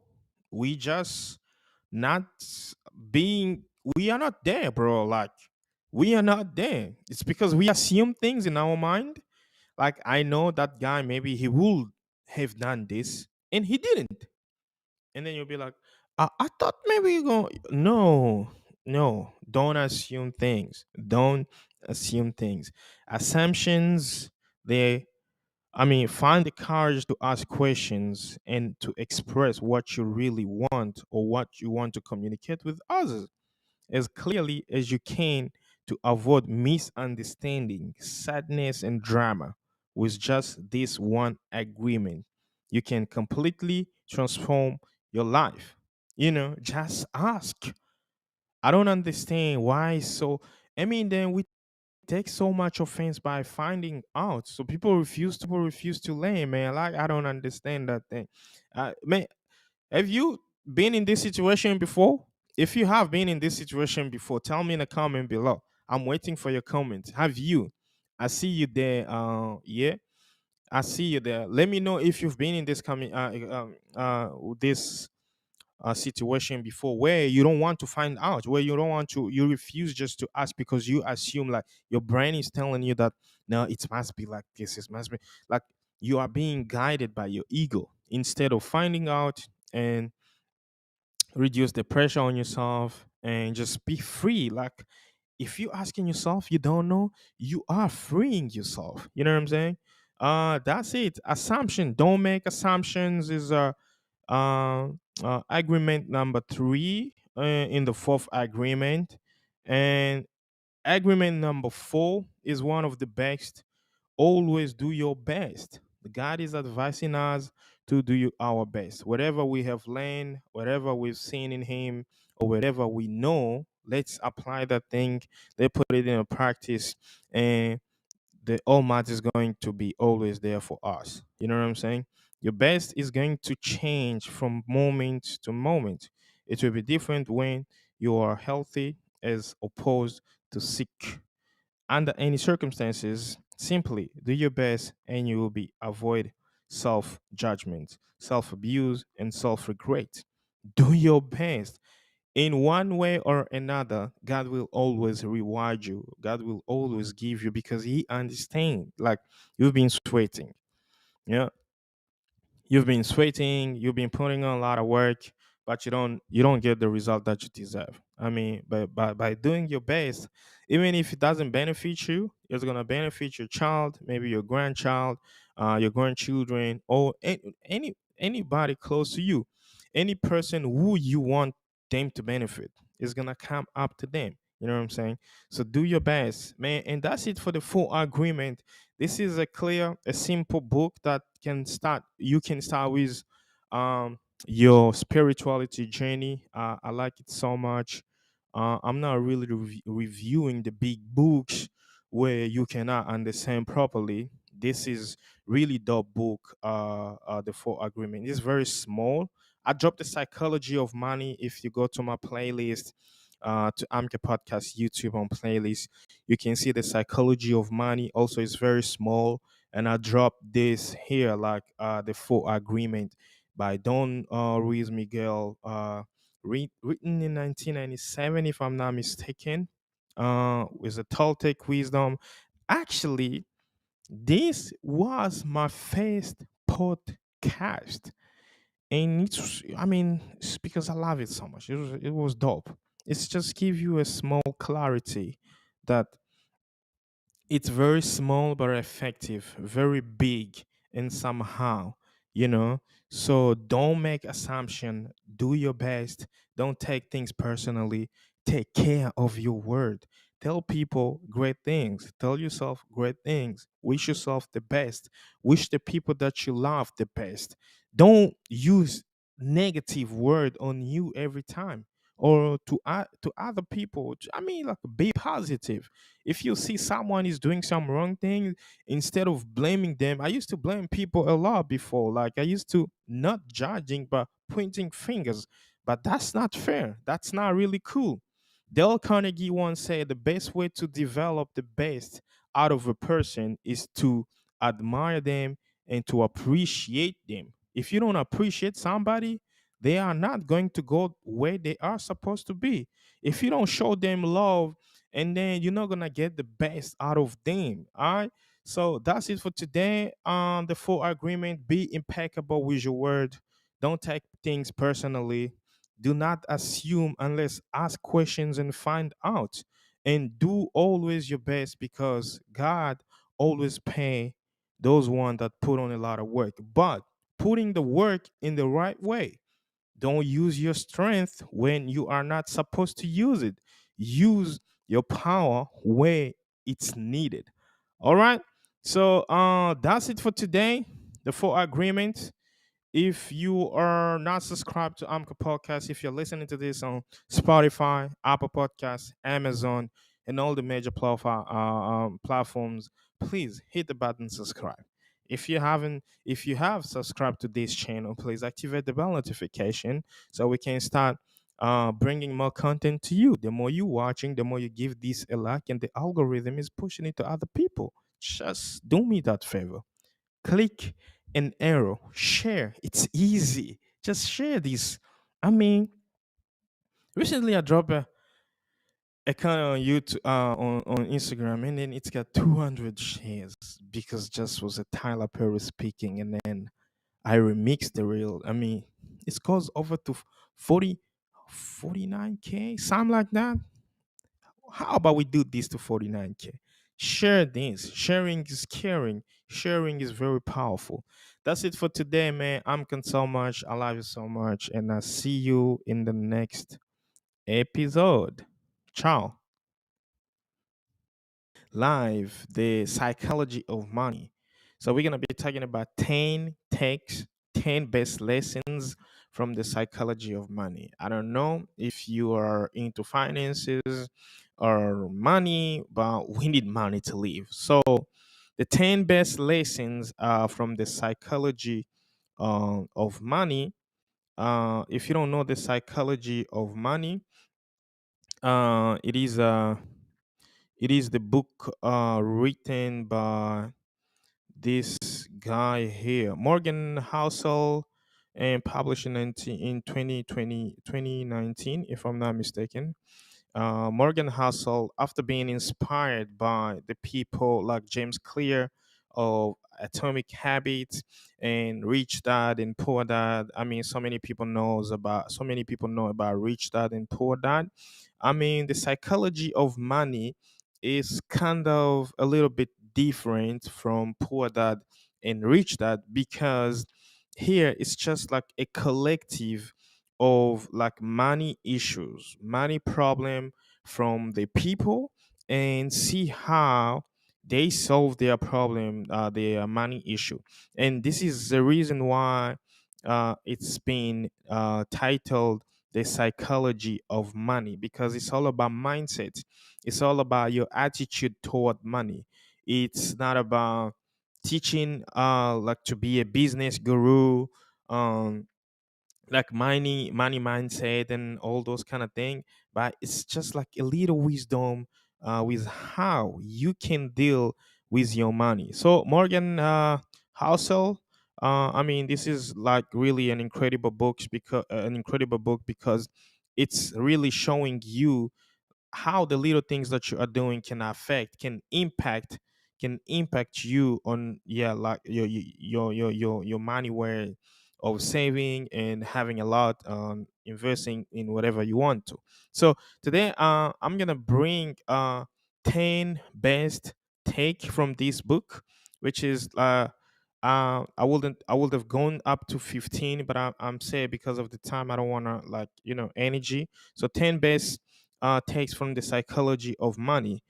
In the introduction, the psychology of money, Morgan Housel writes, it's not a long book. Actually, I did really enjoy reading this book. I will drop the link below if you want to read it, if you want to listen to it. I like to listen to audio podcasts so much because they are very powerful. And the fact that people are explaining, like re-explaining after the book, which is like the things that I'm doing right now, it's very good because it's gonna give you so much understanding of the thing that you are like listening, or the thing that you are reading, right? So in introduction, it's not a long book. Most readers don't finish the books they begin because most single topics don't require 300 pages of explanation. I'd rather make 20 short points you finish than one long one you give up on. So I was already taking this book on page 2, but this statement solidified it. All right. So we're going to jump up to the psychology of money and see what the best lessons are, because I'm gonna only drop like 10 best lessons. Okay, first of all, I'm gonna drop you this quote from the author himself, who said the highest form of wealth is the ability to wake up every single let me show you who once said, the highest form of wealth is the ability to wake up every single morning and say, I can do whatever I want to do today. You got to have this sort of affirmation in your life and call it and affirm it that you can do the thing, the thing that you are thinking you can do, right? Because once you're thinking about something, that means you are able to do it. Once you're visualizing something, that means God is approaching to you, is showing you that you can do it. But you just sometimes you get lazy to find the mean of how we can do things. But I can guarantee you, if you're thinking about something, means you can do it. All right. So that's it. And let's go to lesson number 1. Lesson number 1, on 10 of the best lesson from both psychology of money. Lessons on sustaining wealth. This is lesson number 1. Doing well with money has little to do with how smart you are, and a lot to do with how you behave. You don't have to be smart to do well with money. So many people, like, I know a lot of smart people, they are really smart, but they are not smart with money. Money, it's something else, and this is why this book is called The Psychology of Money. So if you want to learn more about saving money, about investing money, I will advise you to watch this till the end. If you know any other better book that will teach you will teach us better how to save money, please drop the link below. Let's have a conversation. I know you're watching me. What do you say about this book? Money does not do with you being smart. There is nothing about that. To save money, you don't have to be smart. You just need to unlock a psychological trick so that you can save money better. Okay. Lesson number 2, lessons on the financial freedom. You use the money to gain control over your time. You got to use money to gain control over your time. Controlling your time is the highest dividend money pays. I'd say this yesterday when I was recording the other video, that the best currency in the world is attention and currency. I got that from Ali Abdallah. Independence to me doesn't mean you will stop working. It means you only do the work you like with people you like at the times you want for as long as you want. You know what I'm saying?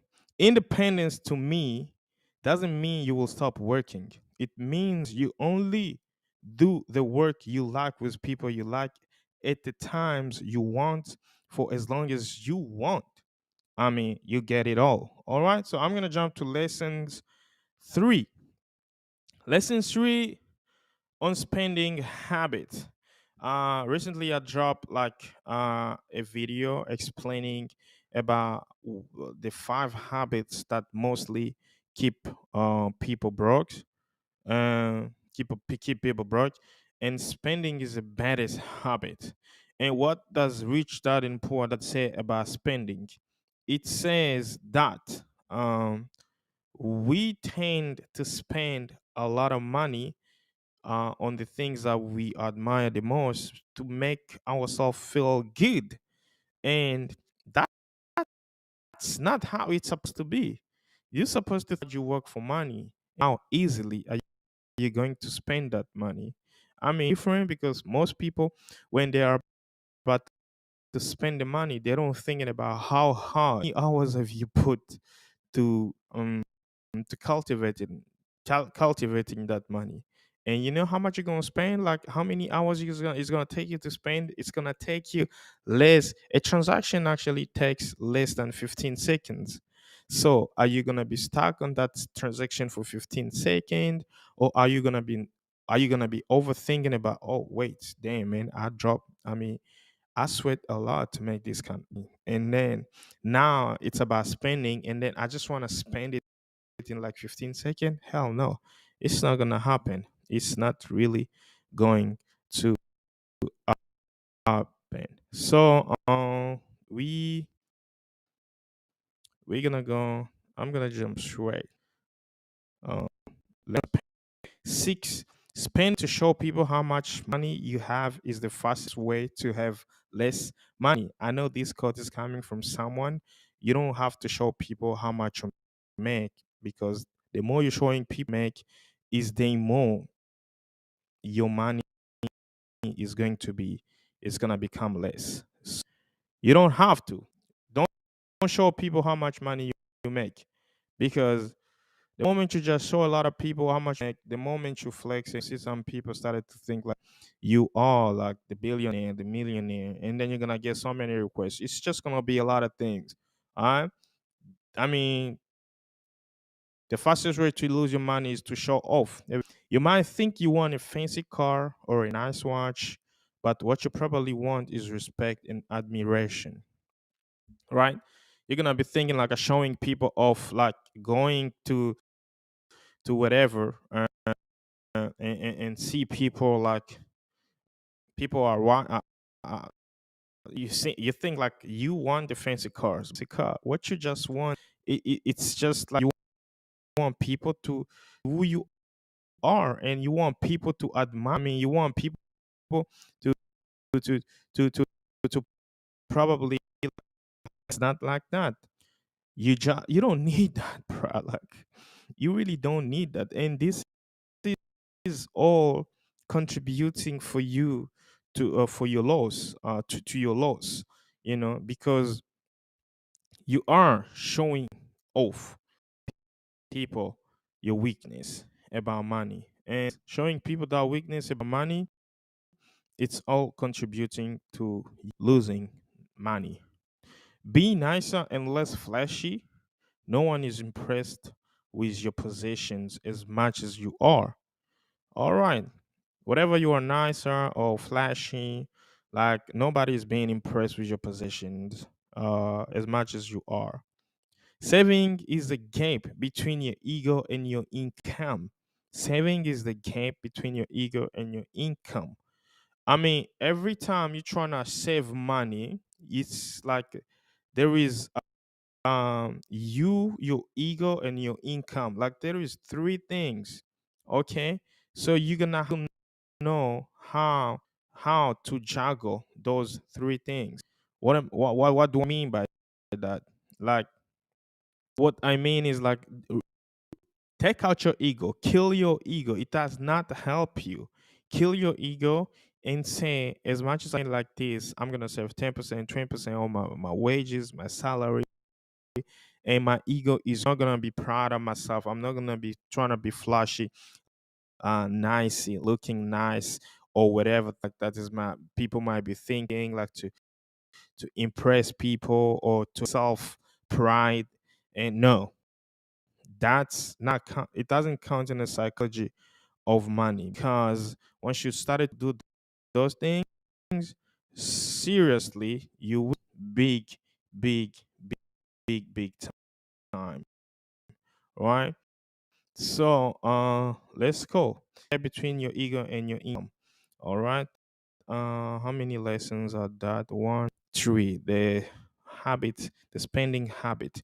Number four, lesson in risk management. Risk management, I mean, I know when you become a trader, you probably focus a lot on this risk management, because some of the stock markets are very volatile, and if you know about risk management, I mean, you can be good.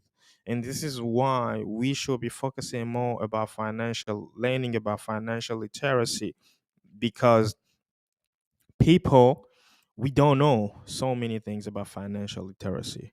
Risk is what's left over when you think you've thought of everything. Everything is a price, but not all prices appear on labels. That's it. This is the killer. Everything is a price, but not all the prices appears on the labels. Optimism sounds like a sell pitch. Pessimism sounds like someone trying to help you.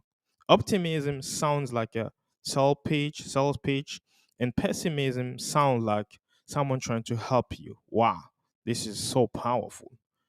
Progress happens too slowly to notice, but sit back happens too quickly to ignore. You get it?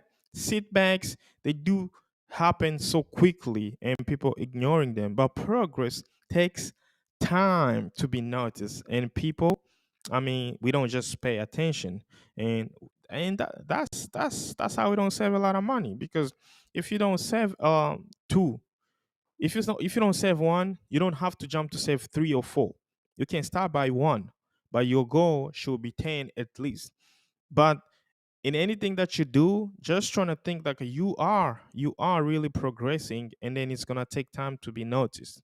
Okay, planning is important, but the most important part of every plan is to plan on the plan, not going according to the plan. Wow. Planning is very important, but the most important part of every plan is to plan to the plan, not going according to the plan. Let me repeat that again. Planning is important, but the most important part of every plan is to plan on the plan, not going according to the plan. Plan to survive reality. A future filled with unknown is everyone's reality. Do you get that? Plan to survive reality. A future filled with unknown is everyone's reality. Wow. Wow. I mean, this is so powerful. This is on risk management. So risk is what left over when you think you have thought of everything. Uh, Everything is a price, but not all the prices appear on the label. Optimism sounds like a sales pitch, and pessimism sounds like someone trying to help you. Progress happens too slowly to be noticed, but setbacks happen too quickly to ignore. Planning is important, but the most important part of every plan is to plan on the plan, not going according to the plan. Plan to survive reality. A future filled with unknowns is everyone's reality. Insights on the cut from the psychology of money. Let's decipher some quote from this psychology of money. The challenge for us is that no amount of studying or open mindedness can genuinely recreate the power of fear and uncertainty. We were protected from childhood by our parents, and finally, we faced the world. Finally, we saved the world. We faced the world. There is fear and uncertainty. So the same reflect blah blah blah blah blah blah and the things like that. So probably these were the best lesson from the psychology of money.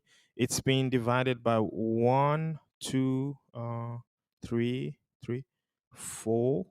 I mean, one, two, three, four. Okay, so it's been divided by by four. I thought I was gonna give 10, but it's been divided by four. The number one is lesson on sustaining wealth. Number two is lesson on financial freedom. Number three is lesson on spending habits. Number four is lesson on the risk management. So on the risk management, they are telling us about risk. They are telling about how to be not things can be not how things can be noticed really slow, and also you don't have progress happens too slowly to be noticed, but setbacks happen too quickly to ignore. So you don't have to be ignorant. You don't have to be like fading up. You don't have to giving up so quickly, because everything that you are putting into work, it's going to work. You know, I know sometimes like people always say like hard work pays off, but for me, I said no. Hard work doesn't pay off. Let me find um, uh, Easter. Find that what Mobosh says about hard work. Wanna? Oh shit! Nah. Let me go to TikTok. Find what Mobosh said about Mobosh exploring Guillaume.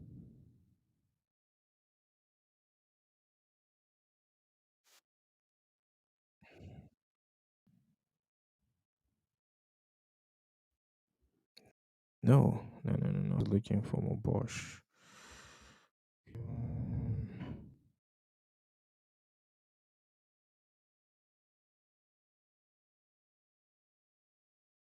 I'm trying to find this guy. It's just trying to play that thing before. What the hell?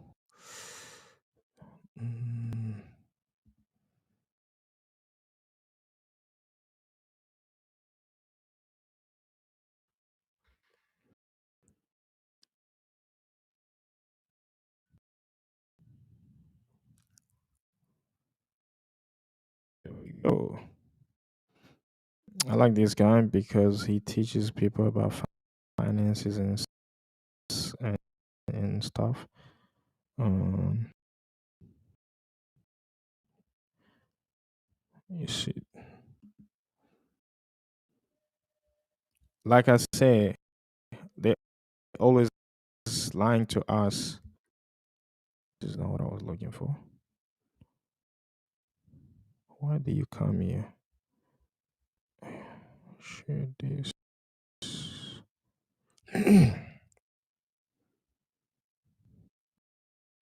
Top 3 biggest lies I've been told in my business. 1. Hard Pays work off. always pays off. I've seen I don't people- believe in that.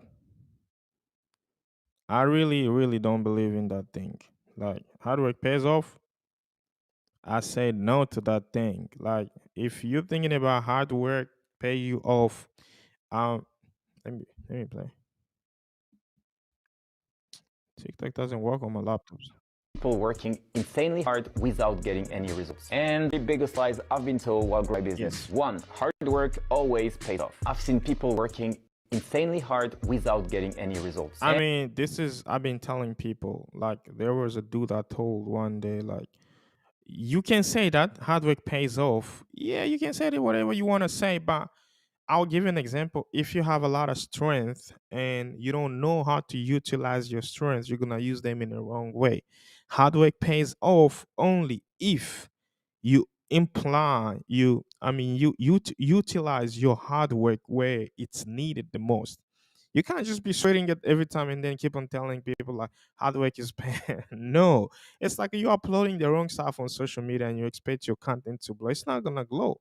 It's not gonna blow. It's gonna take time. Like YouTube, for example, need thumbnail, dope topic. I mean, there is a criteria of everything to grow.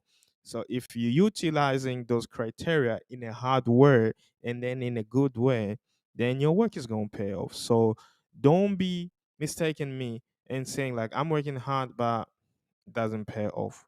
And also God knows the reward of your work. For sure, hard work pays off, but hard work in a good hard way and in a good hard work way, it's going to pay off, not in the wrong side. So yeah, man, that's it for the psychology of money. Like today, I came up with this psychology of money. Um, um, and I wanted you to take. It's a small book actually. It's really really a small book. You can finish a book in one day, especially for listening on podcast. Um, I mean, I finish a book like in 2 days because like reading today, listening today, and tomorrow, and yeah, that's it. The psychology of money. If you are listening to this on Amcapod, on Spotify, on Apple Podcasts, on iTunes. I don't know. Is that Apple Podcasts, iTunes? I don't know. I'm not an Apple user. If you're listening to this any major platform, Apple Podcasts, YouTube as a podcast, Spotify podcast, Google Podcasts, Amazon Podcasts. Please don't forget to follow. I forget to hit the button subscribe. If you've already subscribed to this channel, please don't forget to hit the button, activate the bell notification because I'm trying to drop as much as content as I can. And yeah, that's it. The psychology of money. I'm gonna drop the link below, and so you can listen to it if you have Spotify, or you can it's gonna be an audio link. And if you have a best suggestion book, drop it in the comments. Let me know what you've learned in this 15 texts of a psychology of money, which has been divided in four. Let me remind you again. Number one is the lesson in sustaining wealth. Doing well with money doesn't want doing well with money has a little to do with you how to be smart or not smart. It's all about how you behave. Getting money is one thing. Keeping it's so harder. A petrol attendant who has been working so hard for his money can save money better than the person who's coming from a richest family and they don't know the value of a sweat and all those things people go through to get the money. All right. Lesson on financial freedom. Use your money to gain control over your time. Independence to me doesn't mean you will stop working. It means that you only do the work you like with people you like. Lesson on spending habits. Uh, you might be thinking that you want a fancy car or a nice watch, but you probably want is respect and admiration. Saving is the gap between your ego and your income. Lesson on risk management. Progress happen too slowly to be noticed, but setbacks happen too quickly to be ignored. So that's it for today. If you are watching this from anywhere, I mean Amka podcast, don't forget to subscribe and hit the button. So I will see you in the next live. Thank you guys. Edie. If you haven't connected with me on my social medias, I'm gonna drop the link below over there, so you can go hit the button, connect to Instagram, Facebook, and everything. So today title is going to be the 10 mistakes to avoid in your 20s and 30s, because everybody make mistake.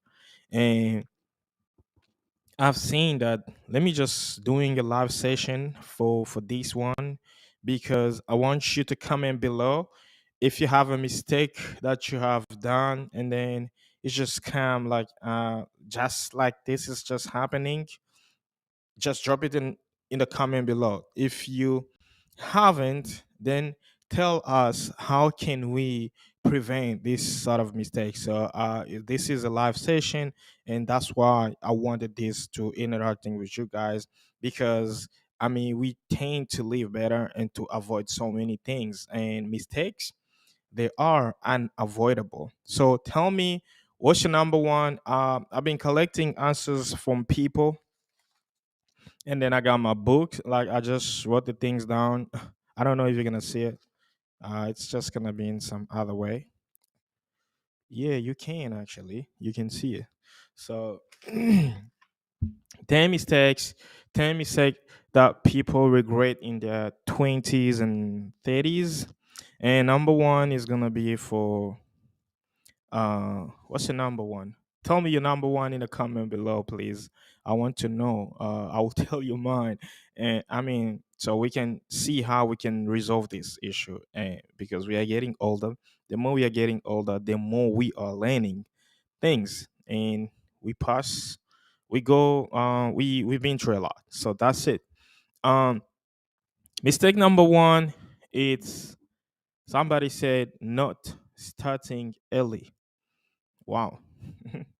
What are you saying about this? Not starting early is the biggest mistake. I remember when Bill Gates came to South Africa, like that was like some years back before COVID, years back. And then they were asking him a question. They were asking him questions how to become an independent entrepreneur. And the number one thing that he said, he advised people, become independent as soon as you can. Become your own boss as soon as you can. Do you believe in that? Drop it in a comment below, and then we're gonna be chatting about that. Becoming your own boss as soon as you can. I mean, for us here in Africa, I think it's kind of tough, but all right. South Africa is one of the best country growing up so fast in the state startup business and entrepreneurs. There are a bunch of e-commerce stores in South Africa, more than any other country in Africa. Congratulations to South Africa. This is after I've done some research, and yeah, because I always wanted to open an e-shop, things like that, and sell some merch. So become your own boss as soon as you can. If you have an idea, try to convert that idea as soon as possible. And the more you start early, the more you have a lot of time to learn, because not only the way you're gonna be thinking the way you think is gonna happen, the outcomes are going to becoming the way you want them to be. There might be some challenges, there might be some up and downs, but as soon as you start early, you can struggle for 2 years, 3 years, 4 years, and then after that, boom, you're blowing up. That's consider number one. So avoid those kind of mistakes. If you are in your 20s right now watching this, avoid the mistake. If you have the idea, we're gonna advise you to put that idea in work, and persist, as it advised in the Bible. So not starting early is a mistake number one. All right. Okay. Mistake number two. It's gonna be. I'm reading here, so it's gonna be not investing your time. Not investing your time, because if you have something to tell, to talk, drop the comment below there, and then we're gonna we gonna chat about that. Okay. Mistake number two is not implementing your time the right way, not investing in your time.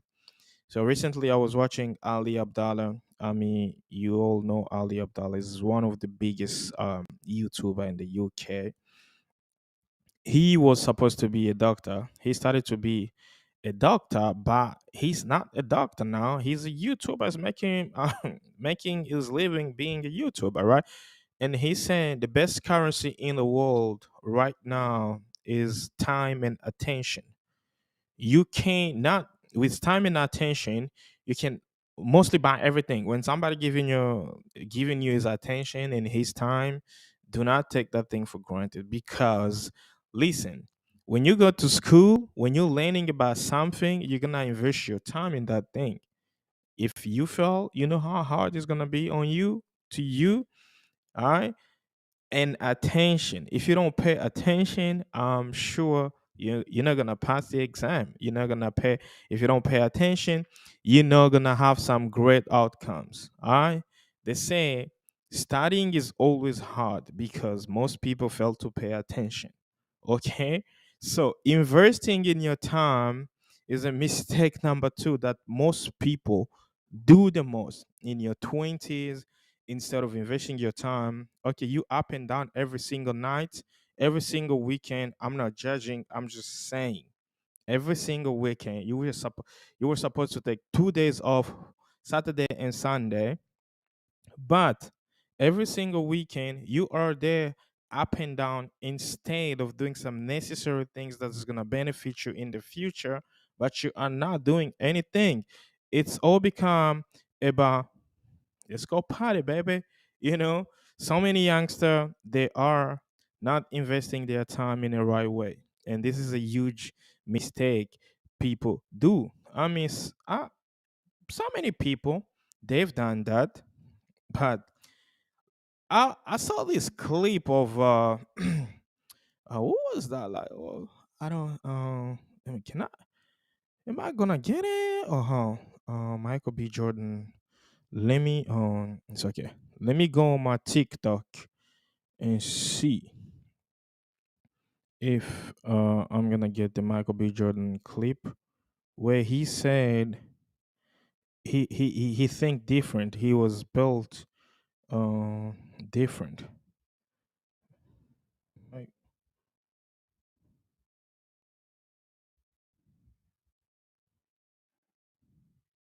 yeah.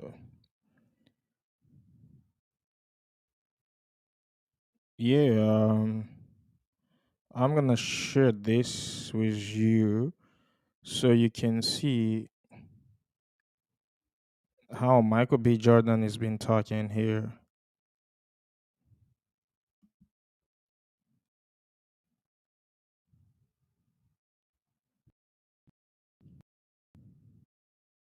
Rarely go out, and I always felt like if other cats was out partying and I was home studying, I would have an edge. But like I'm literally like, all right, I will party later. I work hard now, so the second half of my life I could do on. That's been my mentality. It's like I'm not going to trick off my early years for partying and then worry about how I'm going to make it, how I'm going to take care of my family, how I'm going to take care of everybody else. Like that's not going to be me. I'm going to grind it out now. You know what I'm saying? I'm going to set up the foundation so I can enjoy myself later. That's always mentality. Man, I'm built different. Period. I rarely go out, and I always felt like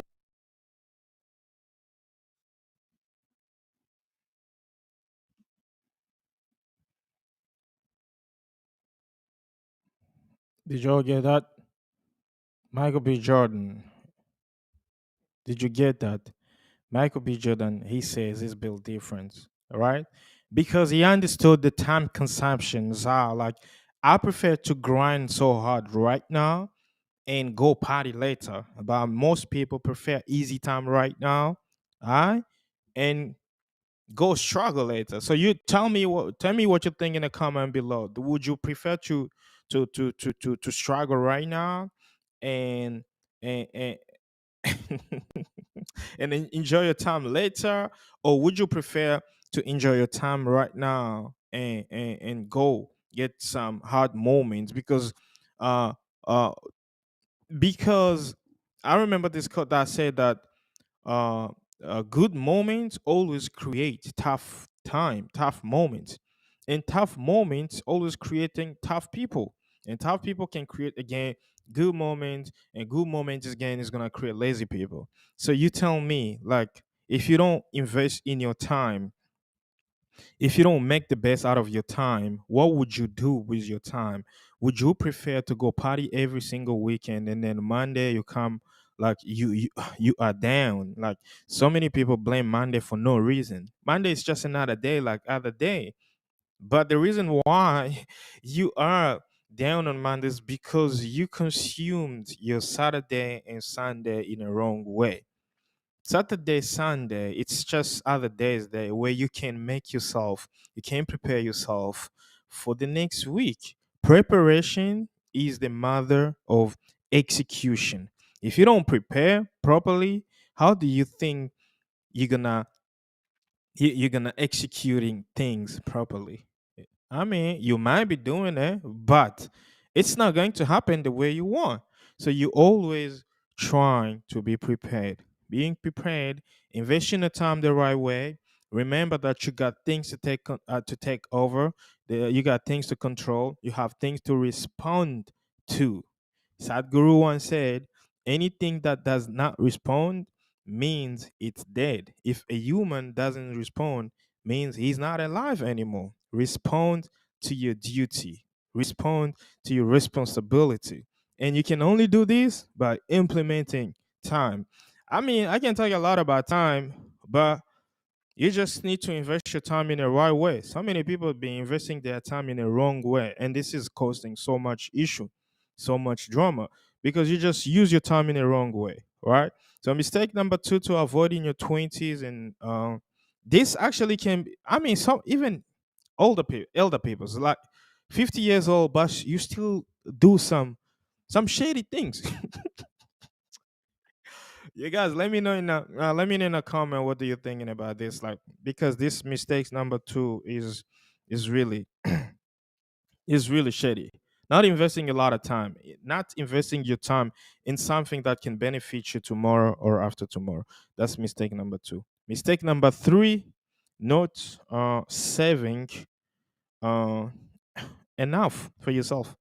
Okay, Jasprit Singh is Jasprit what was that? Jasprit Singh is one of the guy who teaches people about finance, and he always posts some dope stuff. I'm gonna try to go to his profile, and you might see how Jasprit he does the post that he always talking about, the things that are he shares on his social media. All right. I just want you to see this before I proceed. Let me search for Just Pray.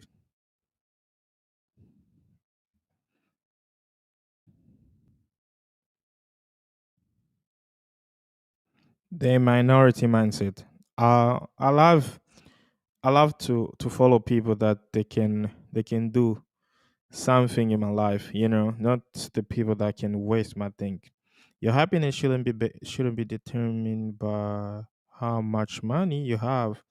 Being wealthy is nice, but money is only the icing on the cake of life. Want to know what every single millionaire does as soon as they get paid? Let me see this. You want to know what every single millionaire does as soon as they get paid? They pay themselves first. Yeah, I told you about this. The best way to to save your money, like, if you're gonna be watching this, there is a video that I dropped like recently before my birthday. If you are late, just drop happy birthday there in a comment to wish me a happy birthday. I will appreciate that a lot. So I'll drop a video before my birthday where I tell people the Kakeibo method. It's a Japanese method about how to save money. I learned that in an early age, that the secret to save money is to pay yourself first. This has been talking in the psychology of money. This has been talking in rich dad and poor dad. But most people read books, but they don't practice what they are reading. Some people read for fun. Oh, yeah, I know. I've read this book. I've read this, but you didn't read any because you don't know. You know, the moment you get paid, it's best for you to serve yourself, to save for yourself. Sorry about that.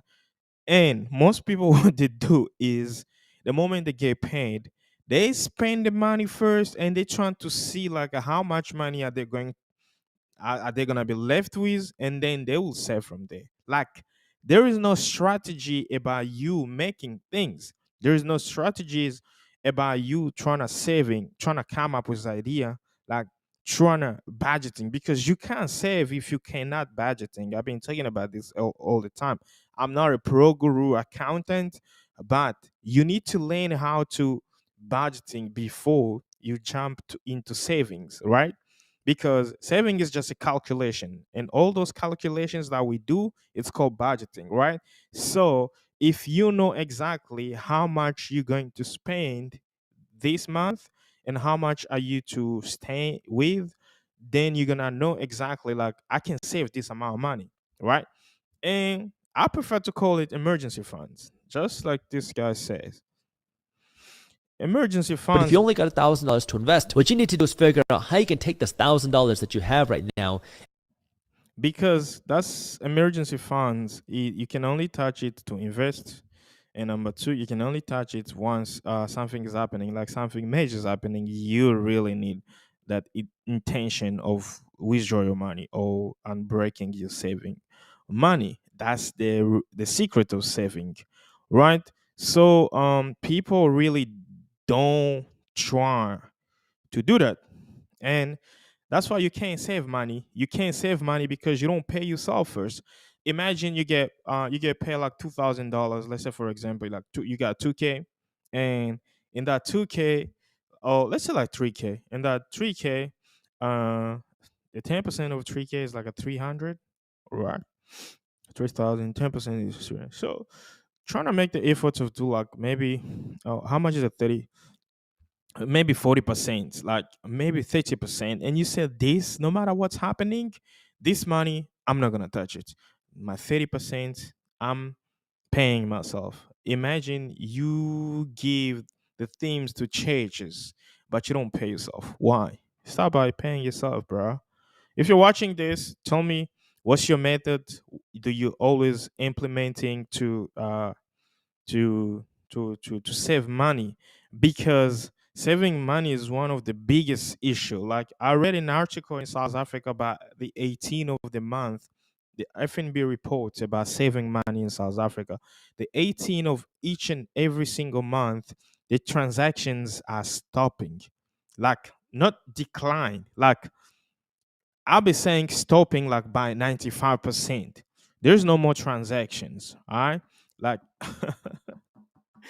yeah, probably 80% transactions decline. It's always about 80 and stuff, because the minorities they are the one that possess everything. The majority, they're just like it's just like that, right?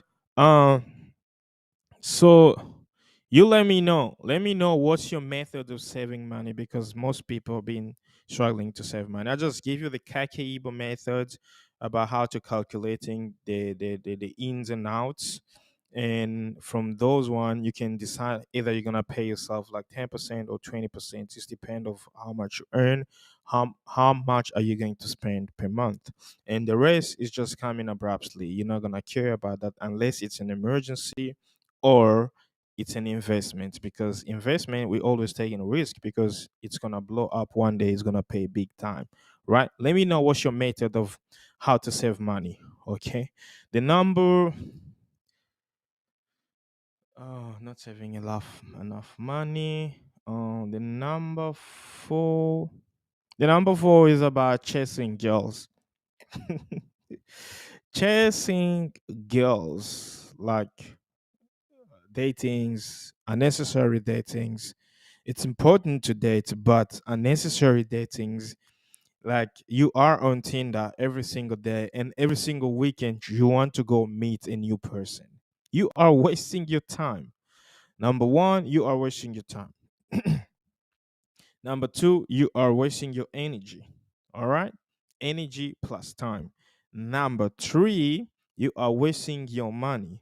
energy, time, money, like you wasting currency. And number four, you are breaking your heart. Damn, unnecessary dating. I mean, I'm sure like we all been trapped in this kind of situation. If it's not about starting early, investing money, investing your time, spending time chasing girls and boys, or not saving a lot of money, I'm pretty sure we've been in this kind of situation in our 20s or 30s, and I'm sure even some people 40 years old and 50 years old. So man, it's really hectic. I don't understand so many people chasing love, but we chasing love the wrong way. We watch so much TV, we watch so much social media, we watch so much drama, and we think we're gonna execute our love the I mean the same way we see things on TV, man. Like that's the problem.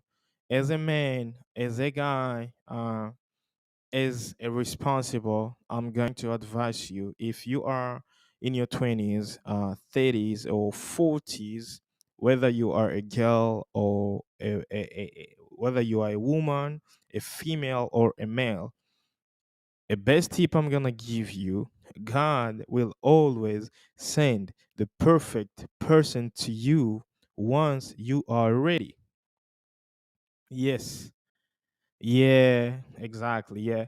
God will always forward somebody that you need once you are ready. The moment you fortune yourself, the moment you are trying things by yourself, you're just gonna make it's okay to try. I'm not saying you can't try, but if you force every single weekend you got to go on a date to get that person that you want, you're gonna be misdirected. You're gonna go in a wrong way. And this is the reason why sometimes you need to chill, make your time, enjoy your moment. Nikola Tesla once said, being alone is the best time that you can recreate, you can reinvent yourself. Being alone is where all the great ideas coming from to create things. Have you ever thinking about when you are in a shower? That's where you get some great idea, because you just do some movement and then you are alone. Let me know in the comment below if you've done if that thing's happened to you. Like one day you're in a shower, taking a shower, and blah blah blah. You see just like a great idea. I believe great singers, they get their motivation, their inspiration in a tub, like they're bathing, you know what I'm saying? So why can't you just try to enjoy the moment of being alone, working hard on yourself, get ready for yourself? I mean, get prepared for a family, a community, boyfriend, girlfriend, and the right guy is gonna come, because there is no rush. And the other thing is, have you ever realized that when you are in a relationship, that's where most people are envying you the most, because they already know you are responsible. If you are responsible, you don't bother about dating and shit and things like that. I'm guaranteeing you, people will come to you.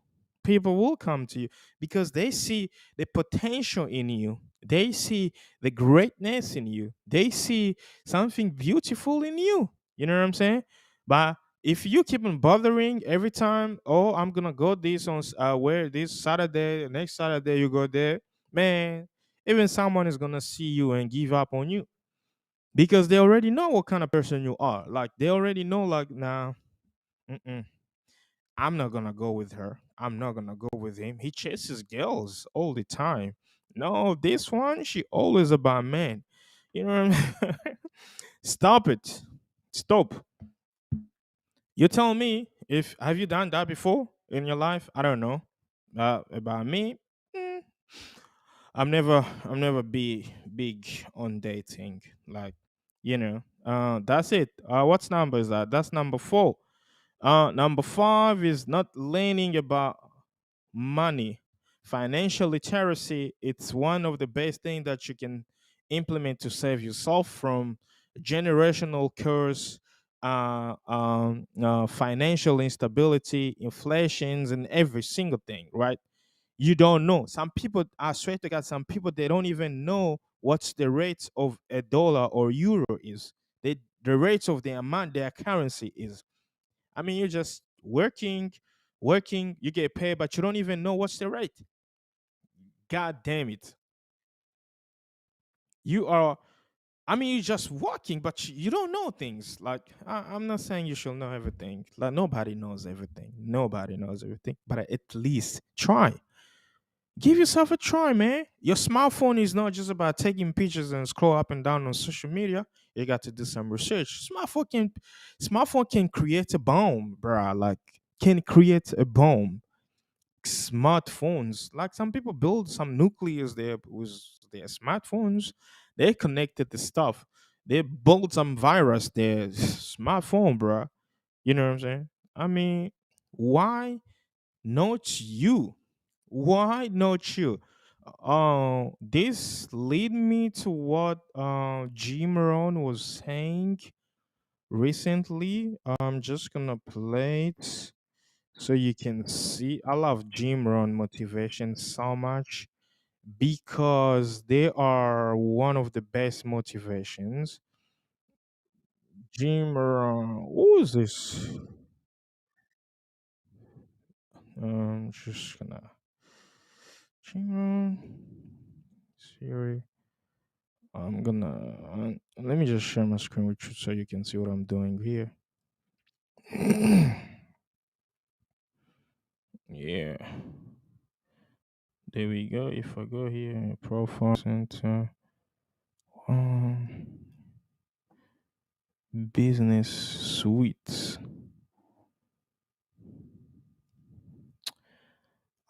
I want to see what oh no, I think I gotta go back and see what I favored because I just favored something. So you prefer favorite? Uh, I really don't know how to use the TikTok PC, but let me just see some favorites. What was I saying? Not learning about about money. Money means financial literacy. Um,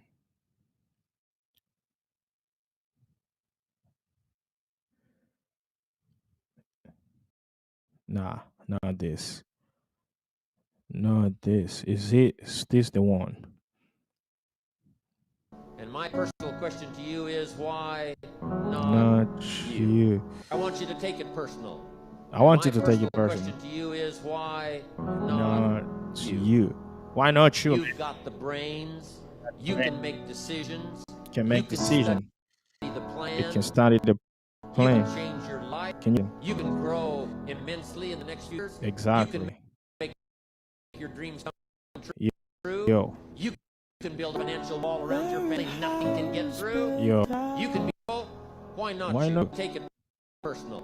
And my personal question to you is why not You. You've got the brains. You can make decisions. Exactly. You can study the plan. You can change your life. You can grow immensely in the next few years. You can make your dreams come true. You can build a financial wall around your family. Nothing can get through. You can become healthy. You can become powerful. Why not you? Why I not want you, you bro? to take it personal. And my personal Why not you, man? Like, exactly. Why not you? Man, you can do anything you want to do, but you're just stopping yourself from doing it. I mean, that's it. That's it. That's it. Zig Ziglar once said, you don't have to be great at the beginning of everything, but you just need to start, and then you're going to be great while you are starting.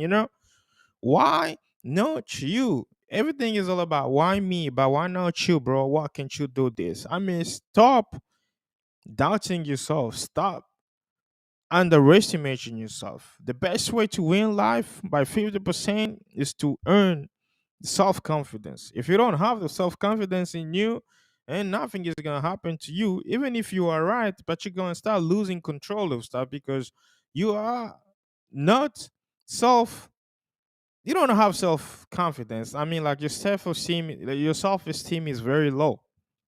And that thing, Tyler the Creator once said, That thing will never going to be transmitted physically. It's never gonna happen.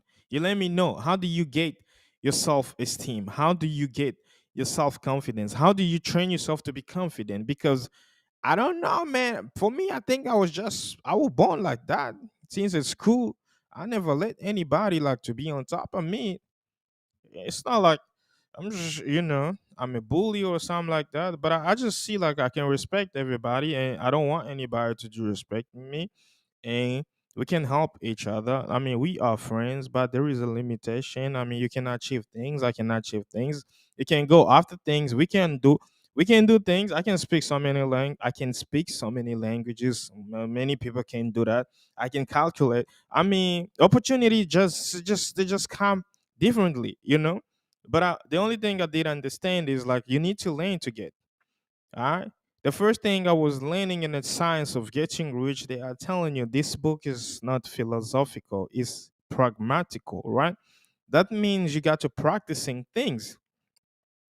Even in the Bible, it says, use everything you've learned and heard and seen in me and use them, and the God of miracles gonna help you.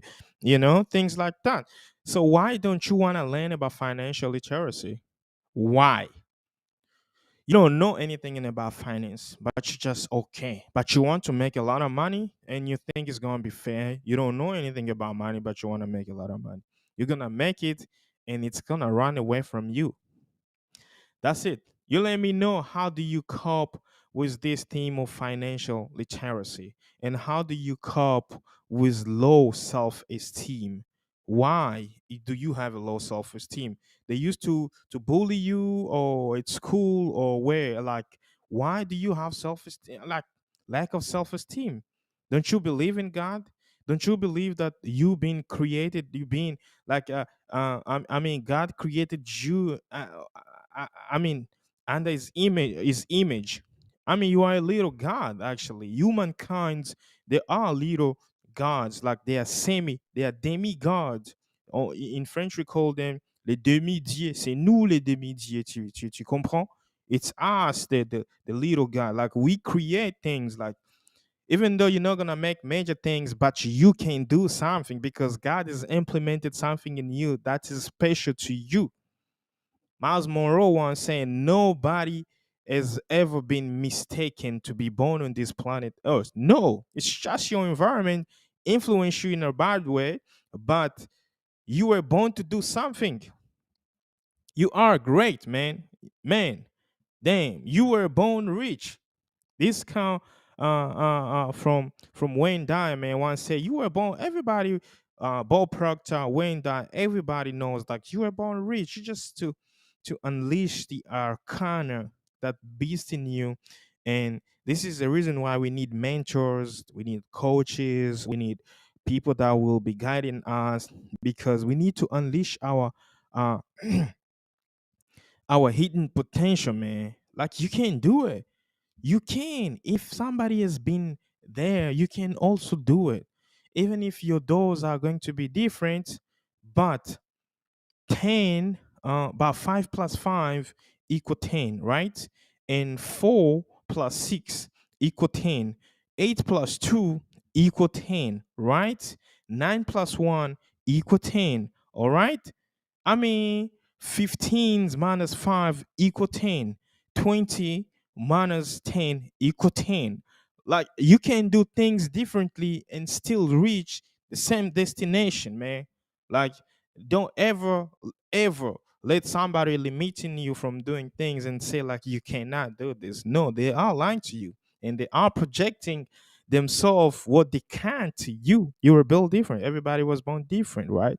So financial literacy is one of the biggest mistakes that people do, and I'm advising you to learn more about money. You don't have to be a money guru, but just learn more. Learn about stock markets, learn about trading, learn about Bitcoin, cryptocurrency, learn about how the global economy is being run, right? I remember, like, before COVID, I just paid my money to learn about forex trading, but I'm not a forex trader, bro. I'm not. I just wanted to know how the things working, because I was curious. And the curiosity is one of the things that can kill you and can save you. So I was just trying to learn things, and I did, right? Um, that's number 5. Not learning about money is a hugest mistake people make. Number 6 is working on your health. Okay, so some years ago, I dropped the 3 secrets of happiness, and I'm sure it was including nature and stuff like that. And I said in that video that um, let me try to find it and see where what I said on that. Oh shit, sorry. It's here. Channel. Mm.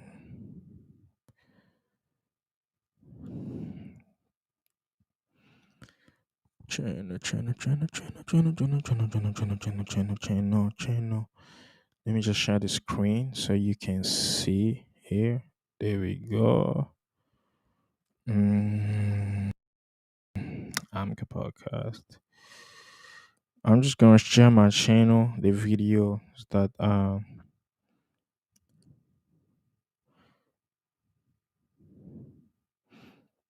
what up, Pan? What up, Pan?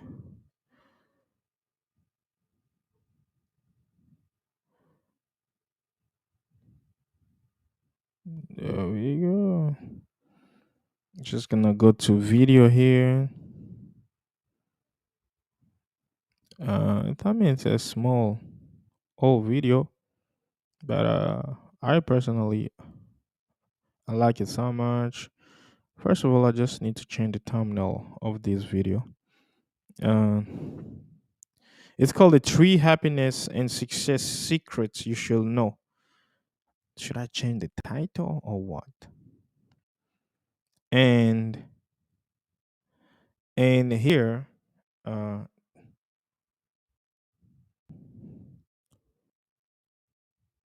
made, but it comes from our own actions. Make me think of quotes come from the Dalai Lama, who once said, something, but it comes from our own actions. This is make me think a lot of people are trying their best to talking about.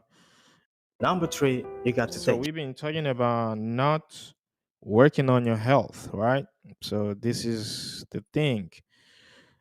We got to talk about health. Number 3, you got to take care of.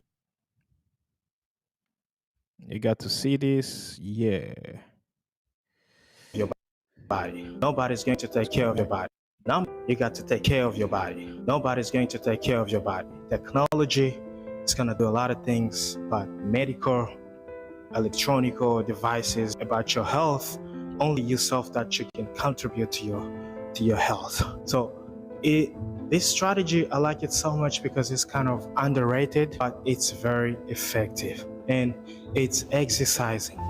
Once you exercise, it increases your endorphins, dopamine, and adrenaline. All of these chemicals are brain chemicals that are associated with your feeling of being happy. So once you learn how to exercise properly or regularly, you will be activating your happiness feelings. Let's say, for example, like you've been fighting, you had a fight, and then you are stressing a lot, to be activate these chemicals, these brain chemicals that will help you increase your happiness level in your body. Is trying to ignore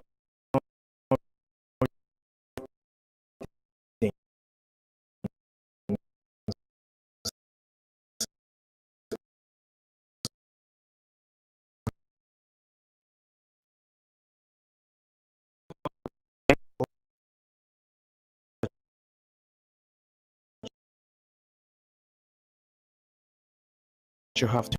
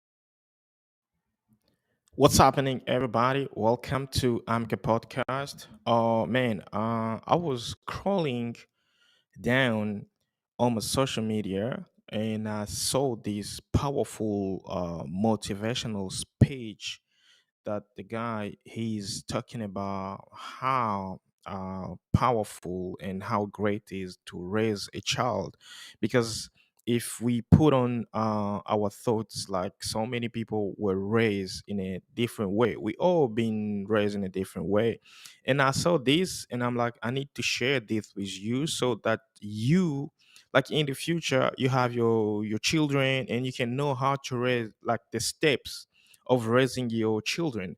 So let's dive into it directly, and let's hear what the guy actually he's saying about what's the stages of raising a child.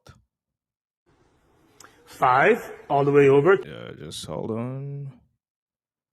Okay, this is all right. When you're raising a kid, there are 4 seasons.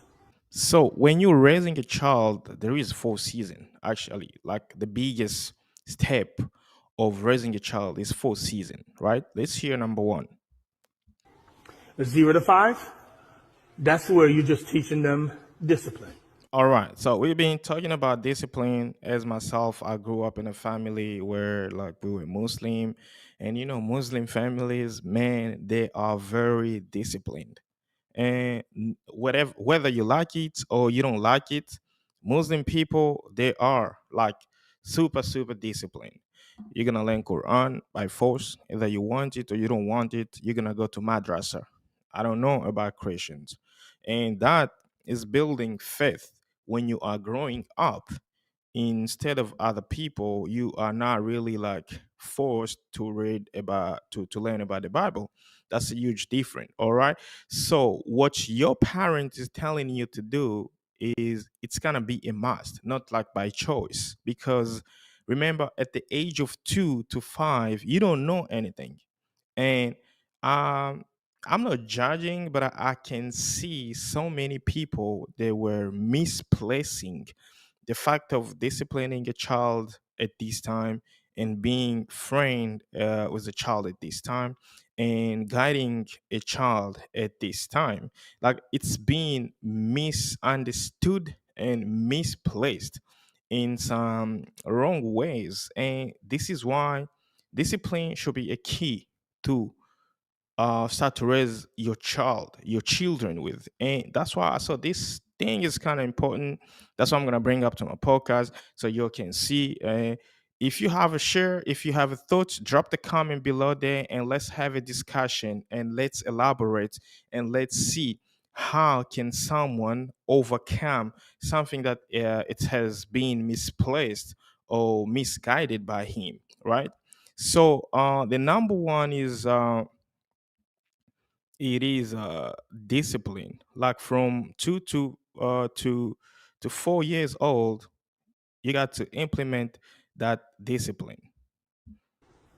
5 all the way over to about 12, that's where you're training them. Okay, so he's saying like from 5 up to 12 years old, that's where you are training your children. That's where you can train your child. Like when we're talking about training, I think you can train people in a different way. All right.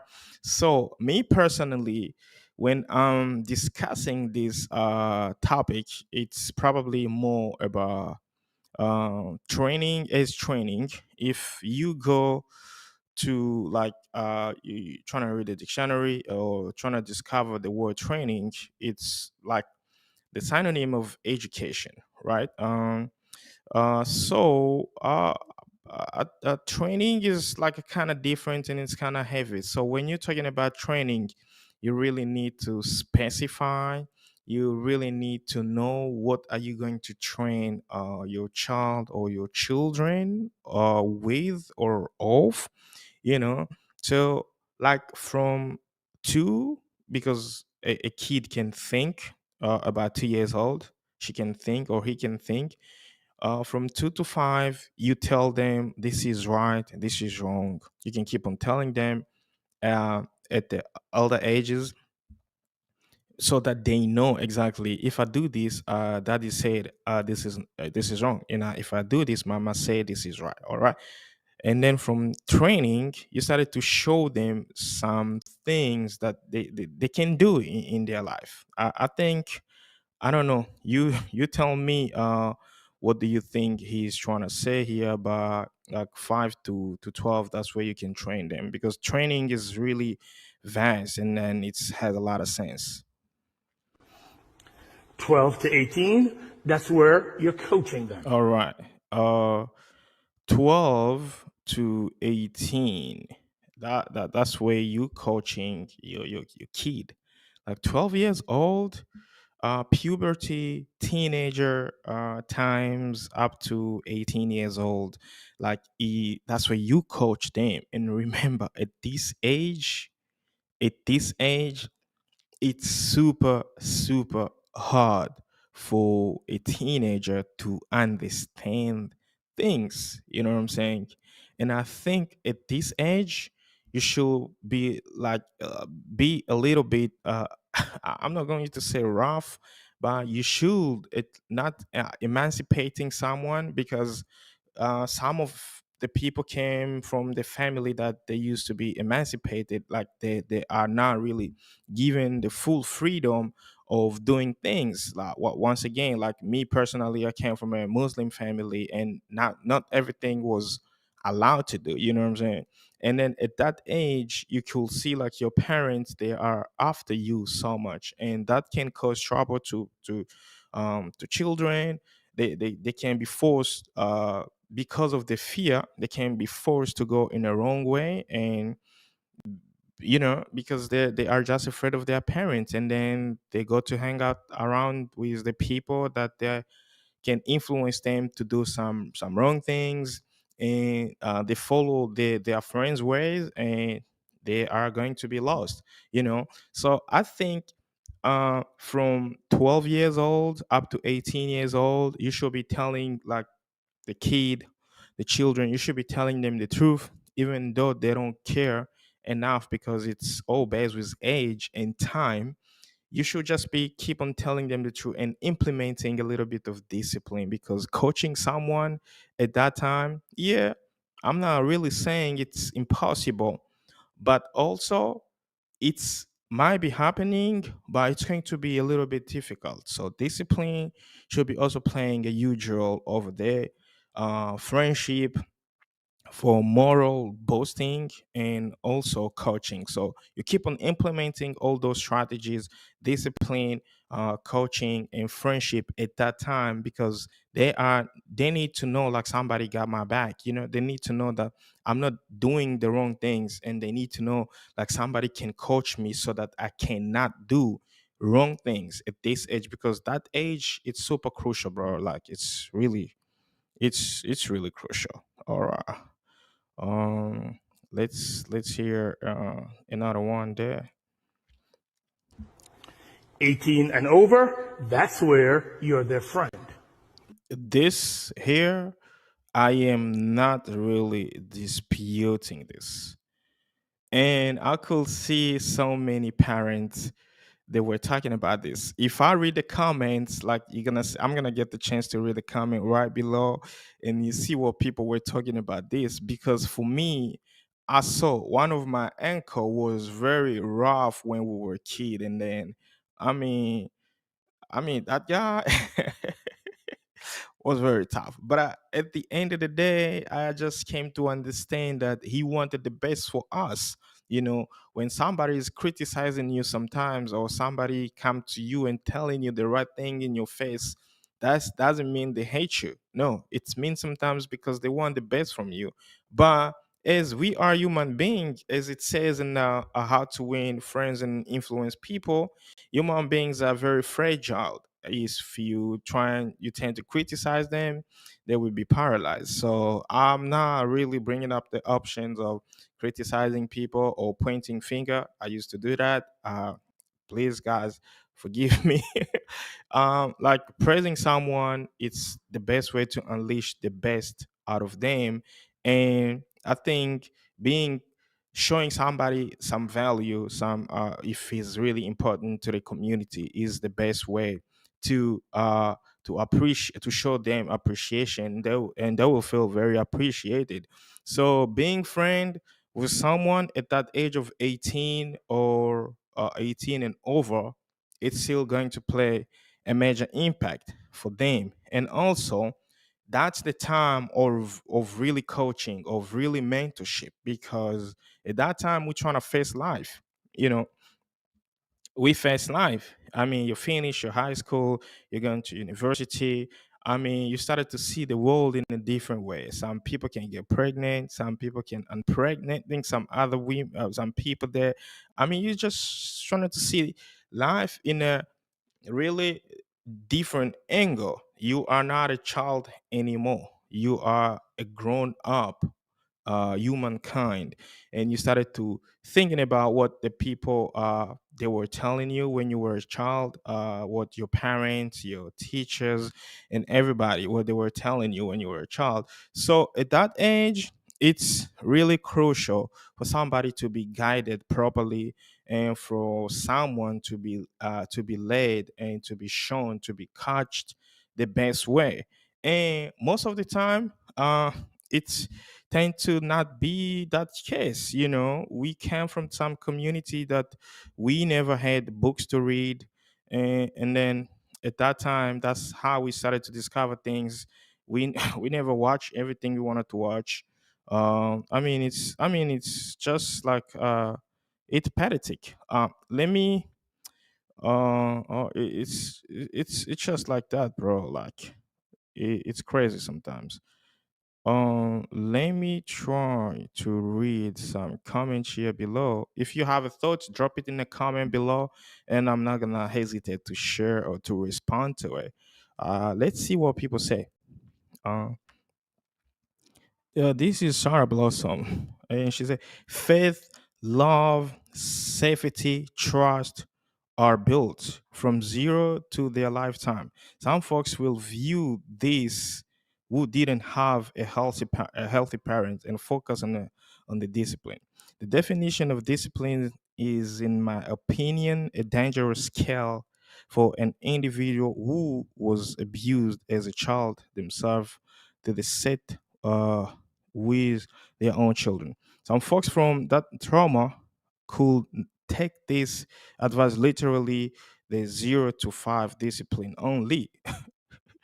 Man, it's kind of crucial because, like I said before, this it you cannot just base everything on discipline. There is moment for everything. There is time for discipline, there is time for coaching, like guidance, there is time for friendship.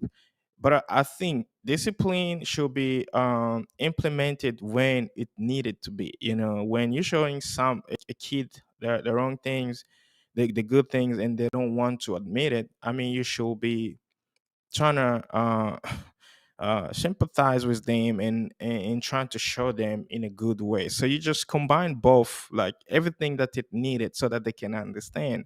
Unfortunately, some parent they kind of like soldiers, and some parent they are very fragile. And this is lead me to this comment this brother here said, nocturnal, something like that. Pretty sure most black and colored parents are hard stuck in that 0 to 5 phase, which is 0 to 5 phases, which is discipline.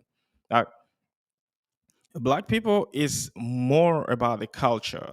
That's what I'm going to say. Like there is cultures and taboo and stuff like that. So we tend to not give our family member, our our kids the right to be themselves. And this is not only applying to black people. I'm just going to correct that, not from color people. This is being applied for everybody. I will give you an example. Like a parent who's a doctor will always want to be his child to be a doctor. I mean, I don't understand that thing. The destination of your life is not your children destination. Your purpose in life is not the purpose of your children. I mean, everybody has his own star. Everybody has his own belief. Everybody has his own direction. Everybody has his own understanding. This is not only applying to black children and to black parents or white parents or whatever black or whatever race. But I'm pretty sure, like for African, talking about if we talking about African, for me personally, I know it's a cultural thing. You know what I'm saying? You got to respect the culture, and the respect of culture come with that discipline. If you go to Japanese, it's like that. If you betray what they playing, I mean the yakuza, they will cut your hand. In China, in Saudi Arabia, if you have sex with under 18 years old, I mean maybe some parent that can hang out their children. You know what I'm saying? It's not only about black people. This is not personal to the black community. It's also being implemented all over the world because um, you came along and say that no coaching, no leadership. I do agree. At that age, like I said before, we never had all the materials to implement to coach our children, especially Africans, South Americans, and some of like Asians countries. No leadership, only obedience. That frame phase doesn't even exist to them.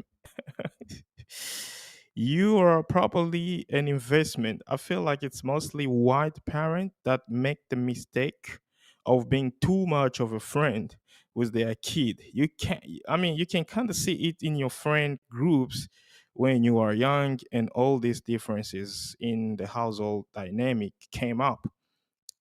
I don't know.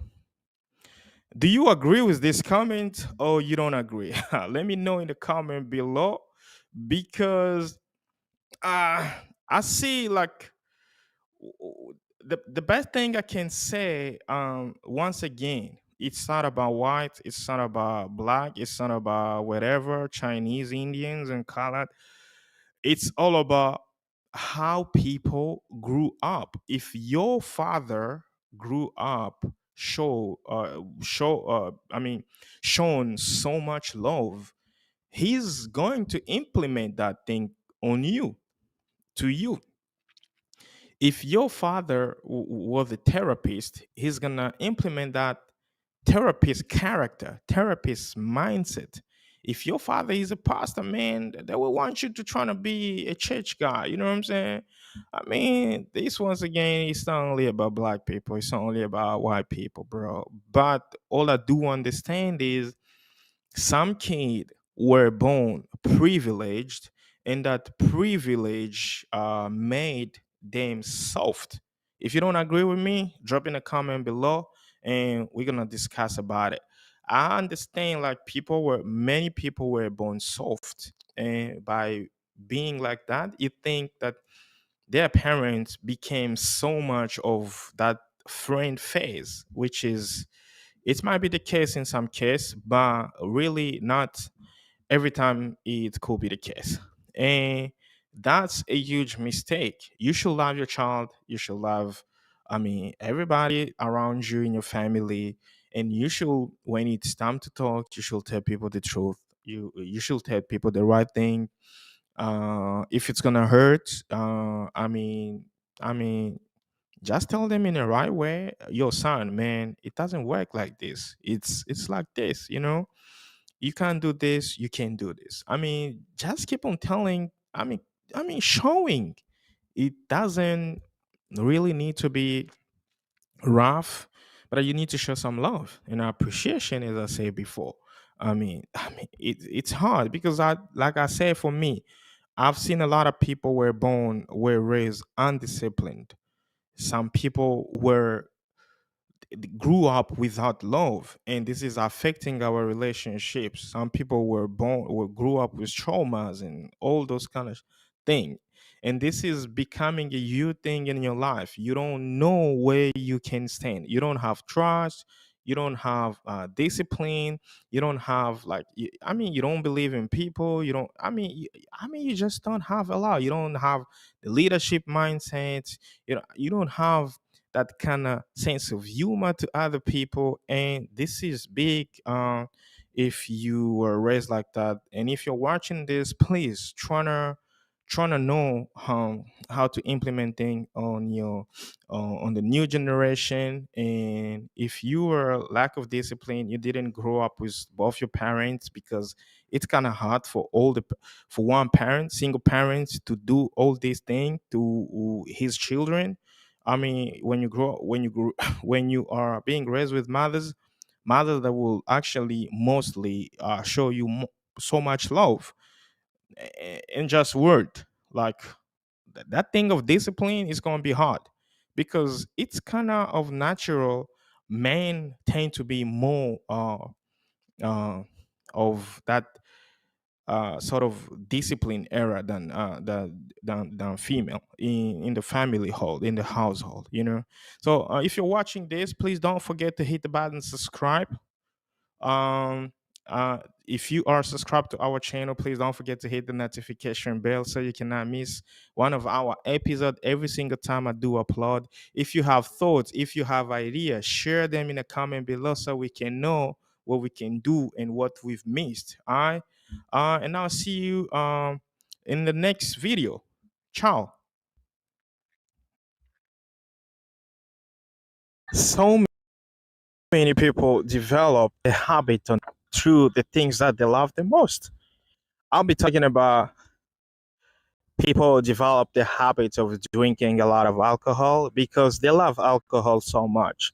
They cannot really control it, how to spend on their alcohol consumption. I was talking about fancy cars. You have just the spirit that is telling you to go and buy a fancy car. Why? Because you just want to impress other people. I'll be talking about takeout foods, clothing, fancy clothing, just to show off to people, and coffee, double latte, oats, almond milk, and those kind of expensive things, just to emphasize your brain and to tell yourself that you are doing some great things, while you are forgetting about something that you need money. And once you do that, you cannot really save a lot of money. Stop spending if you want to be financially stable. We all working so hard for money, but we spend so easily money. If you want to be financially stable, consider spending a lot as your number one cause of your financial instability. Number two is saving and budgeting. We so suck on saving and budgeting money, but I remember reading Rich Dad, The Psychology of Money, and so many financial literacy books that telling me a best secret that I'm gonna be sharing with you right now. The best way to save your money is to pay yourself. What does it mean? It means the moment you're just getting paid, trying to thinking first about yourself. That means if your percentages they are not very good enough, take at least 10% of your income, of your monthly income, your wages or your salary, or 20% or 30%. It's depend of how much money you're gonna be having or how much money you're gonna be getting, right? Take at least 10%, 20%, and pay yourself first. What does it mean? That goes to emergency funds. That means you don't have the right to touch that money unless you're gonna have to invest on something or you have some emergency that comes abruptly, right? Number two is about budgeting. Okay, so I read this Japanese method of budgeting, and it's called Kakeibo. In the Kakeibo methods, it's all simple. Budgeting is simple. Just take your calculations, calculate the amount that you're going to be spending this month and the amount that's going to be stay with you this month, and see how much you're going to put aside and how much you're going to spend. Okay, some other people, they can be going to the shop, you're going to the market, supermarket, to the restaurant, but you don't even budgeting like how much money are you going to spend? How much money you think are you going to spend? You come from the you come from the supermarkets, you didn't even pay attention to the price of the things that you bought. I mean, that's why it's going to screw you up. So pay every single attention to every single dime or every single cent that you are using. It's going to help you saving tons of money and budgeting properly. I'm not really a pro accountant, but you should be saving at least 10% of your budgets or 10% of your salary of your wage. At least you should be know how much money you're going to spend monthly. Some people, they don't even have a rough idea of how much money they spend per month. So how do you want to not being broke while you don't even know how much money you're going to spend? Stop that. So I asked this question and people been telling me dating is one of the things that destroy your financial stability. And I'm like, how? How can dating destroy your financial stability? All right, as a man, I don't know much about women, but as a man, the more you keep on going to datings and mingling with other people, the more you're spending a lot of money. I mean, we don't get paid to date, but we do pay to go to date. You know what I'm saying? And I was like, for real? Yes. Consider dating as like a place to waste your money. You're gonna be wasting a lot of money. You're gonna be going to dates. Sometimes it's not gonna work. Sometimes it's gonna work after 2, 3, 4, 5, 6 months, a year.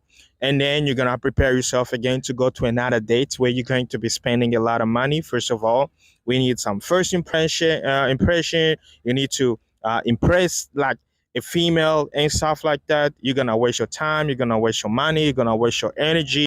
And at the end of the day, there is nothing comes in return. And I'm like, oh yeah, oh, dating, unnecessary datings, they are very ruining your financial situation. Stop dating. Stop loving girls. If you are a female watching this, stop going to boys every single time. Like, they are not giving you the things you want. Rather, invest your time, chill out, and the right person will come to you.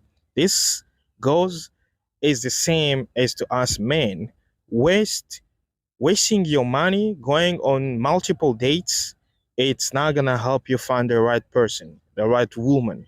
Invest your time, save your money, invest in something necessary, and then try to settle down. One day the best female partner will come to you. Stop dating too much. It's wasting your money, man. It's wasting your time. It's all about knowledge.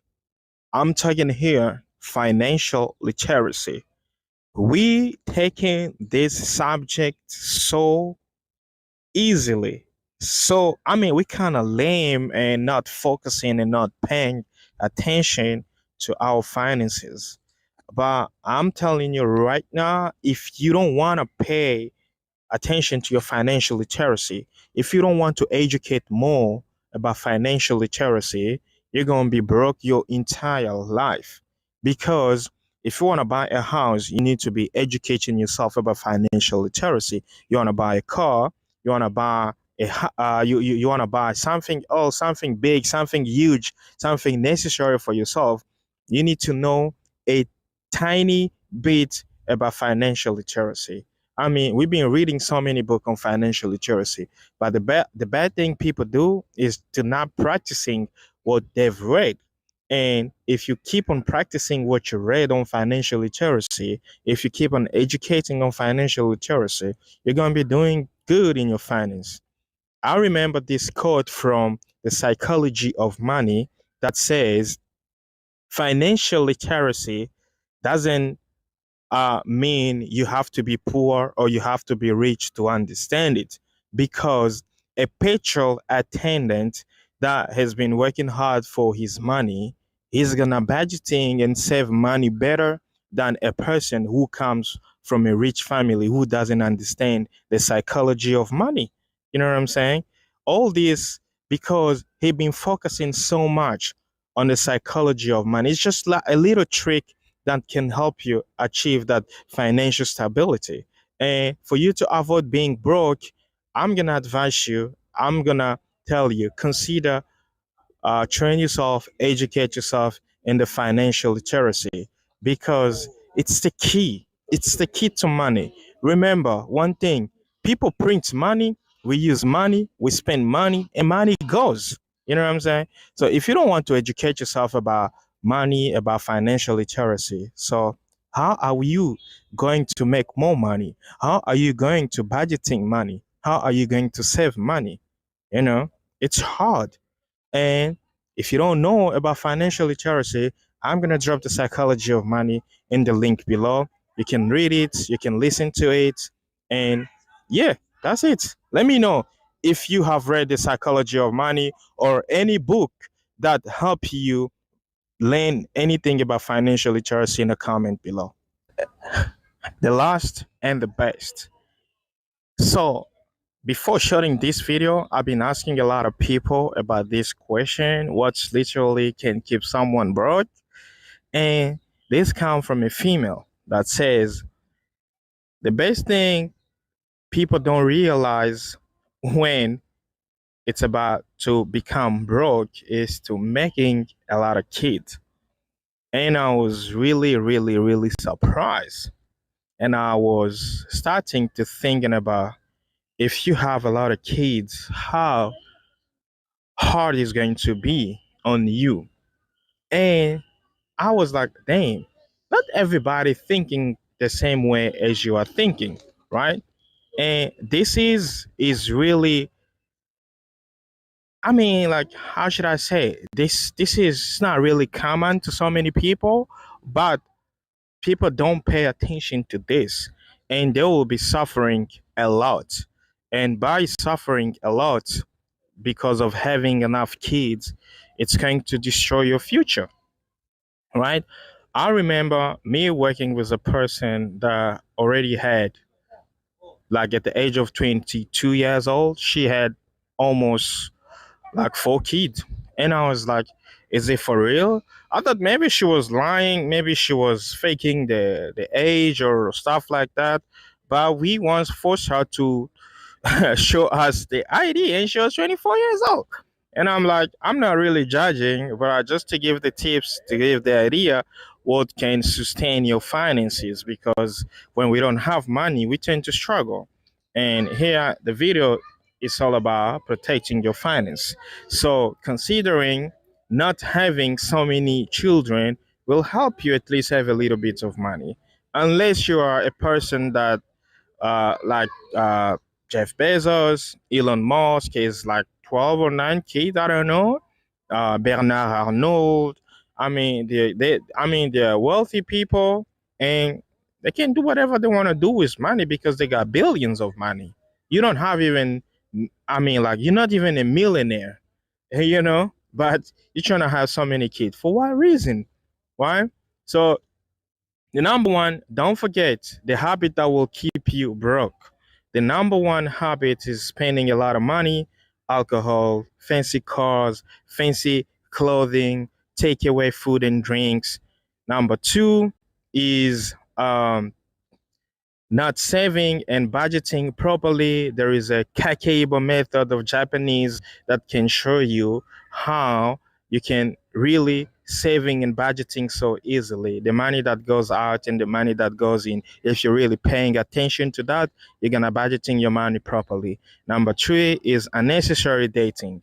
You don't have to go on a date if it's unnecessary, unless you make sure the person that you're gonna go on a date with, she is the one or he's the one. All right. Number four, it's all about financial literacy. Let me know if you have read any financial literacy book that is really dope and help you achieve things. Let me know in the comment below. And number four, stop having a lot of sex. It's gonna cause you drama. Stop having a lot of kids. You cannot really support all of them.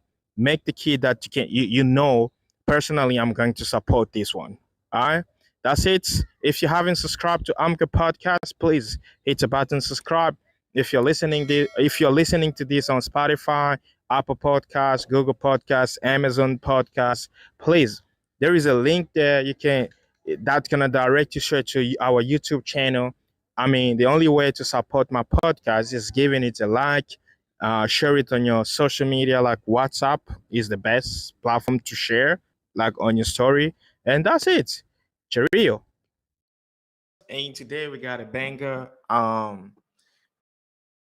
It's a video that I wanted to be doing for, and I've just decided to go live because live is the best way, like to interact with people and to share your thoughts, and you'll see people gonna leave some comment down below, which is going to be great for me.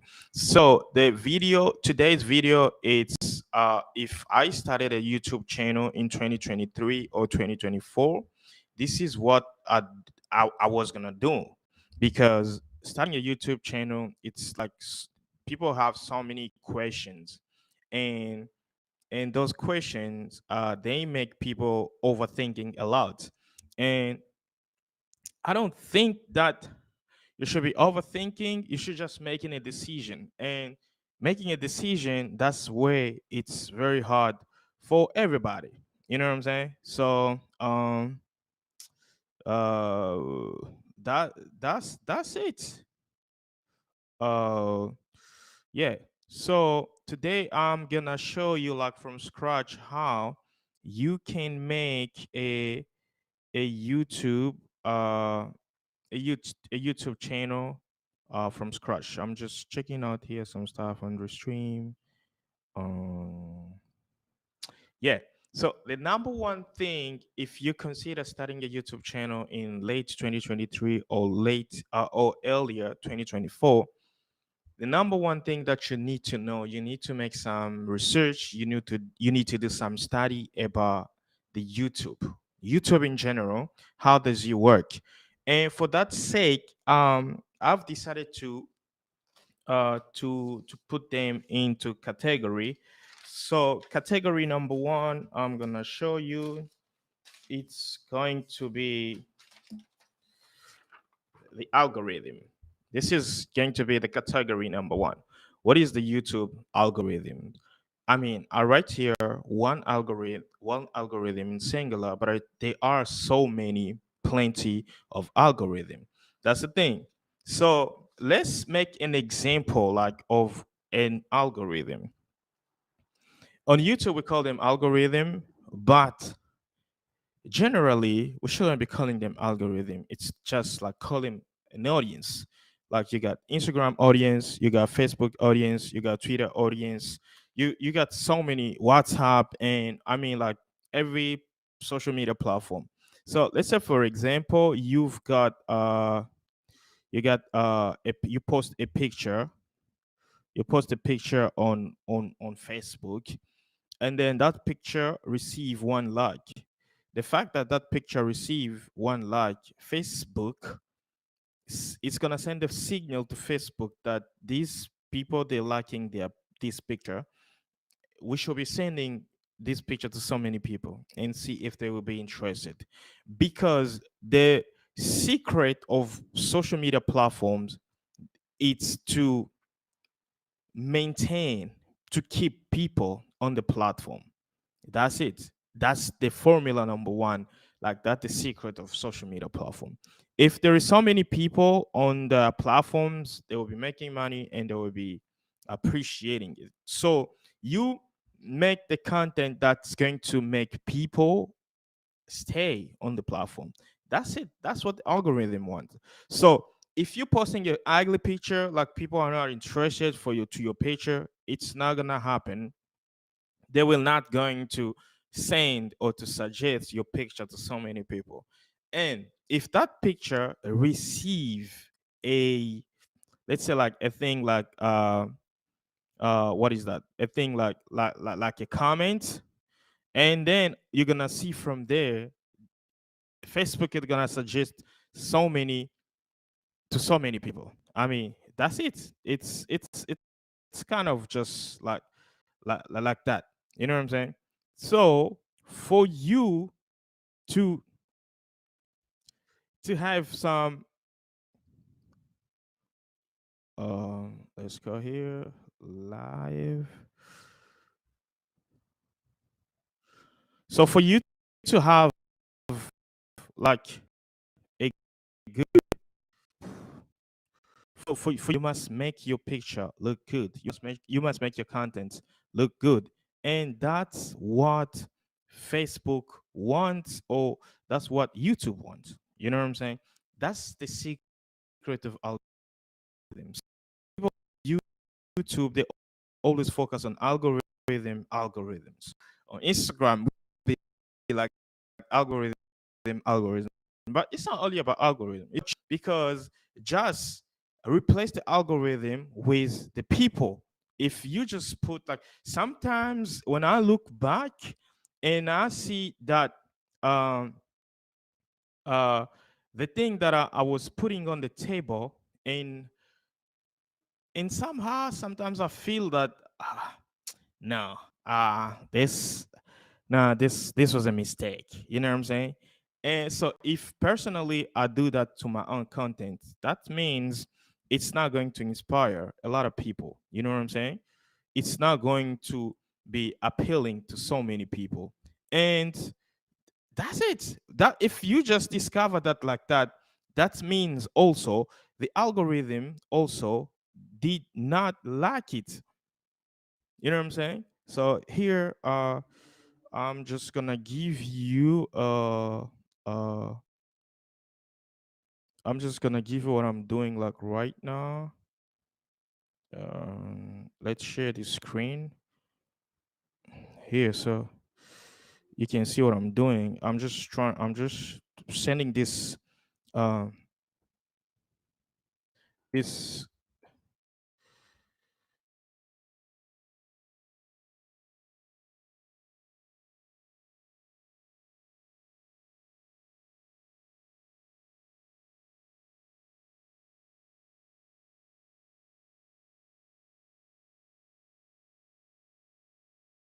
yeah, so here what I'm doing, I'm just sending this to YouTube because I'm live directly, so I can share the screen so you can see like what I'm doing. You know, your video is currently processing, please check later.